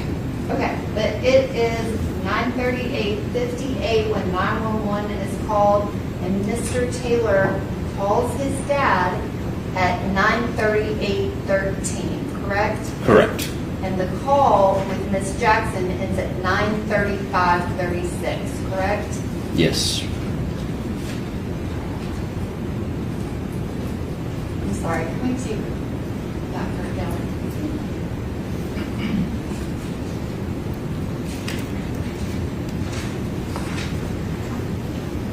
Detective Reese, you were asked about different types of drugs and your conversations with the toxicologist. Did you specifically speak with the toxicologist, in this case, as well as Dr. Carney, about liquid cocaine? Yes, we talked about. And did they provide you with information about that? I did receive some, I guess you could say Dr. Carney kind of educated me on cocaine toxicity. Did you talk to Dr. Brocaleri and the other crime lab people about liquid cocaine and its connection to the evidence in this case? About yes, I've talked, yes. And did you speak to them as well as research whether or not liquid cocaine was a lethal substance? I did research about it. And what did your investigation reveal about if you put liquid cocaine in someone's drink? That it is highly dangerous. And when you say dangerous, what do you mean? Can cause severe medical consequences. It listed off various things, but it seemed anything from serious medical problems to death. And her questioning included asking you about an affidavit. That affidavit was from March 6th of 2023. Is that correct? Just the date of the affidavit. Yes. And that was very early on in the investigation, wasn't it, Detective Reese? Yes. That Have was you very- done multiple follow-up interviews since then and obtained additional information? Yes. And all of the information that you have obtained and all of the interviews you have done with Ms. Jackson, have you been able to corroborate every piece of the information she provided that night? Yes. And additionally, have you been able to corroborate Ms. Diddy and the information that she provided? Yes. And you were contacted by a defense investigator before Mr. Taylor moved away from Nashville, Tennessee. Is that correct? I don't recall being contacted by a defense investigator. Okay, but you said that there was an attorney that contacted you before, while he was here, before he went to Utah. No, I said I contacted his attorney.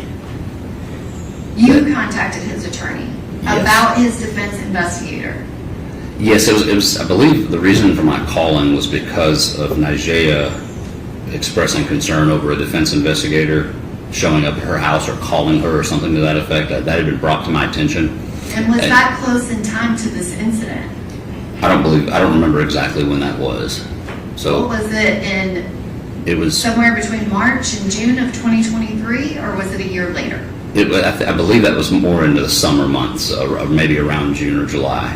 June or July of 2023, you knew that he had a defense investigator and an attorney. I definitely knew by then. Yes. Thank you, Detective Reese. Oh, wait. You have other questions? I do, Your Honor. Okay.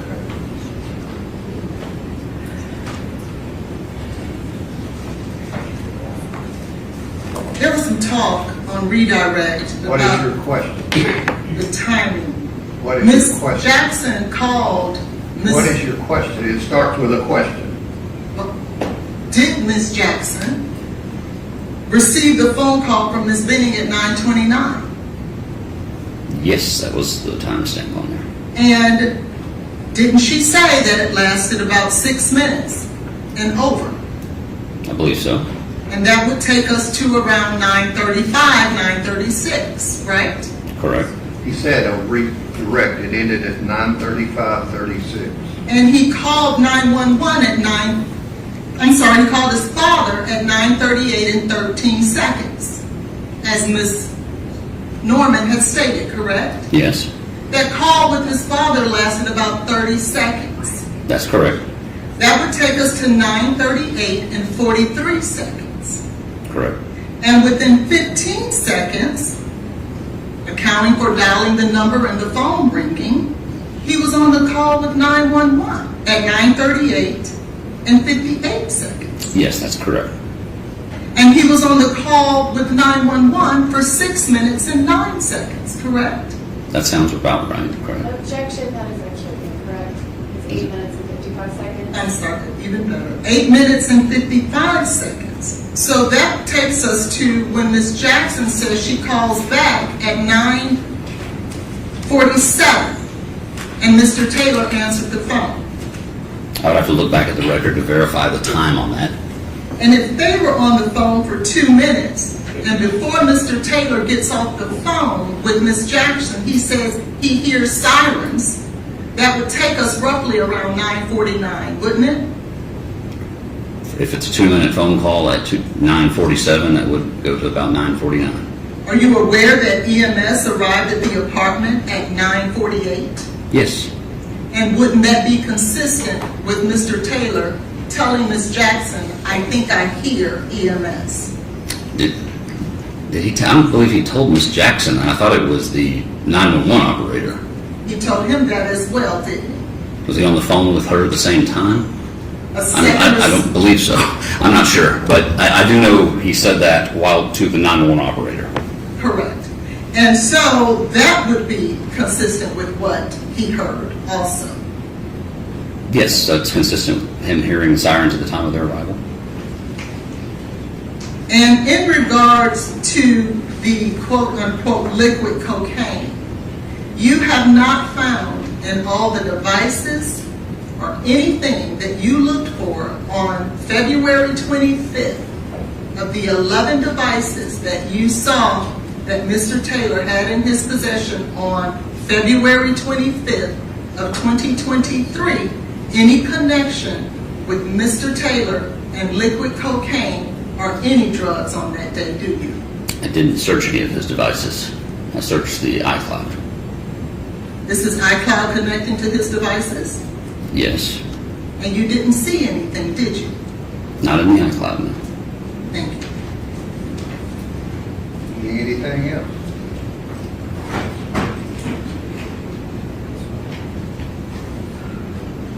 No, Your Honor. Thank you, sir. You can step back to the witness. Apple Denny. Apple What Denning. would you like me to do with all these? You just wait.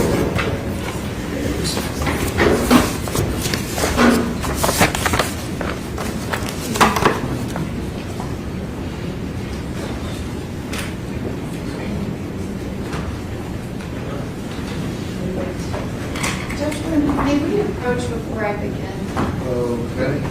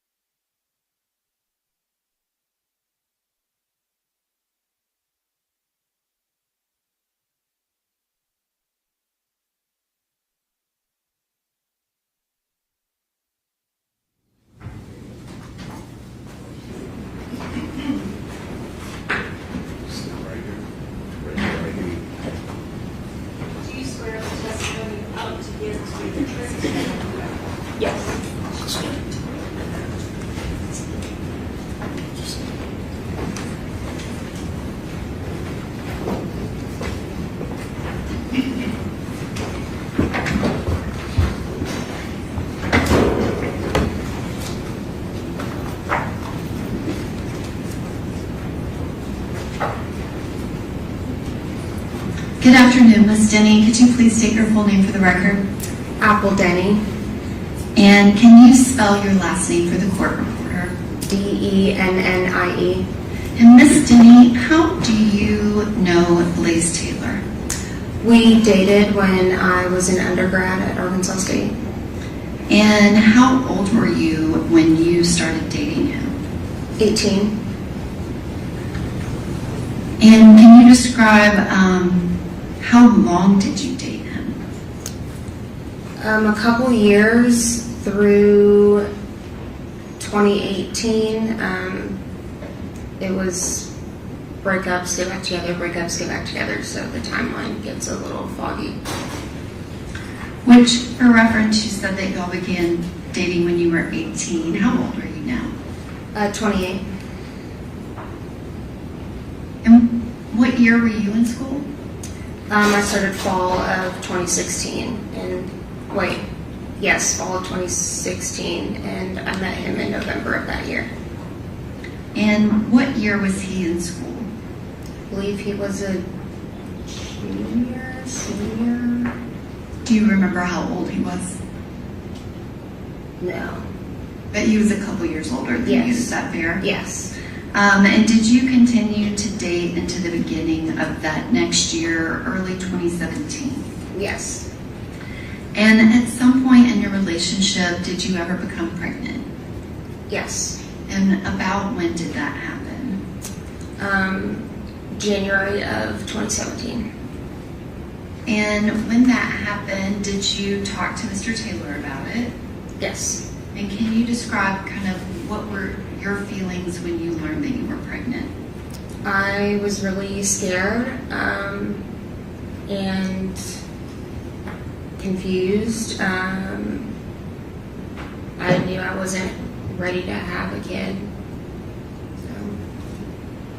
Was that your reaction kind of from the beginning, and did it stay that way? Yes, I immediately, that wasn't something that I thought I wanted for myself.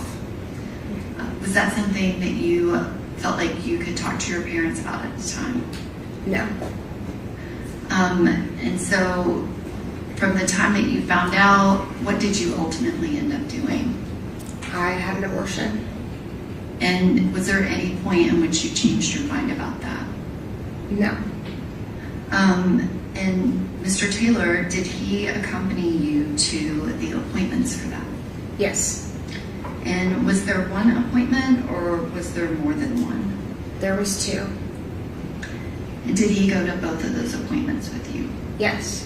And can you describe at that first appointment what information was provided to you about the options?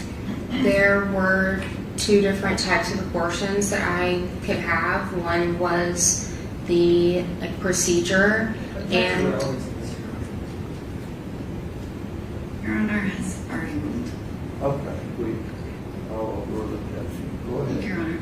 and the other was taking a pill at the center and then taking one when you got home, and that would induce the abortion. And did you discuss those two options with Mr. Taylor during that time that you were going through this? Yes. And which option did you ultimately choose? I had the procedure at the facility. And did he accompany you to that visit? Yes.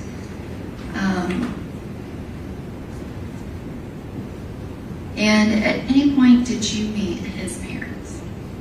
Yes. Did y'all continue to date after that?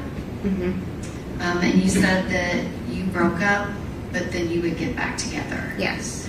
And when you broke up, was there anyone in particular that he might have dated while you were broken up? Yes. And who was that? Her name was Xavier. And what was her last name? Winford. Did you know Miss Winford? Yes, and not personally, but I knew her through him, and we had a few interactions. And can you describe what was your understanding of his relationship with her?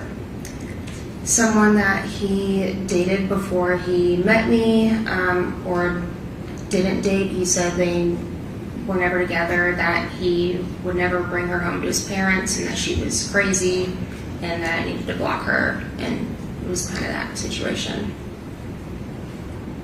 And at some point, did he come to you and talk to you about something that happened with her?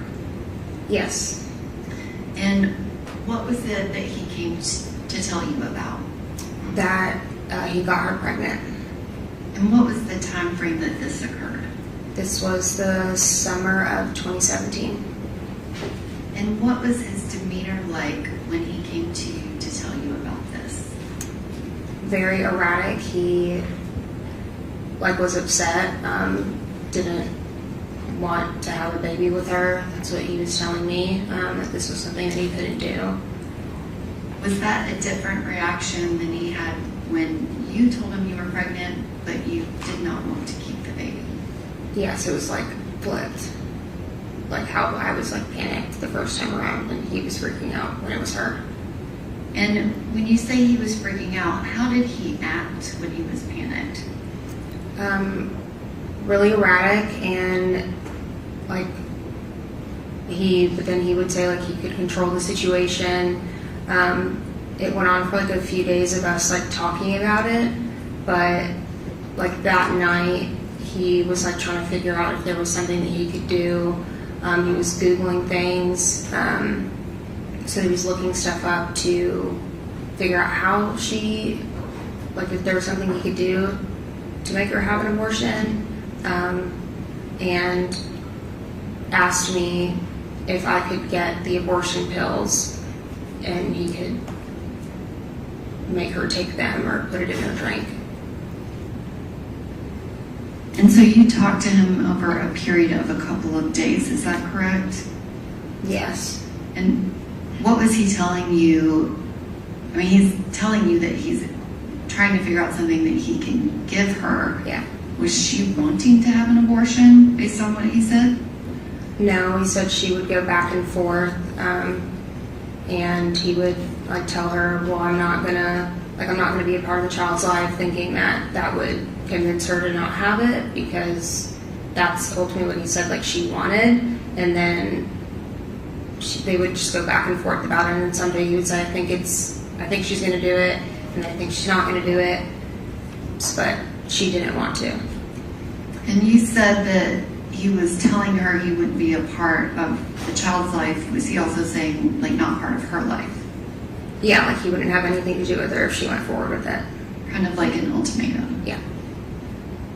And he asked you if you could get the abortion pill for him so that he could make her take it and put it in her drink. Is that right? Yes. Okay, she said acknowledging what the Lord said. Go ahead. Did you do that? Did I get the pill? Yes. No. Was that even, not saying that you would agree to do that, but is that even possible? No. And did you explain that to him? Yes. And you said that it went over a couple of days. Did he talk about anything else that he might be able to get to put in her drink? Objection. Okay, I don't know where the judge was just asking, did he? Yes. And the things that he was mentioning, how did he get the information? He said he was looking stuff up on his phone. I couldn't see what he was looking up, but he had his phone in his hand. And I guess what, if anything, else did you discuss with him about Miss Winford and Miss Winford getting an abortion? He had asked me to make the appointment and said that he thinks that he could convince her by the time the appointment came to get the abortion. And what would be the reason that he would need you to call to make the appointment? Because she wouldn't call herself, but he wanted to go ahead and get an appointment set. Is there a waiting time? Sorry? Was there going to be a delay from the time you called to when the appointment would actually be scheduled? Can you rephrase that? Sorry. You said that he wanted you to schedule the appointment Yeah. because he thought he could convince her to do it and didn't want her to change her mind. Yeah. I'm asking if there was going to be like a time period. Yes, and he didn't want, like, they were booked, so he didn't want her to finally decide to and then not be able to get it. And did you agree and call and schedule that appointment? Yes. And did you pretend to be her? Yes. And do you know if she went to the appointment that you scheduled? Yes, I assume it was that appointment. And you said you assume. I guess, do you know what ultimately happened with that pregnancy? Yes, that she had an abortion. That's what I was told. And do you know, did Mr. Taylor continue to see Ms. Winford after that time frame? That would have been summer of 2017. Yes. And do you have any knowledge if he's continued to see her since then? Yes, I've assumed so. Object to no basis for that. She's personal. Okay, I'll strike that if she just thinks so. Do you have any knowledge about that? I saw a post of her at a game, Object to that. and I was... Okay, hang on just a second. Do you care to be heard? Judge, I'm just asking if she has personal knowledge of the two of them being together. When it was something was taken or when it was posted, she doesn't know that. Okay. All right, go ahead. Did you know Jade Benning prior to February 25th of 2023? I knew of her. We had had some message exchanges on social media. Like, she told me happy birthday, vice versa. And what was the connection between you and Jade Benning? She was in a similar area. Like, the Little Rock area is pretty small, so like a lot of my friends grew up with her. So we kind of just would see each other on social media and connected that way, but I never met her in person. So she was kind of the social media connected friend of other friends. Yes. Did you both participate in the same athletic sport? I think I was told she cheered, but I never like met her through that. But I think we might have both been cheerleaders at some point. Okay. So you knew of her but didn't actually know her and you had never met her? Yeah. How did you hear about what ultimately happened to Jade Benning? Two of my friends had said that they needed to talk to me and called me and told me about what happened. And when you say they told you about what happened, about what was the timing of this? From when the incident happened, Ms. Benning passed away, was it before she passed away? Yes, she was still in the hospital at this point. And so that would have been kind of right after this incident. Yes. When you say they told you what happened, what kind of information did you get?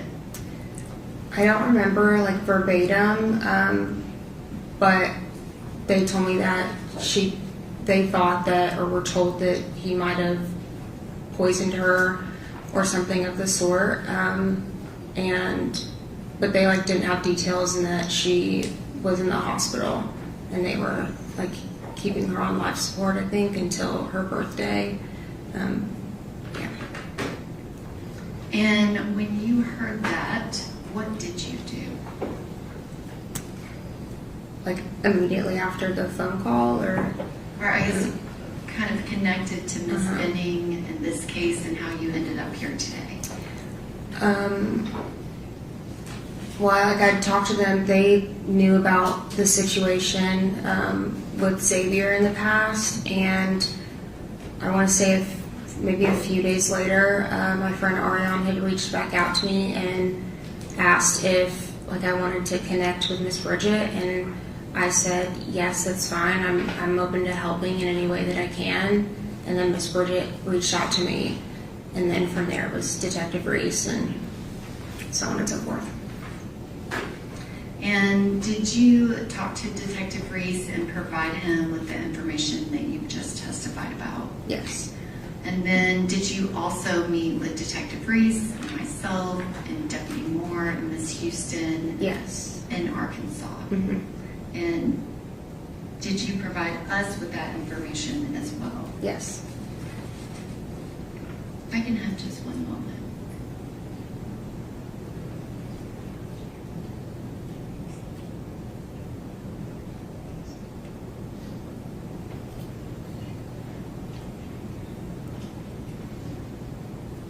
And I'm sorry, Ms. Denny, I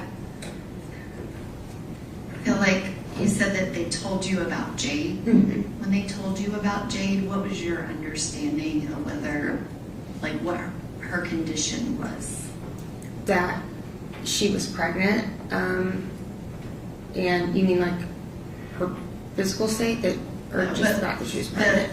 The information that you got from the friends was that she was pregnant, and Yes. there was And suspicion. something happened to her, and they were thinking that it was Blaise, and that she was in the hospital after that. And do you see Mr. Taylor in the courtroom?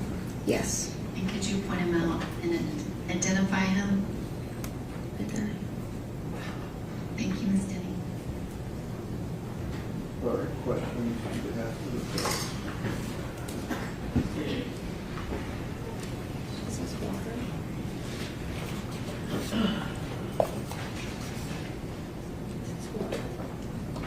Yeah, you can turn that top. There you go.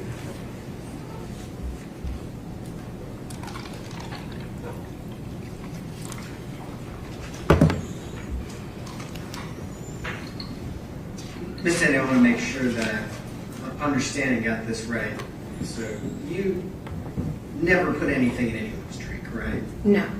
You never went and got an abortion pill on behalf of Mr. Taylor? No. You never got any kind of other substance from Mr. Taylor? No. You never got any cocaine? No. Never got any fentanyl? No. You guys never slipped anything in anybody's drink? No. You never saw Mr. Taylor do that either, right? No. So what we've kind of described is like just a conversation, right? Yes. Conversation while Mr. Taylor was, as you described him, like erratic. Yes. He was panicked, I think was the word you used, and maybe that was my word, I'm sorry, but was panic a right word? Yeah. And while he's erratic, panicked, you guys are having this conversation, Mm-hmm. and he's talking about this kind of stuff. Yeah. But it wasn't something that you ever actually acted on. No. It wasn't something that he ever actually acted on? No. Okay. And just so I got the time right, so we're talking, you started school in 2016? The fall of 2016, yes. Fall of 2016. And you met Blaise, Mr. Taylor, and start dating maybe the middle of that first year of your school? We met in November, yeah. Things evolved from there. Okay, I apologize. So you met at the beginning of the year, is that right? We met in November of the fall of 2016. Okay. And then continued on from there. And your kind of pregnancy situation, which I know is difficult to talk about, that happened more like the middle of the year, is that right? That was in January of 2017. Which would still be your freshman year of college. Yes. Right? And you're still just 18, 19 years old? Yes. Just very young, right? Yes. And that's a very difficult thing for someone who's that young to deal with, isn't it? Yes. And during that situation, at least initially, Mr. Taylor was maybe on board with keeping the baby, wasn't he? Yes. And in fact, ultimately it was your choice, right? Yes. And you made the choice, and Mr. Taylor was supportive of that choice, wasn't he? Yes. He went with you to the appointments, right? Mm-hmm. And he did whatever needed to be done, right? Yes. And then, whatever happens with your relationship, this thing with Miss Winford comes up. Is that right? Yes. And he has a reaction to it. Is that fair? Yes. And it was a pretty extreme reaction, right? Yes. I mean, and at that age, are you still 18 or are you 19 by that time? I'm 19. 19. He's maybe 20? No, he might have been 21. I think he's a couple years older than me, but I don't remember how old he is. Okay, so maybe he's 21, right? Mm-hmm. You're both still in college, right? Is he playing sports in college at that time? Yes. And you're a cheerleader? Yes. Right? So you guys are both busy with your lives in college, Yes. right? And this pregnancy was a scary thing for him, right?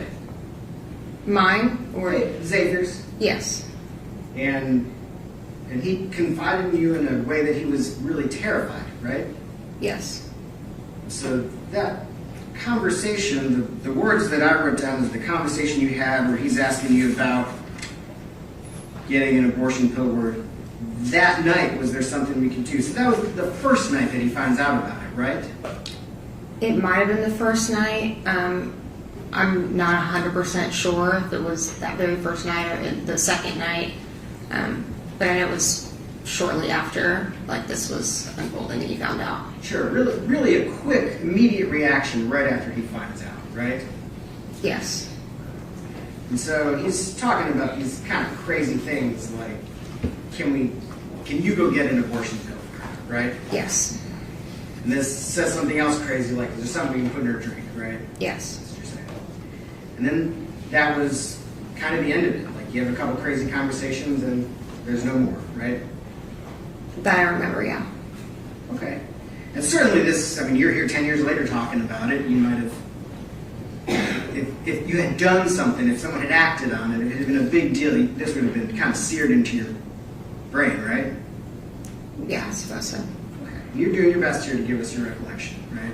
Yes, You guys were so young at that time, right? yes, And that was at least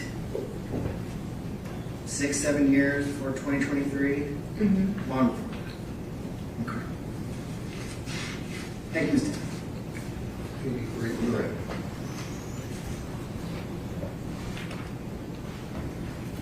Ms. Denny, you described kind of the conversations with Mr. Taylor that this happened over at least a 2, maybe 3-day period. Is that right? I think so. And he was saying like, oh, this is a crazy thought. This conversation continued over those couple of days. Isn't that right? Yes, And is it correct to say that you were trying to talk him out of it? yes, He was very adamant of trying to find something to do it. yes. Objection to leading. Choose after that. Any other questions? No. Okay. Thank you. You can step down and be excused. Who's the next witness? The next witness is Bridget Burks.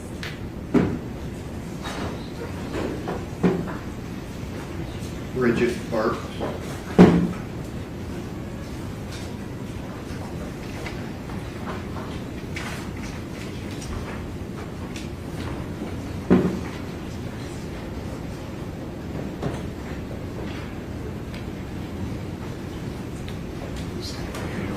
You swear the testimony you're about to give to be the truth, so help you God.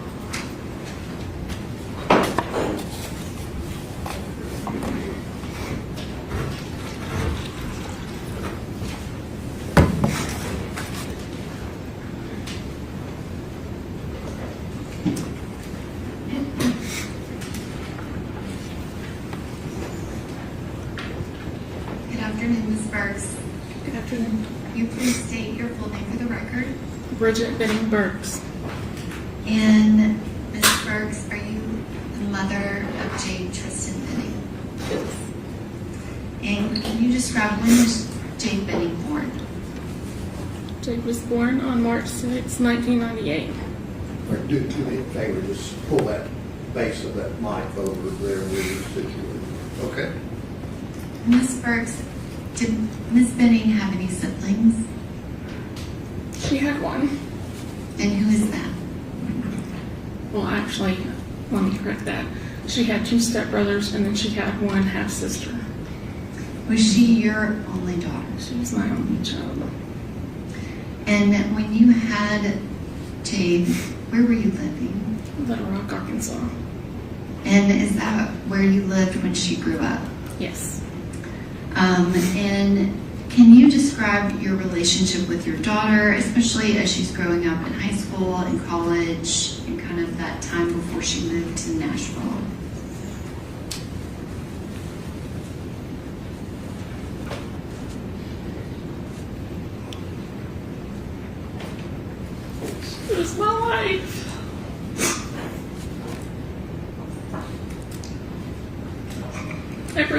did was for her.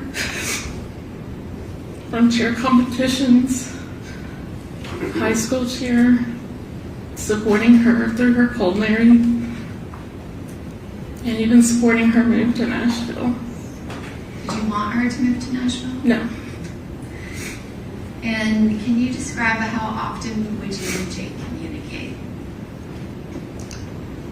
We text a whole lot. This generation likes to text versus talk, but pretty much every day.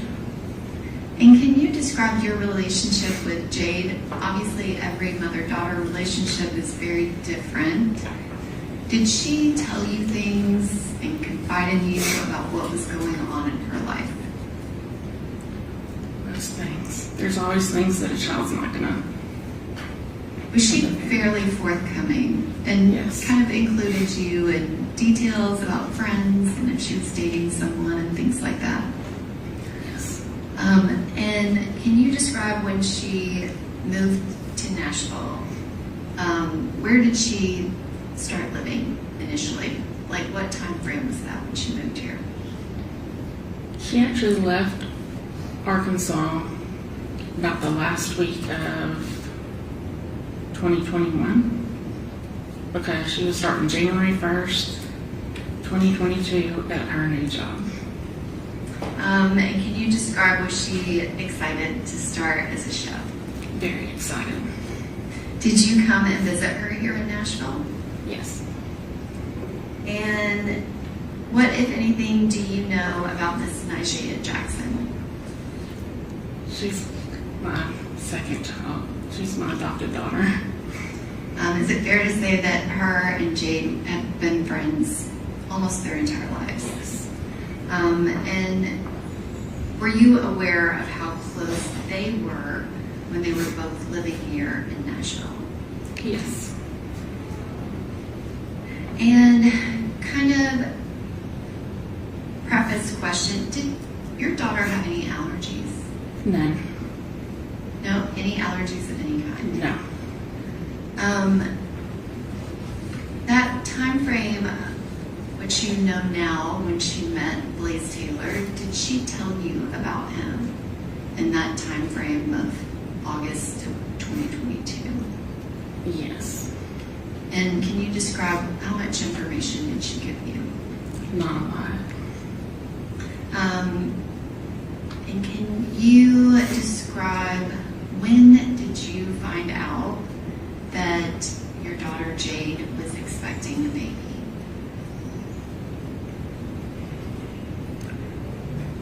I believe it was November 3rd or 4th when I'm not exactly sure the exact date, but it was right after she found out. So within 24 hours of that first ultrasound that Miss Jackson and her went to. And can you describe how did she tell you?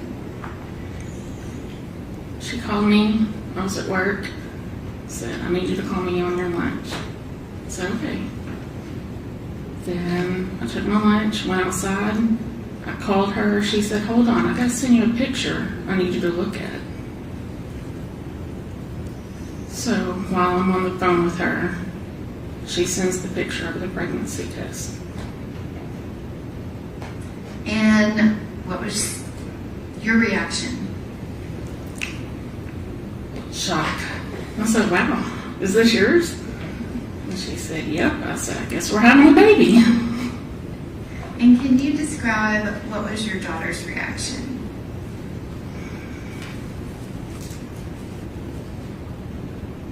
She was delayed. I asked her, we are having the baby, and she confirmed yes. Was she, I guess, kind of have that attitude of yes, she was going to fairly quickly after finding out? Yes. Immediately, abortion was not an option for her. And did you and her discuss that? Yes. What, if anything, did she tell you about the father of the baby when she told you she was pregnant? When she told me, she had not told him yet. And did you guys discuss kind of that process of her telling him? very vaguely, because she was working, and I mean, she just said she was going to tell him. And did she contact you and let you know what happened? I texted her because I work days, she worked nights, and asked how did it go, and she said not good. And did you continue to communicate with her about kind of what was going on with her pregnancy, as well as if she was having any contact with him? Yes. When she told me that he did not want the baby, then that's when they quit communicating. And when you say she told you he did not want the baby, what did she say? That he wanted her to have an abortion. Did he kind of give her, I guess, did she feel like she had some choice, or was that a definitive? If she had the baby, he wanted nothing to do with the baby. He didn't want it to have his name. He didn't want the child to ever know who he was, is what she told me. And after that was, I guess, his decision, what did Jade do? Did that change her mind at all about having her baby? No, because myself, my husband, her father, her stepmother, her family and friends all made it very clear that that baby and her would be very loved and taken care of regardless. And did you and her dad both support her in having the baby regardless if Mr. Taylor was going to claim the baby or be involved? 100%. And did your daughter Jade, did she send you pregnancy updates along the way? And specifically kind of in that January, February time when she started showing more, was she sending you pictures and updates about what was going on? Yes, videos. And I have a video on a thumb drive as well as a set of photographs. I can, defense counsel is familiar with these.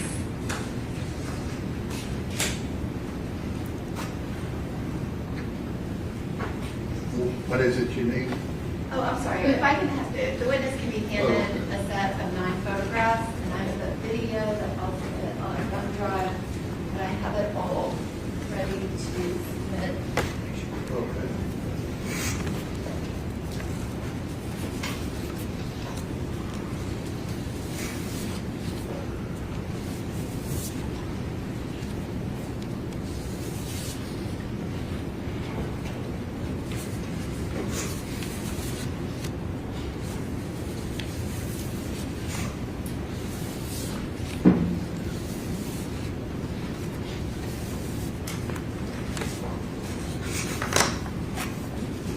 You need these back, or you have them? No, I have them here. Okay, switch it to there. I have it. Okay.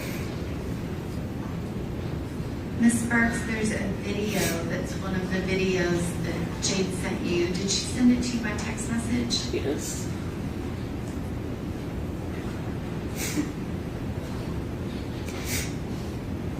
In the video, she's saying 19 weeks.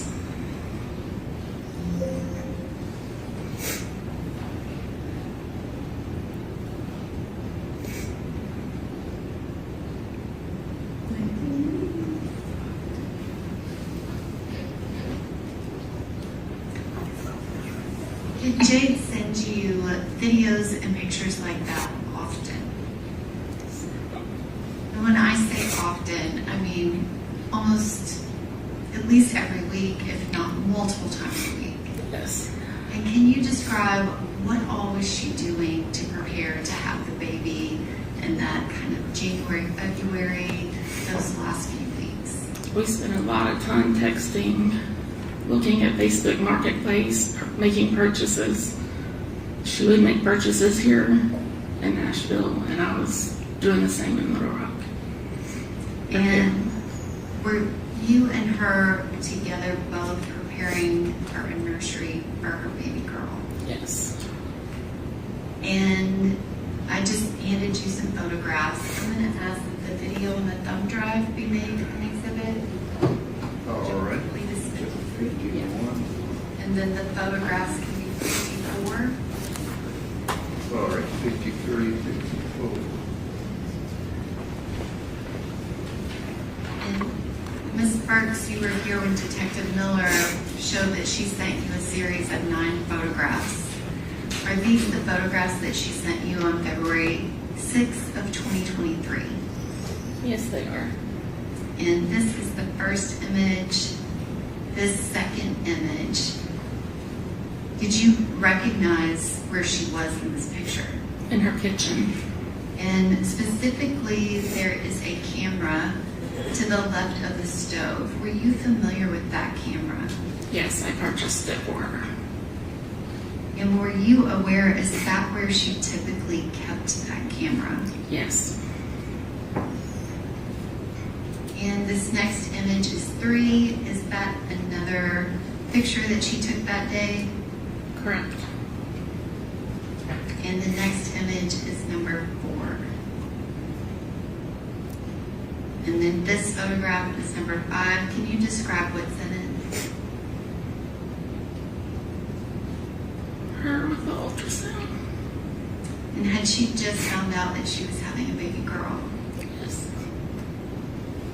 And this next picture, do you recognize that picture specifically? Yes. And was that the picture that she kind of kept? And this next photograph, can you describe what's in that one? She's holding ultrasound and some Ben and Jerry's half-baked ice cream. And she was about halfway through her pregnancy. Correct. And then this last photograph, Just holding the Ben and Jerry's half-baked ice cream. and then this last one is kind of a collage pic that she sent you of multiple things. Is that right? Correct. That time frame right then when she was sending you those photographs, she had just had the appointment about the gender, and was there something going on with her pregnancy where she was going to have some more appointments that week? Yes. When they did the ultrasound,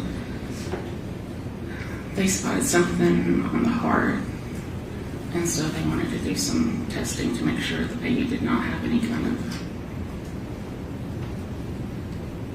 Down syndrome or anything else wrong with it. When you talked to your daughter about that, was she upset about it, or was that a huge concern for her? Of course she was nervous, but stayed very positive. We And- both were positive. And did she find out soon after that everything was fine? Yes. Those pictures that she took, which she took a lot of pictures that day in the kitchen, I guess, were you aware of her social media? Did you guys communicate on social media sometimes? Yes. With Instagram and other platforms? Yes. Did she post any of those pregnancy photos to her social media? No. And do you know why?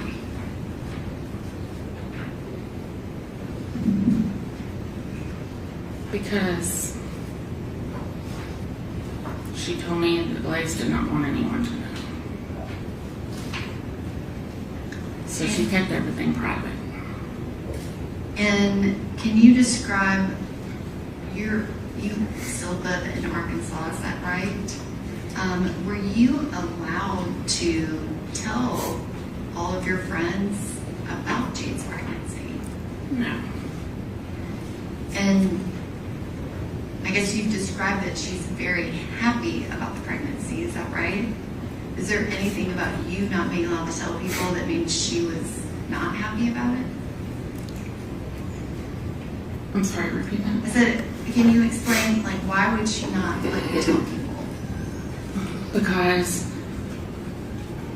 as we all know, Blaise went to A-State Little Rock being the size it is, a lot of people went to A-State and there was a lot of mutual people. Your Honor, maybe just, But do you have an objection? yes, I'm objecting to speculating as to why she thinks Okay. things are lying. She's answered in terms of why she wanted it private previously. What's your next question? Was there something that was about to happen kind of in the, I guess, week or two following February 25th of 2023 that was going to change that status of you not telling people? Yes. And what was that? It was her 25th birthday and she planned on making it public. And can you describe, did she have parties planned? Yes, we had 2 different baby showers planned. Did you discuss with her how that was going to work? Like, did people know that she was pregnant? No. But there was a very distinct plan that she was finally going to tell everybody. Right. Surprise. And that week that it happened, did you talk to your daughter that week? And even specifically on February 25th of 2023, did you message with Jade that night? Yes. And that previously introduced exhibit that Detective Tom Miller put in, did you recognize that post? Yes. And what is that? That's her Alfredo sauce. And is that the post that Jade made to Instagram to her story that night of February 25th, Yes. 2023? And you've seen all of the photos that she took of the date night. Did she post any of those? No. And then this next image, it was Instagram, but it didn't technically say who posted it. Do you recognize that? Yes. And can you describe what that is? That is the chicken spaghetti I made that night. And did you know what she was making, or did she know what you were making? No, neither one. And those messages that Detective Miller put on the screen between you and Jade, is that the last time that you talked to her?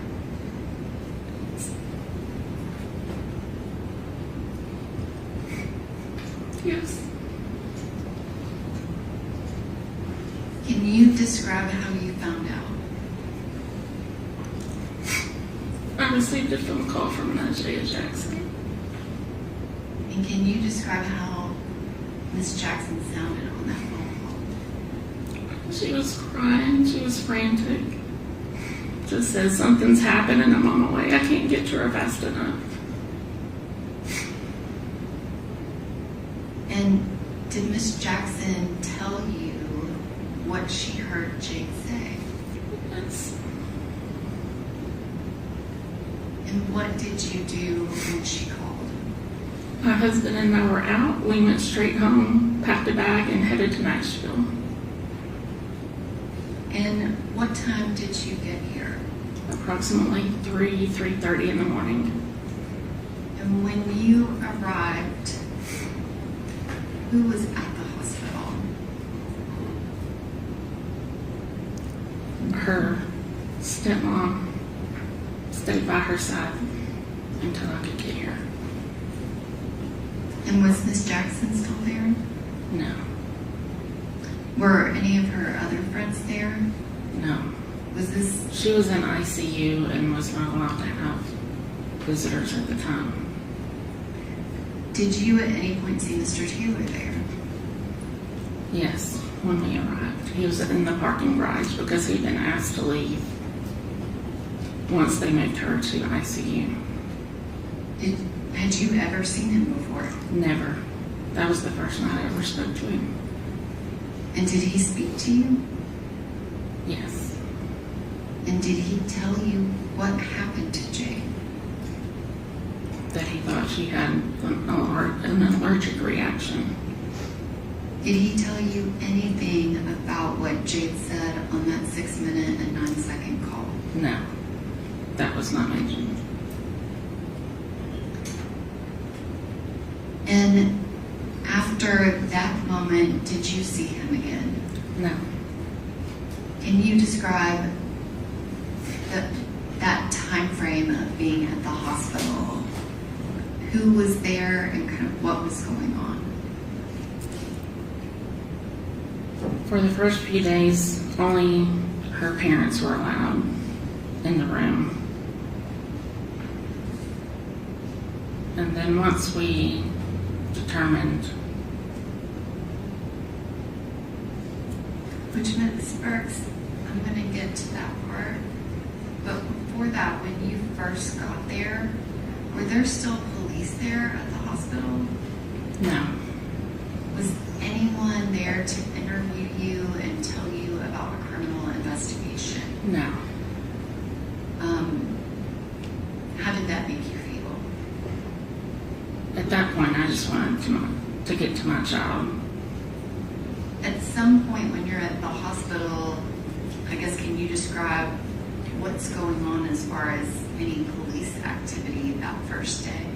I did not see a police officer during the day.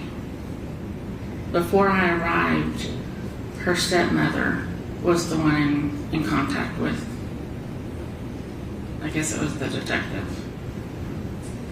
And I guess at some point, did you get your daughter's phone? Yes. And when was that? Once I got there, her stepmother gave me her phone and her keys. And when you got her phone, what did you do with it? Put it in my purse at first. At some point, did you look at her phone? Yes. And did you have your daughter's passcode? Yes. That kind of shows how close you guys are. So you had her passcode to get in her phone. We had the same passcode. And when you got in her phone, what, if anything, did you do? I went directly to her Blink camera. And that's that camera that we saw that should have been to the left of the stove. Correct. I guess kind of based off of everything you know, did she have a current subscription? No. Do you have Blink cameras? Yes. Are you familiar with how they work? Yes. If you don't have a subscription, can you still see a live feed? Yes. And can you describe when you looked in her phone, what was it an image of? Her balcony with her blinds open, looking out the back, her window off onto her balcony in her bedroom. Can you describe, did that seem normal or what did you think when you saw I that? immediately went into a panic asking why her camera had been moved because I knew my child had her camera in her kitchen facing her door. And at that point, did you know whether or not Mr. Taylor had access to that apartment? Whether or not he had a key? I know he did not have a key Okay. because she only had one key.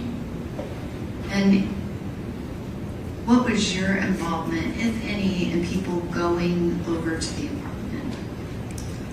As soon as I got off the phone with Miss Jackson and I realized that they were headed to the hospital, I immediately called her friend Lauren and said, I don't know what's going on. I need you to go straight to Jay's apartment and lock it up. It does not need to be left unlocked.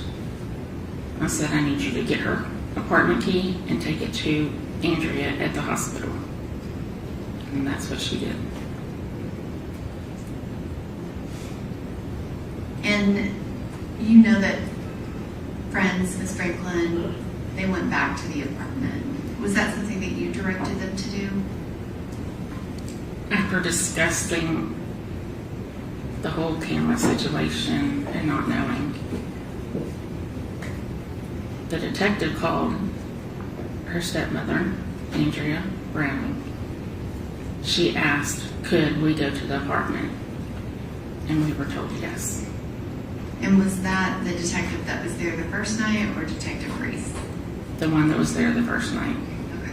So your impression is that you all had permission, nobody else was coming? I would never have gone into that apartment if we had been told not to.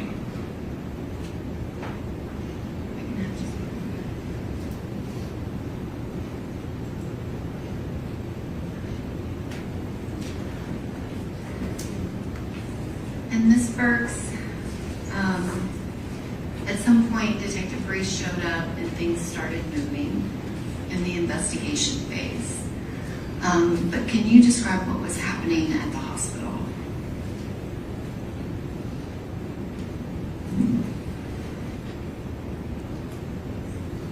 My child just laid there on life support. When we got there, she was having seizure-like activity. They were pumping her with medications, but ultimately we were told her brain had herniated, and there was nothing they could do. And Ms. Burks, what do you do for work? I work at the VA hospital, Veterans Hospital, in the emergency room. And while you are not a medical professional, does your job make you very familiar with these medical conditions? I've been there 26 years. I'm very familiar with all the medical terminology. When the doctors were telling you about Jade's condition, what did that mean to you?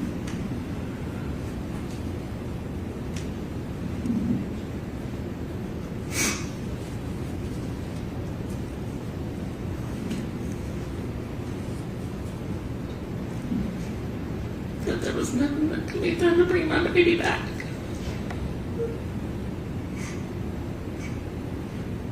And what did they tell you about Jade's unborn baby? The length of time that she went without oxygen and the baby went without oxygen. And she's in that condition, therefore, the baby wouldn't have been viable. And did you even consult with a doctor at your hospital about what they were saying? I did. And based on everything that the doctors were telling you about whether her baby could survive, what decision did Joel have to make?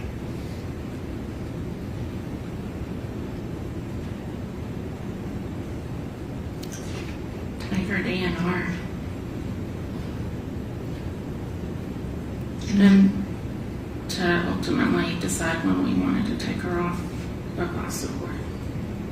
And when did that happen? On her 25th birthday. Thank you, Ms. Burks. I don't have anything else.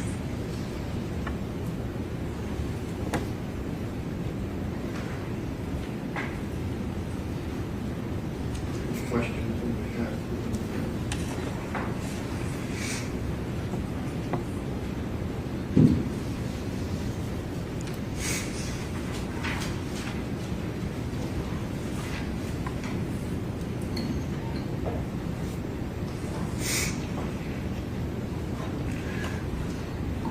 Ms. Burks, I know this has been very difficult. You've been here all week, more than a week, so just have a few questions for you, okay? I think you mentioned this, I want to make sure I understood it. Before the 25th and the 26th, you never met Mr. Taylor, right? Correct. And you'd never talked to him on the phone? Correct. Your daughter, Jade, had maybe mentioned to him that was kind of the extent of your contact with Mr. Taylor? Correct. He was around her one time, and I said to him, I said hi. Like a video call or a phone call or something? I don't remember if it was a video call. I just remember one time she was around him, and I said, tell him I said hi. But I'd never personally spoken with him. So your comment that her not wanting to post things publicly was because of Blaise never told you that, right? No, I never spoke with him. Okay, I just want to make sure I understood. That was from Jade, right? Correct.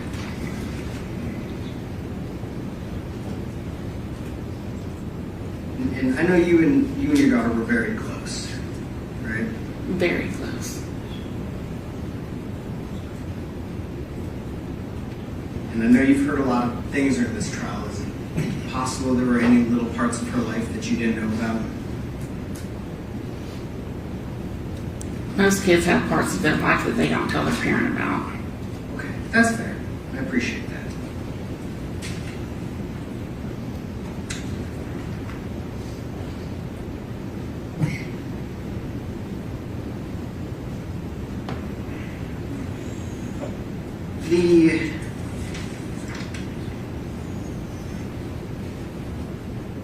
Before you, actually, I'm sorry.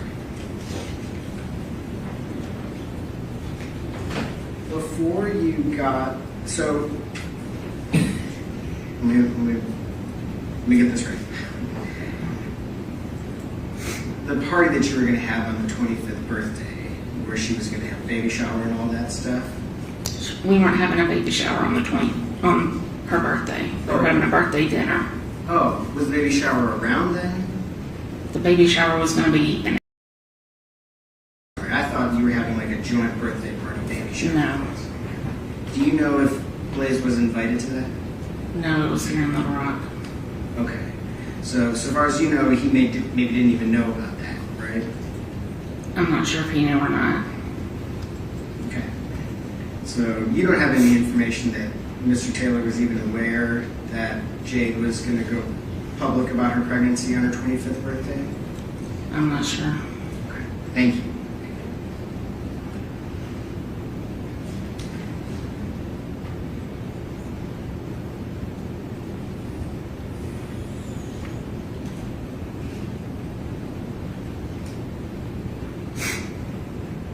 I know when you got here, there was a lot going on.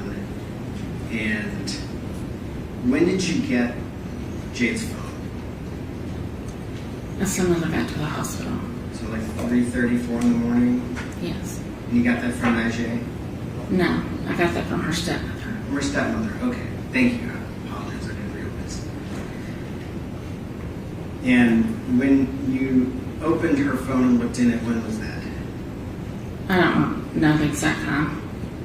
And so you could see in the Blink application, and there's a live feed, but no, like, you couldn't scroll backwards, right? Correct. And so you can't see in that Blink application when the camera was moved? No, you cannot. It's a live feed. And so you don't have any information about when that camera was moved? No, I do not. When was the last time you saw it in Jade's kitchen?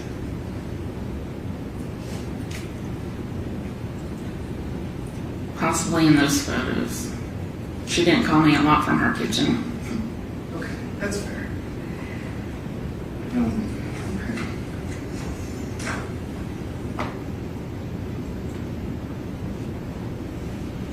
Thank you, no further questions.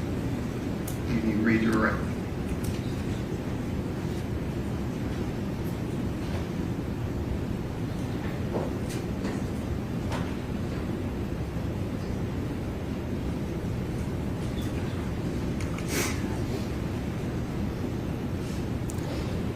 Ms. Bergs, I just wanted to clarify, Jade was planning a birthday party in Little Rock. She had a dinner, y'all had reservations, she picked out the place. She's planning this party because you're planning a baby shower and people are going to know she's pregnant before you can send out baby shower invites. That is correct. So that was kind of a big thing for her, and y'all were talking about it a lot. Correct. It was something that was definitely going to be happening. Correct. Jade was planning multiple other things at the same time. Specifically, she had a catering event that was coming up, and she was messaging you with menus and things about that, and she was really excited about it. It was one of my friend's weddings. When was that wedding supposed to be? March 3rd. I was supposed to be a bridesmaid. And obviously I didn't get to go. Thank you, Ms. Brooks. Any other questions? Mr. Taylor was involved in any of the plans And Jake, was he? No. Thank you. You can still sit.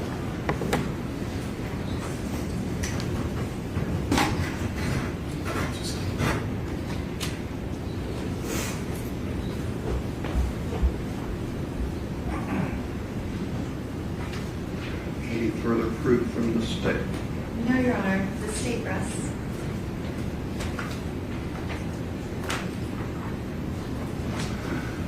All right, ladies and gentlemen of the jury, we're going to recess for the day. Please remember what I've said about not discussing the case, forming any opinions about it, looking things up, going by locations, reading whatever about cases in the news. Just do that for me, please. Leave your notes up here in the jury deliberation room. That room will be locked. Tomorrow, I seen it, you were listening. Good. On Monday morning, be here back downstairs in the jury assembly room before 9, 8:45, 8:50. When you're here as a group, we'll bring you up and resume the trial. So thank you again for your patience. If you'll step out with the court officer.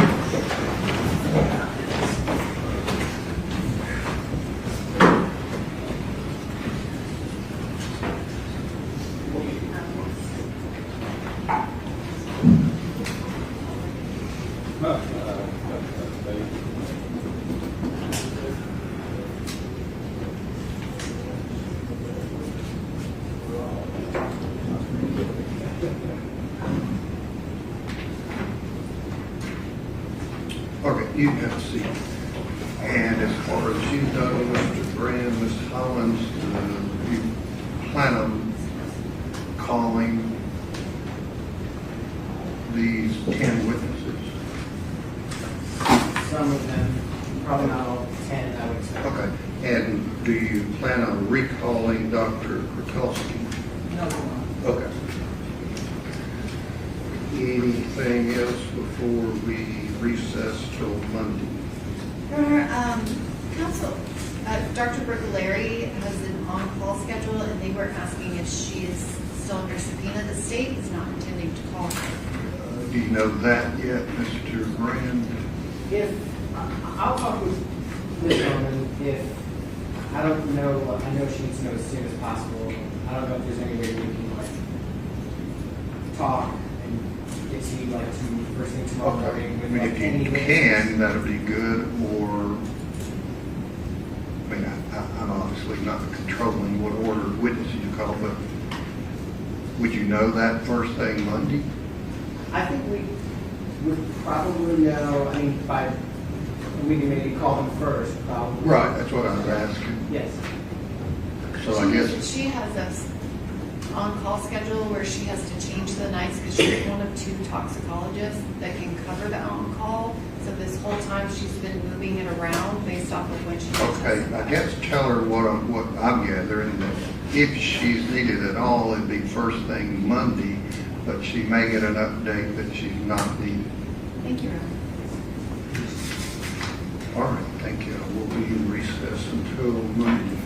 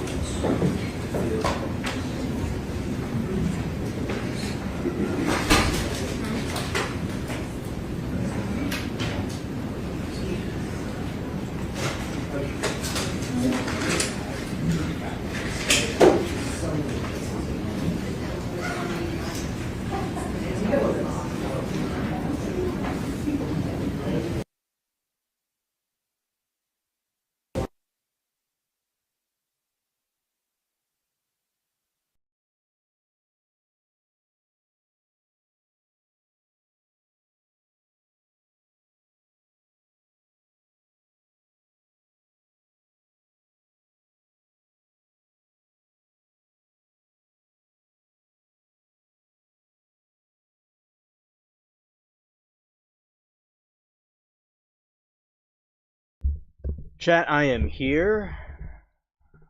I'm not sleeping, and thank you all for the information about these things. Okay. What I meant to say was, yeah, I was sleep typing. Saw I can end it for the day, but I can play more of the boat trial if y'all want. Okay, so it doesn't really bother me either way. Yeah, but I was gonna play more of the boat trial.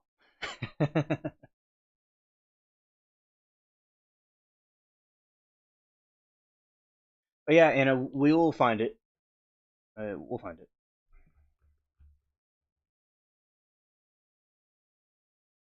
And also, we will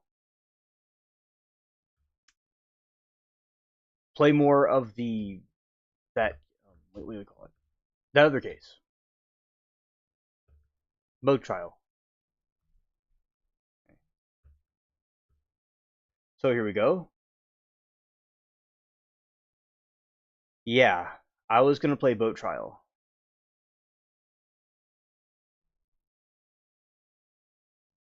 There it is.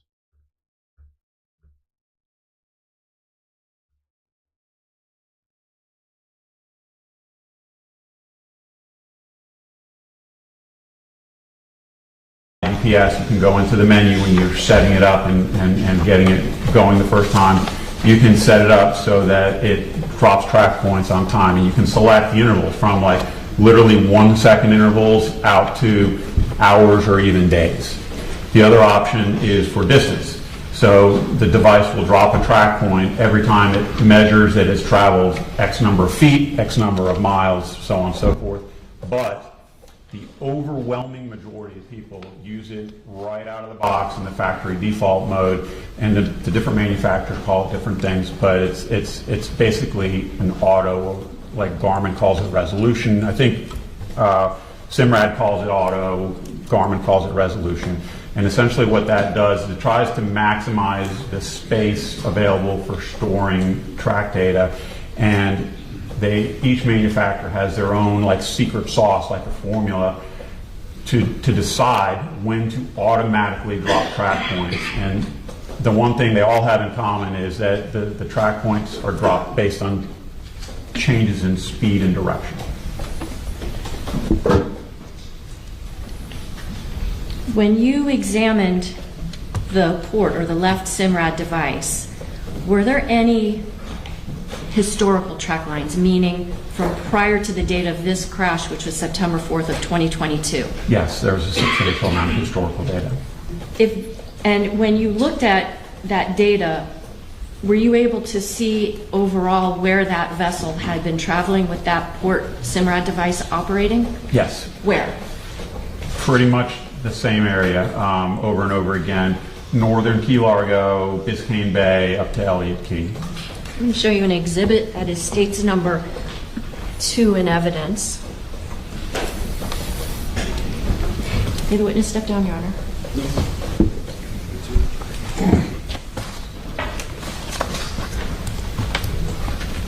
When you examined that Simrad device, were you able to see historical tracks of where that Robalo vessel had traversed? Yes. And when did those tracks begin?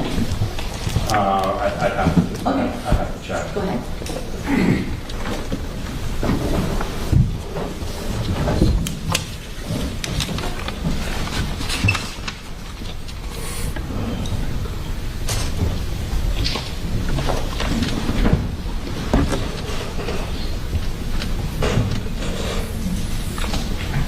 The earliest was December of 2021. Okay.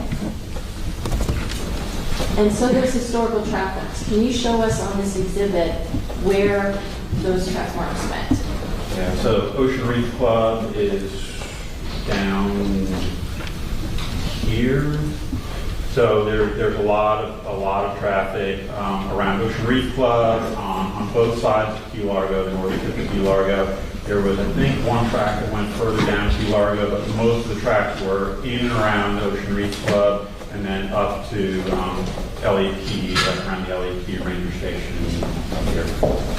Now, seeing all of those track marks that went from the Ocean Reef area up to Elliott Key. Are you familiar with Billy's Point? You've heard of Billy's Point? I've heard of it. Okay, and is this area around here where I'm pointing to with the orange dot, would that be consistent with some of those historical track marks you've seen? There were, yeah, all the traffic data, excuse me, was around here and coming up to this same area around Elliott. Now, you indicated before that you've been through the Cutter Bank channel, correct? Yes. So would that indicate to you whether or not the operator of that vessel would have familiarity with where the channel markers are for Cutter I would Bank call channel? it local knowledge. So Okay. yes, I mean, based on historical data, not just from that device, but the other one, there was the operators both had a substantial amount of local knowledge.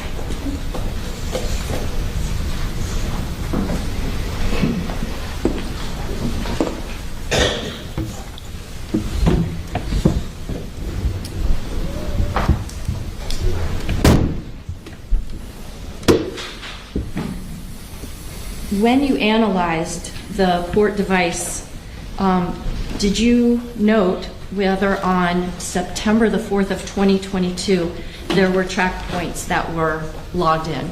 Yes, there was. About how many track points were there for that day? I don't know if I noted that. There was 1,800 something. I think you noted it. Did I note it? Okay, let me see here.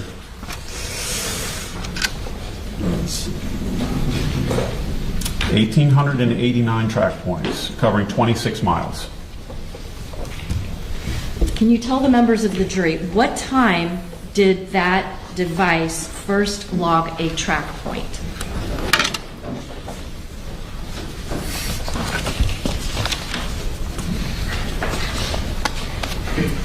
2:52 p.m. Okay. Where did that track point originate? It was in one of the residential canals, one of the waterways inside Ocean Reef Club.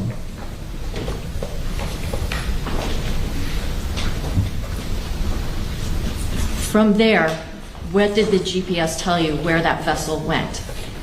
It left the residential waterway, and then there's a channel leading away from Ocean Reef Club out to open water on the Atlantic side, went out that channel, and then turned to the left and went into Angelfish Creek. Okay. Would you be able to show the jurors using this chart, State's Exhibit number 2? Yes. On September the 4th, starting at 2:52, what was the route that that vessel took? And if you can just back up a little bit. So I'll Sorry. Okay. So, Ocean Reef Club is right here.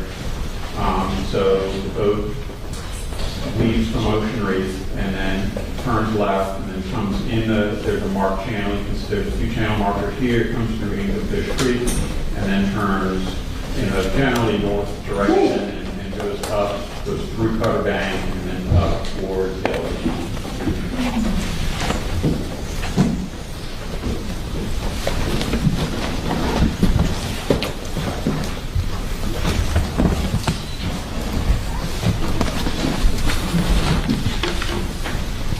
Did you prepare exhibits to show where those track marks were superimposed on actual images of that area? I did, yes.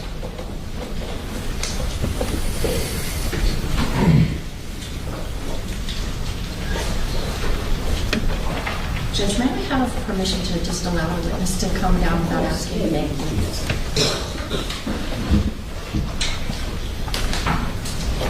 We're going to go through some exhibits next, right? Let's start with image number 8 on this exhibit.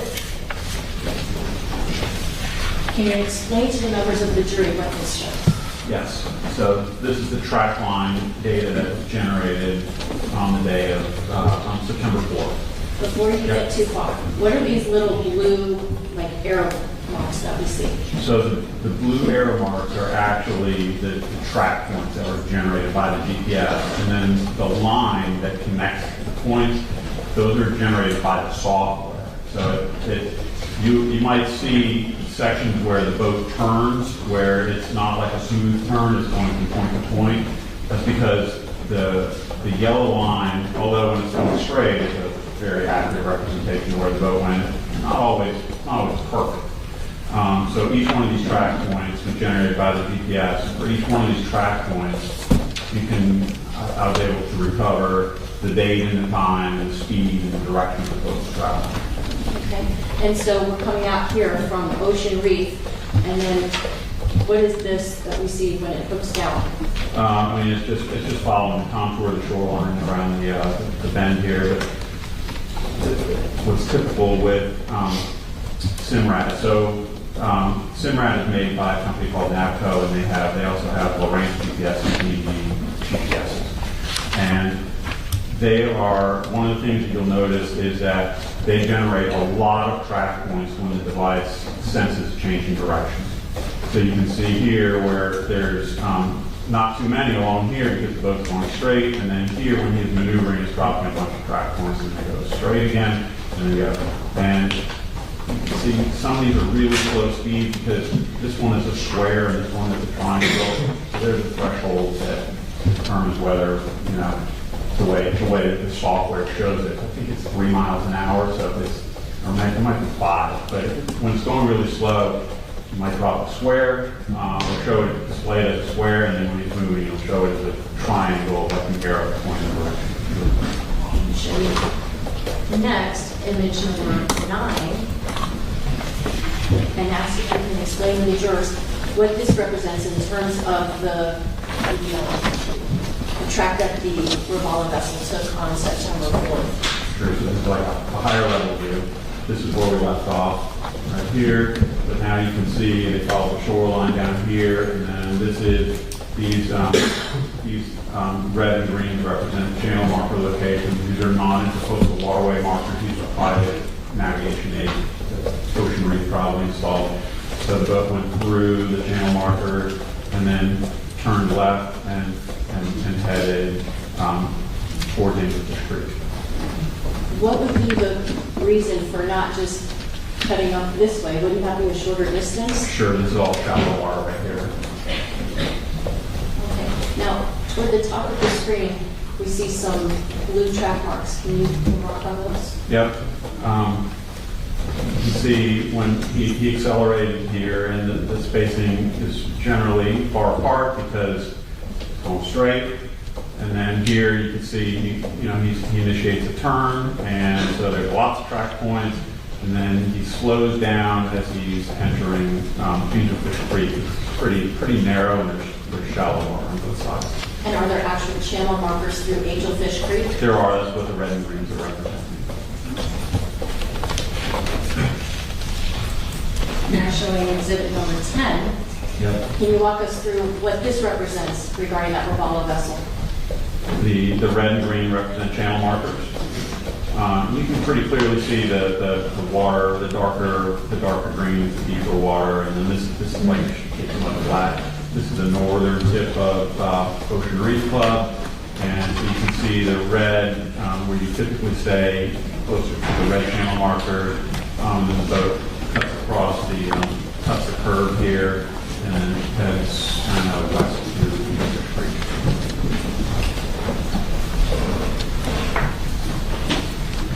Now showing exhibit number 11. Yep. Can you describe for us what this exhibit represents?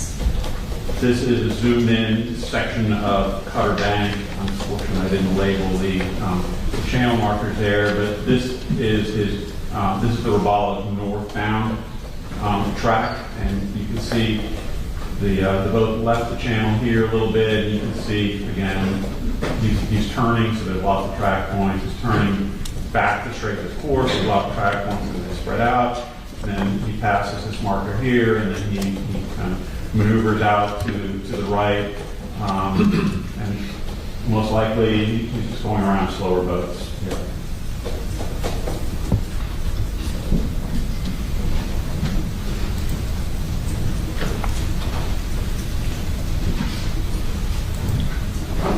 Now, you just described number 11. Now let's go to number 12. area near Lily's Point, Yep. does this accurately represent the data that you received from that Samurai device about the Boles travels on September 4th of 2022? Yes. Can you walk us through what we're looking at here up until the point where we get to arrival at 323? Where are we here? Cutter Bank channel would be just off the screen. It would be like down here. This is the Robalo arriving at Cutter Bank and wider space in here. And then Wait, at Cutter Bank? I'm sorry, no, at Elliott Key from Cutter Bank. And then the boat comes up here to Elliott Key, slows down in this area, and then lots of track points along here. As the boat is moving really slow speeds, like drifting up along this section of Elliott Key. Now, you indicated earlier that the initial track points that you got were from 2:52 p.m.? That's when they started, yes. Okay, and so by 3:23, so about a half an hour or so later, Yes. the Robalo is now near Elliott Key, fair to say? Yes. Is that indicative to you of a vessel that's traveling full throttle? I mean, it's a good clip. Good. It's quite a few miles up. I think it's 15 miles. Okay. Yeah. Here, I have to measure it out, but it's moving along. Yep. So now you have indicated on here that there is a stop at 3:47 p.m. What does that stop signify? Well, it stopped generating data, so probably just turned the GPS on. Okay. And when do we see the GPS coming back on? Around 6:18. Okay. So we have that vessel then apparently in the same location as where it stopped. Yep. What about 4 hours, give or take? 2.5 hours after? Okay. Now, you indicated. Pardon? Three if you start down here. Okay. Yeah. So from 2:52, when the Robalo vessel is first tracked, up to 6:18, that represents the time in total up in, before he starts heading back down. Would that be fair to say? Yes. Can you explain to the jurors why do you say depart 6:18 p.m.? That's when the GPS started logging tracks that the boat was pulling away from the island. Okay. And what, if anything, do you notice in the difference between the track heading back south to the track heading up north toward the Elliott Key location? Well, these were all generated at really slow speeds, and sometimes the GPS has a hard time calculating its direction when it's going really slow, so that's using direction to decide when to drop track points. So it's dropping a lot of track points along here. It's going really slow. But now he's going on a straight course and traveling at a consistent speed. The spacing gets much wider.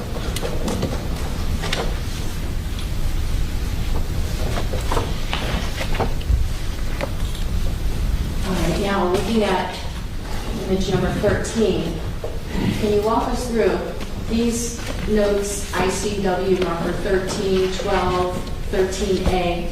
Did you put those on this as a way to show the jurors and give them landmarks? Yeah. Okay, what is it that this exhibit is showing us regarding the travel initially northbound and then southbound for the channel?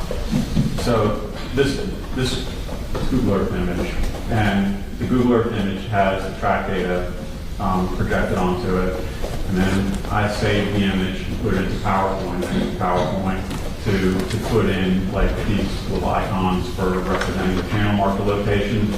And these are accurate locations from the light list on the Coast Guard's light list. And then I put in this call out to identify this ICW marker 13, this ICW marker 12. This is the track line of the Robalo going north. And then this is the track line of the Robalo coming south.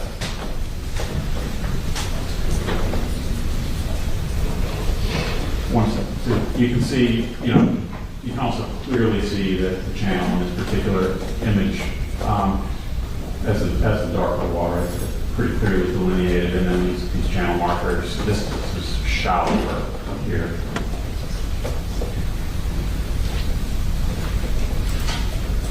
Okay, now showing you the exhibit that's labeled number 14. Yep.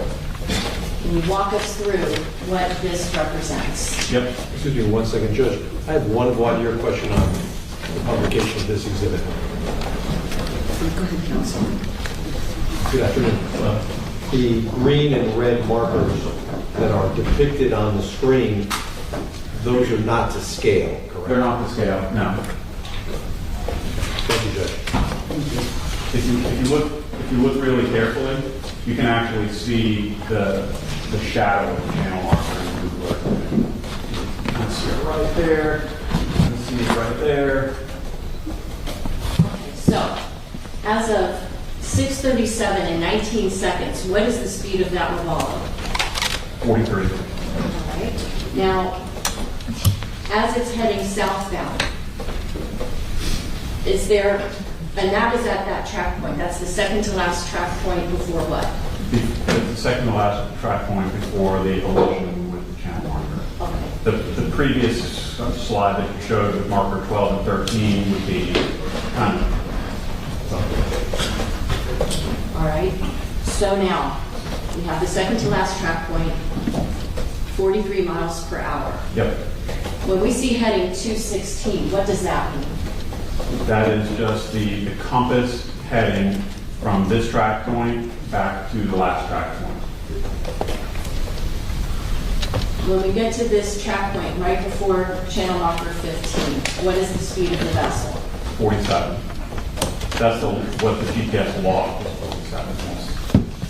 Any track points between the one at 6:37 and 19 seconds and the one at 6:37 and 28 seconds? No. What does that indicate to you? It was maintaining a consistent portion speed. No attempt to deviate one way or the other from that channel marker? Correct. Would you call this a collision course with that channel marker? Objection. Sustained.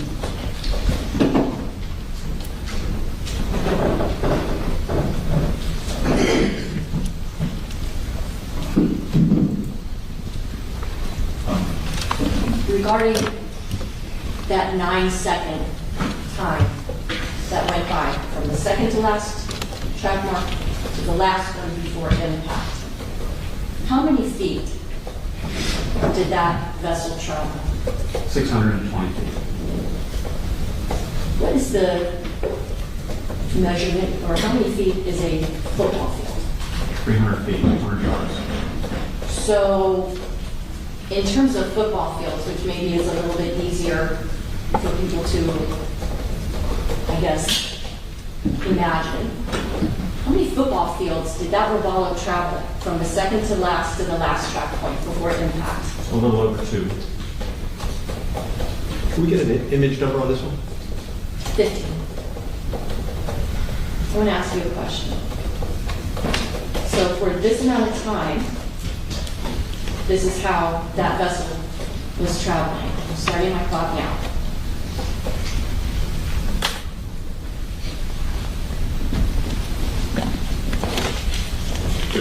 So that's how long that vessel was on that path right toward channel marker 15? Yes.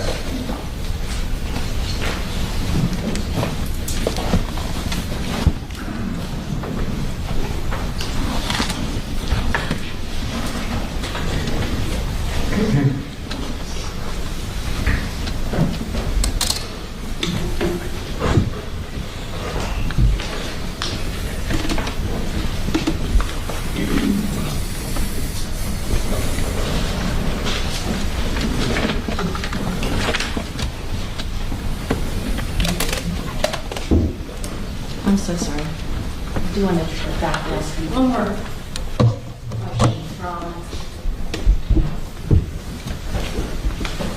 photo number 14.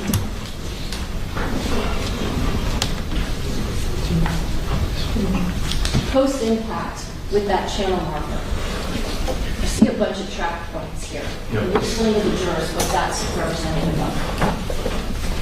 When it hits the marker, it essentially comes to a almost full stop, and then the remaining momentum and potentially the engine still running or pushing it forward. This is just representing the movement of the boat after the impact of the marker.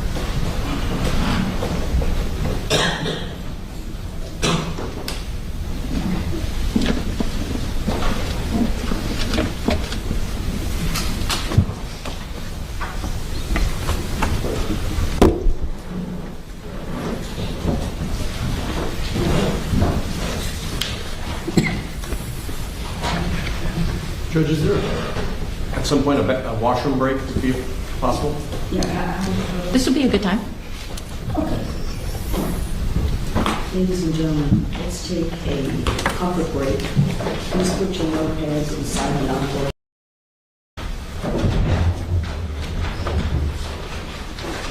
It's,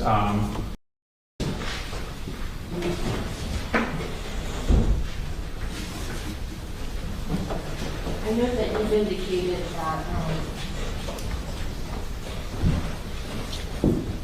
that we see the southbound movement of the Robalo on what would be facing the street on the right-hand side. Can you explain for us, what is it that we're seeing on the left-hand side, this left track? this is the Robalo's northbound track as he was heading up from Ocean Reef up to LAP. So the track is here. You can see the close spacing as he's rounding the corner here, and then it gets much wider from here to here as opposed to going north. Now, in terms of the last track mark and the second to last track mark, I see that you indicate that there are two different speeds. Can you tell us what, if anything, that indicates was happening by the operator of that vessel? Yes. Objection, speculation.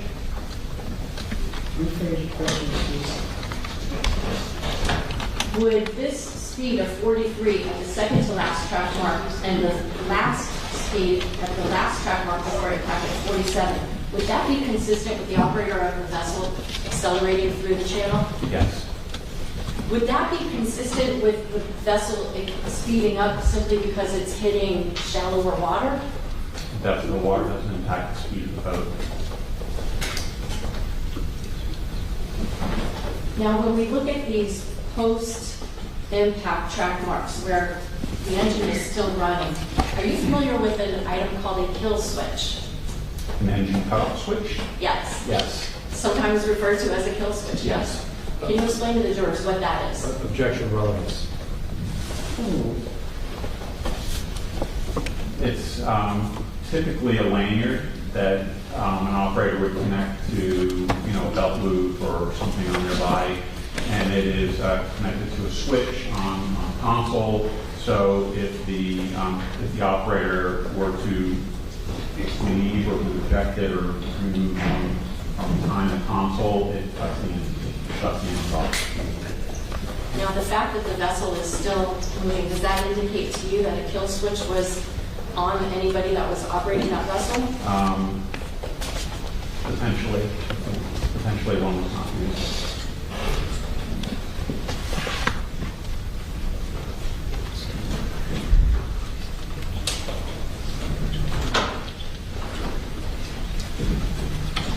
Come back to this in a minute. I want to ask you some more questions about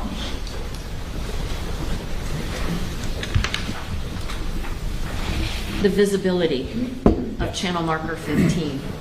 I'm not sure if the screen. Is everybody able to see the witness over here?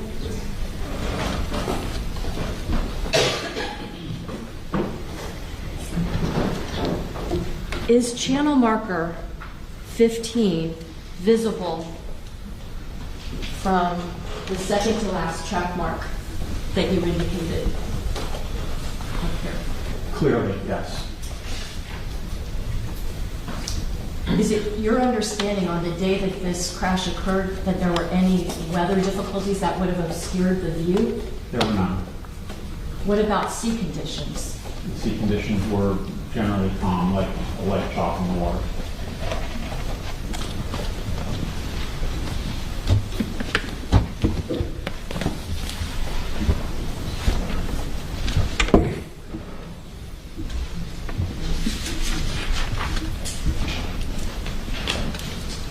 Now, in evaluating the GPS data from those SIMRAD devices, were you able to see historical data, meaning prior times when that vessel had run through this location? Yes.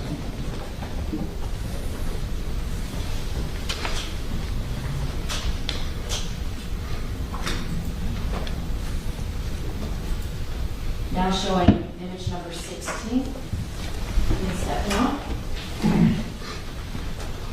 You see a whole bunch of blue dots here. Can you explain to us what is it that we're looking at here? Sure. This is the actual data that I'm kind of showing you on the nautical part over there earlier. This is Ocean Reef Club here, and these are all the track points that were saved in the device from December 2021 up until the day of the incident. So you can see lots of travel in and out of the club here, in and out of the club on the other side. There was one trip further down, but the majority of the tracks show travels up to LHP. Were you able to isolate any data to substantiate whether the operator of that vessel had ever actually navigated past channel marker 15? You've been by through Cutter Bank Channel dozens of times. I'm now moving to exhibit number 17 on this. Can you explain to the jurors, what does this represent? This is all the, excuse me. This is all of the track data from the port GPS that documented his travels past marker 15, the entrance to southern end of Cutter Bank Channel. So based on the number of times that vessel had traversed past channel marker 15, would you expect the operator of the vessel to be aware of its location right there? Yes. Okay. And just for the yellow is the date of the incident, the green are the historical. I see this kind of curling shape. That looks familiar. What is that? That's a post-accident, post-incident travel or movement of the boat. It moved away from the marker after impact.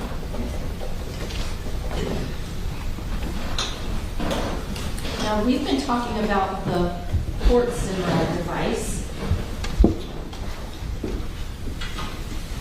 Did you get any data from the starboard SIMRAD device documenting where that vessel was on September the 4th, 2022? There was none.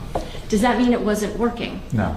Does that mean you didn't somehow successfully extract that data? No, I successfully extracted it. There was a lot of historical data. It just wasn't being used. It just wasn't generating track data on the day of the incident. You earlier indicated that these SIMRAD devices are like multifunctional. Yes. Would it be consistent that perhaps the port GPS was activated on the SIMRAD, but that the starboard side SIMRAD was being used for some other purpose? It could, the way he had the system configured could have played a role in whether or not it was generating data. So like if hypothetically it was being used to play music or something like that, a decision might have been made that I don't need two devices tracking GPS. I want to use this other device for something other than GPS. Objection, speculation. Could that starboard side SIMRAD device have been used to play music? Yes. Now, I want to ask you, do you know the man seated at the end of that table? For the record, I'm indicating to the defendant the man with the blue shirt and the blue tie. I know who he is, but I don't have any personal knowledge of him or his family. Did you ever meet a young woman by the name of Lucy Fernandez or anybody, or have any involvement with her family? No. Did you know any of the girls who were on the defendant's vessel on September the 4th of 2022? No. Are you getting paid for your work in this case? I am. And who's paying you? You are. Me personally? Well, the Office of the State Attorney is paying me, and Fish and Wildlife paid me to do the initial report. So you're being paid by the government to do work in this case? Yes. I want to transition for a moment and ask you if you've ever heard of a term, a speed spike. Potentially, yeah. Okay. Yeah. Okay. Let me move you to the next exhibit here. Okay. Do you recognize the exhibit that's number 18? I do. Okay. Does this data represent Forgive me, what image are we on? 18? Thank you. Come down here so we can kind of go over what this represents. Is this a chart that reflects data that was obtained from the Robalo vessel from September 4th of 2022? This is essentially a spreadsheet with all the individual track points listed out in the order that they're generated by the device. And so this is the track point number, and these are the distances, the time, the speeds, the force of travel, the time, and then the latitude and longitude. The times that are given, are these in military time or ordinary time? No. So these look like they're the spreadsheets in military time. Okay, now earlier you testified that there were, I think, 1,889 track points generated for September the 4th of 2022? Yes. Now, we're not looking right now at almost 2,000 track points, right? No. So this is just a snippet of some of that data? It is. Okay, and of this snippet, what time does it start? In regular time, not military time? 58 seconds after 6:27 p.m. And for this exhibit, when does the track points stop? What's the last time for that track point? I think the last digit is 6, but it's definitely 6:35 and 26 seconds. Okay, now, in this particular situation, what was the time of the last track mark before striking the channel marker? Sure. The last digit is 6, but it's definitely 6:35 and 26 seconds. Okay, now, in this particular situation, what was the time of the last track mark before striking the channel marker? Sure.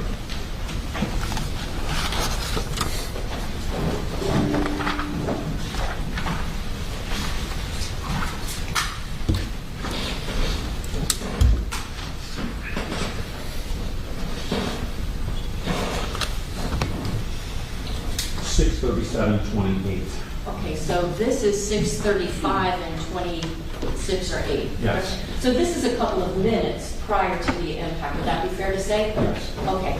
Now, I want to point out to you that I'm looking at the track that says 1808. I see that there's the number 53. Yes. And above that is 41. Does this indicate to you that this vessel has the capability of accelerating from 41 miles per hour to 53 miles per hour in as little as a half a second? 2 seconds. Or 2 seconds? No.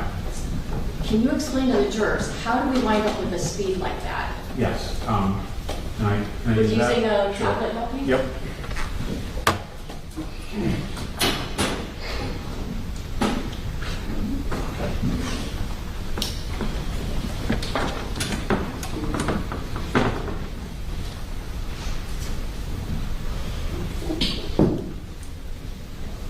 The thing to remember is that these speeds are not a snapshot of exactly how fast that boat was going at 6:33:09.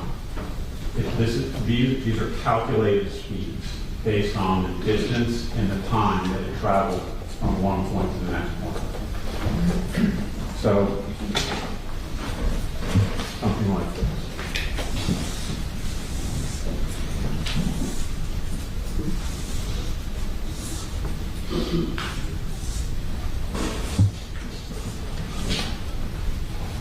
Time, speed, distance formula. If you have any two of the components of this triangle, you can calculate for the third. So for the speed calculations on this column here, they're using the distance from one track point to the next, and the time that it took to travel from one track point to the next.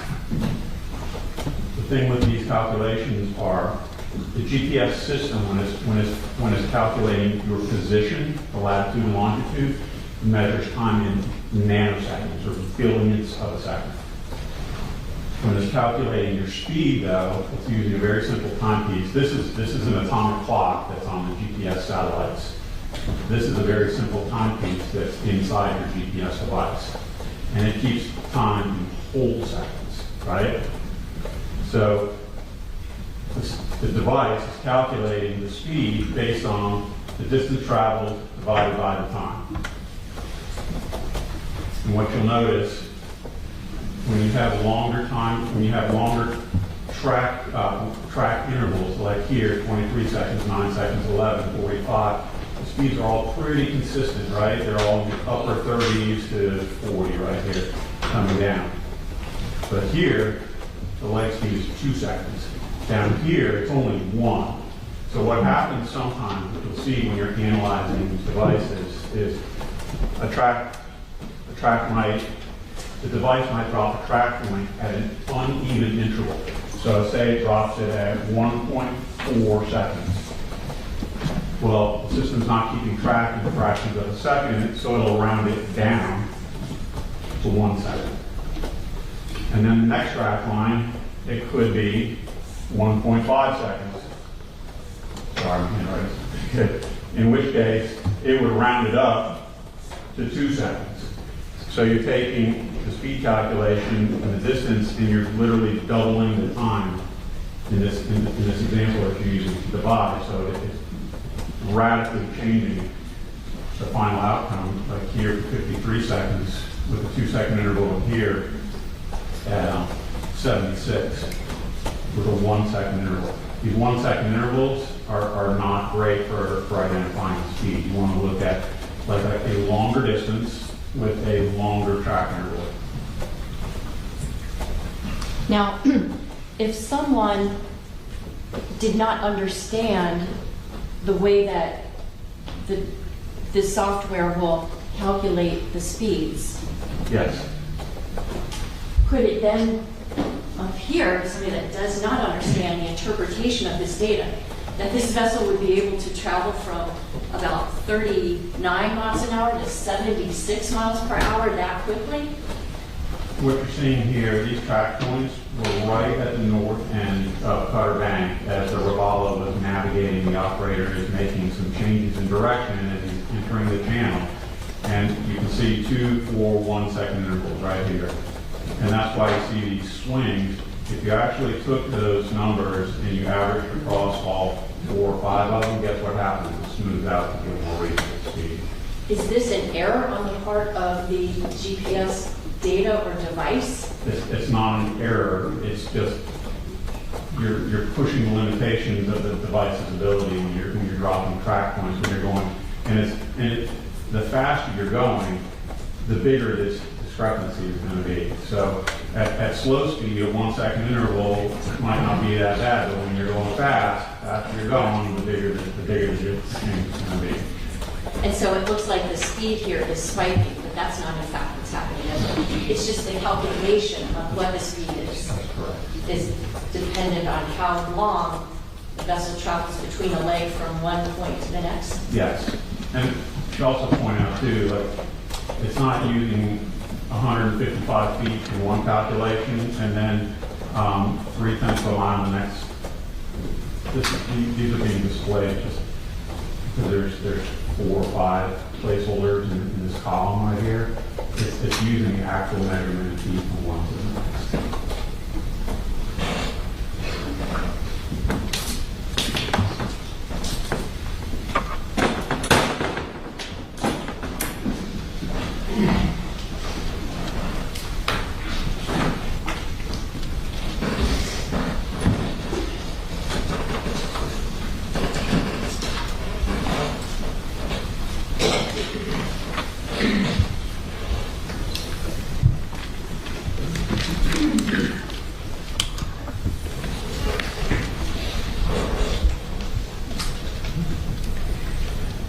Do you know a person by the name of Brian Emond? Yes. Did you do a download or provide assistance to him to download those SIMRAD devices that were taken into custody in this case? I didn't assist him, so to speak. He was unable to unlock the PIN code on the device, so I assisted him in unlocking the device, but I was present when he downloaded the GPSs. Were there any attorneys for Mr. Pino present when this took place? Yes. And who was it that brought the actual SIMRAD devices to Mr. Iman to examine the data on those? Lieutenant Thompson. Has Mr. Iman ever taken your GPS data courses? He has, actually. Okay. Do you know a person by the name of Christopher Cairns? Yes. Is he actually in the courtroom today? He is. Can you just point to him? Not that he's on trial or anything. No, he's at the defense table right there. Okay. We'll stipulate. Okay. Was he present when Mr. Iman did the download of the SIMRAD devices? No. Has he ever taken any of your GPS data courses? He has not. I want to now take you to the date of June 9th, 2025, just a little over a year ago. Okay. Did you assist with the attempt to recreate the conditions, speed, etc., of the vessel crash that you documented with GPS data regarding this Robalo and channel marker 15? Yes. Can you explain to the members of the jury what steps were taken to try to, as closely as possible, redo that crash without actually resulting in a crash? Sure. Let me move this out of the way a little bit so you can talk.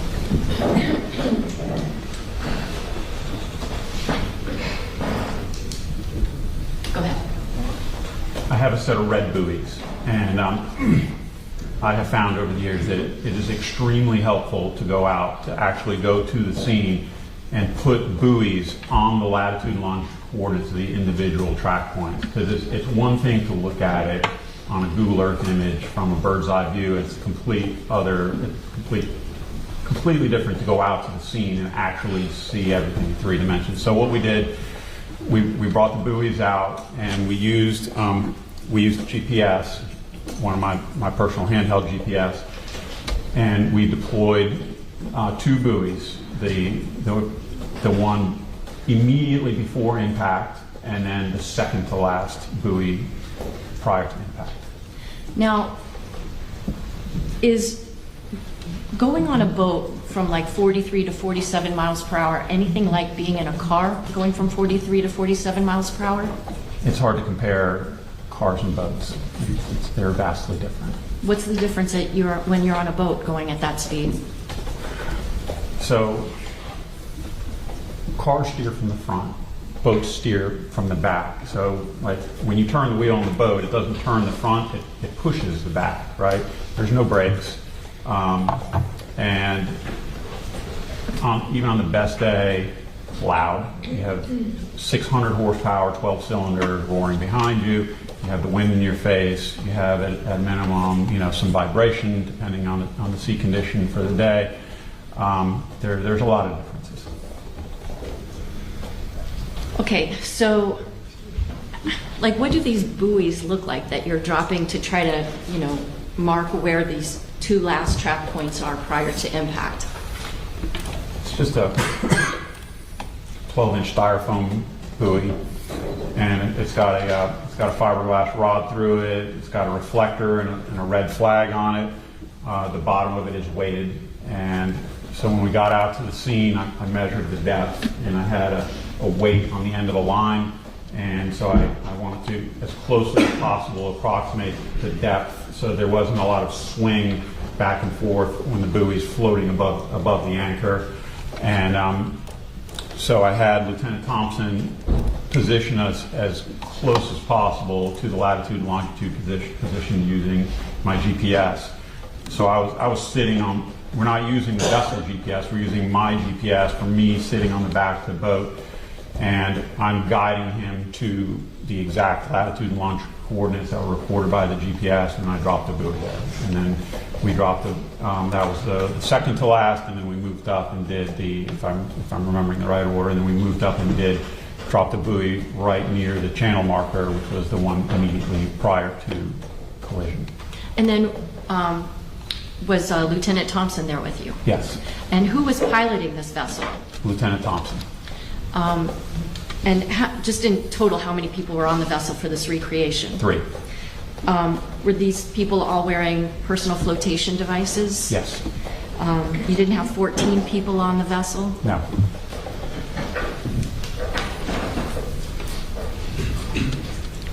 Were you and Lieutenant Thompson out drinking beers prior to this exercise? No.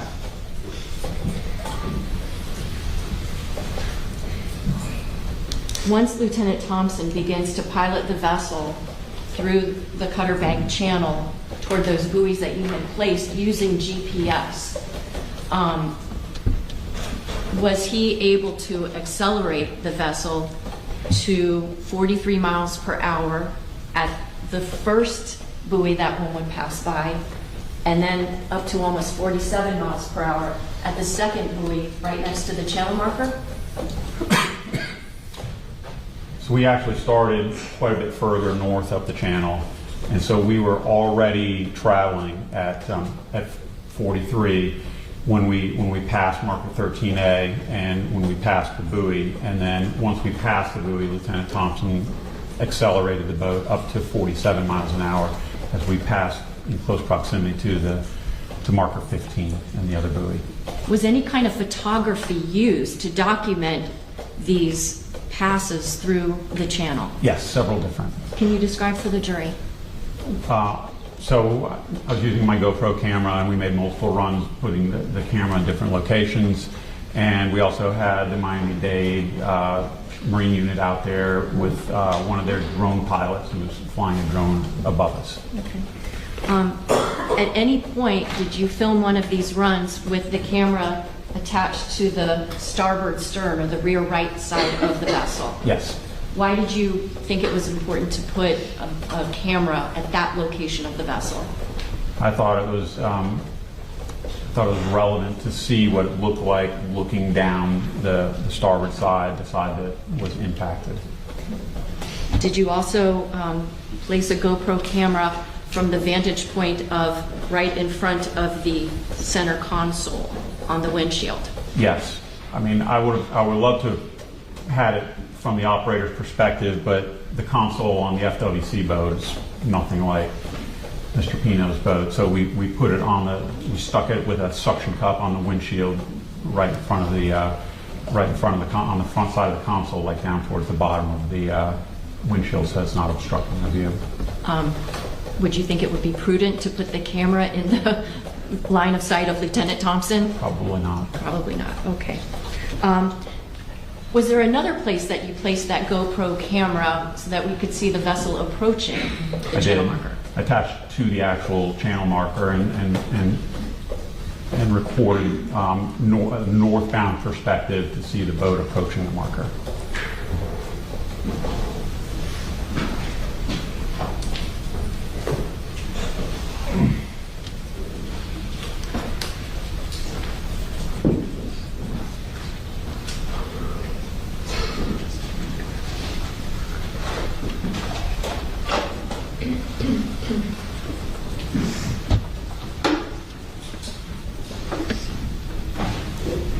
Lieutenant, if you want to, excuse me.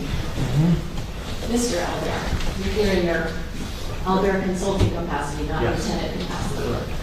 All right, I want to play for you, it's the exhibit labeled GoPro front of vessel with speed.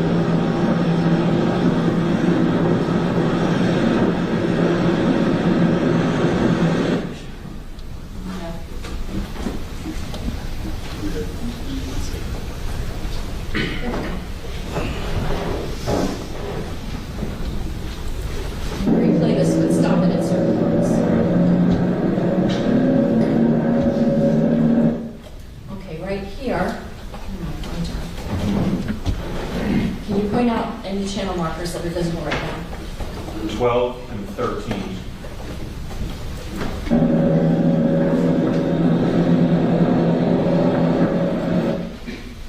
I noticed, Mr. Albert, that up in the upper left-hand corner, there appears to be something like a speedometer. Yes. How did that get there? The GoPro camera has a built-in GPS that you can use to calculate speed. And it has, in the editing app, you can choose which features to show on video, so I put the speed on.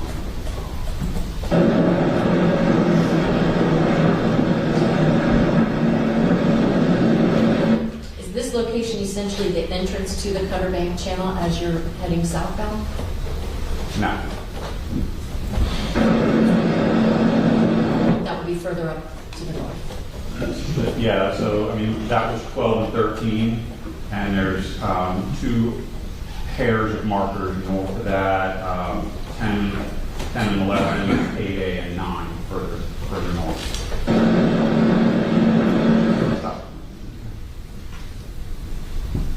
This is 13A right here, and you're just starting to come into view. This is 15 right here, straight ahead.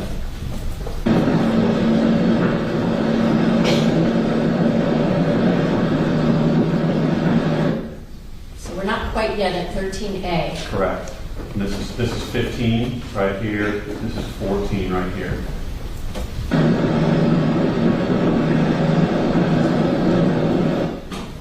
What is the red dot that we see here? This is my marker representing the second to last track point right here. This is 14 and that's 15.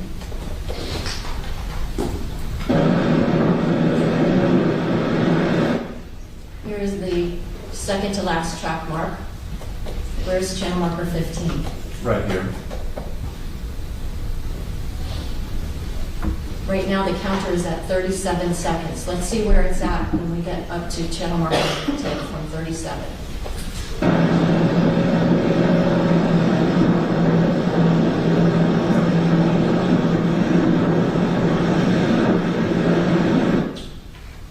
We're now at 47, so just about 9 or 10 seconds. Now, based on the GPS data that you obtained from the SINRAD device that were on that Lavala vessel, did the operator of the Lavala make any change in direction from that second to last buoy to this last buoy? No. Would the operator of that Lavala vessel have been able to see channel marker 15 from those locations? Yes. If he was looking. Yes. Okay, now I want to show you another. This is going to be GoPro on channel marker.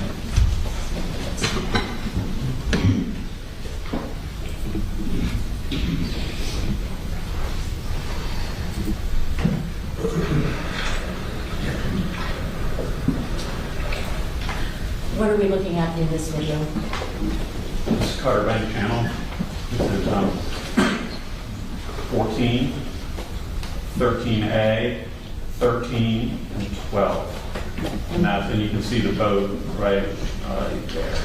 And where is this camera affixed right now? It's affixed on the right hand side of the well, as we're looking towards the sun, on the right hand side of the marker, on the side of the marker, east side of the marker.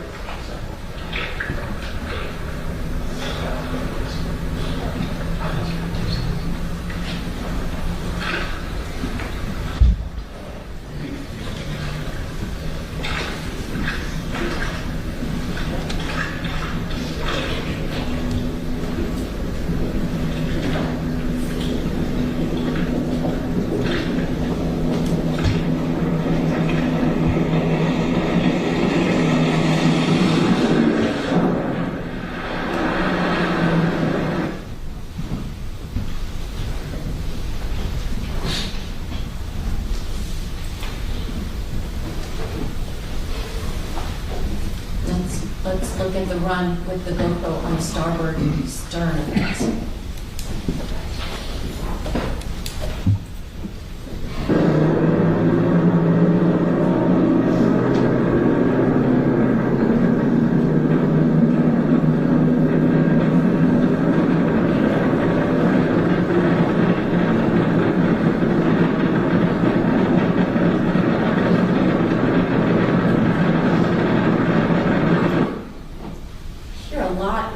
of noise, is that consistent with the kind of noise that would be from the robalo as it was making its way down the Cutter Bank Channel?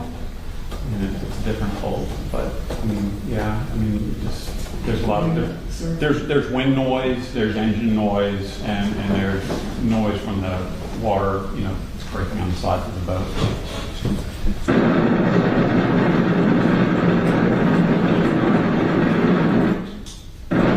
We just passed the second to last buoy, correct? Yes.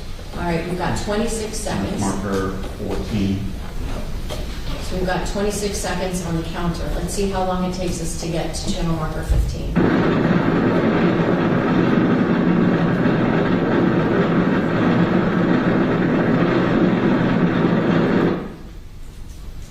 We've got 35 seconds. The vessel's just about to approach channel marker 15. Yes. That channel marker had been visible to the operator of the robalo that entire time. Yes.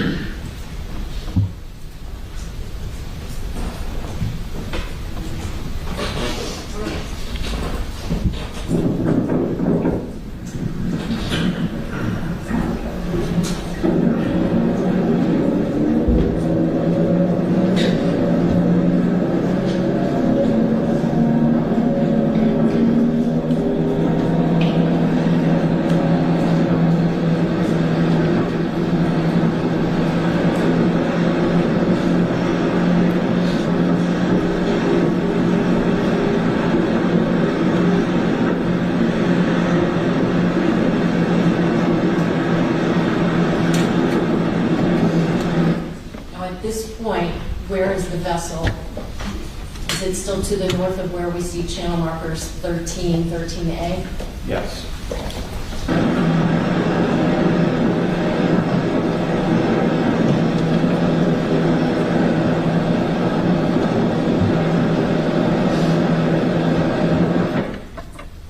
Do you know which channel markers these are that we're approaching here? 12 and 13.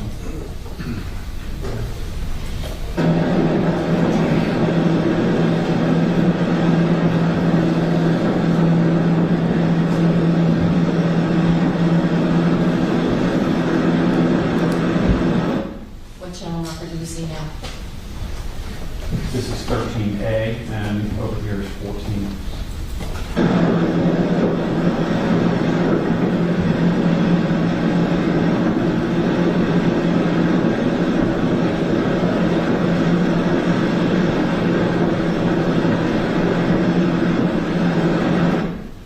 Right now we see the buoy. Yes. Does that represent the last time that any change in direction was had up until right before impact?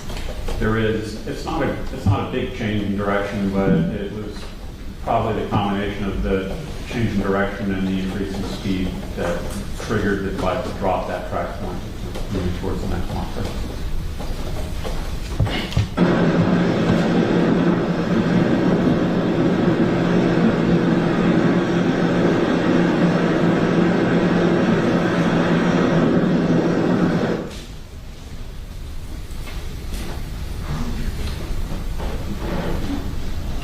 What was the name of that?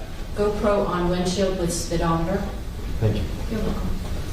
Okay, we just have two more to give the jury an idea of what was recorded.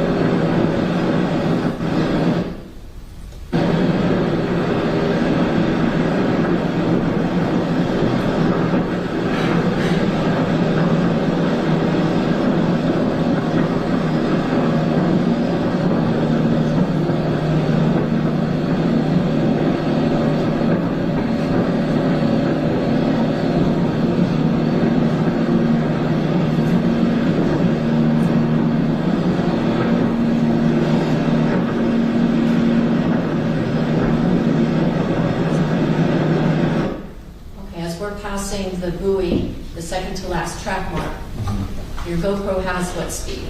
42. And on the GPS device, what was the speed at the second to last track mark? It logged at 43 mile an hour speed Okay, there. so 1 mile an hour difference. It's not easy to exactly get the speeds on a boat.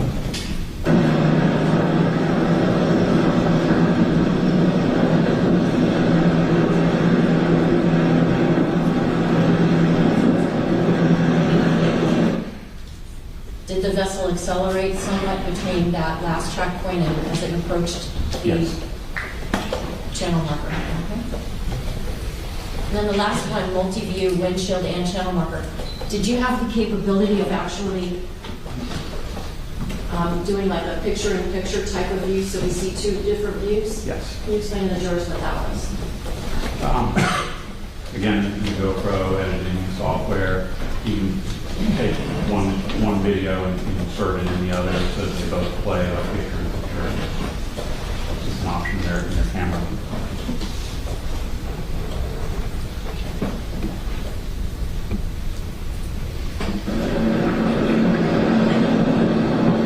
So this is from the channel marker perspective. And they're synchronized so that Yes. you see at the same time? Yes.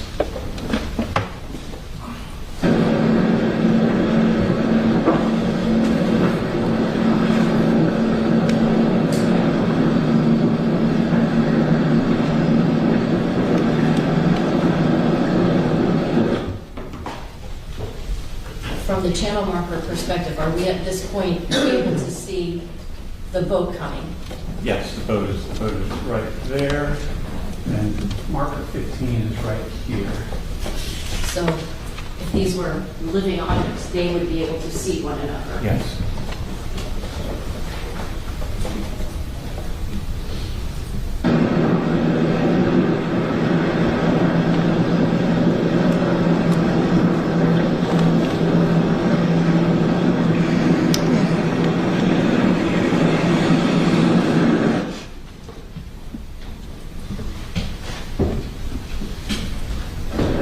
So we're going back to the end so the jurors can see both at the same time.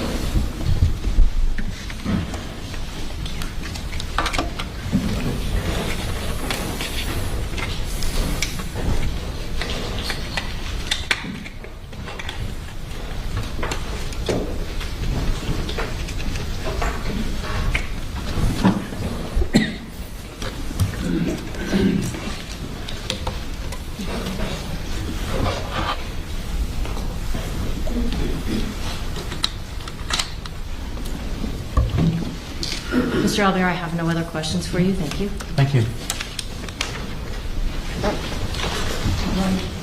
Ladies and gentlemen, we're going to take our lunch break at this time. Please put your notebooks inside the envelopes and we'll take them out and give them to you for lunch break. We're going to break and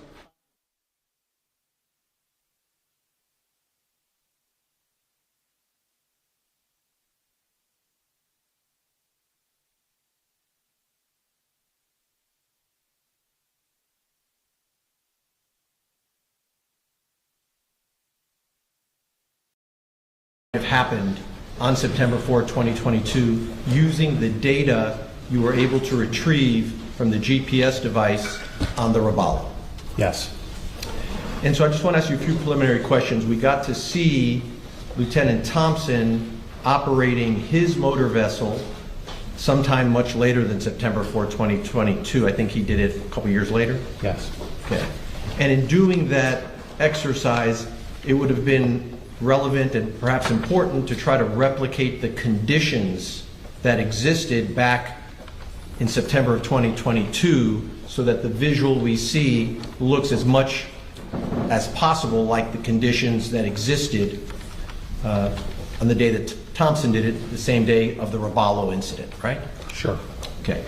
And in coming to that effort to try to replicate the conditions, you knew certain details about the September 2022 incident. I'll call it the Robalo incident so that we know what I'm talking about.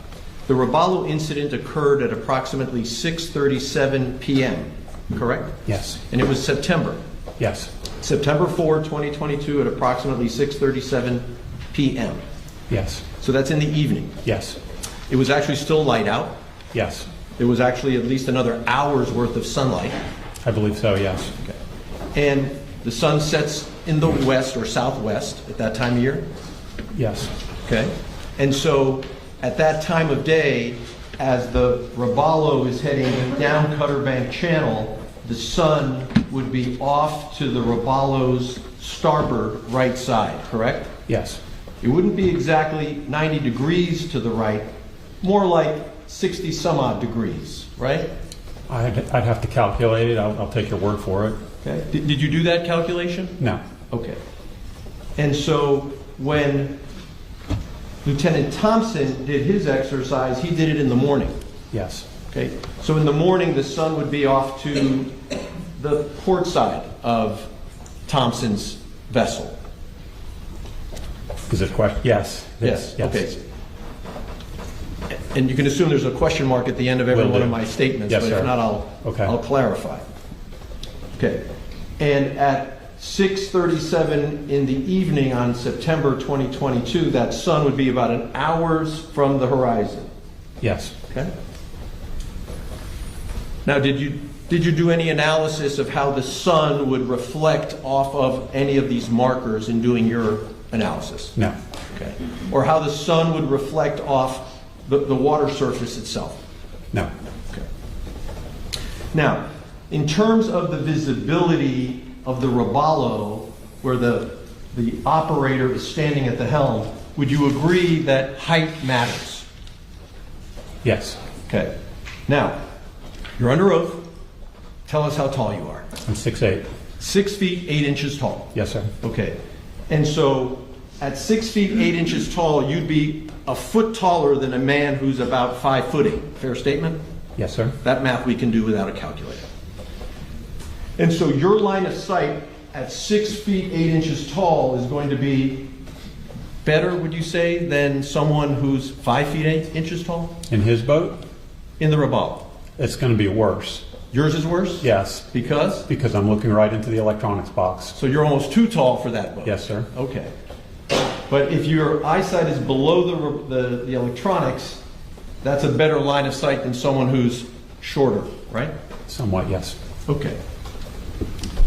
Let me see if I have the image I wanted. Where did those exhibits go that I put aside, right? No? Hold on one second. Did someone put them back? Oh, here they are. Thank you, thank you, thank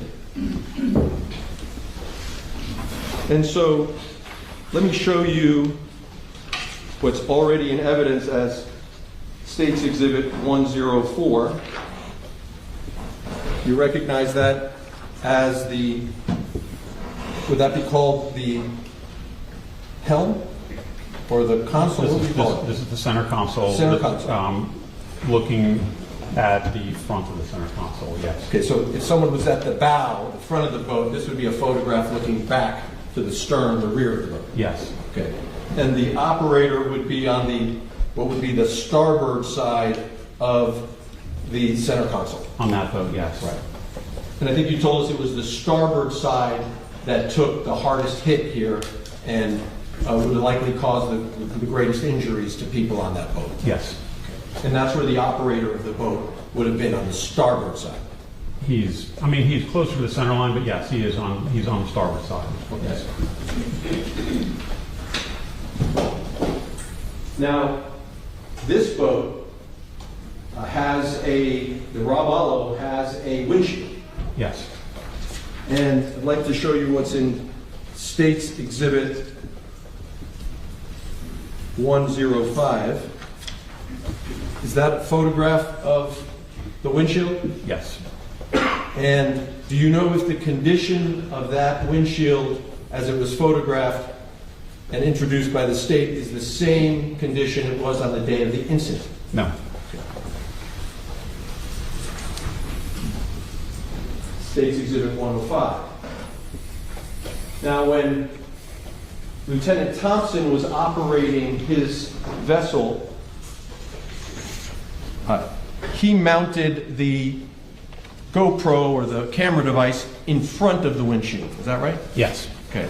So the GoPro was not obscured at all by the windshield. Correct. The operator, Thompson himself, would have been several feet back, holding the steering wheel. I don't know if I quantified it several, a couple, 3 feet. Yeah. Fair enough. Okay. And so let me show you State's Exhibit 3. Yes. You recognize the Robalo? Yes. And do you see that George Pino is in this photograph? Or there's an operator there, you may not know it's George Pino. I didn't notice. But I'll have you double check. That there's a man standing at the steering wheel position. Yes. Okay. And someone can operate this motor vessel either standing or seated. Yes. Okay. Do you know whether standing versus seated would affect the line of sight of the operator? It would, obviously, if you're seated, you're a little bit lower and you're a little closer to the top level of the top of the console, so it would affect it, yes. Okay. Now, in this photograph, there are some of the passengers are standing in the bow area, correct? Yes. And the bow area is the front of the boat. Yes. And I'm going to show you another photograph, State's Exhibit 6-9. You see it? Yes, sir. That's the Robalo after the accident. Yes. And I'm using this because I'd like you to explain to the jury, and you're welcome to stand or sit, whatever's more comfortable for you. Okay. Tell the jury, what is the freeboard of a boat? The freeboard of the boat is the distance from the water line here, the boat's floating, resting in the water, to the top of this called gunwale. That's the freeboard. Okay. And so it would show on this as well. You can see that there. So the resting water line would be a little below the teal green there. Okay. And when the boat is on plane, yes, is the bow a little bit up? Above the water? Bow of the whole boat. Well, you tell us. The whole boat will rise up, so it'll give you, depending on the boat, anywhere from a few inches to maybe a foot. It'll rise up higher, and then depending on how you control or manipulate the tilt on the engines and the trim tabs that control the pitch of the boat side to side, and you can push it back down, and the load on the boat, the amount of weight on the front of the boat, determine how the bow rises. To achieve a faster speed, does that typically suggest that the trim is so that the bow lifts just a little bit? Yes, there's kind of a sweet spot when you tilt the motors up. When they're all the way down, pushed against the back of the boat, the boat tends to push the front of the boat downward. If you trim it up, the bow will start to rise up a little bit, and there's a certain spot where it gets the most efficiency, and you'll feel the boat accelerate a little bit, and then if you continue to tilt it up, then the prop will start to slip, and it will lose some speed and potentially cause the boat to start focusing where the bow bounces up and down. And so a boat can gain speed simply by tilting the engines without accelerating or giving it more gas, correct?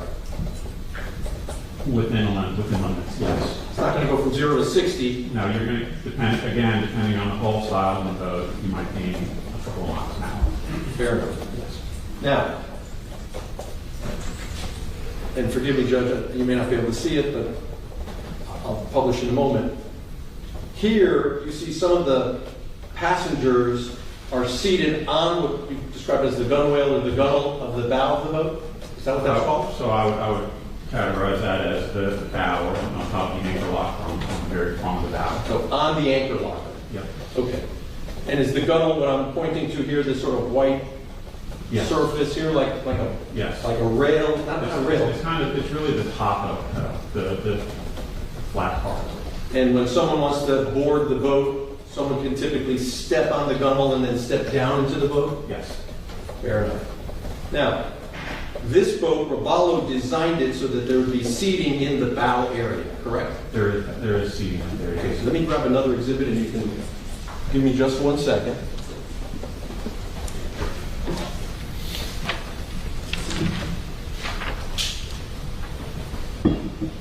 Take a look, if you would, at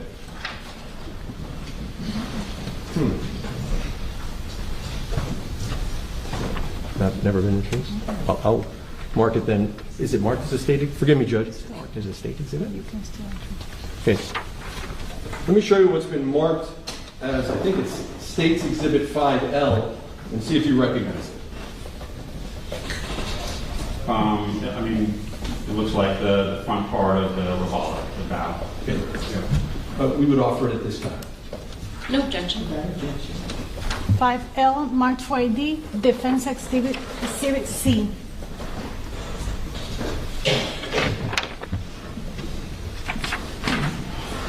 And so, Mr. Alvera, this is what I'll call the forward seating area. Is that a fair statement, or is that the bow seating? What would you like to call it? Either one is fine. Okay.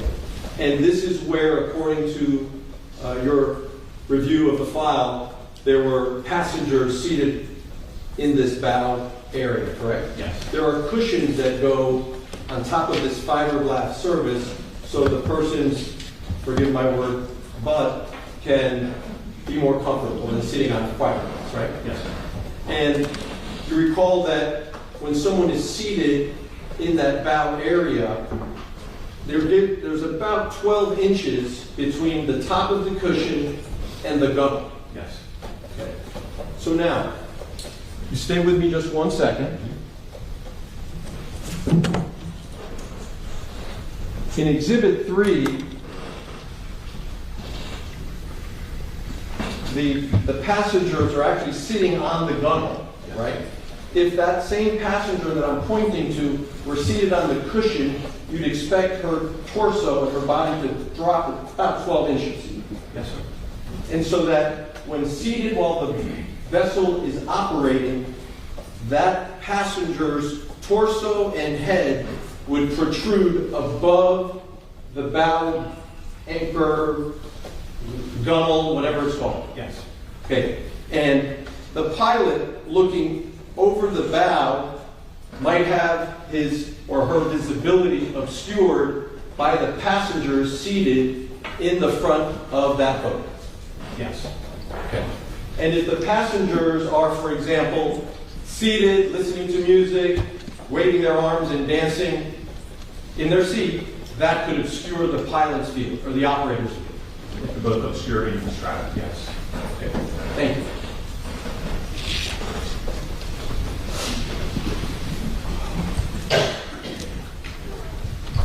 And in this case, you know that there were 7 passengers seated in that bow area while the vessel was underway going through Cutter Bank Channel. Yes.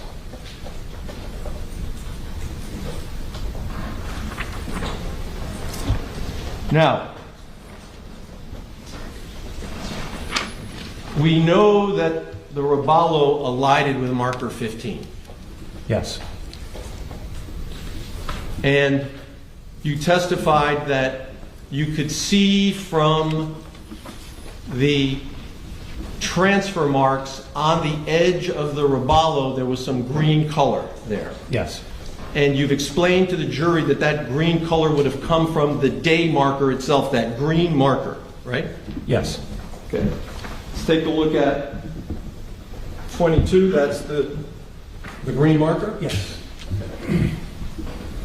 Now, the green marker itself is 3 feet by 3 feet, isn't it? The day marker itself. I think that's standard, yes. Okay. And so, if I could we publish this one on the day screen so that the jury can see it better? I think so. Which one is it? This would be State's Exhibit 22. Now, It's not on the news. it's not on it? No. Okay, so we'll do it this way.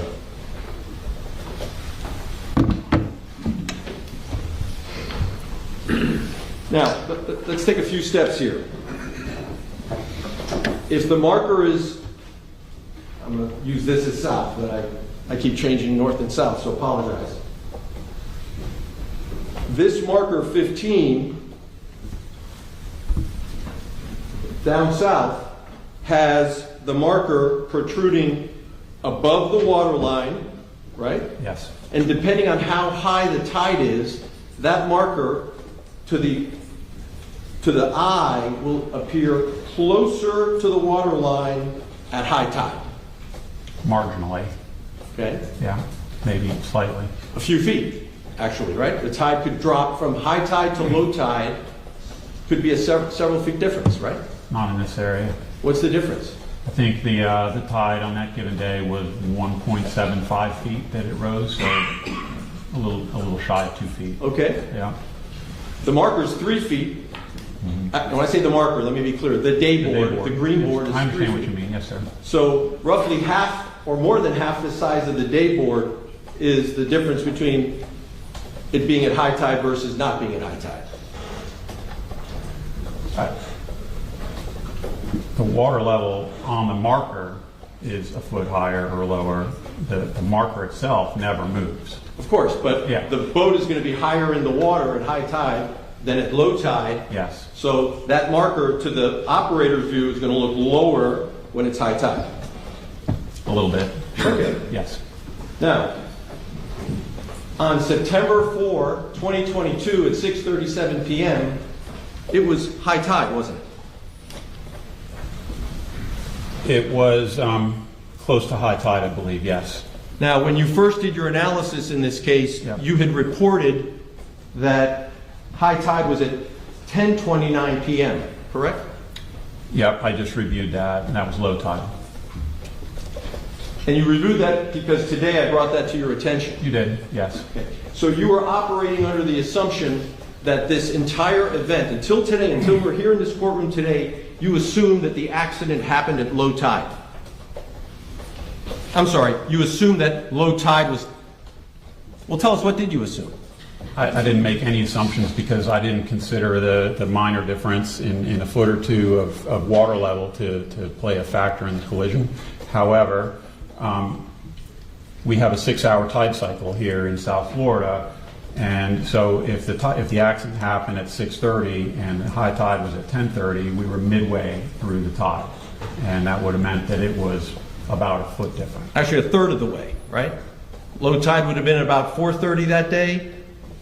4:30, 10:30. Under your math, Sure. 6-hour difference. Okay, sure. Yesterday, Lieutenant Thompson said high tide was at 4:48 p.m. Do you know where he got that number from? I don't.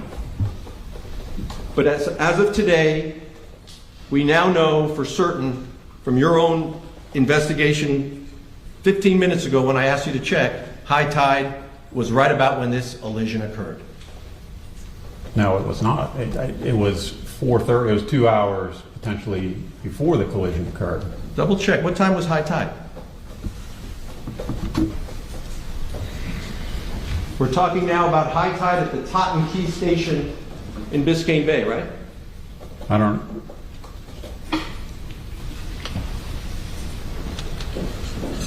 I don't have the, so I don't know where the Totten Key Station is located. I did a quick review because you asked me to. So there's fluctuations in the tide. Even Biscayne Bay is so large that high tide at one area might be an hour different from high tide. I'm speculating on the tide difference. So generally speaking, it looks like the high tide, based on what I looked for, high tide was at 4:44 p.m. On which day? September 4th. At which location? I don't know. Okay, well, can you check Totten Key, which is what the... I can't do it while I'm sitting up here. Okay. It would take me some time to find that because it's not something I can just... Okay. Your report said it was at 10:29 p.m., correct? Page 6 of your report? Yes. Okay. Is there a way that you can, if not at this moment, but later today, do the research and tell us what your final answer is on when was high tide on that day? Sure. And what would be the appropriate location to look for to determine high tide? Would it be the closest location to where the incident occurred? Yes. Are you familiar with the map of the area? I am familiar with the map of the area, but I'm not familiar with the locations of the tide stations on the area. If I show you the map. Yep. Exhibit 2. Okay. Do you see that? Sorry. Yep. Sorry. I got you. You see Totten Key is just east of the channel? Yep. You see that East Arseniker is just west of the channel? Yes. And if those are the two closest tide stations to the event, would those be the best places to look to see what time was high tide on that day? Yes. Okay. So East Arseniker and Totten Key. Okay.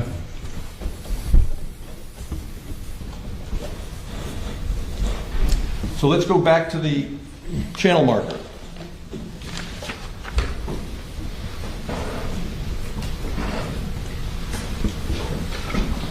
Let me show you what I'm marking as Defense Exhibit A12 for identification. Yes. Does that look familiar to you? Yes.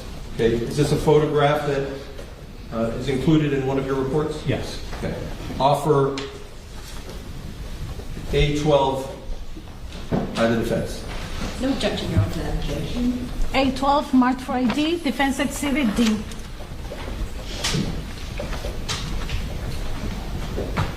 And Judge, we're going to try to publish it on the big screen. And while Mr. Armelino is trying to set up, do you see that? I think I'm going to need you to join me here. Sure.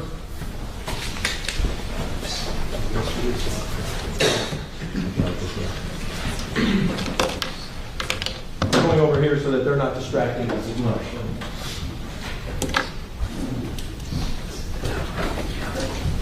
So on the channel marker, the steel pipe, you see what appear to be barnacles? Yes. Okay. Barnacles grow underwater. Yes. High tide would typically cover the barnacles, Yes. and it would cover it. How much above the barnacle line would high tide be? I don't really know. A few inches, a foot? Few inches. Okay. So, what I'd like to try to do is measure what's the distance from high tide to the bottom of marker 15. So we're going to do that right here. We're publishing it.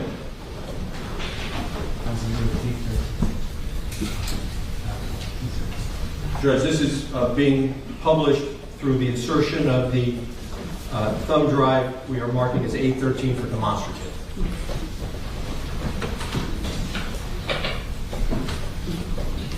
Okay. So I have a tape measure here. Do you see that the green marker measures on the tape measure about 4 inches on this display? Yes. Do you see that it's 12 inches to the water line? Yes. Okay. Would that tell you that from the water line to the bottom of green date board 15 is, on this tape measure, 8 inches? Yes. Does that tell you that it's 6 feet from the water line to the bottom of the green date board marker? Sounds about right. And that would make it 9 feet to the top of the date board marker. Minus whatever the difference is in the tide change if it was high tide Yes. when the elision occurred. So that day marker, the boat could strike that day marker, right? How high is the boat, the freeboard we just talked to the jury about, when it hits this marker on the starboard side and then strikes the green marker. I don't have the measurement from the tip of the bow to the water line. Okay. Now,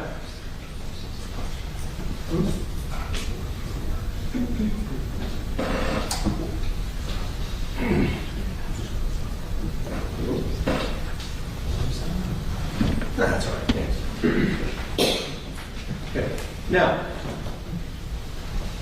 you had talked earlier with the jury about how the boat hit we know it hit the starboard side, the right side of the boat, and we know that the gunnel is above the water line. Yes. Right? Mm-hmm. And when it hits this fixed object, since it hit it on the side, it's going to sort of flex up, you said. Correct. Must be a few feet and it hits the green marker. Yes. Took the marker off, but the piling survived. It did. Okay. Now, I'd like you to take a look at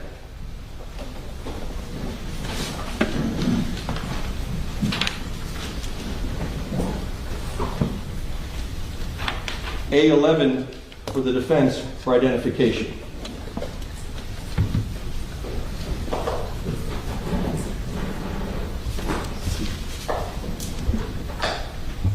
Okay.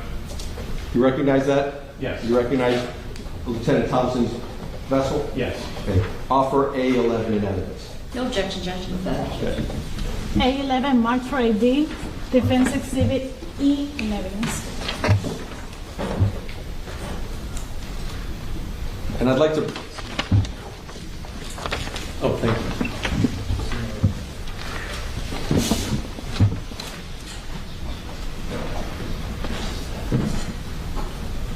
That's good. Now, once again, we know that the day marker itself is 3 feet in height, right?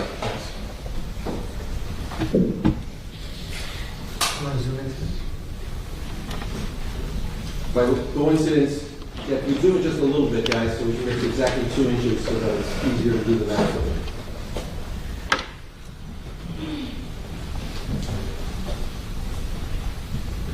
Look.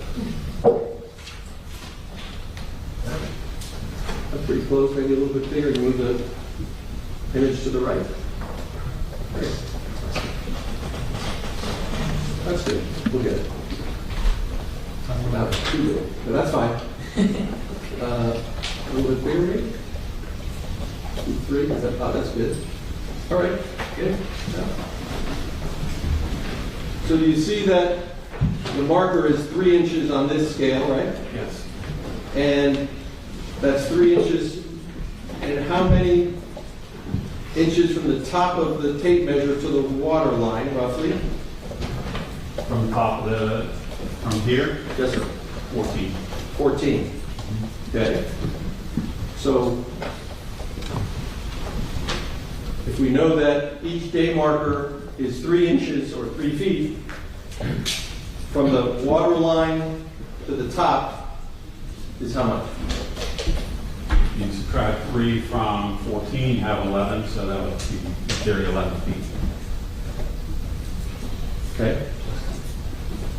So the bottom of the day marker, 13A, is at 11 feet.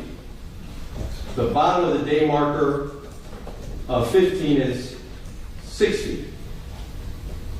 Yes. That's a 5-foot difference between the height of the day marker.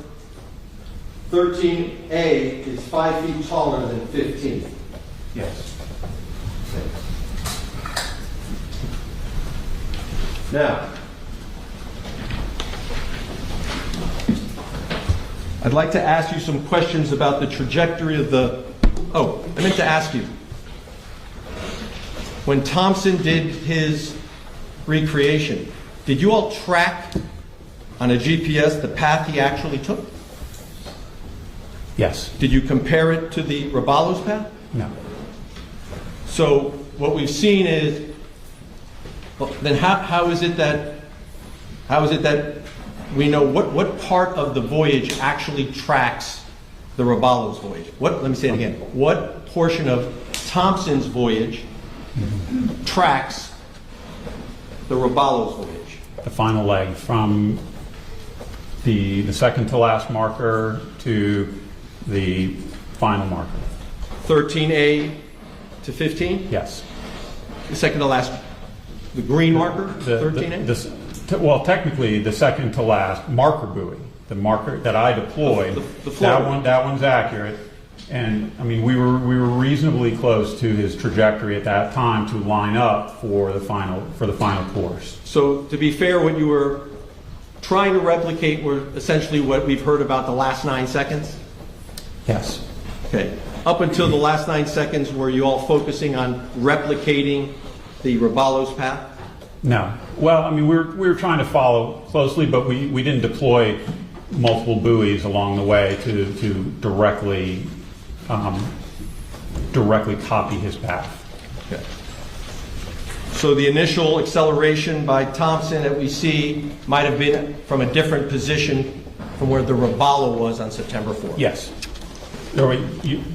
Is it initial when we jump up on plane to start? Yes, correct. Let me show you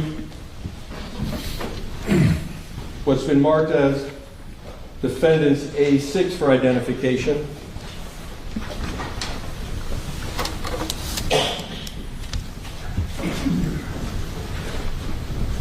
Yes. This is the Cutter Bank channel with the markers in green and red, not to scale. Yes. Okay. Offer A6 into evidence. No objection, Your Honor. A6, mark for ID, defense exhibit F.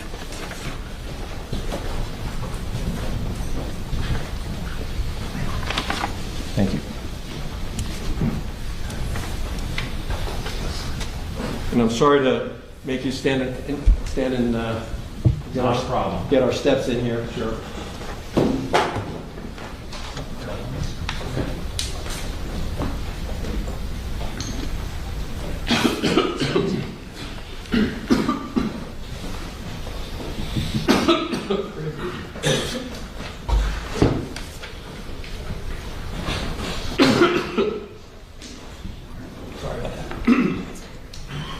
So, marker 15, the site of the elision. Yes. Markers 15, 13A, and 13 do not make a straight line, correct? Not precisely, no. Okay. There's an offset. A little bit, yes. Okay.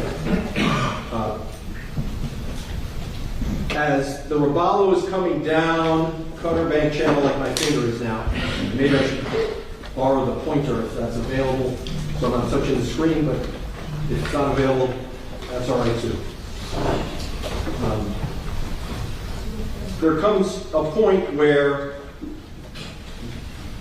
the green marker 13A obscures green marker 15. I wouldn't necessarily agree with that. Okay. Take a look.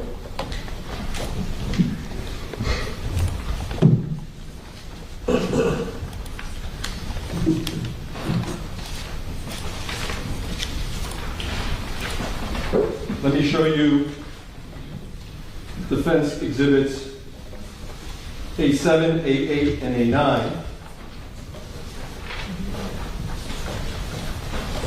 Take a look. Sure. A7, A8, and A9.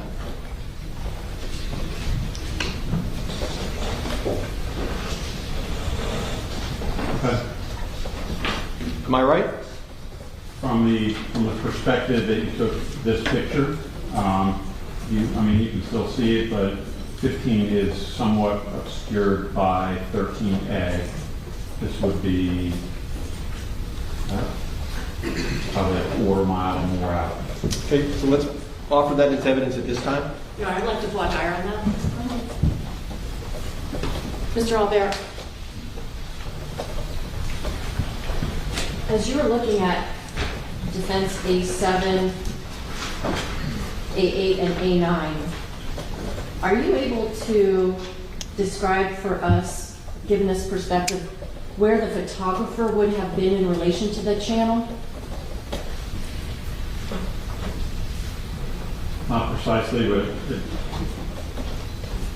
looks like pretty much in the middle of the channel. And this is 13. So, yeah. Oh, you mean on the chart there? Yes. Okay. I'm going to just set those down here.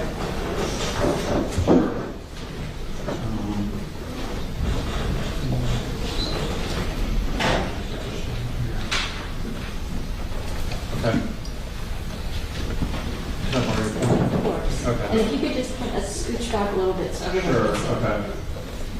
So this one looks like it's the furthest perspective. This appears to be marker 12. Yeah, so this would be marker 12, and this would be marker 13. This is marker 13A, which is 14. So that would be, let's see here, that's 13A, that's marker. So it's like probably about where that depth reading of 2 feet is out here in this vicinity here. Now, that's obviously a snapshot image, correct? That Yes. that the defense has given to you. Now, is it your understanding that the Robalo vessel was stopped in place No, through the channel? no, it was moving it up in the low 40s. So is this necessarily an accurate depiction of what the operator of that vessel would have seen as he or she was traversing that channel? No. Judge, I object to the admission of that evidence. I believe it. Go ahead. Any other questions? Yeah, sure. This would be a still shot at one point in the line of the channel, right? Sure. We don't know sitting here, you weren't there, I wasn't there, whether anybody was actually looking down the channel at that moment in time.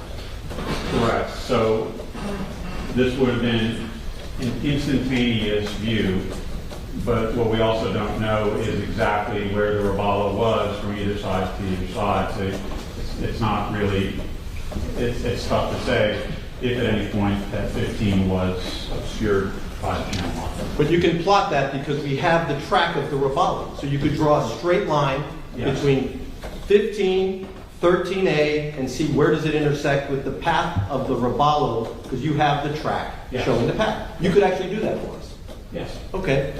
So high tide and the intersection point where the Robalo, looking down the channel, would see 13, 13A, which would be obscuring 15. Sure. Okay. Offer, Judge. Same objection, Your Honor. Over objection. Can we publish it? And let me introduce. Hold on. See what's been marked as defense A7, now defense exhibit G in evidence.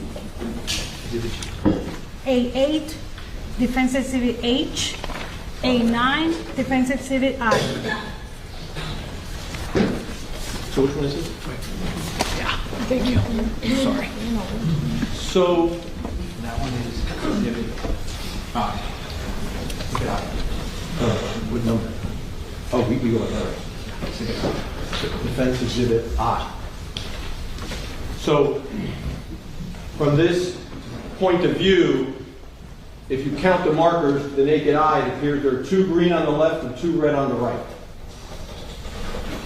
I mean, I can still see it. I can't see the post, but yes, for a moment in time, when you're transiting, if you're transiting this particular path for a moment in time, the marker 15 would be partially obscured by 13A. If we could just enlarge it so the jury can see what the witness is describing.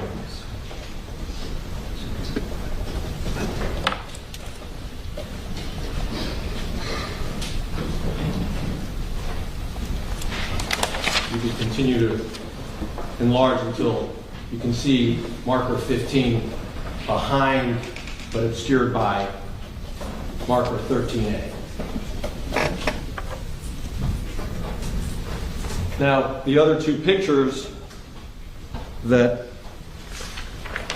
there's one, and am I missing one? You could see.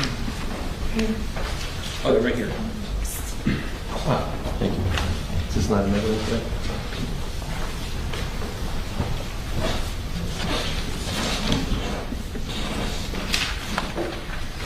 So I'd like to do these in sequence. So starting with A7. No. Oh, sorry.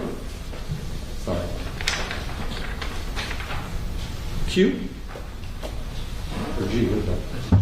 That's a G. Starting with G, at this point in the channel, one can see in this photograph that there are three green markers on the left side, right? Yes. 15 is the furthest one away, that's the shorter marker, right? Yes. Doing that right? Maybe we can do it on the screen here. There we go.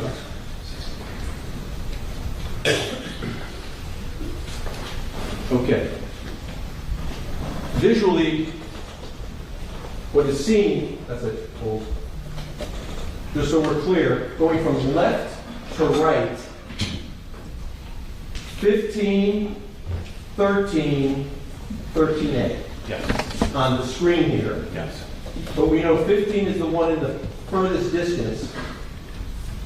Then 13A is behind 13, going south. So southbound 13, 13A, 15. But on this image, 15 is furthest to the left, 13 is in the middle, 13A is on the right.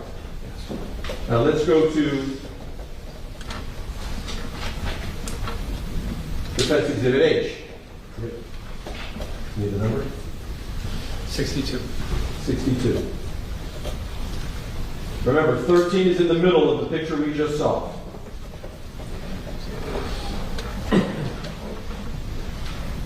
At this vantage point, 13 is no longer in the middle. Now 13 is all the way on the left, 15 is in the middle, 13A is on the right. Yes. Okay? And then if we go back to the original one we started with, I. 58. You see that marker 15 is moving, not really moving, but in the image, it's further to the right. In the second photo, and then it becomes more obscure in the third photo. And it's actually going to end up, if we keep doing photographs, that marker would then move, 15 would move further to the right in the photograph. You're just changing the perspective. Right. Which is what happens when you're driving down the channel, depending on the moment in time you look ahead, the operator might just see 2 green markers, not 3. Okay.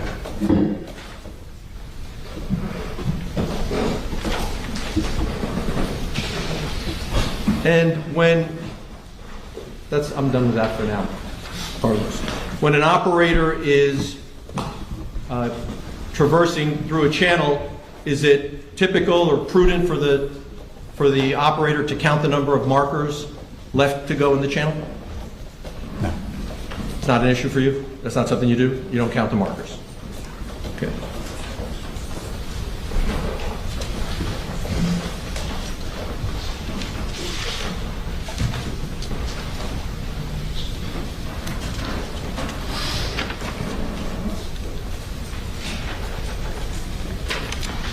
You had indicated, because we listened to the sound of Thompson's exercise of the recreation, the noise of the hull, the body of the boat traversing on the water makes noise. Yes. Okay. And the motors make noise. Yes.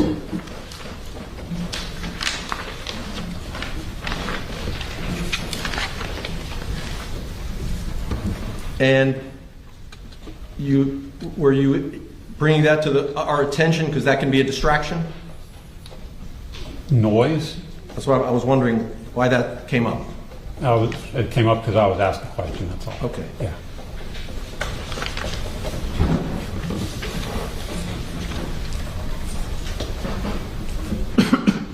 So when the prosecutor asked you, when Thompson recreated or attempted to recreate the path of the Robalo, his boat had no passengers on the bow, Yes. right? The camera was in front of the windshield, right? Yes.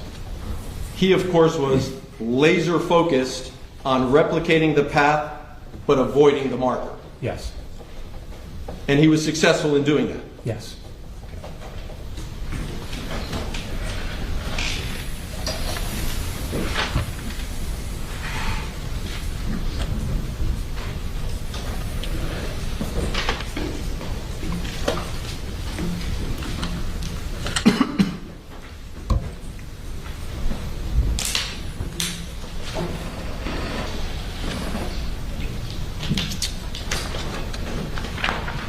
One moment, Your Honor.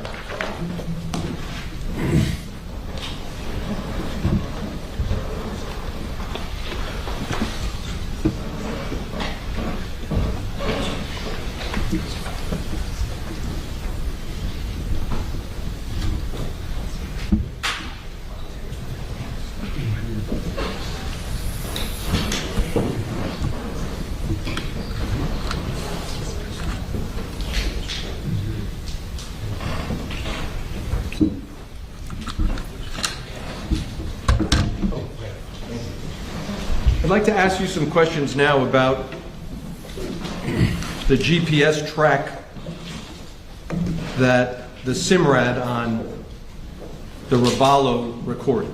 Yes. Okay. And I think you've explained to the jury that the way the device works is that at certain points in time, the SIMRAD machine will record a location. Yes. And that location is provided to the SIMRAD device by some sort of global position satellite? No. No, how does that work? Well, the time in the GPS, in the SIMRAD, is synced to the time in the GPS. The GPS system actually keeps very good, accurate time. And the time, each track point is timestamped. Now, it's not timestamped to like the billionth of a second, like an atomic clock. It's stamped to the whole second. But yes. Okay, and so I'm just trying to understand the device, that piece of machinery. Is it receiving a signal from somewhere up in the sky telling it where the machine is at that moment in time? That's the location that it is recording? So, how deep do you want to dive into this? Not too deep. Okay.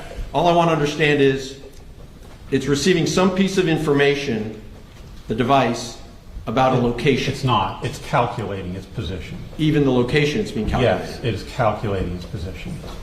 Okay. So the GPS system, there's 31 satellites that orbit the Earth, and that's just for our GPS system, the United States. There's also European and Russian and Chinese.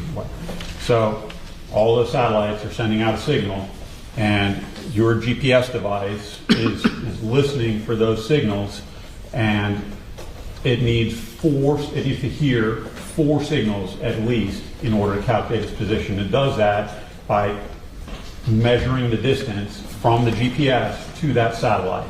So 4 measurements, it can pinpoint its location on the surface of the Earth. Got it. So with those 4 data points, it then calculates. 4 is minimum. Sometimes it's using more than 4. Fair enough. Yes. Okay. And then the machine calculates its location based on that data? Yes. Okay. And the machine also somehow records the time when it calculated that? It's when it's reading 4 signals from the satellite, it synchronizes its clock with the atomic clocks, the validated time in the GPS system, and then adjusts, of course, for the time zone that it's in. Old devices, like the old GPSs, you used to have to set the time zone that you're in, and now pretty much all of them automatically just compensate for whatever time zone you're in. Okay. And so when the GPS, I'll call it the SIMRAD. Yes. The SIMRAD will record a location and a time. I use the word record. Is that a fair way to? Yes. Okay. Mm-hmm. And then along the path, it will continue recording at whatever interval. It could be a time interval. It could be the auto interval you've described when course change, speed change. And so what the machine does is simply nothing simple, I shouldn't say that.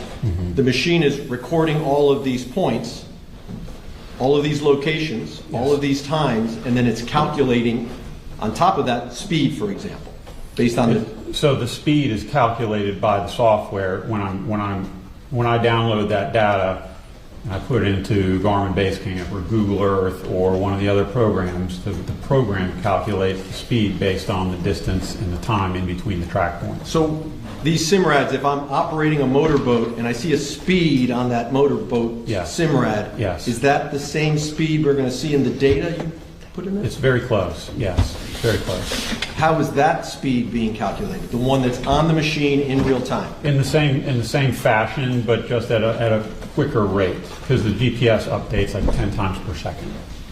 Okay. Okay. Is the SIMRAD a device that can operate in conjunction with autopilot? Yes. Autopilot is a separate feature? Yes. Okay, it requires more equipment? Yes. The Robalo wasn't equipped with autopilot, was it?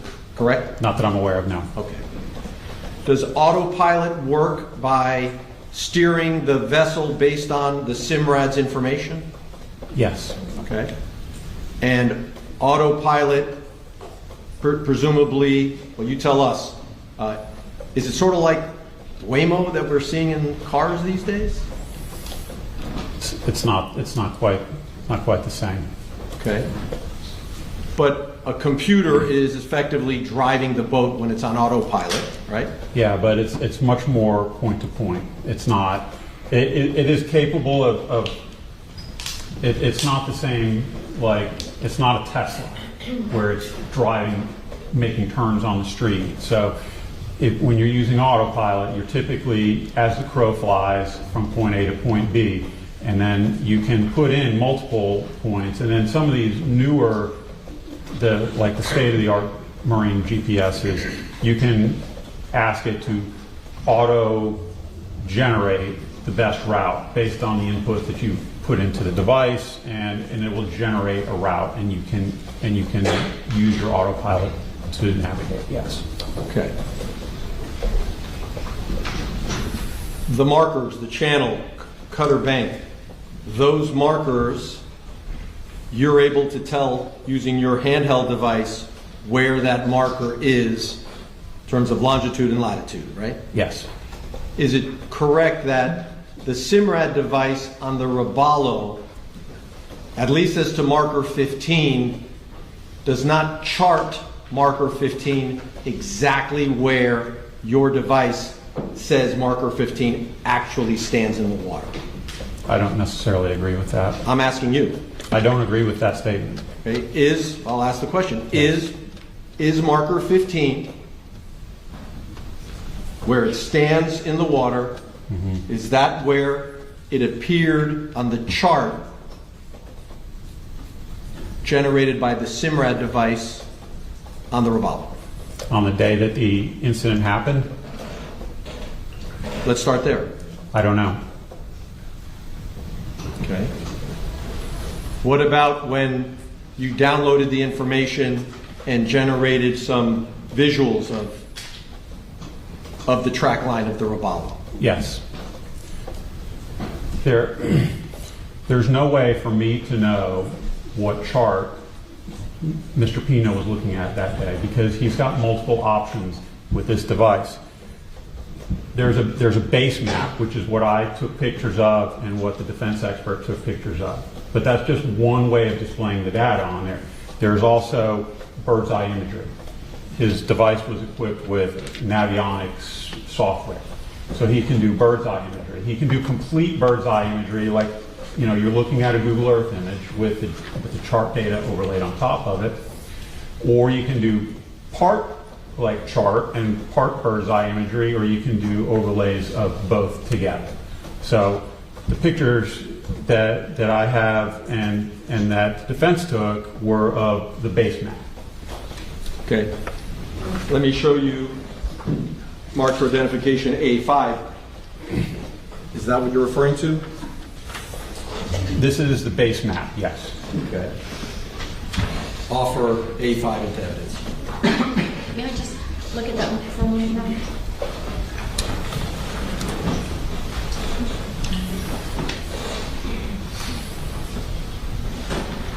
I'd like to voir dire on this.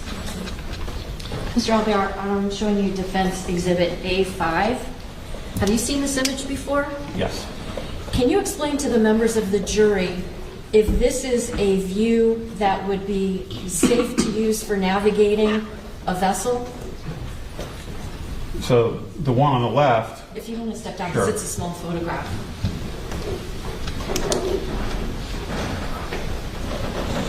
So these are two separate images of the base map from the GPS. And right here is marker 15, and right here is marker 15. The lighter shaded area is the intercoastal waterway channel. And the pink line, the pink dotted line here is what the Army Corps of Engineers represents as the deep water portion of the channel. Right? So this image is of that area zoomed out. So like an inch apart, for example, might be several hundred feet, right? Because you got the whole channel, and you have 14 and 15, which I don't know the distance offhand, but they're several hundred feet away, right? This zoomed in version, this is a tightly zoomed in version. I don't know how tight the zoom is because the scale's not on the picture. This is a tightly zoomed picture, probably in double digit, like, 30, 40, 50 feet. So it's zoomed in really tight on channel marker 15. And if it's zoomed in really, really tight, does it make it look as if the track that was plotted by the GPS is actually further away from the marker than it would have been? No, so the actual GPS data is accurate. How it's projected onto this base map. The base map might be offset just a hair. So you have, imagine looking at a low resolution image on your phone. For example, the Mona Lisa. Okay. Objection, Your Honor? If you zoom in. No objection to the Mona Lisa, but I'm not sure what we're doing here.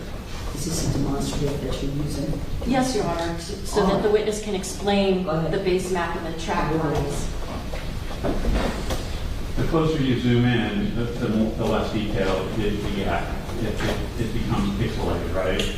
And so if you look at the zoomed out version here, the track line goes right into channel marker 15. If you zoom in really, really tight, it's missing, and it's hard to say exactly how much it's missing by how much the offset is, because we don't know what the scale of the picture is. I object to the image.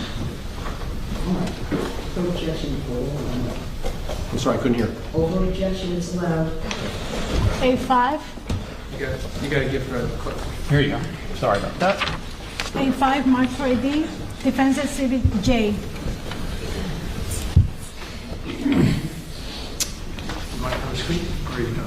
Sure. While we're putting that one on the screen, tell us what's A4. This is a picture of the base map on the SIMRAD device. Offer A4. No objection. That objection made. A4, marked for ID, Defense Exhibit K.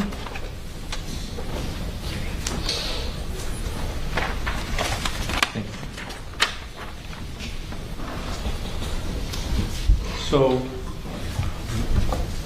Mr. Albert, turn this around. So this is the pink, you call it the That's bar. Yep.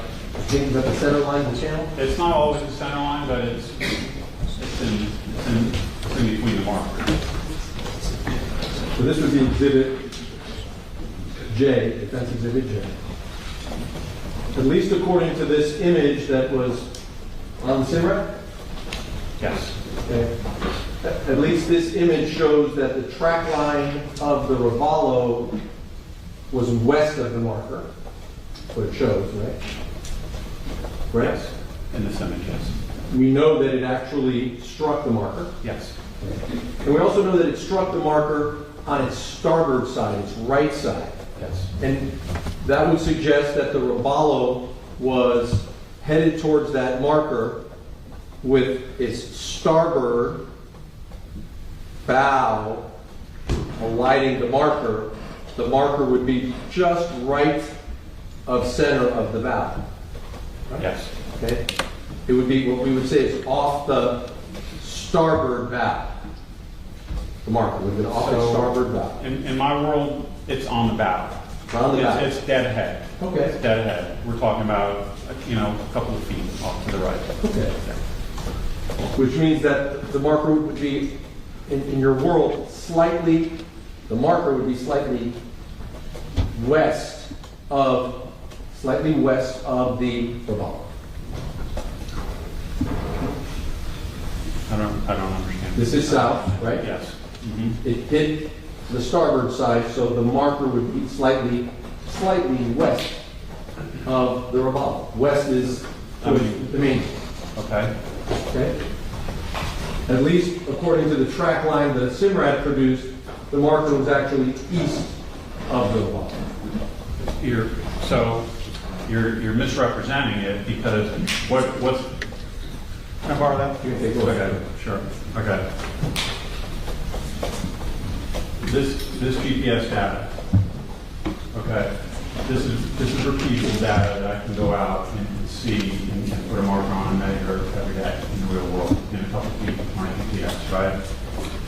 And the marker, Coast Guard posts a list of the locations of all the markers, all the way through the entire coastal waterway channel. So one of the first things I did when I went out there that day is I placed my GPS on the actual marker and recorded the latitude and longitude of the marker. It is exactly the same on my GPS as it was on the Coast Guard navigation list. The latitude and longitude reported by Mr. Pino's GPS is within 1,000th of a minute of the exact location. And so that can be easily, first of all, it equates to about 6 feet, which is inside the performance limits of GPS, right? And it can also account for the distance from the actual physical marker to the actual GPS unit itself. So we know that boat, we know where it was when we hit it. The reason it looks like this is because it's not because the GPS data is wrong, because if you take the chart, right, and you just move the chart slightly over this way, you follow what I'm, like, it's not the GPS data, it's this lower resolution base map that's being used to navigate. Okay, so we don't know that it was what he was using to navigate it. But can you tell the jury what was on the screen in real time, where that marker was on the screen in real time as the boat was moving? No. Okay. I would also hope that he wouldn't have it zoomed into a 20 foot zoom scale because he wouldn't be able to see what had it. Okay.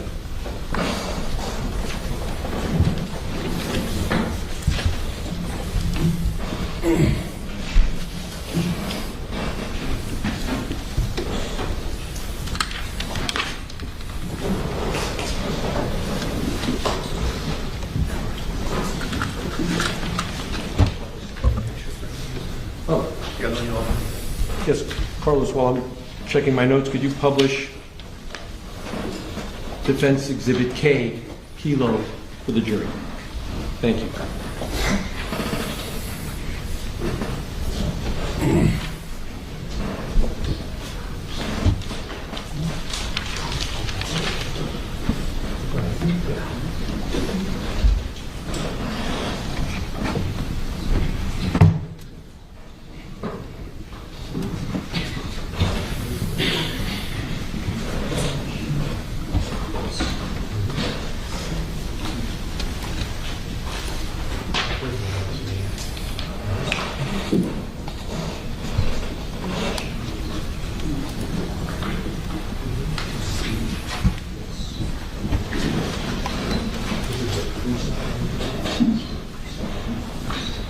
So, what is now, this is K Kilo. Can you tell the jury what that is? Yes, so this is a picture of the screen. This is probably zoomed in to the tightest possible range on this. Is there a scale right It there? looks like this is the equivalent of 20 feet. It's hard for me to say, but that's what it looks like to me, 20 feet. Okay, is this is the SIMRAD from the revolver, right? Yes. And this is the image that, when the machine was turned on, that was visible to the viewer at that moment in time when the machine turned on? No. So what is that? This is a picture that I believe your Mr. Edmund took, where he turned on the machine and then he navigated to the chart plotter page and then he zoomed in to the tightest possible range. Okay, but that's an image from the actual SIMRAD. It is. Was it transposed to base camp or anything like that? No. At that point in time? No. So the base camp business you told us about a moment ago doesn't affect what we're all seeing here right now, correct? No. The way that this image was set, the way that the examiner manipulated the screen is what makes it. When you say manipulated, you're not saying the examiner moved this line or moved the marker, are you? No. You're just saying magnified, put his camera there so we could all see it here today. Well, he navigated to the chart screen and then he zoomed in to the tightest possible range and then took a picture. Okay. With his camera. When you say navigate, because we're here talking about boating, you mean? Well, he went through the menu options and then so see these crosshairs here, so that allows the user to scan around on the chart, and then when you hit the zoom function, you can zoom in on certain items. Like, so if, for example, you want to know about this channel marker, you could actually hit the enter button here, and it would pop up. The pop-up would show exactly what marker it was, what number it was, and so on and so forth. Sure. Yep. That's all I have, Judge.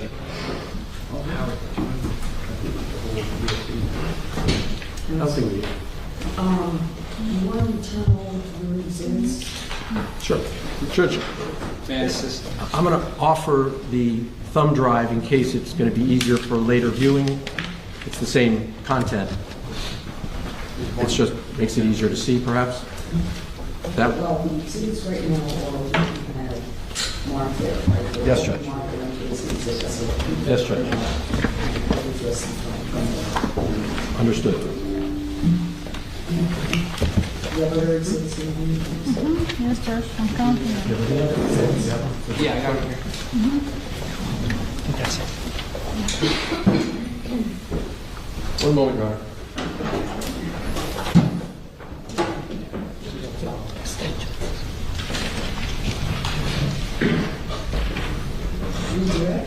Thank you, Judge.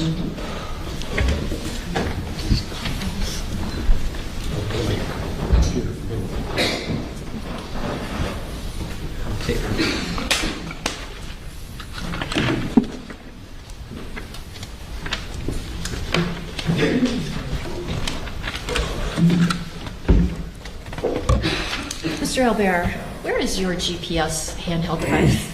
In this box? Yeah.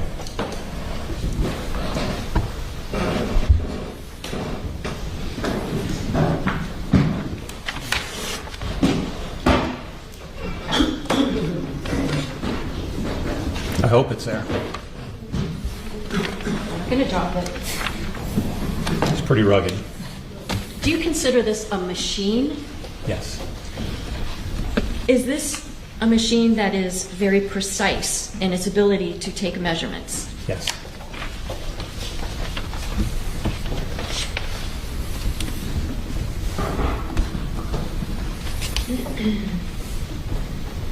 Now, let's talk a little bit about the recreation that took place in this particular case. Was it daylight out when Yeah. that recreation was done? Yes. Was it still daylight out on September 4th, 2022, when the defendant crashed his vessel into the channel marker? Yes.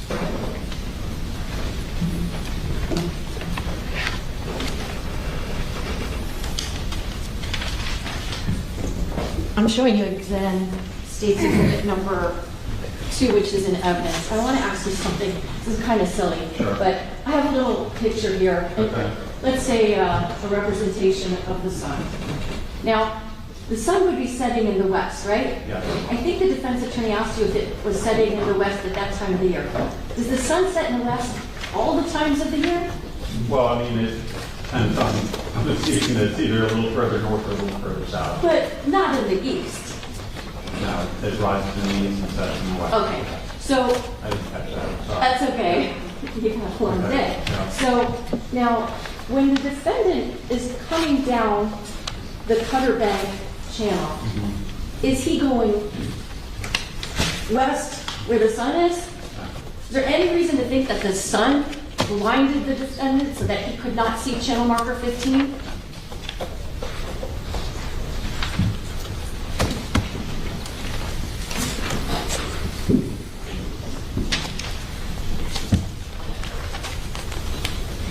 If there was some kind of glare on the windshield of that Robalo so that it was hard to see, would prudent seamanship require maybe to slow down and to clean off the windshield so that the operator can see?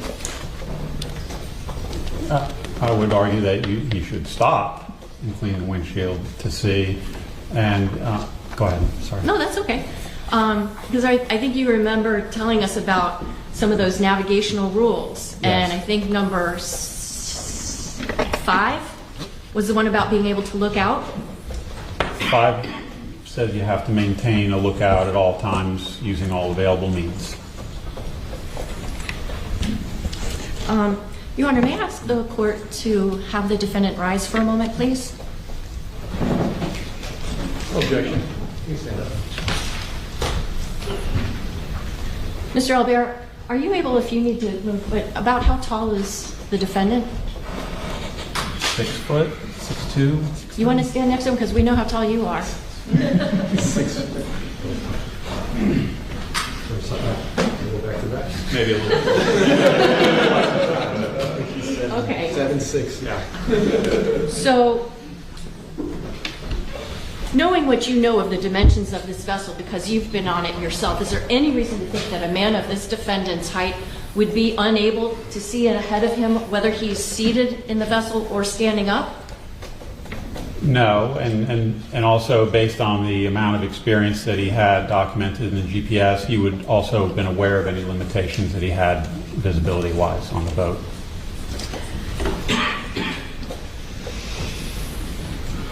And earlier in your testimony, we took a break for Judge Tinkler-Mendez to read to the jurors a stipulation agreement between the defense and the prosecution that Robalo vessel was in proper working order on the day of this incident.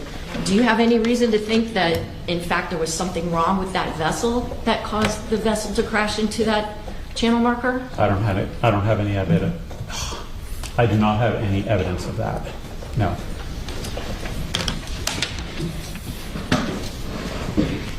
Now, the defense attorney asked you if during that recreation there were any people seated in the front portion of that FWC vessel. Would it have been safe seamanship to have anybody up at that part of the vessel for that recreation? Objection. Pre-trial rule.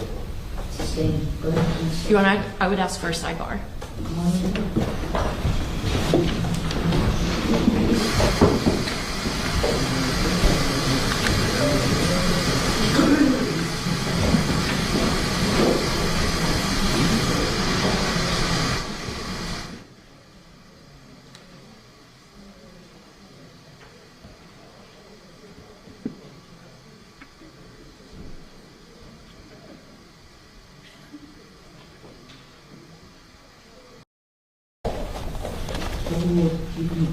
You need to actually demonstrate, correct? Go ahead. So if there were passengers seated on the top part of that bow so as to block the view of the operator, Should the operator, according to the navigation rules, continue going forward with people blocking his view? Objection regarding eliminating. Rephrase, counsel, please. What would be a safe and prudent thing for an operator of a vessel to do if there are people either standing up or sitting up in a way that that operator can't see what's in front of them? It's the operator's responsibility to maintain a proper lookout at all times, using all available means. If somebody is obstructing his visibility, it's the captain's duty to move, just tell him to move, I can't see. Reposition that. Have you ever done work with the Coast Guard? Yes. Have you ever been on Coast Guard vessels? Yes. You work with, I think they're called coasties, right? People that work for the Coast Guard? Yes. Do you think they're aware of the fact that the tides raise and lower every day of every year? It's general knowledge, yes. So, channel marker 15, if the tide is high, does that make it then an unsafe beacon for people traversing the Cutter Bank Channel? Not at all.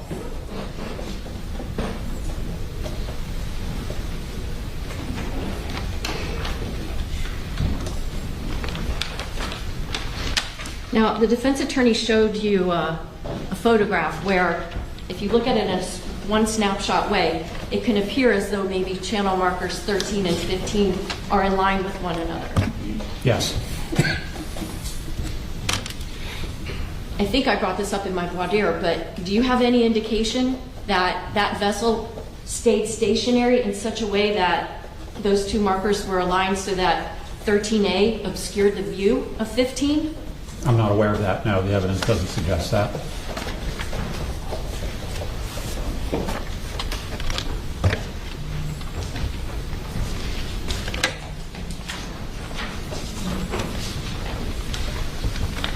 I'm sorry, judges, please give me 1 minute.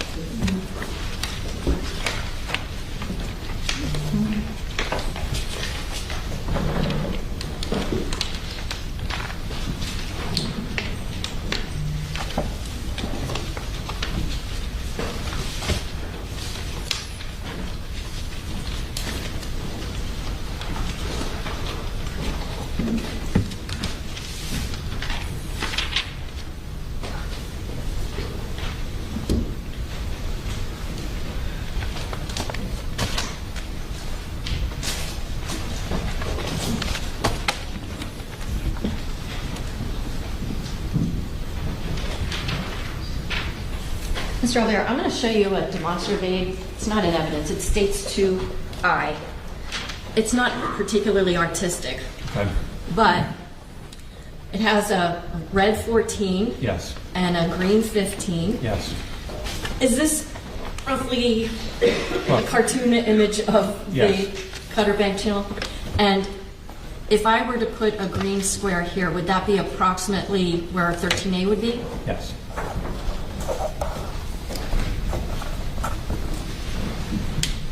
Now,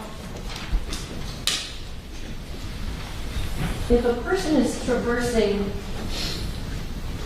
the channel going southbound on the right-hand or starboard side of the channel, would there be a way that channel marker 13A and 15 are aligned with one another? You're traveling down The right-hand side the right-hand side. of the channel. I can't say without researching it, but they would have gotten near. They wouldn't have gotten near either one of the markers on the starboard side of the channel. So by being on the port side of the channel, not the starboard side that's going southbound, does that, even if that's happening, are these markers still fully visible more than, or channel 15, more than 9 seconds prior to that second to last and then last track mark?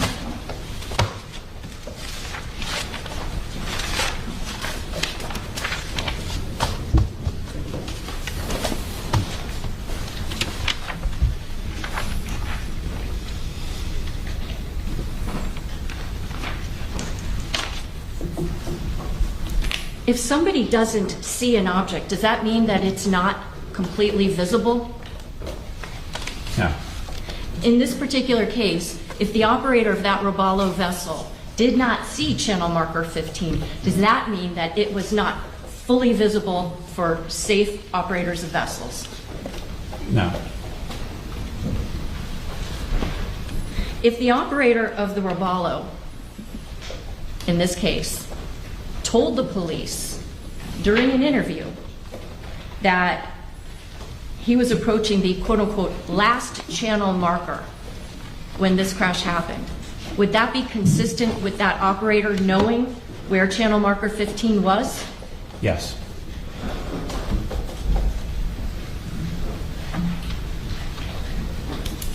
Last thing, you were asked questions about zooming in.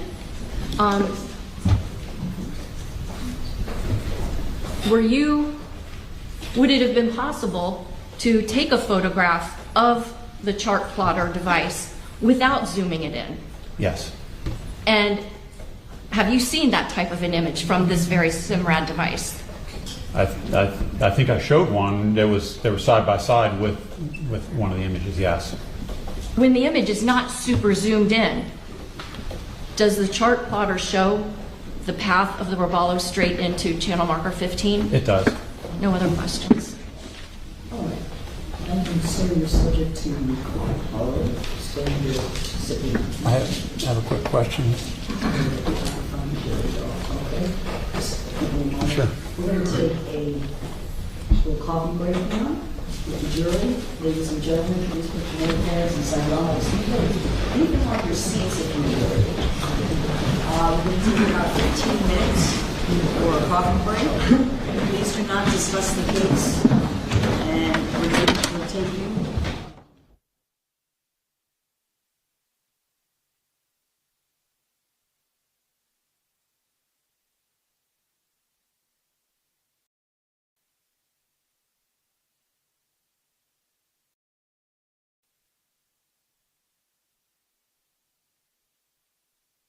An opinion as to the cause of death, and we form an opinion as a medical examiner. The state of Florida is a medical examiner state. There are no coroners in Florida. We also provide a manner of death, of which there are 5 choices: natural death, accidental death, suicide, homicide, or undetermined. You mentioned something about also a specialty of forensic toxicology. Yes, I also have a PhD in toxicology, and I work as a forensic toxicologist in addition to forensic pathology. I'm going to guess that perhaps you did not grow up here in Miami, Florida. I did not. Could you explain to the members of the jury, where did you grow up and where did you get your education? My home country is Ireland. I did all my medical training in Ireland. I did my PhD and my science training in Ireland. I came to the United States in 2006 for 1 year. 1 year. I'm still there. I did my fellowship in forensic pathology here in Miami-Dade under Bruce Hyman, who unfortunately passed away, but I trained under him, and I stayed here for a couple of years thereafter. Subsequently, I have worked in many countries. I've worked in England, Liverpool, England. I've worked in New Zealand, Samoa, Tonga, Cook Islands. Wait, speak up a little bit. England, Samoa, New Zealand, Cook Islands, Australia, and I came back to the United States at the request of Dr. Hyma in 2015. Are you a member of any professional organizations for forensic pathology? Yes, I'm a fellow of the Royal College of Pathologists of London, which I took my... Do you need some water, sir? Actually, that would be great, please. I just drank a very strong coffee, compliments of the office clerk. Or the officer, I should say.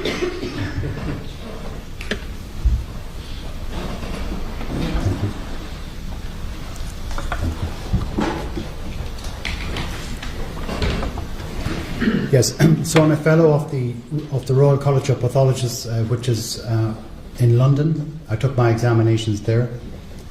I'm also a fellow of the National Association of Medical Examiners, which is the equivalent in the United States. I'm a dual fellow.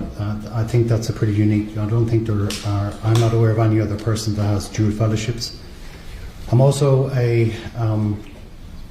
there's quite a few. So I'm a member of the International Association of Toxicologists, the Forensic Society of Toxicology, the Association of American Forensic Sciences, I think are the main pertinent ones to this court. Now, what does it benefit you to be a member of these different organizations? Well, as a fellow of a college, it means that you have gone through the rigorous examination process. That process in London is a 3-day examination. So you have to actually perform an autopsy in front of examiners. You have to show that you can actually do what you claim you can do. They can give you any case. You don't have a choice in that. You have to sit a morning of written examinations. Yes, writing is still a thing. You have to actually write essays. And then there are 2 days of what we call long cases and short cases. And then at the end of that, on the third and last day, you have to do an oral defense. So it's 3 full days. The advantages of being members of the other professional organizations is that you stay in touch with what's current. You attend meetings, you keep yourself abreast, you have access to current information, which keeps you on top of your profession, which is useful. Could you tell us a little bit about the types of deaths that you have investigated over the course of your career? Many. Personally, I've done somewhere between 8,000 to 8,500 cases myself with my own hands. But as a supervisor and trainer, I would have probably directly supervised another 7,500.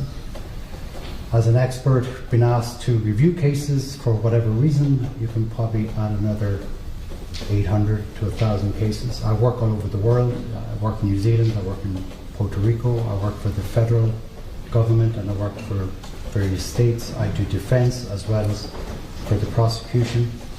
But ultimately, I don't care who's asking me the question. You're going to get the same answer. It just depends on who's asking the question. I want to ask if there was a time in your career after Dr. Haima had passed away that you came back and were, in fact, working at the Miami-Dade Office of the Medical Examiner. I was. And was there ever a time when you were there when a doctor by the name of Kenneth Hutchins was the chief medical examiner? That's right, he was there, yes. Is he still working as chief medical examiner of Miami-Dade County now? He's retired. Does the Miami-Dade Medical Examiner's Office have a fellowship program? Yes. Could you explain what that is? Fellowship program is the programs that exist. There are several in the United States. Approximately 40 to 45 doctors are taken on to various programs around the United States for what's called your finishing school or 1 year of fellowship. That is usually at your 13th or 14th year of training. So you're at the end of the road, you hope, and you spend a year in a program where you go through a dedicated training program to polish you, I guess, to bring you up to speed, to bring your skill sets up, to poke you, to push you, to see if you can take the stress and strain, if you're suitable. Not everybody is. But it's really an intensive year of training, at the end of which you're still not qualified. You still have to take the examinations. Is it the case that there might be fellows who come to the Miami-Dade Medical Examiner's Office for their 1 year program, get involved in perhaps conducting an autopsy, but then go off to wherever it is they're going to continue their work? Yes, that happens every year. They're only there for 1 year. Most go somewhere. It may not be here. Some stay, but it's not usual. Most leave. They have families back to where they're from and so on. Is it the case that if, for example, the fellow who worked on an autopsy, would that person be supervised by somebody who is here permanently? Yes. Now, if there was a situation where the chief medical examiner is retired and the person who conducted the autopsy under his supervision has moved to parts outside of the state of Florida, for example, would you be able, based on your training and experience, be able to review that autopsy file to come up with your own impressions of what the cause and manner of death would be? It's not unusual. Life is life. People move on. We don't live forever, or we retire. So cases can come to court after the fact, and in those circumstances, we should be able to sit down, review the case with the information available, and form an independent opinion. Because if the case is well documented, and it should be at a high standard, you should be able to review it and form an independent opinion. I want to call your attention now to Miami-Dade Medical Examiner case number 2022 or 2022-02732. Yes. Have you become familiar with that case number? Yes. And in fact, in preparation for your testimony, were you given copies of all of the medical examiner notes, reports, photographs, and the like? Yes. In reviewing those documents, were they sufficiently thorough and detailed that allow you to tell this jury a bit about the cause of death of the person who was autopsied under that case number? Yes. Who was the medical examiner that oversaw that process? Dr. Hutchins. Do you know a woman by the name of Dr. Brittany Imblum? I do not. Is it your understanding from reviewing the notes that that is the doctor who was the fellow at the time working under the direction and supervision of Dr. Hutchins? Yes.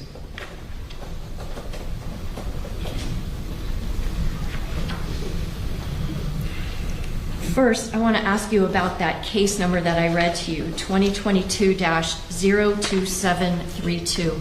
Can you explain what the significance of that medical examiner case number is? Each case, when it arrives to the department, each case is assigned a unique number.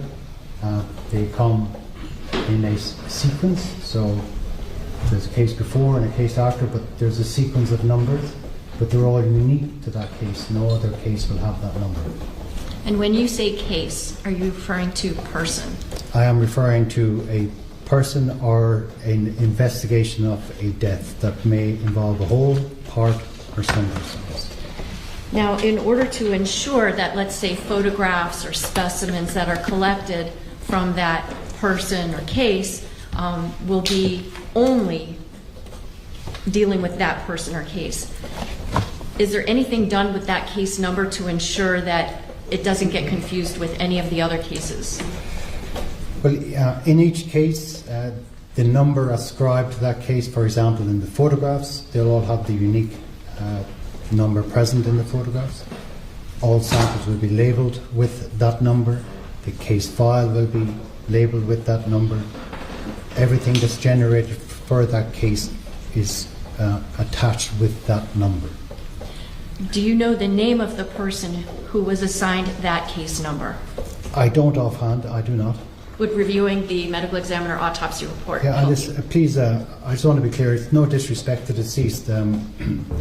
We have to remain impartial, so I try not to learn the personal aspects of it.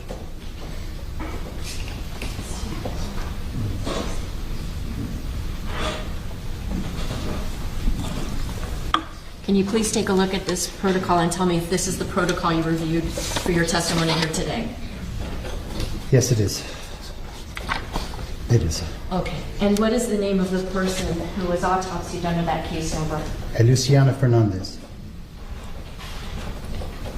What was her date of birth?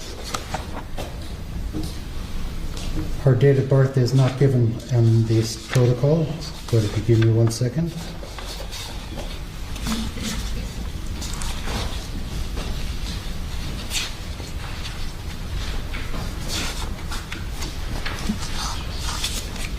Would that be noted in the investigations report It's that in went the- along with this? Which I do not have, correct.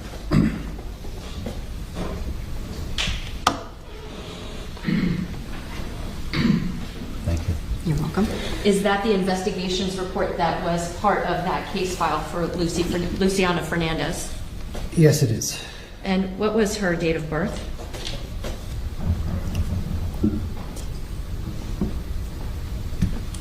It states that she's 17 years old. It does not give me a specific date of birth on that, on this file. At least I don't see it.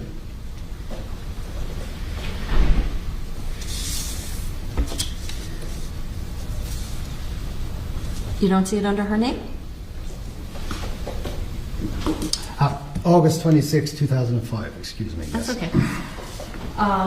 Does the investigations report also include information as to the date and time that she died? Yes, it does. What is that? September 5th, 2022 at 6:30 a.m. And where was it that she was pronounced deceased? Kendall Regional Medical Center. Are you aware of a type of photograph that's taken at the medical examiner's office called a legal ID photograph? Yes. Can you explain what that is, please? It's a photograph taken of the person's face, usually upper neck and face, full features, to assist or be available to help with the identification, so it may be shown to a loved one or person familiar to confirm as part of that is the person that we think it is. I'm showing you what is in evidence of State's Exhibit number 7. Now, you had the opportunity to familiarize yourself with the photographs that were associated with this case, correct? Yes. I'm showing you State's Exhibit 7. Is this a legal identification photograph of Luciana Fernandez? Yes.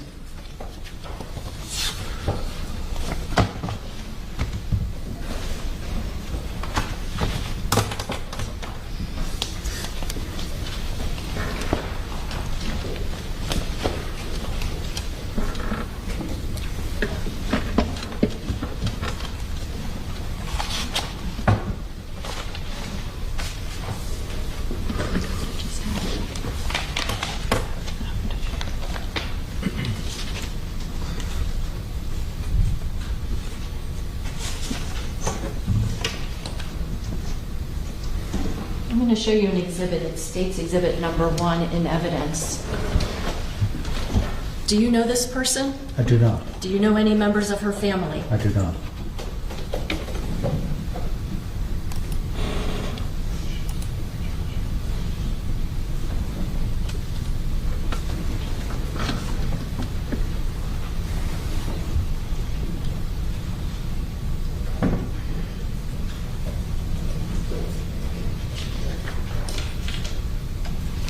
Let's start with some basic information about Ms. Fernandez. How tall was she? 5 foot 5 inches, How much did she weigh? 135 pounds. When she was brought to the office of the medical examiner, did she have a condition known as anasarca? If I'm She not did. mispronouncing it. No, you're pronouncing it correctly. She did have a condition called anasarca. Could you explain what that is? Anasarca is a condition where the body swells, fluid seeping into all tissues. It is a terminal condition which may arise for a multiple of reasons, but its presence tells you that the organs have failed and this person has been in terminal decline for hours before their death. It can be days or weeks depending on the case, but ultimately when the body is swelling like that, it means that the organs have failed. Doctor, do you have an opinion as to the cause of the death of Luciana Fernandez? Having reviewed all of the evidence that was provided, the photograph, the autopsy protocol, the circumstance of the case, which is clearly very important to us, the cause of death in this case was determined to be drowning. I would agree with that. I would have used slightly different language, complications of drowning, but that's a style, not a difference of opinion. Why would you say complications of drowning as opposed to drowning? I use that term if the person, if you retrieve the heart function, depending on the circumstance, if the heart function is restored, technically they're still alive.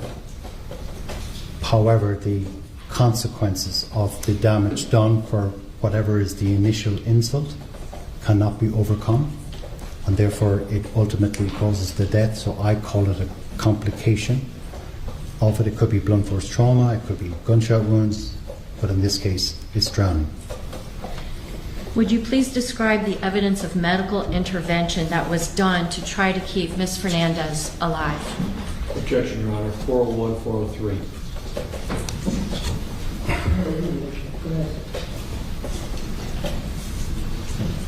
Well, there were many things done. So once she was recovered from the water, attempts at CPR were initiated. They were quite aggressive, as you would expect it to be. It was quite sustained. It went on for quite a period of time, from time of retrieval to transfer to hospital. On arrival to hospital, these attempts continued at resuscitation, which included attempts to restart the heart, which were successful. They would have done many other things, taken blood samples, added fluids, and so on. Got an airway, which is putting in a tube to start allowing for oxygen to be put back into the lungs. So all of these are done as part of resuscitation. After Ms. Fernandez died and her body was transported to the office of the medical examiner, will there be a photograph known as the receiving photograph? Yes. Can you explain what that is, please? On arrival, the body or patient or person is photographed as we received it. Literally, the way it came in, we take a photograph so that we document this is how we received the person. When Ms. Fernandez was brought to the office of the medical examiner, did she have injuries that were consistent with sustained attempts at or sustained amounts of CPR, cardiopulmonary resuscitation? She did. Can you describe what you're talking about? The main injuries that you have present, which are common in CPR, are fractured ribs. We see it a lot. And the older you are, the more likely you are to have fractured ribs. Young people tend to do a bit better, but in CPR, it's not a criticism of anyone. They're doing their best. It's a very emotional event. You're trying to recover someone. Sometimes people press too hard, and they regret ribs.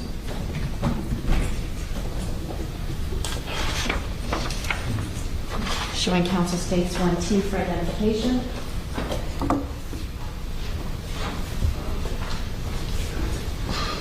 Doctor, I'm showing you states 1T for identification.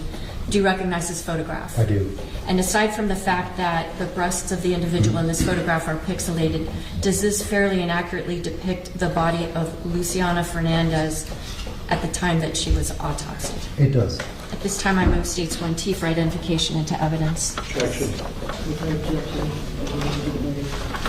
State Exhibit 1T, previously marked for identification, will become State Exhibit 115.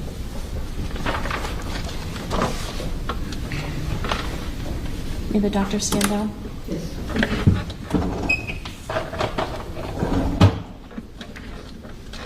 Doctor, can you please point out the location of the injuries that you're talking about that would be consistent with her having sustained CPR? To the central chest, you'll see a red mark, a red abrasion, and that's very typical of the device. It's called a Lucas device. Called a what device? Lucas, L-U-C-A-S, Lucas device. It will artificially compress the chest, and it will cause abrasions. They are not itself harmful. Protection. You cannot see broken ribs, of course, but there are broken present. And on her right arm, you see an IV access.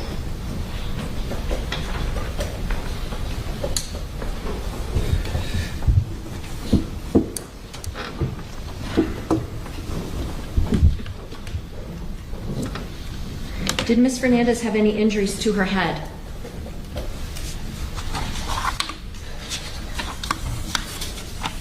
Yes. Can you describe those injuries, please? So she has a pink abrasion on the left side of her forehead, which was 1 by 0.5 centimeters. She had hemorrhage coming from both her nose, NARES, N-A-R-E-S. She had a faint blue contusion on the bridge of her nose. She has an abrasion and bruising to the right side of her mouth. Lower lip was swollen. the right side of the inside of her gum, called the labial, L-A-B-I-A-L, mucosa, M-U-C-O-S-A, had bruising or contusions. They're also present on the lower aspects of the upper and lower part of her inside of her mouth. The ventral aspect of the left side, that's the top of her left side of her tongue, also had a bruise. She had bruising present on the right side, left side, and on the front of her scalp. So in this area, she had bruising. And the right temporalis muscle, which is on the right side of your head, had also bruising. And there was bruising on the left side of the temporalis, which is on the left side of the head. The bruising to her head, is that consistent with what's known as blunt force trauma? In this case, it's likely. I have not seen any other particular reason why it should be there.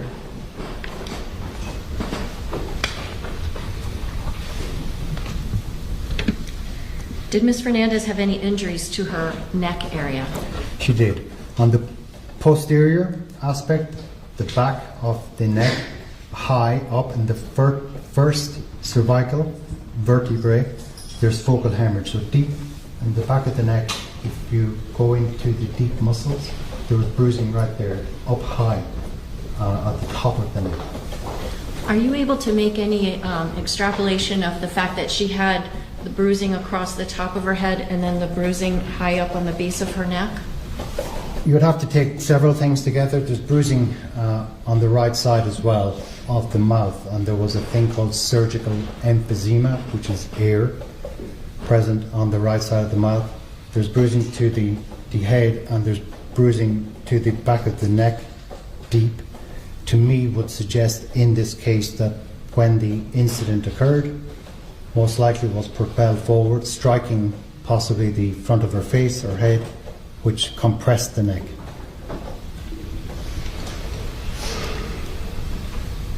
Were there any injuries to Ms. Fernandez's torso, meaning the front and or her back? Yes. On the lower aspect of her left side of her back, there were red abrasions. Towards the middle of the lower back, there's also abrasions. And on the right buttock or gluteal region, there's also abrasions. For the record, I'm showing counsel states 1U for identification.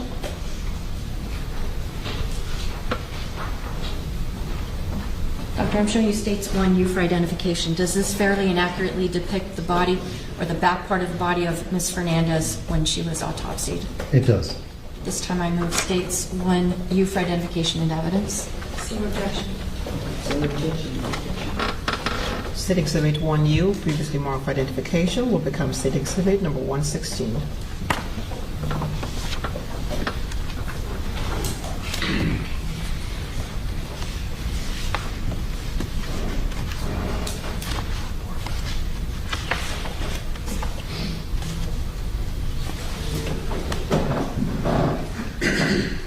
Doctor, could you step down for a moment, please?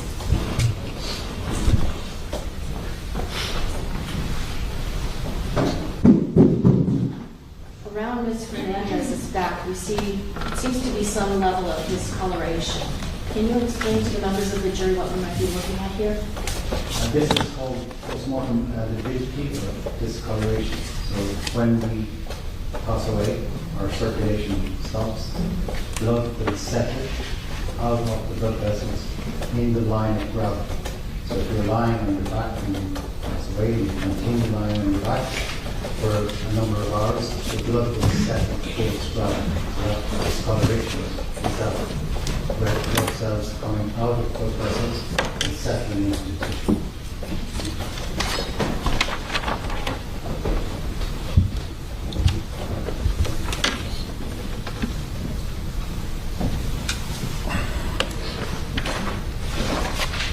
Did Ms. Fernandez also have any blunt force injuries to her arms or her legs?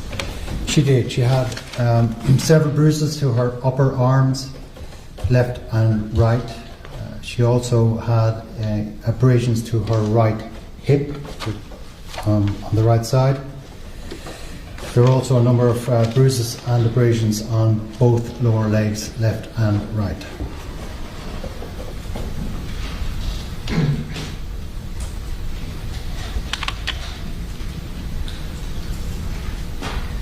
Was an internal examination conducted on Yes. Ms. Fernandez's body? Yes, it was. Can you explain what that how that type of an internal examination would be conducted?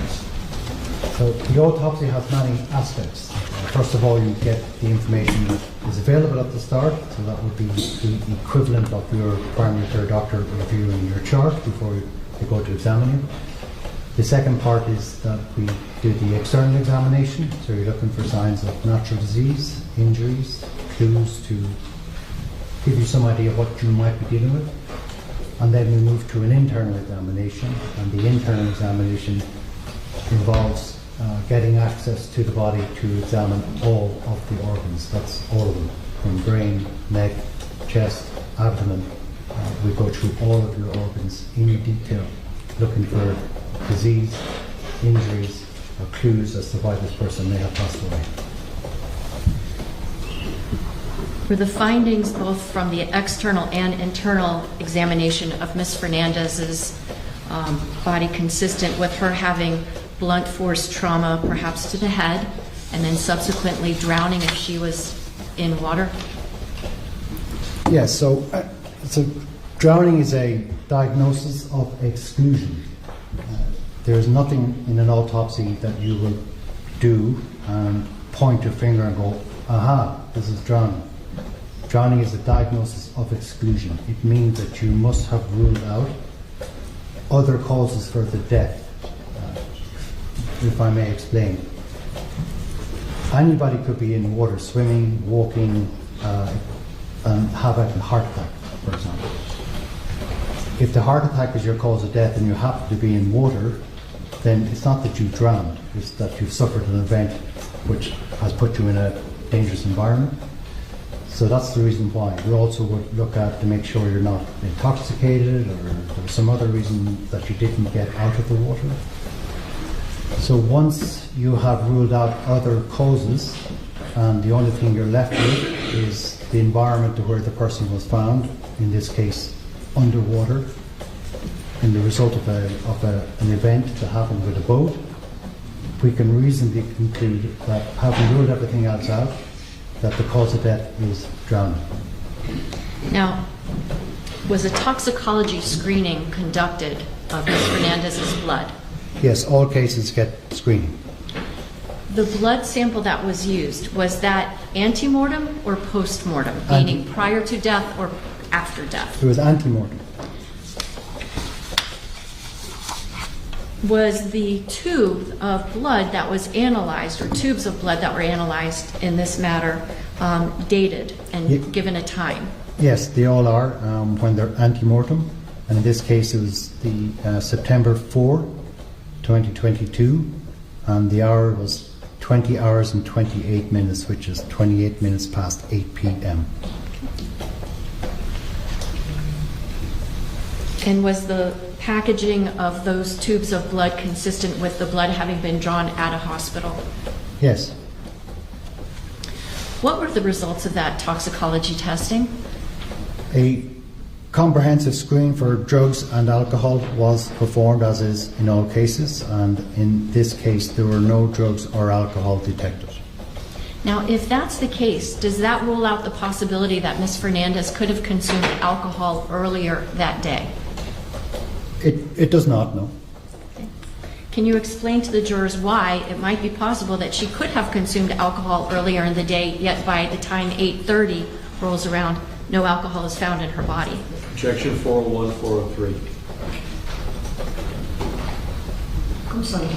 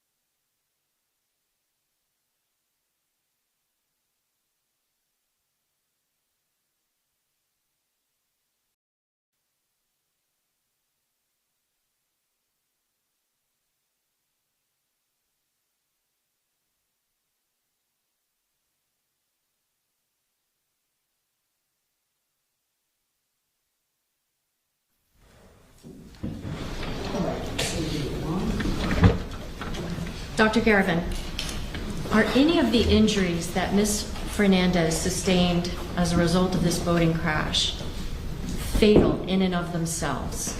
I would not think so. If that's the case, then why did she die? It's the environment that she was in. According to information provided, is that there was a boating event or incident, and as a result of this, she was thrown from the boat, was under the boat or trapped under the boat. The injuries that are present, particularly to the head, the mouth, her neck, and to her forehead and sides of head, I think it's very possible that she may have been knocked unconscious, at least. Particularly with the neck injury, it tells me from experience a lot of force went through her head. So if you take into account the speed and the laws of momentum, that if she was thrown forward, that means she struck whatever she struck at that speed and then immediately went into water. If she's unconscious, and there's no reason to think that she was inhibited in any other way, then within a few minutes, if she's not recovered from that environment and brought to land or has access to breathe, she will succumb to lack of oxygen. Effectively, that's what happens to you when you are underwater and when you drown. No further questions. No questions, Judge. Your excuse, thank you. Thank you, Your Honor.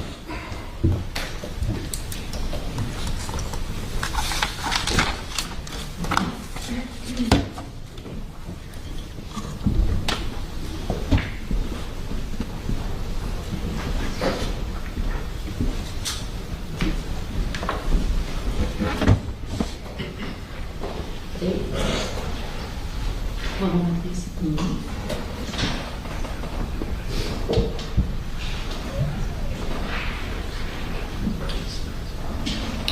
Your Honor, at this time, the state of Florida rests its case, having proven the elements beyond a reasonable doubt.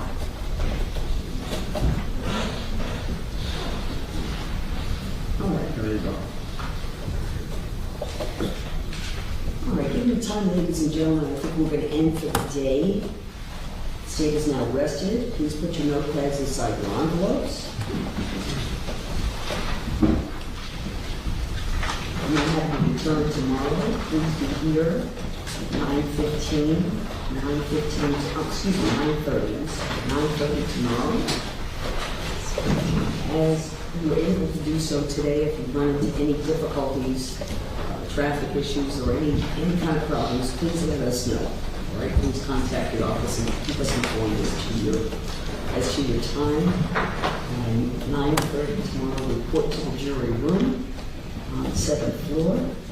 I remind you, please do not discuss this case at all with each other or with anyone else. Don't let anyone try to speak with you or in your presence about the case. If you think you see or hear anything, social media, television, and newspaper, ignore it. Okay?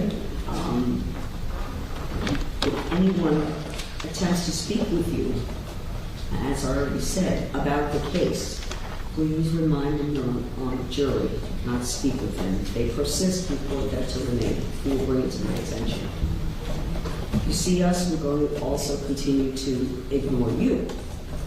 And all of us are invested in maintaining the integrity of these proceedings. Tomorrow we should have a pretty full day. And again, I'll have you back at 9:30. As the courtroom, please take the envelopes. You have your notepads inside the envelopes. Take them with you and give them to Renee. Thank you. All rise.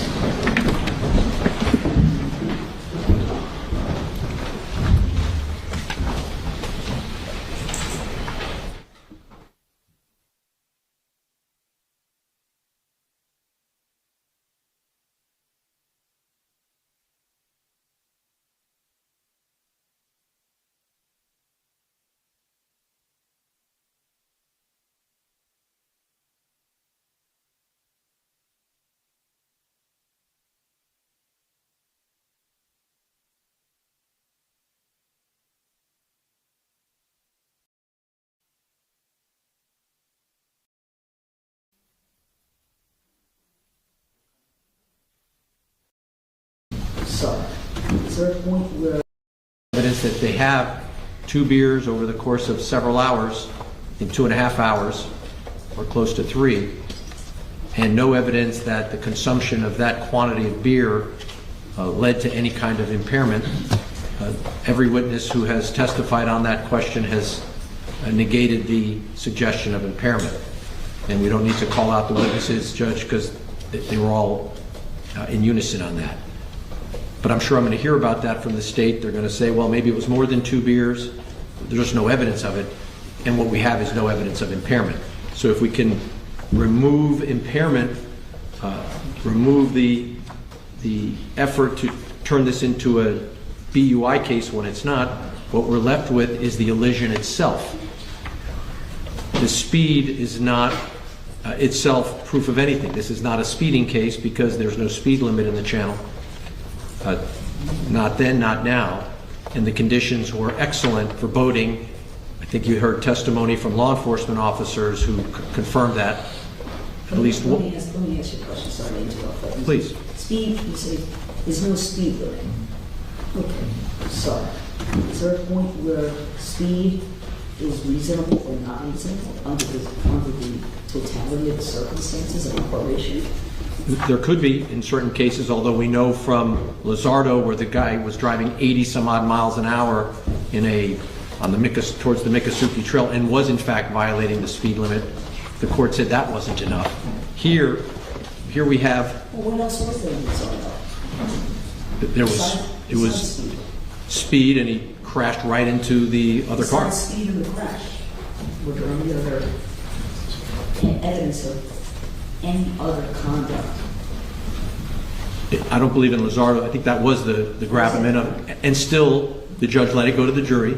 I understand that. Well, let me say, Lizardo was the conditional plea. The court rejected the motion to dismiss. I understand. Right. And so Lizardo makes clear that even way over speed limit is not enough. Right. And here we don't even have a violation of a speed limit. Because there is none. Exactly. That's my question. What? Would there ever be a speed on the water that could be considered unreasonable? There could be. If, for example, the vessel that was being used can't handle the speed, for example. That's one example. This boat, the Robalo, there's no doubt that this boat is built to handle that level of speed. So in that case, there's no suggestion that speed in and of itself put anybody's life in jeopardy. If the elision had not occurred, speed would have put nobody at risk. The speed itself did not create. There was no other boat in the channel. There's no risk of elision. There's no risk of collision. There was an elision.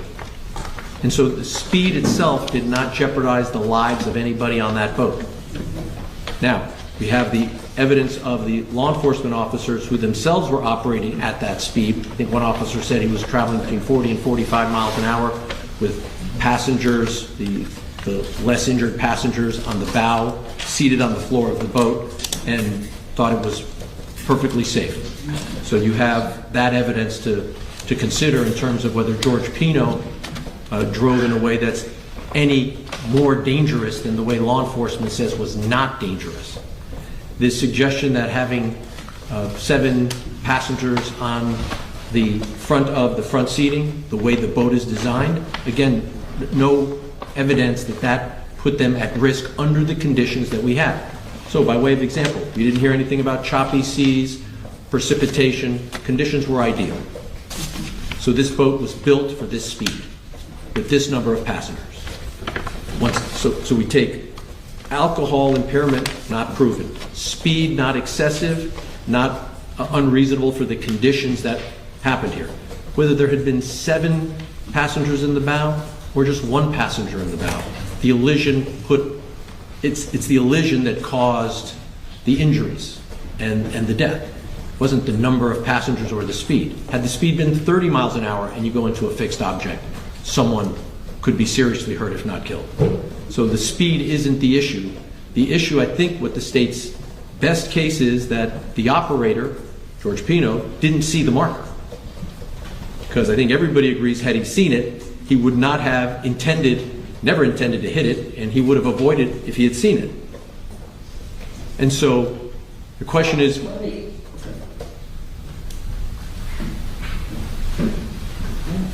But I don't have any evidence in front of me that, no evidence that Mr. Pino, I don't believe, because I think the state's charges would have been different. Mr. Pino, viewing the scene, the marker, drove that boat into the marker. that was their point in opening statement, that it would have been a murder charge, right? That's their point. So we assume that their theory is he did not see it, because if he had, they'd be charging a much different crime. And so if you assume that he just didn't see it, for whatever reason he was distracted, that doesn't prove culpable negligence, doesn't prove recklessness. That's negligence at best. You didn't see the stop sign. You ran the stop sign. Your defense, why did you run the stop sign? Because I didn't see it, Your Honor. And I ran the stop sign. 99 times out of 100, nobody gets killed when there's a stop sign run. But on the one time that someone is running the stop sign, that's plain view, the driver says he didn't see it, does not result in homicide charges. I didn't see the light. I missed it. Yes, I've been through that intersection 100 times. The light turned red. I was distracted. I went through the intersection. Someone gets killed. That is not culpable negligence. That's not recklessness. It has to be a course of conduct so wanton, so willful, so consciously indifferent to the outcome. There has to be some depravity in the mind of the operator, not just a lapse in missing the stop sign or not yielding in going into an intersection, entering I-95 and not yielding to a car that's coming and an accident happens. Because, of course, once contact is made with another object, someone's going to get hurt. But that doesn't turn it into a crime.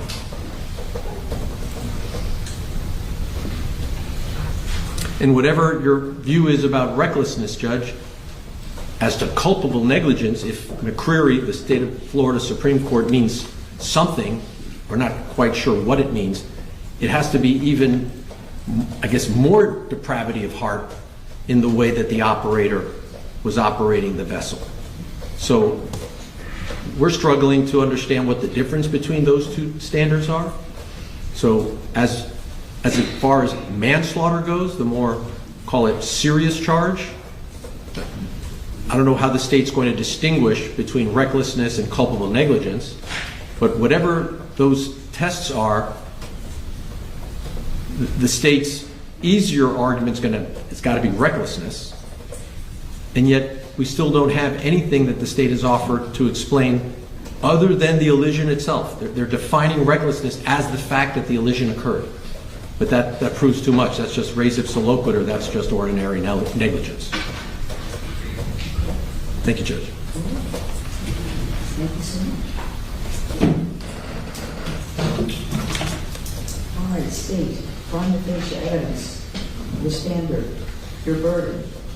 The standard, Your Honor, is that no rational trier of fact could find that the state of Florida met the elements of these two offenses beyond and to the exclusion of every reasonable doubt. Moreover, at this stage in the trial, the court has to give every inference in favor to the state.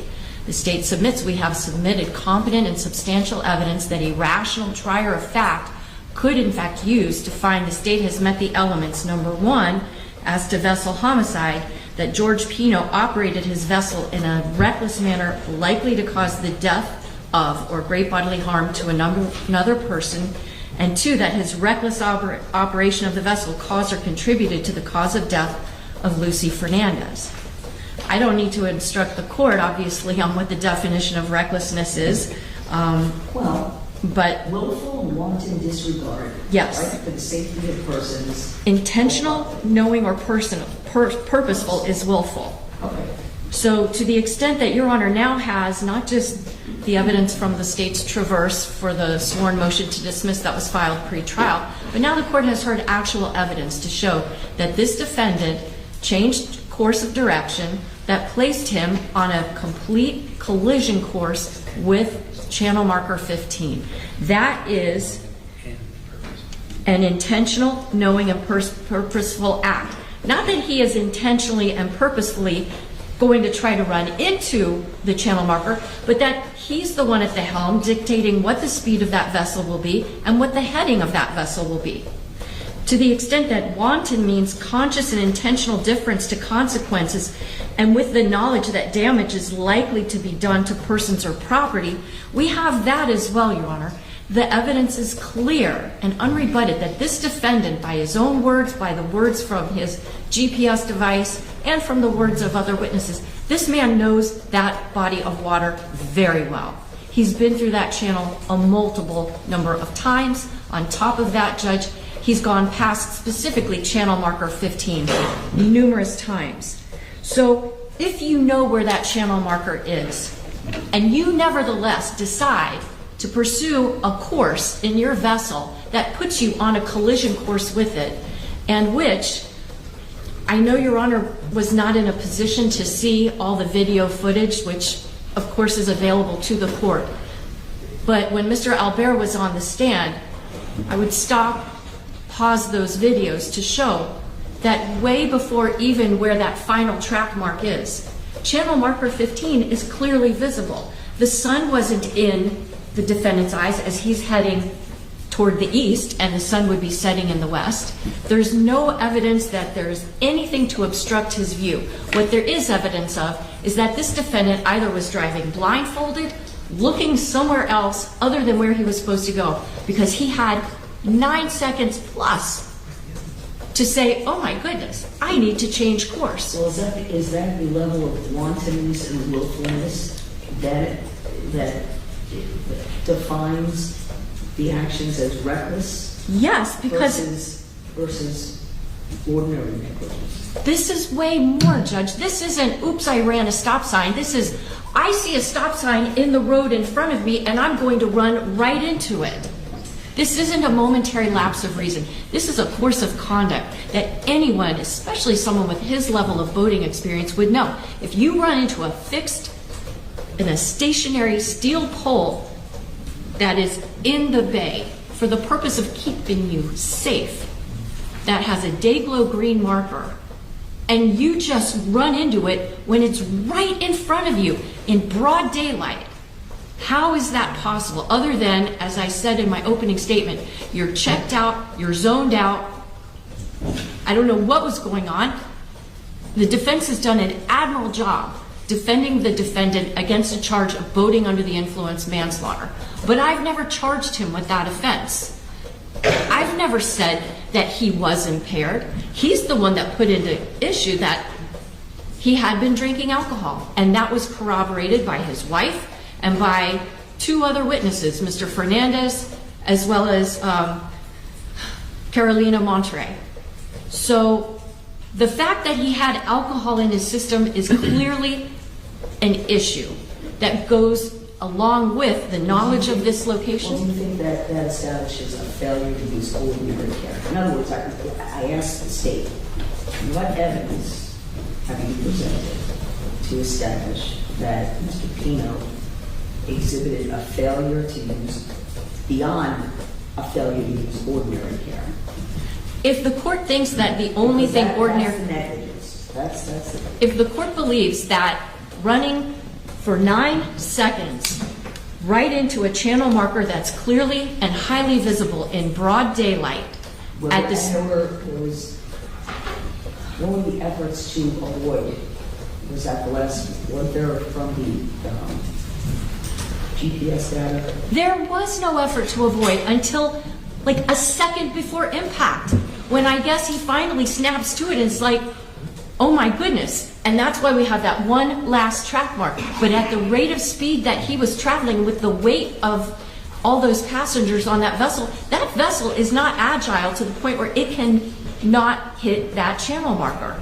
He put into play a series of events that led to him striking that channel marker. And it's not res ipsa loquitur. The fact that he ran into it in and of itself, of course, is not proof that he was reckless. But we don't have just res ipsa loquitur. We have GPS. We have testimony about his knowledge of that location. We have testimony about the weight added to his vessel. There have to be certain willful decisions right? And how about a willful decision not to course correct when you see that you have a deadly channel marker ahead of you if you don't course correct? Inaction in this situation was the action. That's where I was getting. Would that be, in terms of evidence, the evidence of failure to act, cause the conduct or lack of conduct to rise to the level of something done ordinary? Absolutely. And Judge, I would strongly urge the court, because of unfortunately the makeup and the design of this courtroom, it's impossible for the court to see. No, I can see it. On the screen? Oh, from the mirror, Your Honor could see it? Okay. I take that back, sorry. That being said then, I would think that the court can all the more appreciate that if a person has every reason in the world to see a hazard up ahead and has all the means available to avoid that, and that person doesn't take any action, then that person is choosing a course of conduct that is going to likely result in death or serious bodily injury. And that is wanton. So have I established with competent substantial evidence that the defendant was reckless because he was willful and wanton? Yes, but the crime of vessel homicide requires the state only to prove that he was willful or wanton. I submit the evidence shows both. And as to the charge of manslaughter, the state charged the defendant with manslaughter under two theories. Yes, one of those theories is culpable negligence, which, yes, we know from case law is considered a higher burden of proof than even recklessness. Well, isn't that interesting, because isn't that a lesser for the vessel homicide? The opposite. Vessel homicide. Vessel homicide being the lesser of the manslaughter. It can be, yes, depending on how the charges are pled.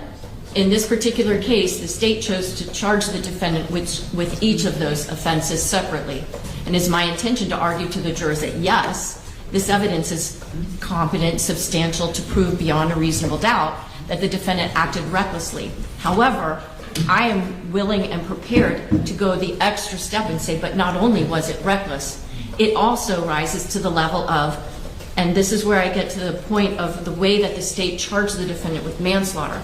I charged him with manslaughter by causing the death of Luciano Fernandez through his own culpable negligence, but I also charged him with manslaughter by intentionally committing an act or acts that caused the death of Ms. Fernandez.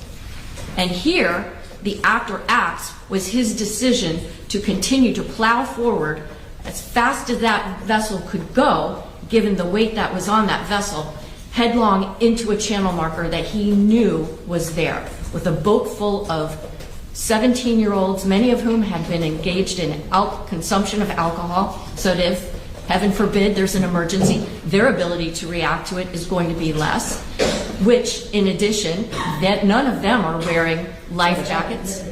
You know, you come back to that. In part because it seemed that the court understood that recklessness is not just the way that you drive your boat, it's all of the factors taken into account. Well, again, not just the way you drive a boat, but when we talk about all of the factors, it's not a type of contributory negligence, because the girls were drinking or not drinking. You would say that? See, I don't know how the ability of the girls to respond or not respond go to the criminality, if it is, of Mr. Pino. Because if Mr. Pino is on notice that the passengers on his vessel are going to be less able to react in an emergency, but he nevertheless places them in a position where they are going to be facing an emergency, then his decision to consciously disregard their vulnerability goes to him being A, reckless, and B, culpably negligent. Not taking steps beforehand to prepare all of the circumstances, given all the circumstances, to prepare for a worst case scenario. Anticipate. When you have precious cargo, when you have vulnerable cargo, if a person is driving with I don't know, 100 cartons of eggs, they're going to be a little more careful than if they're driving around with 20 cans of, vegetables. You got to be aware of who your passengers are. And he was acutely aware of who they were, first of all, because he's known many of them for years. Second of all, because he and his wife were supplying many of them with alcohol. And third, because we can see the girls are obviously having a good time, and they've already talked about the fact that they were consuming. I'm not charging him with, providing alcohol to minors. But the fact that that did happen does go to the vulnerability of his passengers, and it means that he has a duty to keep them safe. And could he have maybe done that better by driving slower, by maybe operating his vessel on the proper side of the channel? All of those things are things that go to his culpable negligence. And the concept that... So he becomes culpably negligent in your argument. And it's gross and flagrant, because it has to be gross and flagrant and apparent by, for example, not supplying life vests to all girls, by not driving slower. Is that what you... What I would say, Your Honor, is this. If there was no one on that vessel besides the defendant and his wife, and if his wife was in a life jacket, but he was traveling at this rate of speed, following this course that we know down the Cutter Bank Channel, and slammed into that channel marker, if God forbid his wife had died, he would be guilty of reckless homicide. He would be guilty of vessel homicide, because his decision to operate his vessel in that way, where it was likely that death or great bodily harm would result, was reckless. But what makes this cross that threshold from reckless into culpable negligence is the fact that the boat wasn't just with one other person. And the other people on that vessel were not wearing life jackets. The people on that vessel were minors. The people on that vessel, many of them, had been consuming alcohol. The defendant himself admits that he had been consuming alcohol. And so that's what makes this, for lack of a better term, reckless plus. And that is why the state charged him not just with vessel homicide, but also with manslaughter. Also factoring in, forget about the navigational rules for a charge of vessel homicide. But we know what they are. The jury's heard evidence of it. The court obviously can take judicial notice of what the navigational rules are. And then when we compound that recklessness with the fact that he is obviously not keeping lookout, when we compound it with the fact that he's operating at a speed that's not safe, that he did not do anything to avoid A, the risk of a collision, or B, to avoid the collision itself, that's what places this case in the category of reckless plus. And that's why the state submits, Judge, that viewing the light most favorable to the state, this court has to deny the motion for a judgment of acquittal.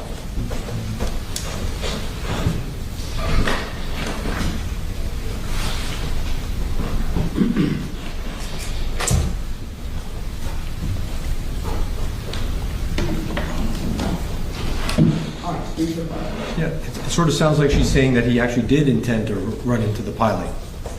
Because now she's saying that he turned, went straight ahead, and he took no action as if he intended to do it. But I thought when we started this conversation, we understood that that's not what the state's theory at least was until today. Till today, the theory was he didn't see the piling. If he had, he'd be charged with murder. But it sounds to me like she's now saying, well, maybe he did commit murder. I'm not sure I interpreted the argument. Well, what is she saying? That because he'd been there before, he should have known it was there and he should have taken action to avoid it? Okay, as if he knows it's there and he's still driving in a way that is going to put everybody in harm's way with some mens rea. Up till now, I thought their theory was that he just didn't see it. Had he seen it, he obviously would not have kept going to hit it. And when he got, apparently the boat took evasive action within a second or so of striking the piling when it became clear that there was going to be a collision. So sounds to me that they're sort of mixing the two concepts. I think that there's no evidence that, as she said, he was blindfolded. And the case law is just super clear. Let's just go to the cases, and these are the instructions that I understand you'll be giving the jury from the Esposito case.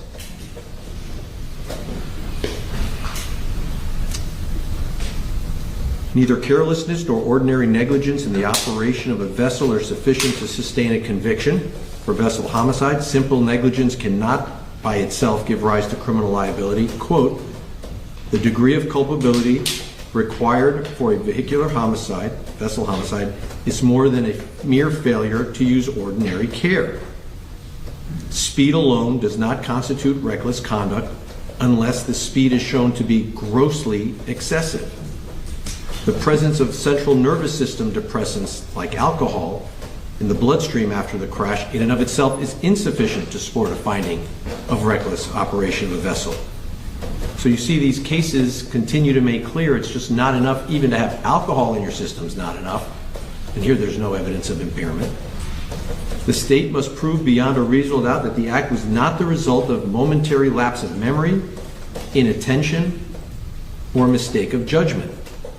A finding of simple inattentiveness is woefully insufficient to state a prima facie case of reckless driving, open paren, willful and wanton driving behavior. That's State versus Esposito, a direct quote. And so you have a standard here that requires some intentional act, but not simply he intended to drive the vessel. We all understand he was intending to operate the vessel. The question is, was he intending to put his passengers in harm's way and intentionally aiming at the marker, which I thought we understood would constitute a depraved heart and could support murder if his intention was to hit the marker.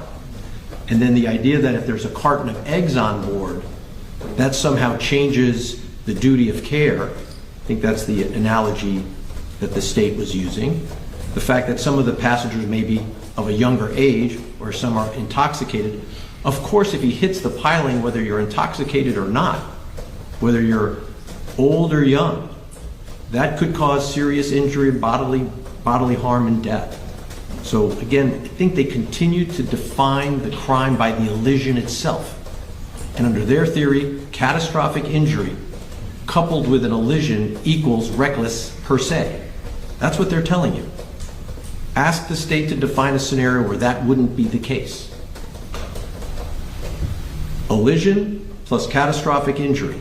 That's what they're relying upon to say that when that happens, it's a crime. But that's not what the case law says, Judge. Thank you. Thank you.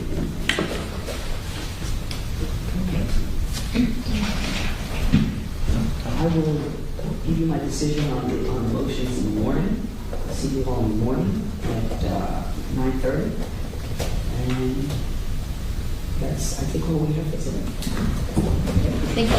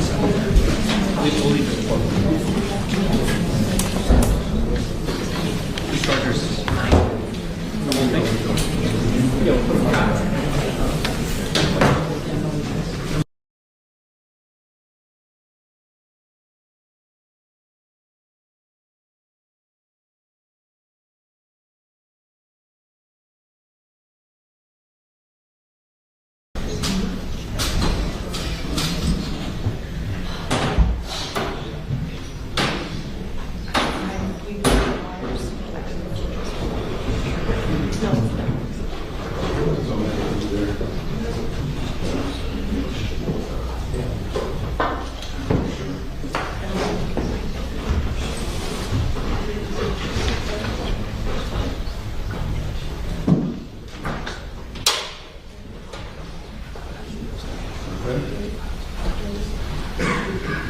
see the jurors are here.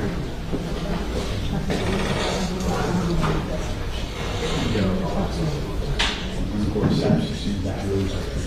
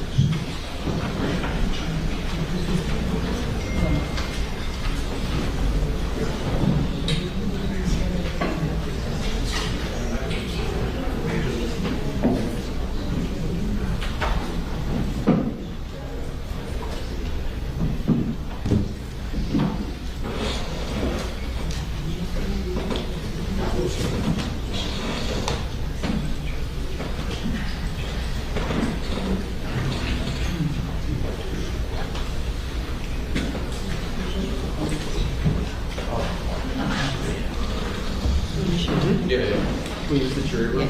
Sure. Just a second, private.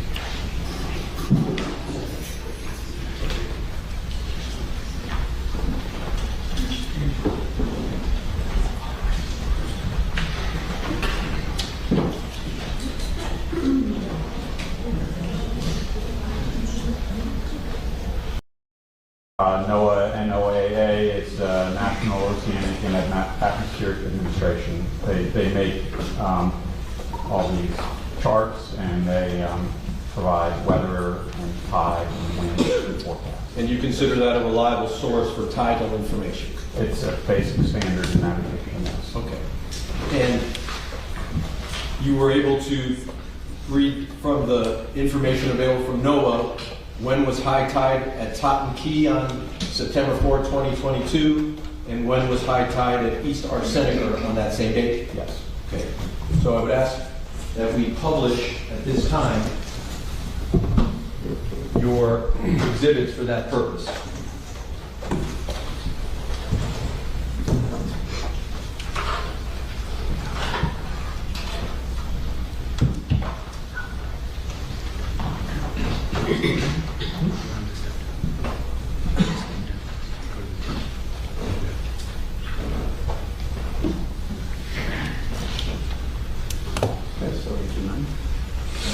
Let's start with tide on September 4th, 2022, the last one. Okay. And you have it in your computer, you want to rely on this just the same? Then maybe you can have a seat here with us. Okay. And so September 4, 2022, oh, I have a pointer today. I think.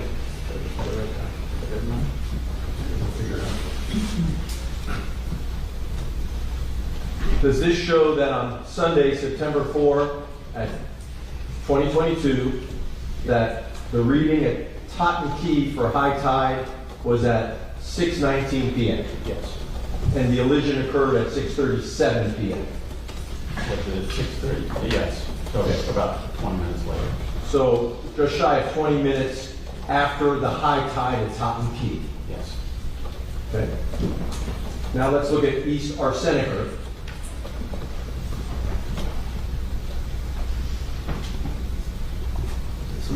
Yes, please.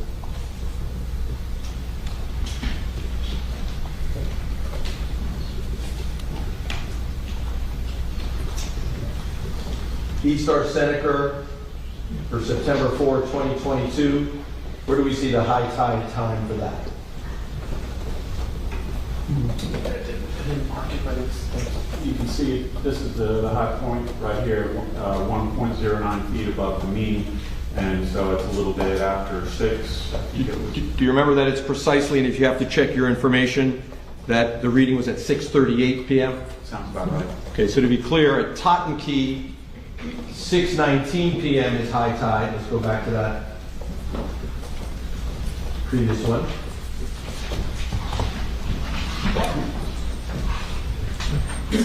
See where we that's are. That's the date of the reconstruction. Those are the last ones.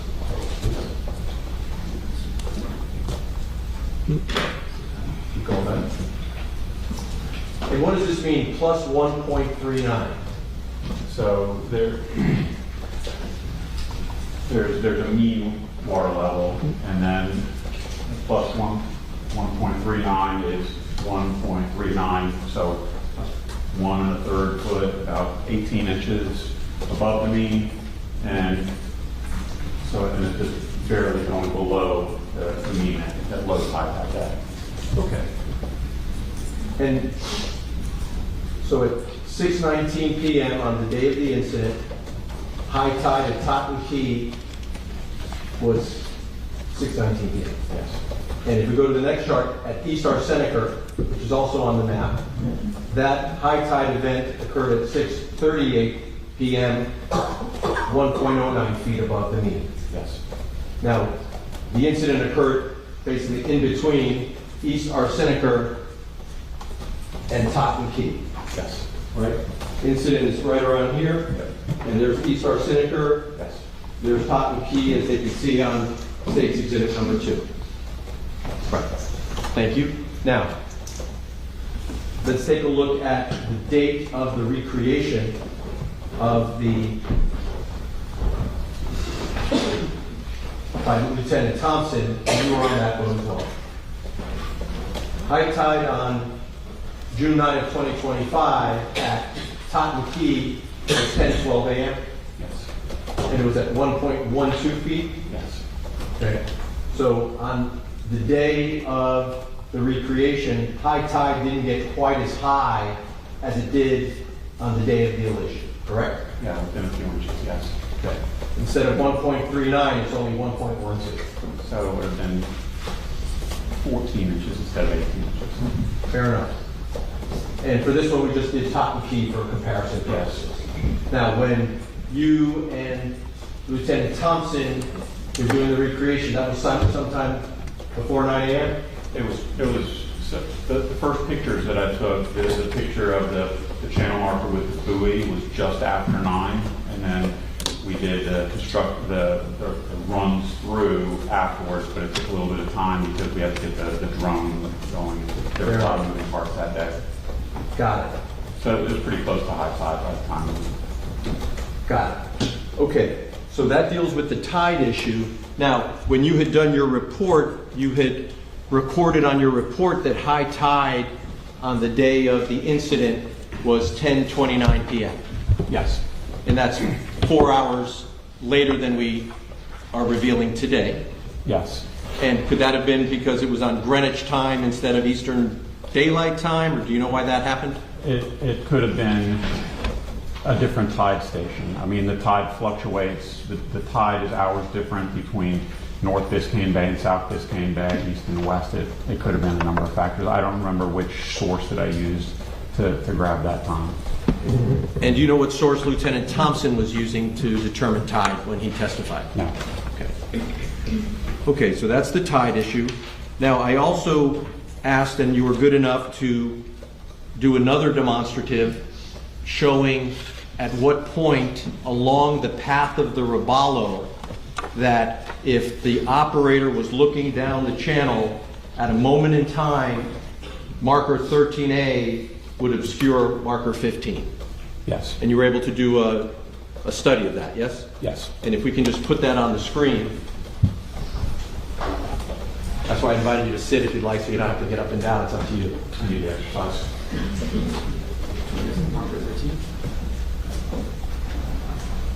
That's the first one. Hang on one second. That's the second one. Yeah, that's 13. Okay, hold on. Doing the next one? Here we go. Okay, so what you did in this exercise is you plotted, got it, Carlos? Great.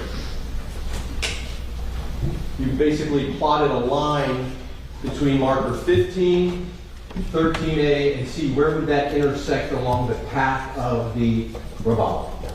In what this exercise revealed was that at timestamp 6:36:54 p.m., the Robalo was on its path, and had the operator looked down the channel, 13A would have obscured 15. Yes. Okay. And to remind everyone, the elision occurred at 6:37:28. Yes. So that would be roughly 34 seconds before impact? Give or take, yes. Okay. Great. Thank you for that. Well, before you get up 1 second. Sure. There was also another point in time where marker 13 might have obscured marker 15 in the distance, correct? Let's show that one for the jury.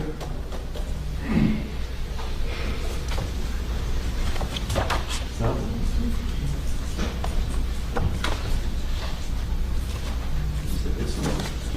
Okay. Okay.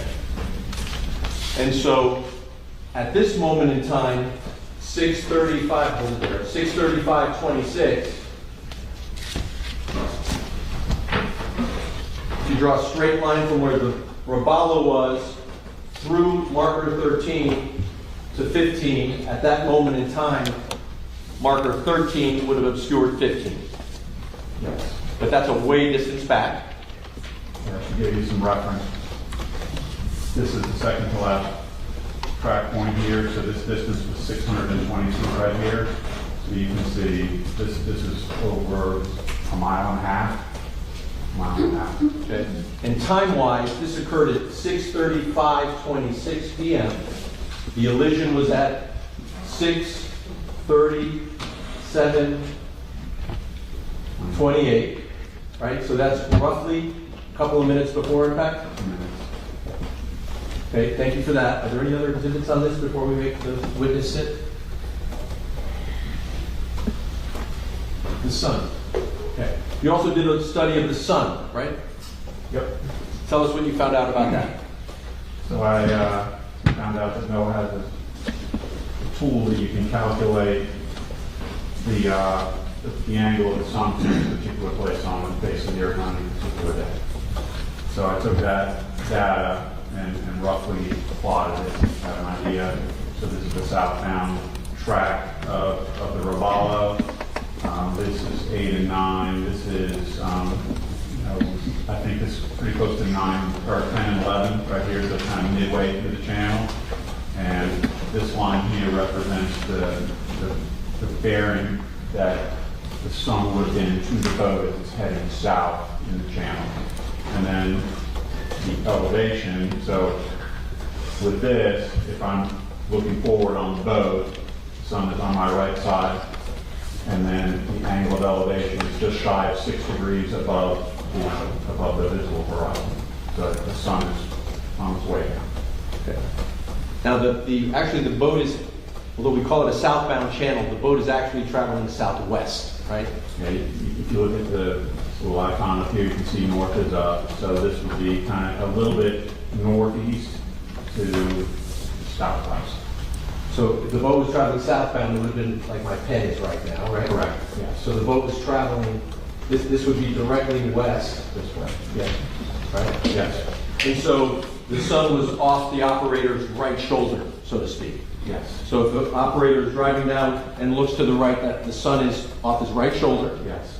And how high off the horizon would that be? Low. So 6 degrees. If you think about 0, 90, it's 6. So it's sun's low on the horizon. Okay. Got it. Thank you for that. In terms of the display, I think we're done. A few questions, and I think we'll be through. There were a couple observations that you made that I wanted to ask you briefly about. The Robalo had twin 300 horsepower engines, right? Yes. For a total of 600 horsepower. Yes. The Robalo is built and the manufacturer rates it for 700 horsepower, right? Yes. So someone could choose to equip the Robalo with larger engines than this Robalo was equipped with. Yes. 100 horsepower more. Yes. And is Robalo a boat that's been a reputable boat for decades? It depends on your. It's a decent boat. It's been around for a long time. It's been a long. It's one of the many boats where it started as a local manufacturer. I think here in Miami, built a quality boat that's been absorbed by a huge conglomerate and is built, mass produced. I think in Mississippi or Alabama, somewhere up there, they build a lot of boats. Okay.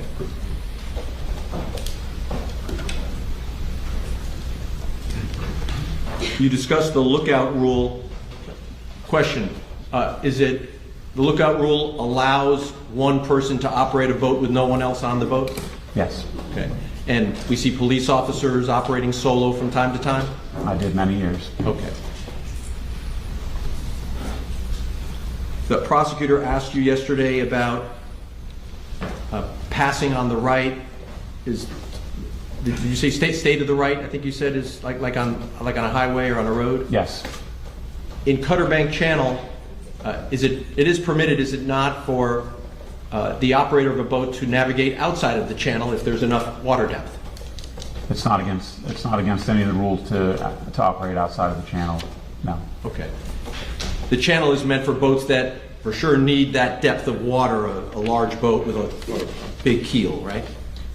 Yes. I mean, a prudent operator would choose to operate in the channel, given the choice between a known maintained waterway and a shallow bank. A prudent operator would typically stay in the channel.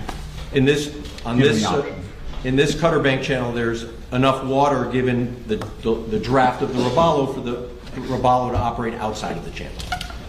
In some areas, And when an operator is in the channel, the operator can exit the channel at any point in time, provided there's no risk of a collision. Yes. And the operator can go to the left of the marker or the right of the marker, provided there's no risk of collision with another vessel. I'm going to need a little bit more than that. Like, can you be a little more specific? Yeah, someone's going down the channel southbound and wants to just sort of head into the flats. If there's no oncoming traffic, the operator can make a left turn and head into the flats and go that way. Yes. Personal flotation devices, PFDs, life preservers, life savers. There's no requirement that they be worn by the passengers of a boat of the size of the Robalo while it's underway, correct? Correct. The so-called kill switch, there's no requirement that a boat of that size have a kill switch, correct? No, there's not.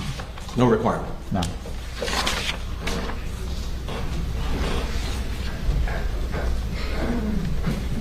Flares. There's flares on there labeled sometimes expire? Yes. Okay. And flares that are expired can still work, although they may not be acceptable under some regulation? They might still work. If they're kept in the right condition. A lot of people misunderstand the rules, though. All the safety gear that's kept on the boat has to be in a serviceable condition, so having unserviceable flares is technically a violation. Do I write tickets for that? No, but I would tell people you need to get rid of those, and it's not easy to get rid of them because it's a hazardous material, but all the equipment on your boat, the safety equipment, should be in serviceable condition. And do you know whether the flares on the Robalo were in serviceable condition? No. You just don't know? No.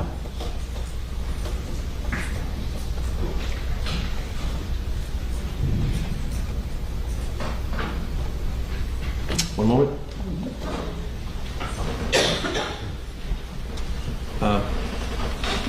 Cutter Bank Channel in 2022 had no posted speed limit, correct?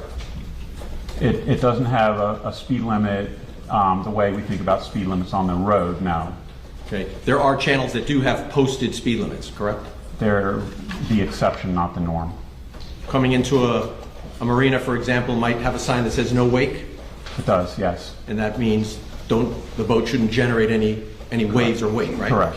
Some channels, including the intercoastal, have speed limitations, like Malloy Channel in Miami Beach, right? They do. Could be a 30-mile-per-hour speed limit in Malloy Channel right here in Miami Beach. Correct. Again, though, that's the exception, not the norm. And those speed limits change season to season in some instances, right? Yes. Malloy Channel here in Miami Beach has a speed limit at some times of the year that's 30 miles per hour, or 35, whatever it might be. Other times of the year there's no posted speed limit, right? Objection leading. A little bit. So, complete, sustain. Okay. Do speed limits within the same channel sometimes change during the time of year? Yes. Okay. Cutter Bank had no speed limits posted at all, correct? There's speed limits everywhere, just not the way that we associate speed limits on the road. No posted sign saying speed limit at Cutter Bank Channel back in 2022, correct? There's not a numerical speed. There's not a numerical speed limit for Cutter Bank Channel. Neither then nor now. Correct. Thank you. That's all I have, Judge.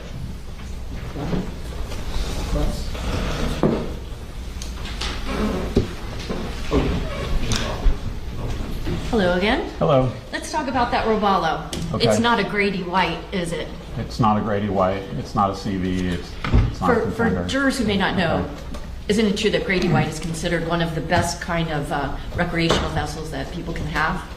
I mean, they have Grady White has a good reputation, yes.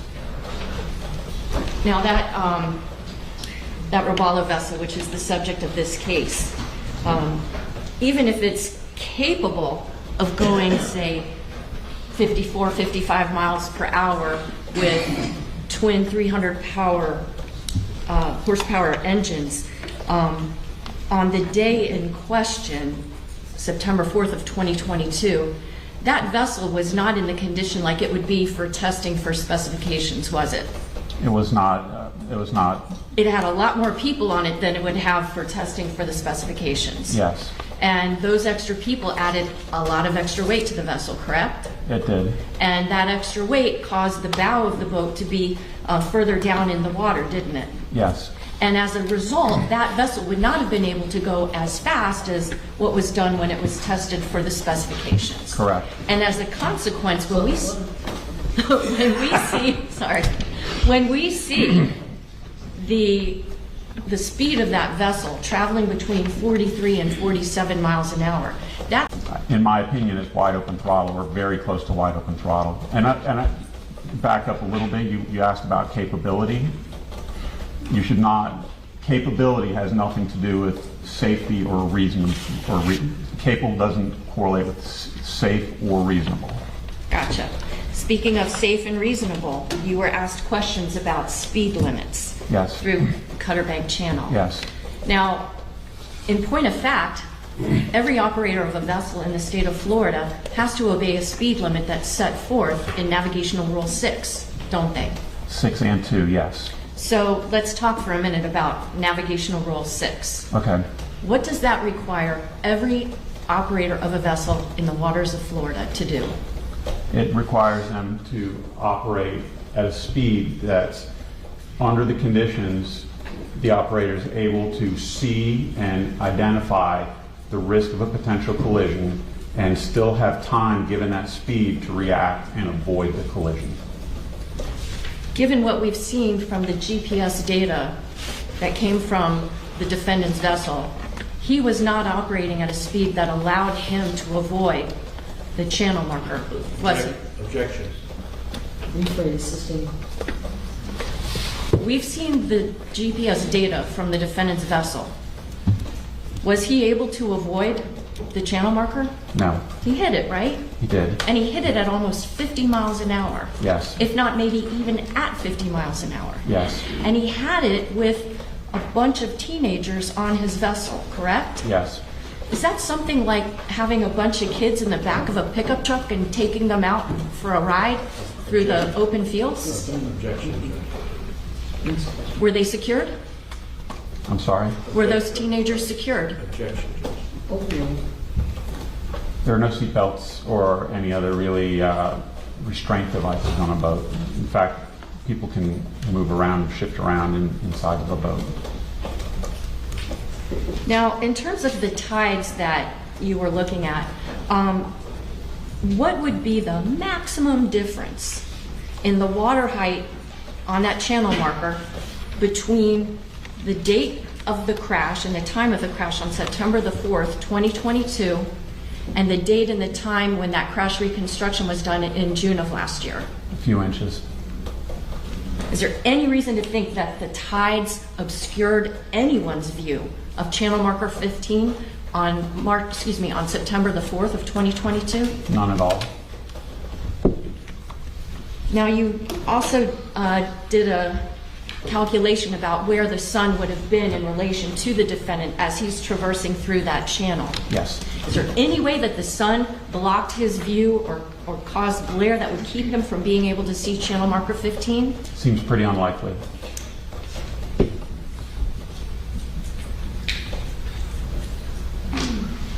Is it your opinion that the sun in any way contributed to this crash? No. You also were asked about whether or not channel marker 13A, the one before 15, would block the view of channel marker 15 from where the defendant's track was. Yes. Did channel marker 13 block the view of channel marker 15? No, it didn't. And can you explain to the members of the jury, you talked about how far away Yes. the defendant's vessel would have had to be for channel marker 13A to block channel marker 15. Sure. From that distance, even if channel marker 13 was not there, would channel marker 15 be visible to an operator of a vessel? When we were out there that day, channel marker 15 was coming into view as we were passing between markers 12 and 13. And that straight line from 15 through 13 up to the track line where it intersects with the boat's course was several hundred feet north of 12 and 13. So it doesn't seem to me that even if the two had a line, you wouldn't be able to see 15, because even if you could see it, it would have been so small, it would have been behind the marker. So 13A didn't really ever block the view of channel marker 15, because from the distance where they would align, you'd be so far away, you wouldn't see channel marker 15 anyway. Objection. I think the prosecutor is confusing 13A with 13. Start again. Channel marker 13A. Yes. That channel marker does not block the view of channel marker 15, except from a distance where you couldn't see channel marker 15 anyway. Correct. Where the boat was that day, that's correct, yes. Now, yesterday, Mr. Shrevenick said, hi, I've not met you before, right? Yes. And you haven't met Mr. Shrevenick before yesterday, right? I have not. But you didn't mind doing some extra homework for him, did you? No. Okay. Did you charge him for this work? No. You charging the state attorney's office for that extra homework? No. But this wasn't the first time you ever spoke with a member of the defense team, right? Correct. In fact, you spoke with Mr. Shapiro, Mr. Shrevenick's partner, previously, right? Yes. And that actually was on Tuesday, January the 6th, 2026, right? I'll take your word for it. I'll tell you what, Yes. with looking at this refresh your recollection? Sure.